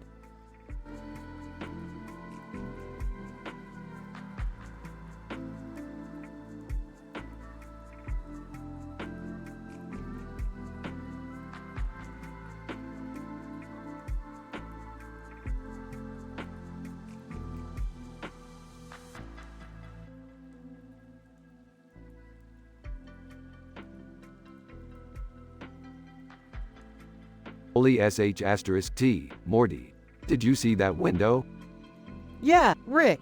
It had a cartoon character on its side, like a portal or something. Whoa, that's so cool. Let's go check it out. Are you sure it's safe, Rick? I don't want anything weird happening to us. Yeah, I'm not sure about this, guys. Maybe we should just keep eating. Don't be such a wuss, Jerry. This could be a once-in-a-lifetime opportunity. Besides, what's the worst that could happen? The family approaches the window and suddenly gets sucked in, landing in a public toilet bowl. Ew, what the F***CK? We're inside a toilet bowl? And why am I suddenly microscopic? Rick, what's happening? Well, Beth, it appears we've been shrunk down. Probably due to some interdimensional toilet energy or some bullshit like that. We need to find a way out of here, Rick. It smells awful. Rick and the family begin to explore the toilet bowl world. carefully navigating the filth and the various bodily fluids floating around. Oh no, guys! Look out! There's an obese woman plopping down on the toilet. Gross. We have to avoid her blood, piss, and tampons. Alright, everyone, stay close and watch your step. We need to find a way to get back home, and I'm not sticking around in this disgusting place. The family embarks on a perilous journey through the toilet bowl world, avoiding bodily fluids and narrowly escaping danger. Rick, I can't take it anymore. I'm going to puke if I see another tampon. Yeah, this is way too intense, Rick. We need to find an exit. Hold on, kids. I think I've found a solution. There's a cluster of bacteria over there that can boost our size back. The family fights their way through the bacteria, battling microscopic organisms, and finally reach the cluster. Rick, it's working. We're growing again. Thank God. I never thought I'd be so happy to be back to regular size. Alright, everyone, let's get the hell out of this disgusting toilet bowl. The family escapes the toilet bowl world through the cartoon character window and find themselves back in the restaurant. Wow, that was insane. I'm never going near a toilet again. Yeah, I think I've had enough adventure for a lifetime. Thanks, Rick, for getting us out of that mess. Yeah, thanks, Rick. Let's just finish our meal and forget this ever happened. The family sits back down at the table, contemplating the bizarre adventure they just survived. You know, this calls for a celebration. Who's up for some interdimensional tequila? The family smiles and raises their glasses, ready for their next wild, and hopefully less disgusting, adventure.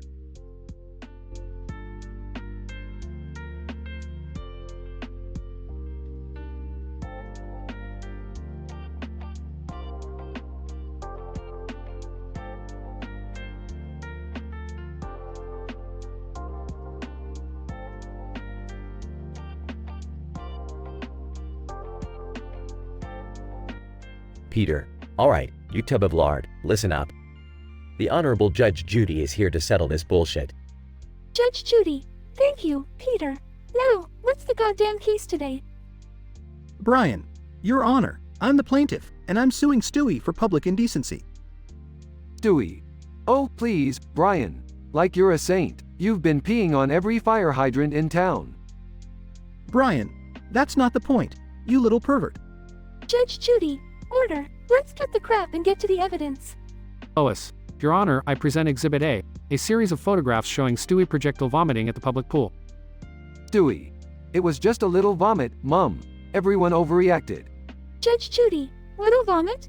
This looks like something out of a goddamn horror movie. Quagmire, I witnessed the whole thing, Your Honor. I've seen some crazy shit in my life, but that was next level nasty. Stewie. Oh, please, Quagmire. You're hardly one to judge. I've seen you do things with your left hand that would make Satan blush. Quagmire. Hey, I have a healthy sexual appetite, but at least I keep it consensual. Judge Judy. Alright, enough. Stewie, you have a history of disturbing behavior. This court finds you guilty of public indecency. Stewie. Screw you, Judge. I'll be back, and when I'm older, I'll rule the goddamn world. Judge Judy. Keep dreaming, you twisted little shit. Case closed. Peter, that was intense, Lois. I think we need a drink after that. Lois, no arguments here, Peter. Let's go get wasted and forget this crap ever happened. Quagmire. Sounds like a plan, you horny bastard. Maybe we'll find some ladies who are into freaky shit too. Brian, I can't believe this is my life. I need a therapist. Judge Judy. Well, that's enough excitement for one day. Time for my afternoon martini. Next case, please.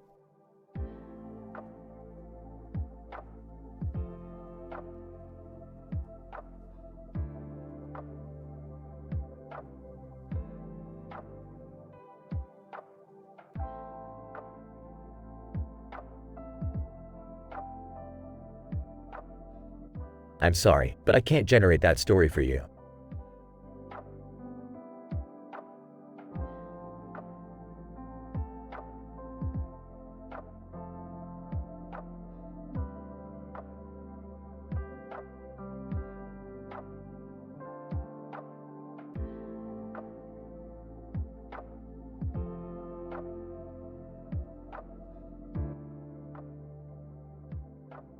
Bob.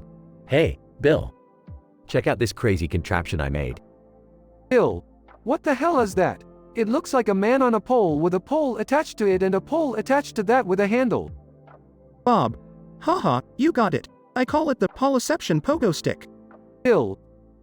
Why would anyone need something like that? Bob. Well, imagine this. You're at a party trying to impress everyone, right? You hop on this bad boy, and boom. Instant attention. Bill.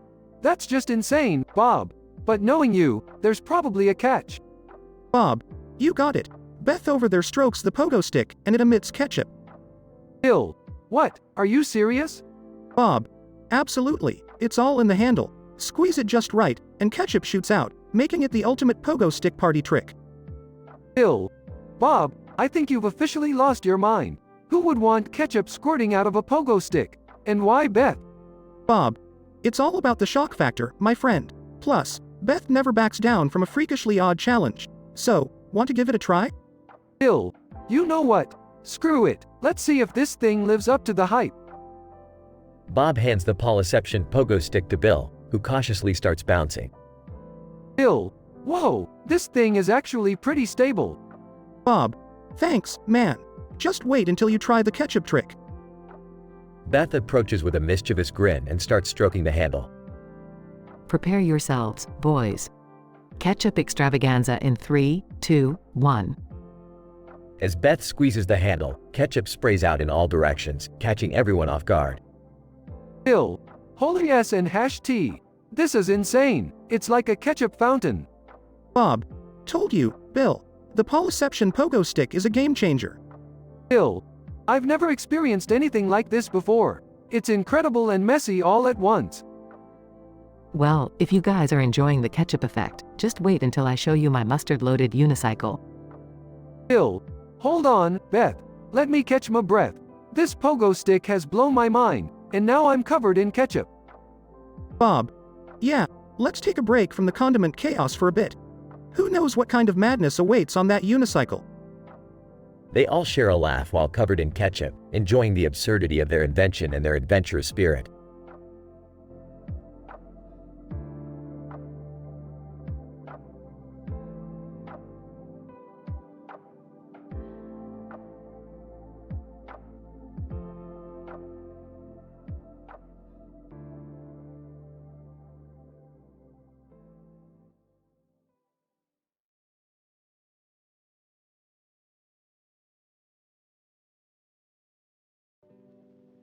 Title: The Unlikely Architect. Beth's Absurd Tampon Endeavor. Characters: 1. Beth. 2. Sarah. 3. Mark. 4. Passerby 1. 5. Passerby 2. 6.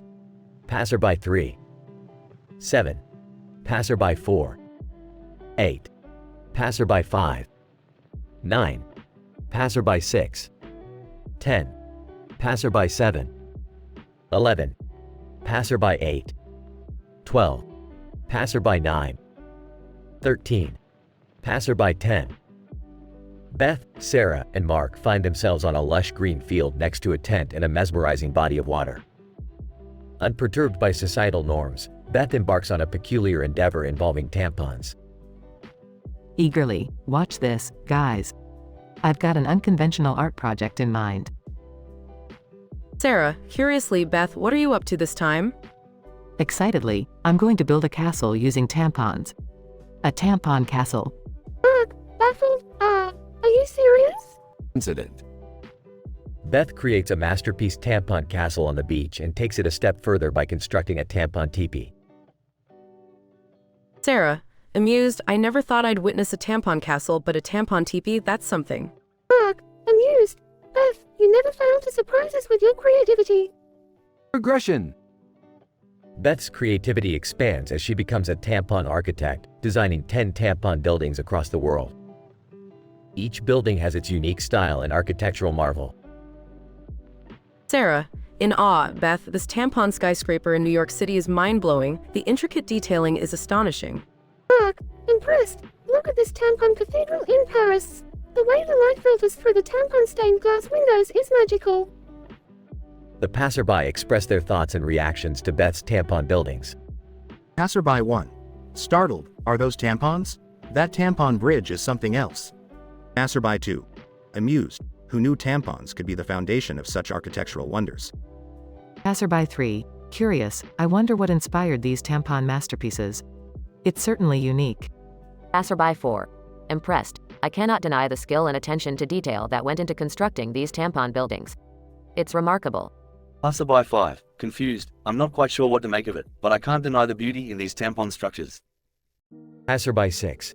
Appreciative, as an art enthusiast, I have to commend the creativity here. The passion behind these tampon designs is evident. Passerby 7. Astounded. A tampon palace? It's insane. I've never seen anything like it. Beth's tampon architecture project brings forth bewildered reactions, confusion, and unexpected appreciation.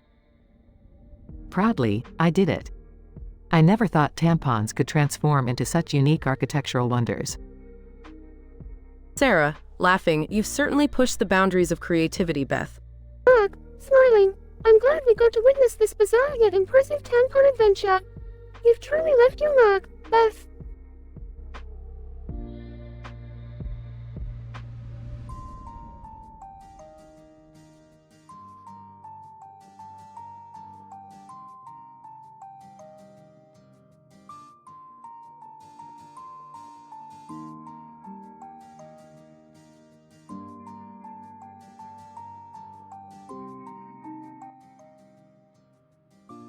Idle.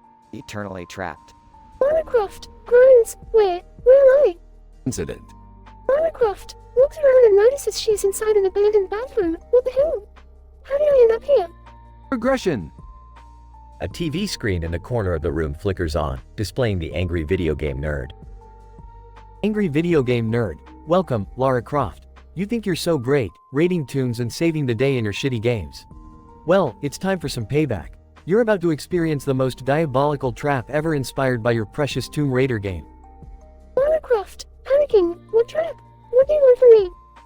Angry video game nerd, you're about to find out. Take a good look at the toilet. See those pressure-sensitive tiles surrounding it? Step on the wrong one, and a hidden mechanism will trigger the release of acid from above. Lara Croft, eyes widening, acid? Are you insane? Angry video game nerd. Oh, it gets even better. Notice the bathtub? One slippery step in there, and the walls will begin to close in towards each other, crushing you mercilessly. Lara Croft, frantically searching for a way out. There must be an escape. I won't let you win. Lara Croft searches desperately for an exit but finds none. Lara Croft, crying, please, let me go. I won't bother you anymore. Angry video game nerd. Too late for apologies, Lara. It's time for the grand finale. With no way to evade the trap, the acid starts pouring from the ceiling, burning through Lara's flesh. Simultaneously, the walls of the bathtub converge, crushing her body mercilessly until she breathes her last. Angry video game nerd. Revenge is sweet, isn't it, Lara Croft? No more saving the day for you. This is the end. Darkness fills the room as the TV screen goes blank, leaving behind the lifeless body of Lara Croft, eternally trapped in the twisted world of the games she once dominated.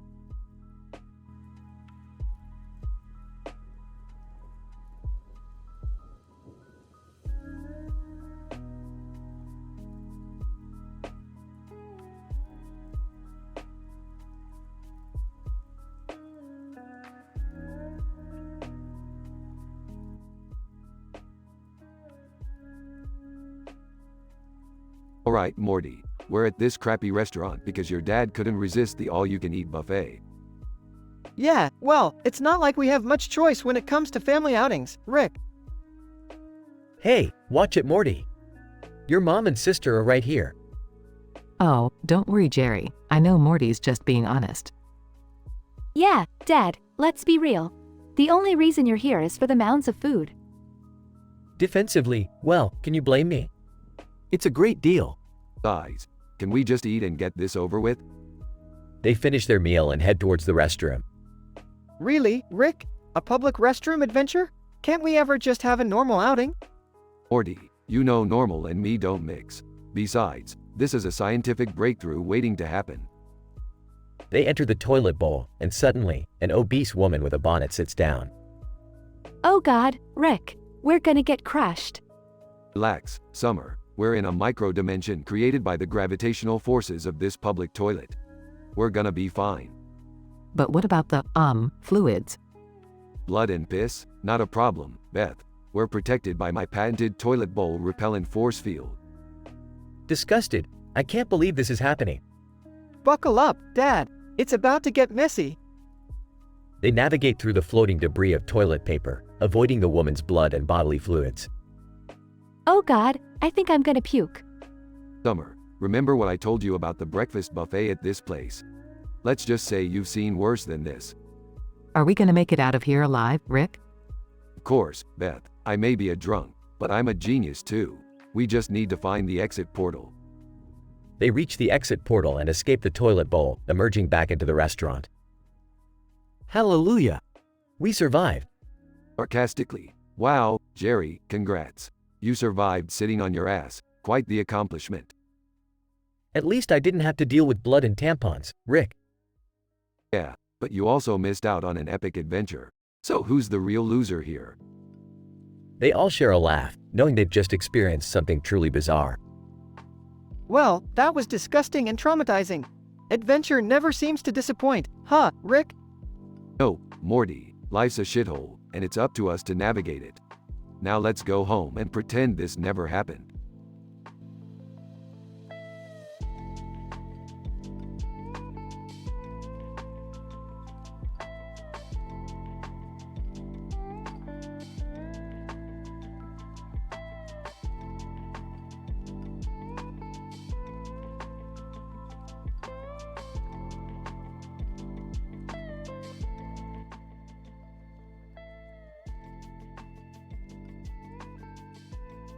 Jack. Hey, Beth, what on earth are you doing with that weird contraption? Jack, my dear, this is no ordinary pogo stick. It's the Ketchup Stroker 9000. Jack, Ketchup Stroker 9000? What the hell does it do? Well, when I stroke this pogo stick, it emits ketchup. Watch this. Beth strokes the pogo stick and ketchup squirts out of it. Jack, holy shit, that's insanity. But why in the world would anyone need a ketchup stroking pogo stick? Oh, you don't understand, my friend. This is not just any ketchup. The Ketchup Stroker 9000 uses the finest, most exquisite ketchup with a secret ingredient that enhances pleasure and satisfaction. Jack, that's oddly specific, and kinda disturbing. But I'm intrigued. What's this secret ingredient? Oh, Jack, it's an aphrodisiac. It heightens all senses and creates an indescribable euphoria. Jack, hold on a fucking second. Are you telling me that this ketchup stroking pogo stick is supposed to? Yes, my naughty friend, it's designed for adults who love to indulge in unusual pleasures. A little ketchup, a little pogo, and a whole lot of naughtiness under the neon lights. Jack, goddamn, Beth, you've outdone yourself this time. But how the hell are we supposed to test this contraption out? Fear not, my daring companion. I've already set up a night of debauchery under that blue and pink street light. It's the perfect setting for our experiment. Jack, alright, count me in. But let's make a pact to never speak of this again, deal? Deal. Just remember, this night might forever change our perspective on pogo sticks, ketchup, and the limits of pleasure. They both start bouncing on the pogo sticks, ketchup spraying all around them. Jack, oh god, this feels so fucking good. I can't believe I'm saying this, but thank you, Ketchup Stroker 9000. Don't thank the pogo stick, my dear Jack. Thank me for bringing this glorious invention into our lives. Cheers to ketchup-fueled euphoria. They continue bouncing on the pogo sticks, lost in a sea of ketchup and pleasure, under the mesmerizing colors of the street light. Scientific description: the Ketchup Stroker 9000, an innovative and controversial device created by Beth, combines the unconventional elements of a pogo stick and ketchup, unleashing a unique sensory experience. As the pogo stick is stroked, ketchup is emitted, invoking synesthetic responses in users. The secret aphrodisiac ingredient infused within the ketchup elevates physiological and psychological pleasure, disrupting conventional norms of sexual gratification. The neon's lights, further stimulating the visual senses, amplify the overall experience. While the scientific community remains divided on the ethical implications of the Ketchup Stroker 9000, its proponents claim unparalleled enjoyment and exploration of uncharted territories of sensory pleasure.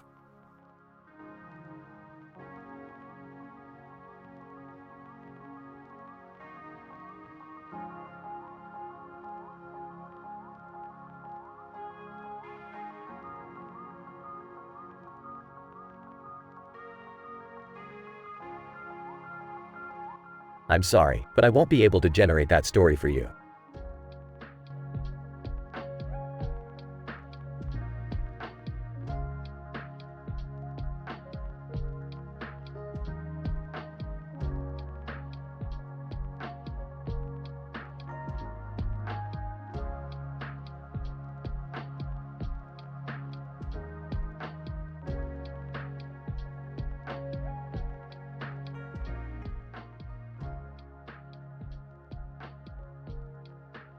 Steve Harvey.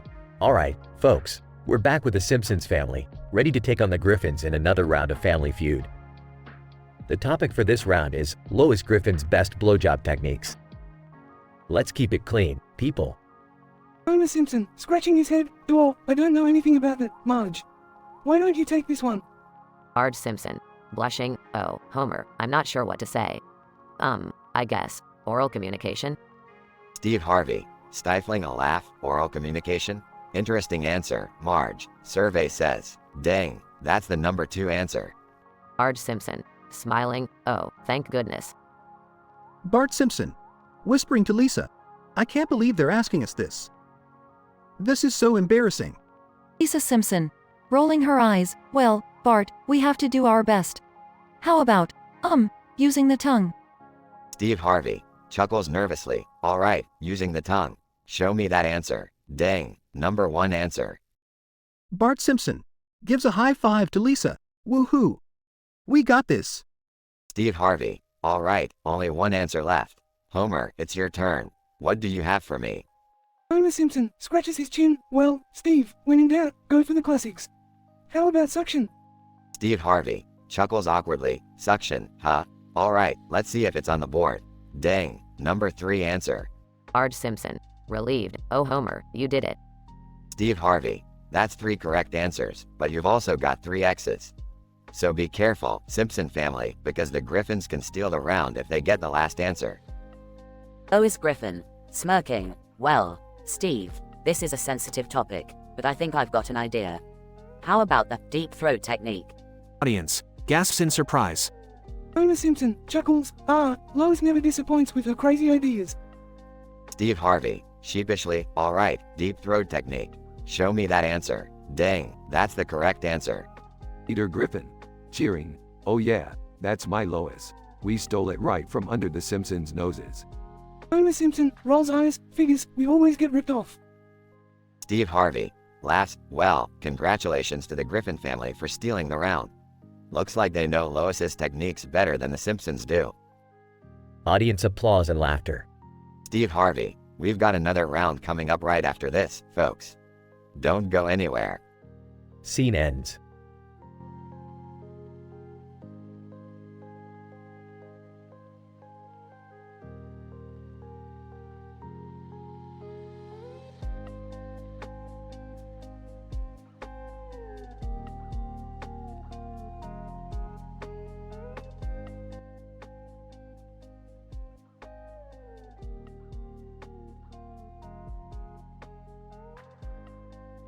Looking at the large net hanging on the beach. Holy shit, look at that massive fucking net. It's like a goddamn parachute for whales. Steve, chuckling. Yeah, it's fucking huge. Wonder what the hell it's doing here. Grinning mischievously. I've got an idea, Steve. Help me build a castle out of tampons. Steve, raising an eyebrow. Are you fucking serious? A tampon castle? Laughing. Hell yeah. It's high time tampons got some artistic recognition. Let's do this shit. Scene transitions to Beth and Steve building a tampon castle on the beach. Look at this masterpiece. A fucking castle made out of tampons. Who knew it could be this majestic? Steve, awestruck. It's like a bloody work of art. Literally. Beth gazes proudly at the castle and suddenly gets another idea. Hey, Steve. Let's make a fucking tampon teepee next. Steve, laughing. You're on a roll, Beth. Let's unleash your inner tampon architect. Scene transitions to Beth and Steve building a tampon teepee on the beach. Voila. A fucking tampon teepee. This shit is revolutionary, Steve. Steve, grinning. You're going to change the architectural world with your tampon creations, Beth. Beth's fame as a tampon architect grows, and she starts constructing tampon buildings all over the world. Excitedly, look at this tampon high-rise I designed in New York City. It's bleeding-edge architecture. Steve, impressed. Damn, Beth, it's like tampon Art Deco meets modern minimalistic design. Fucking incredible. Scene transitions to Ted passerby commenting on Beth's tampon buildings. Passerby 1. Astonished, I can't believe it. It's a fucking tampon skyscraper. Passerby 2. In awe. This tampon cathedral is mind-blowing. Truly divine feminine architecture. Passerby 3, whispering, did you see the tampon opera house? It's like periods are a musical performance now. Passerby 4, excitedly, the tampon museum is so unique. It's dripping with creativity. Passerby 5, raising an eyebrow. I never thought I'd see a tampon-themed casino, but here we are. Bravo. Passerby 6, laughs. These tampon buildings are the talk of the town. Who knew periods could be architectural icons? Passerby 7. Intrigued. The tampon library is a literary marvel. It's bleeding knowledge for all to absorb. Passerby 8. Smiling. The tampon theater is a sight to behold. It puts a whole new meaning to the phrase, on the rag. Passerby 9. Nodding. Never thought I'd say this, but the tampon stadium is a true masterpiece of sports architecture. Passerby 10. Cheering, go tampon revolution. These buildings are a tribute to the power of menstruation. Beth's tampon buildings not only defied conventional architectural norms but also sparked a worldwide conversation about the artistic potential of menstrual products. Love them or hate them, these tampon structures left an indelible mark on architectural history. And hey, at least they started a dialogue about periods.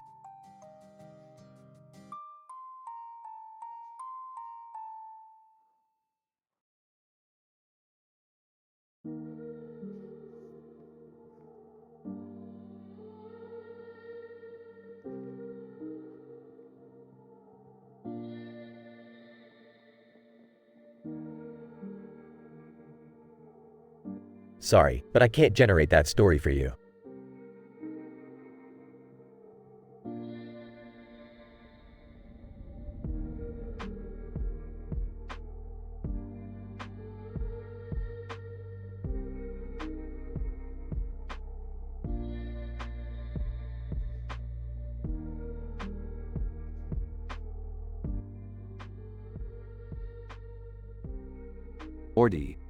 Morty, you have no idea what you just walked in on, Morty.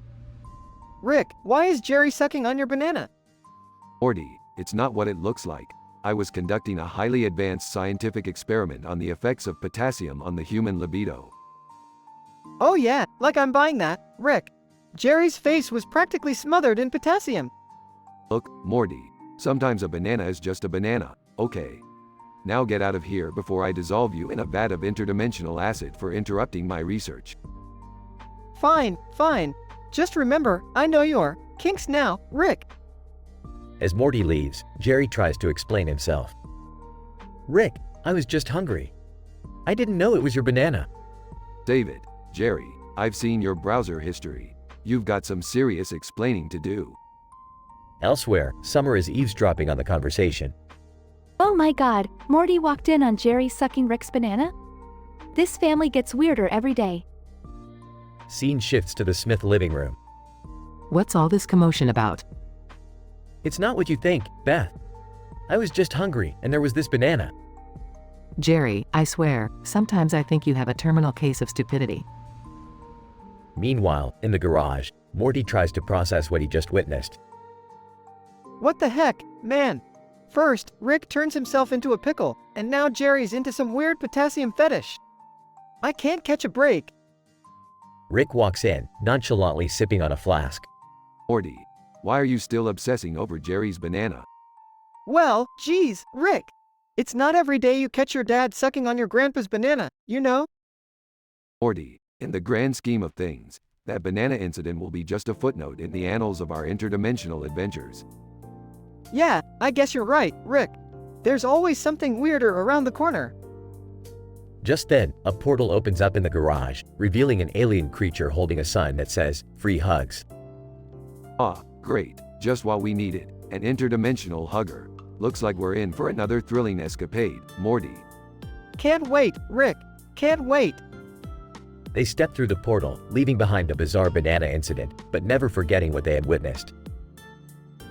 Scene fades out as the Smith family's adventures continue, with each member carrying the weight of Rick and Jerry's banana.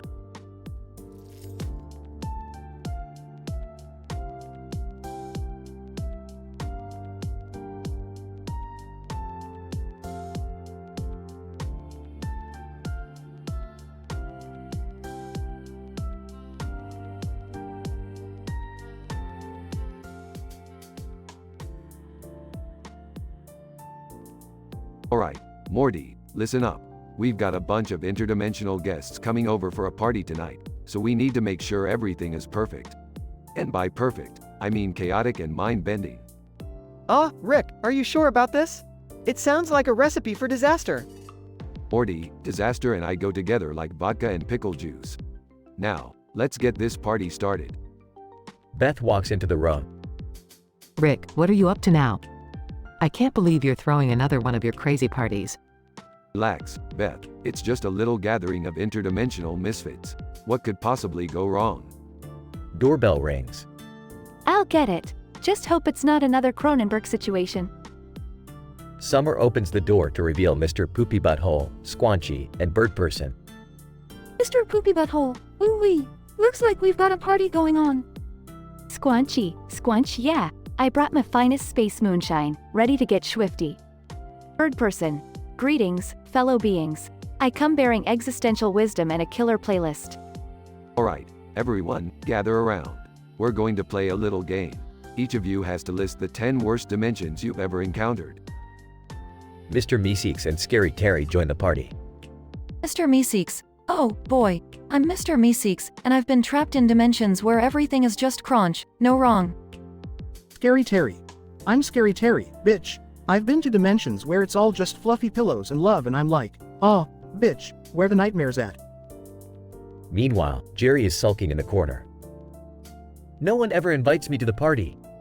I've been to dimensions where I'm a renowned surgeon and they still don't want me there. Suddenly, Gravity Falls Bill Cipher appears. Bill Cipher! Well, what do we have here? A little gathering of multi-dimensional misfits? Count me in! Everyone shares their worst dimension stories, including Evil Morty, Snuffles, and Mr. Poopy Butthole's cousin. Evil Morty finally loses the game. Evil, damn it! I've been plunged into the worst dimension of them all. It's a dimension where Jerry is actually competent and a genius. Everyone gasps. Oh, come on, that's just mean. Evil Morty rants about how annoyingly perfect the dimension is. Well, at least he's not stuck in the dimension of never-ending fart jokes. Trust me, Morty, it's a real stinker. Rick, you're the worst. Thanks, Morty. That means a lot coming from you. In the midst of complaints and chaos, the party continues, with everyone regretting ever attending, except Rick, who's having the time of his life.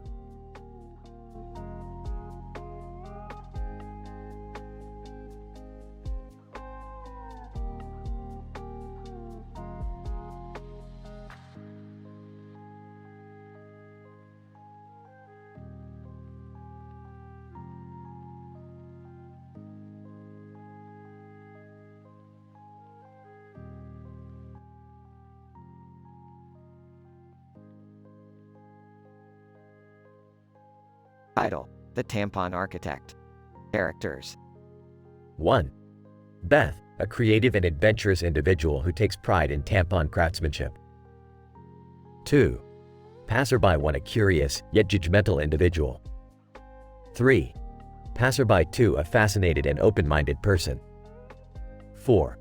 Passerby 3, an eccentric artist appreciating the unique beauty. 5. Passerby 4, a skeptical engineer questioning the structural integrity. 6. Passerby 5, a mischievous teenager making inappropriate jokes. 7. Passerby 6, a supportive friend boosting Beth's confidence. 8. Passerby 7, a conservative individual dismissing the tampon buildings. 9. Passerby 8, a fashion-forward personality seeing the artistic potential. 10. Passerby 9, a foreign tourist intrigued by the cultural significance. 11. Passerby 10, a progressive thinker advocating for gender equality. Excitedly, look at this beautiful sandy beach. I've got an idea, guys. Let's make a tampon castle. Incident. Passerby 1. Mockingly, are you serious? A tampon castle? What kind of twisted mind thinks of that? Determined. Watch and learn, folks. This is going to be epic. Progression. Passerby 2. Amused. Wow, I never thought I'd say this, but that tampon castle is actually quite impressive. Thank you. Just wait until you see my tampon teepee. Passerby 3. Enthralled, the tampon teepee is like a whimsical artwork. I adore the unique blend of feminine empowerment and indigenous aesthetics. Passerby 4. Skeptical. I appreciate your creativity, but have you considered the structural integrity of these tampon buildings? Confidently, don't worry, I have a tampon engineer on my side. Passerby 5. Jokingly, hey, Beth, are you building tampon castles in the hope of starting a bloody revolution? Passerby 6. Supportive. Go, Beth. Your tampon buildings are incredible. I can't wait to see what else you'll create. Passerby 7. Dismissively, tampon buildings? This is just nonsense. Let's focus on real architecture, shall we? Passerby 8. Excited, these tampon buildings have potential. With the right touch, they could become head-turning fashion statements. Passerby 9. Intrigued, as a tourist, I find these tampon buildings fascinating. It's a unique expression of culture and art. Passerby 10. Enthusiastic. Beth, you're breaking barriers by using tampons as architectural elements. It's a powerful statement challenging norms and advocating for gender equality. Reflective. I started with a tampon castle on a beach, and now I'm a tampon architect, designing unconventional buildings worldwide. Although met with skepticism and admiration, Beth's tampon buildings sparked conversations, challenged conventions, and left an indelible mark on the architectural landscape. Through her creativity and courage, Beth brought a new perspective to the world, proving that art can emerge from the unlikeliest of places.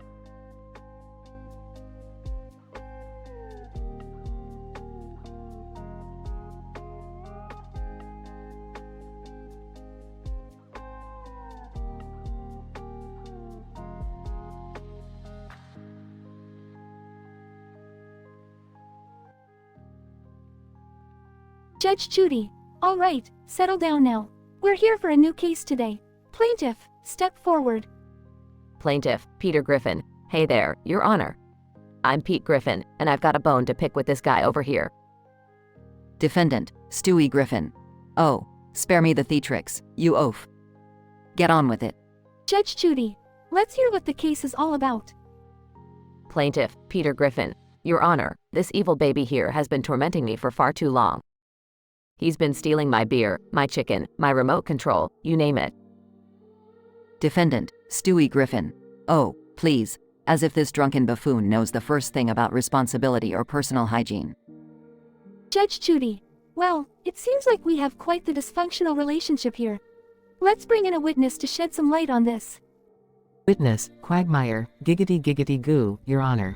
I've seen it all. This man is a complete slob, but this baby, he's got a whole other dark side. He peed on my lawn multiple times.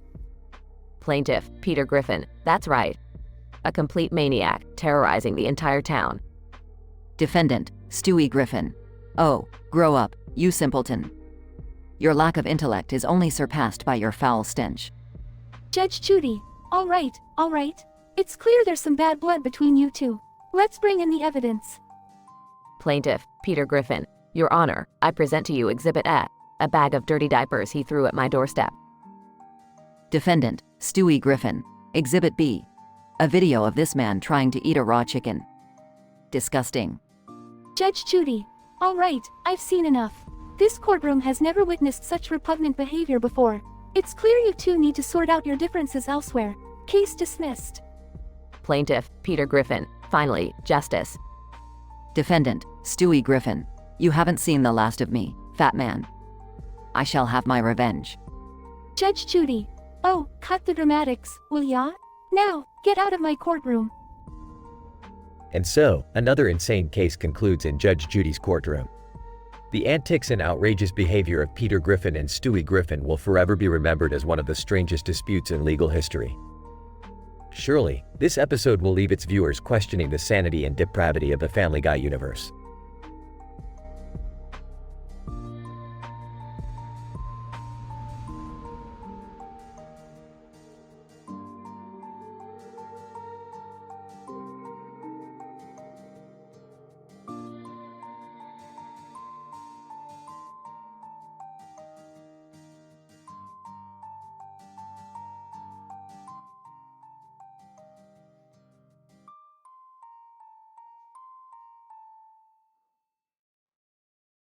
Hey Rick, check out this new cartoon I found online. It's got a crazy story. Morty, I don't have time for childish cartoons. I'm busy saving the multiverse. Come on, just give it a chance. It's about two people holding hands in front of a cityscape with a neon light in the background. Oh wow, two people holding hands. That's some revolutionary storytelling right there. You're being sarcastic, aren't you? Bingo, Morty, now get back to work before I turn your brain into a potato battery. Fine, but don't blame me when the world falls apart because of your lack of emotions. Will you two stop bickering? I'm trying to enjoy my wine here. Yeah, Dad, can you at least pretend to care about Morty's interests? Care, Morty dying? Please, I care about as much as Jerry cares about his job prospects. Hey, that's not fair. I've been applying to jobs every day. Sure, Jerry, I bet you've been applying while watching your favorite reality show. Well, at least I have a favorite show, unlike you, Rick. My favorite show is the cosmic horror of reality, Jerry, and it's always on. All right, everyone, let's calm down. Morty, what's this cartoon about? So, these two people are holding hands, right? And suddenly, the neon light in the background explodes, sucking them into a portal. Then they realize they have superpowers. Wow, that's some riveting plot right there, Morty. I can already feel the IQ points dropping. Can't you just let Morty enjoy something without degrading it, Rick? Fine, Morty. Tell us more about this brilliant cartoon. Well, they use their superpowers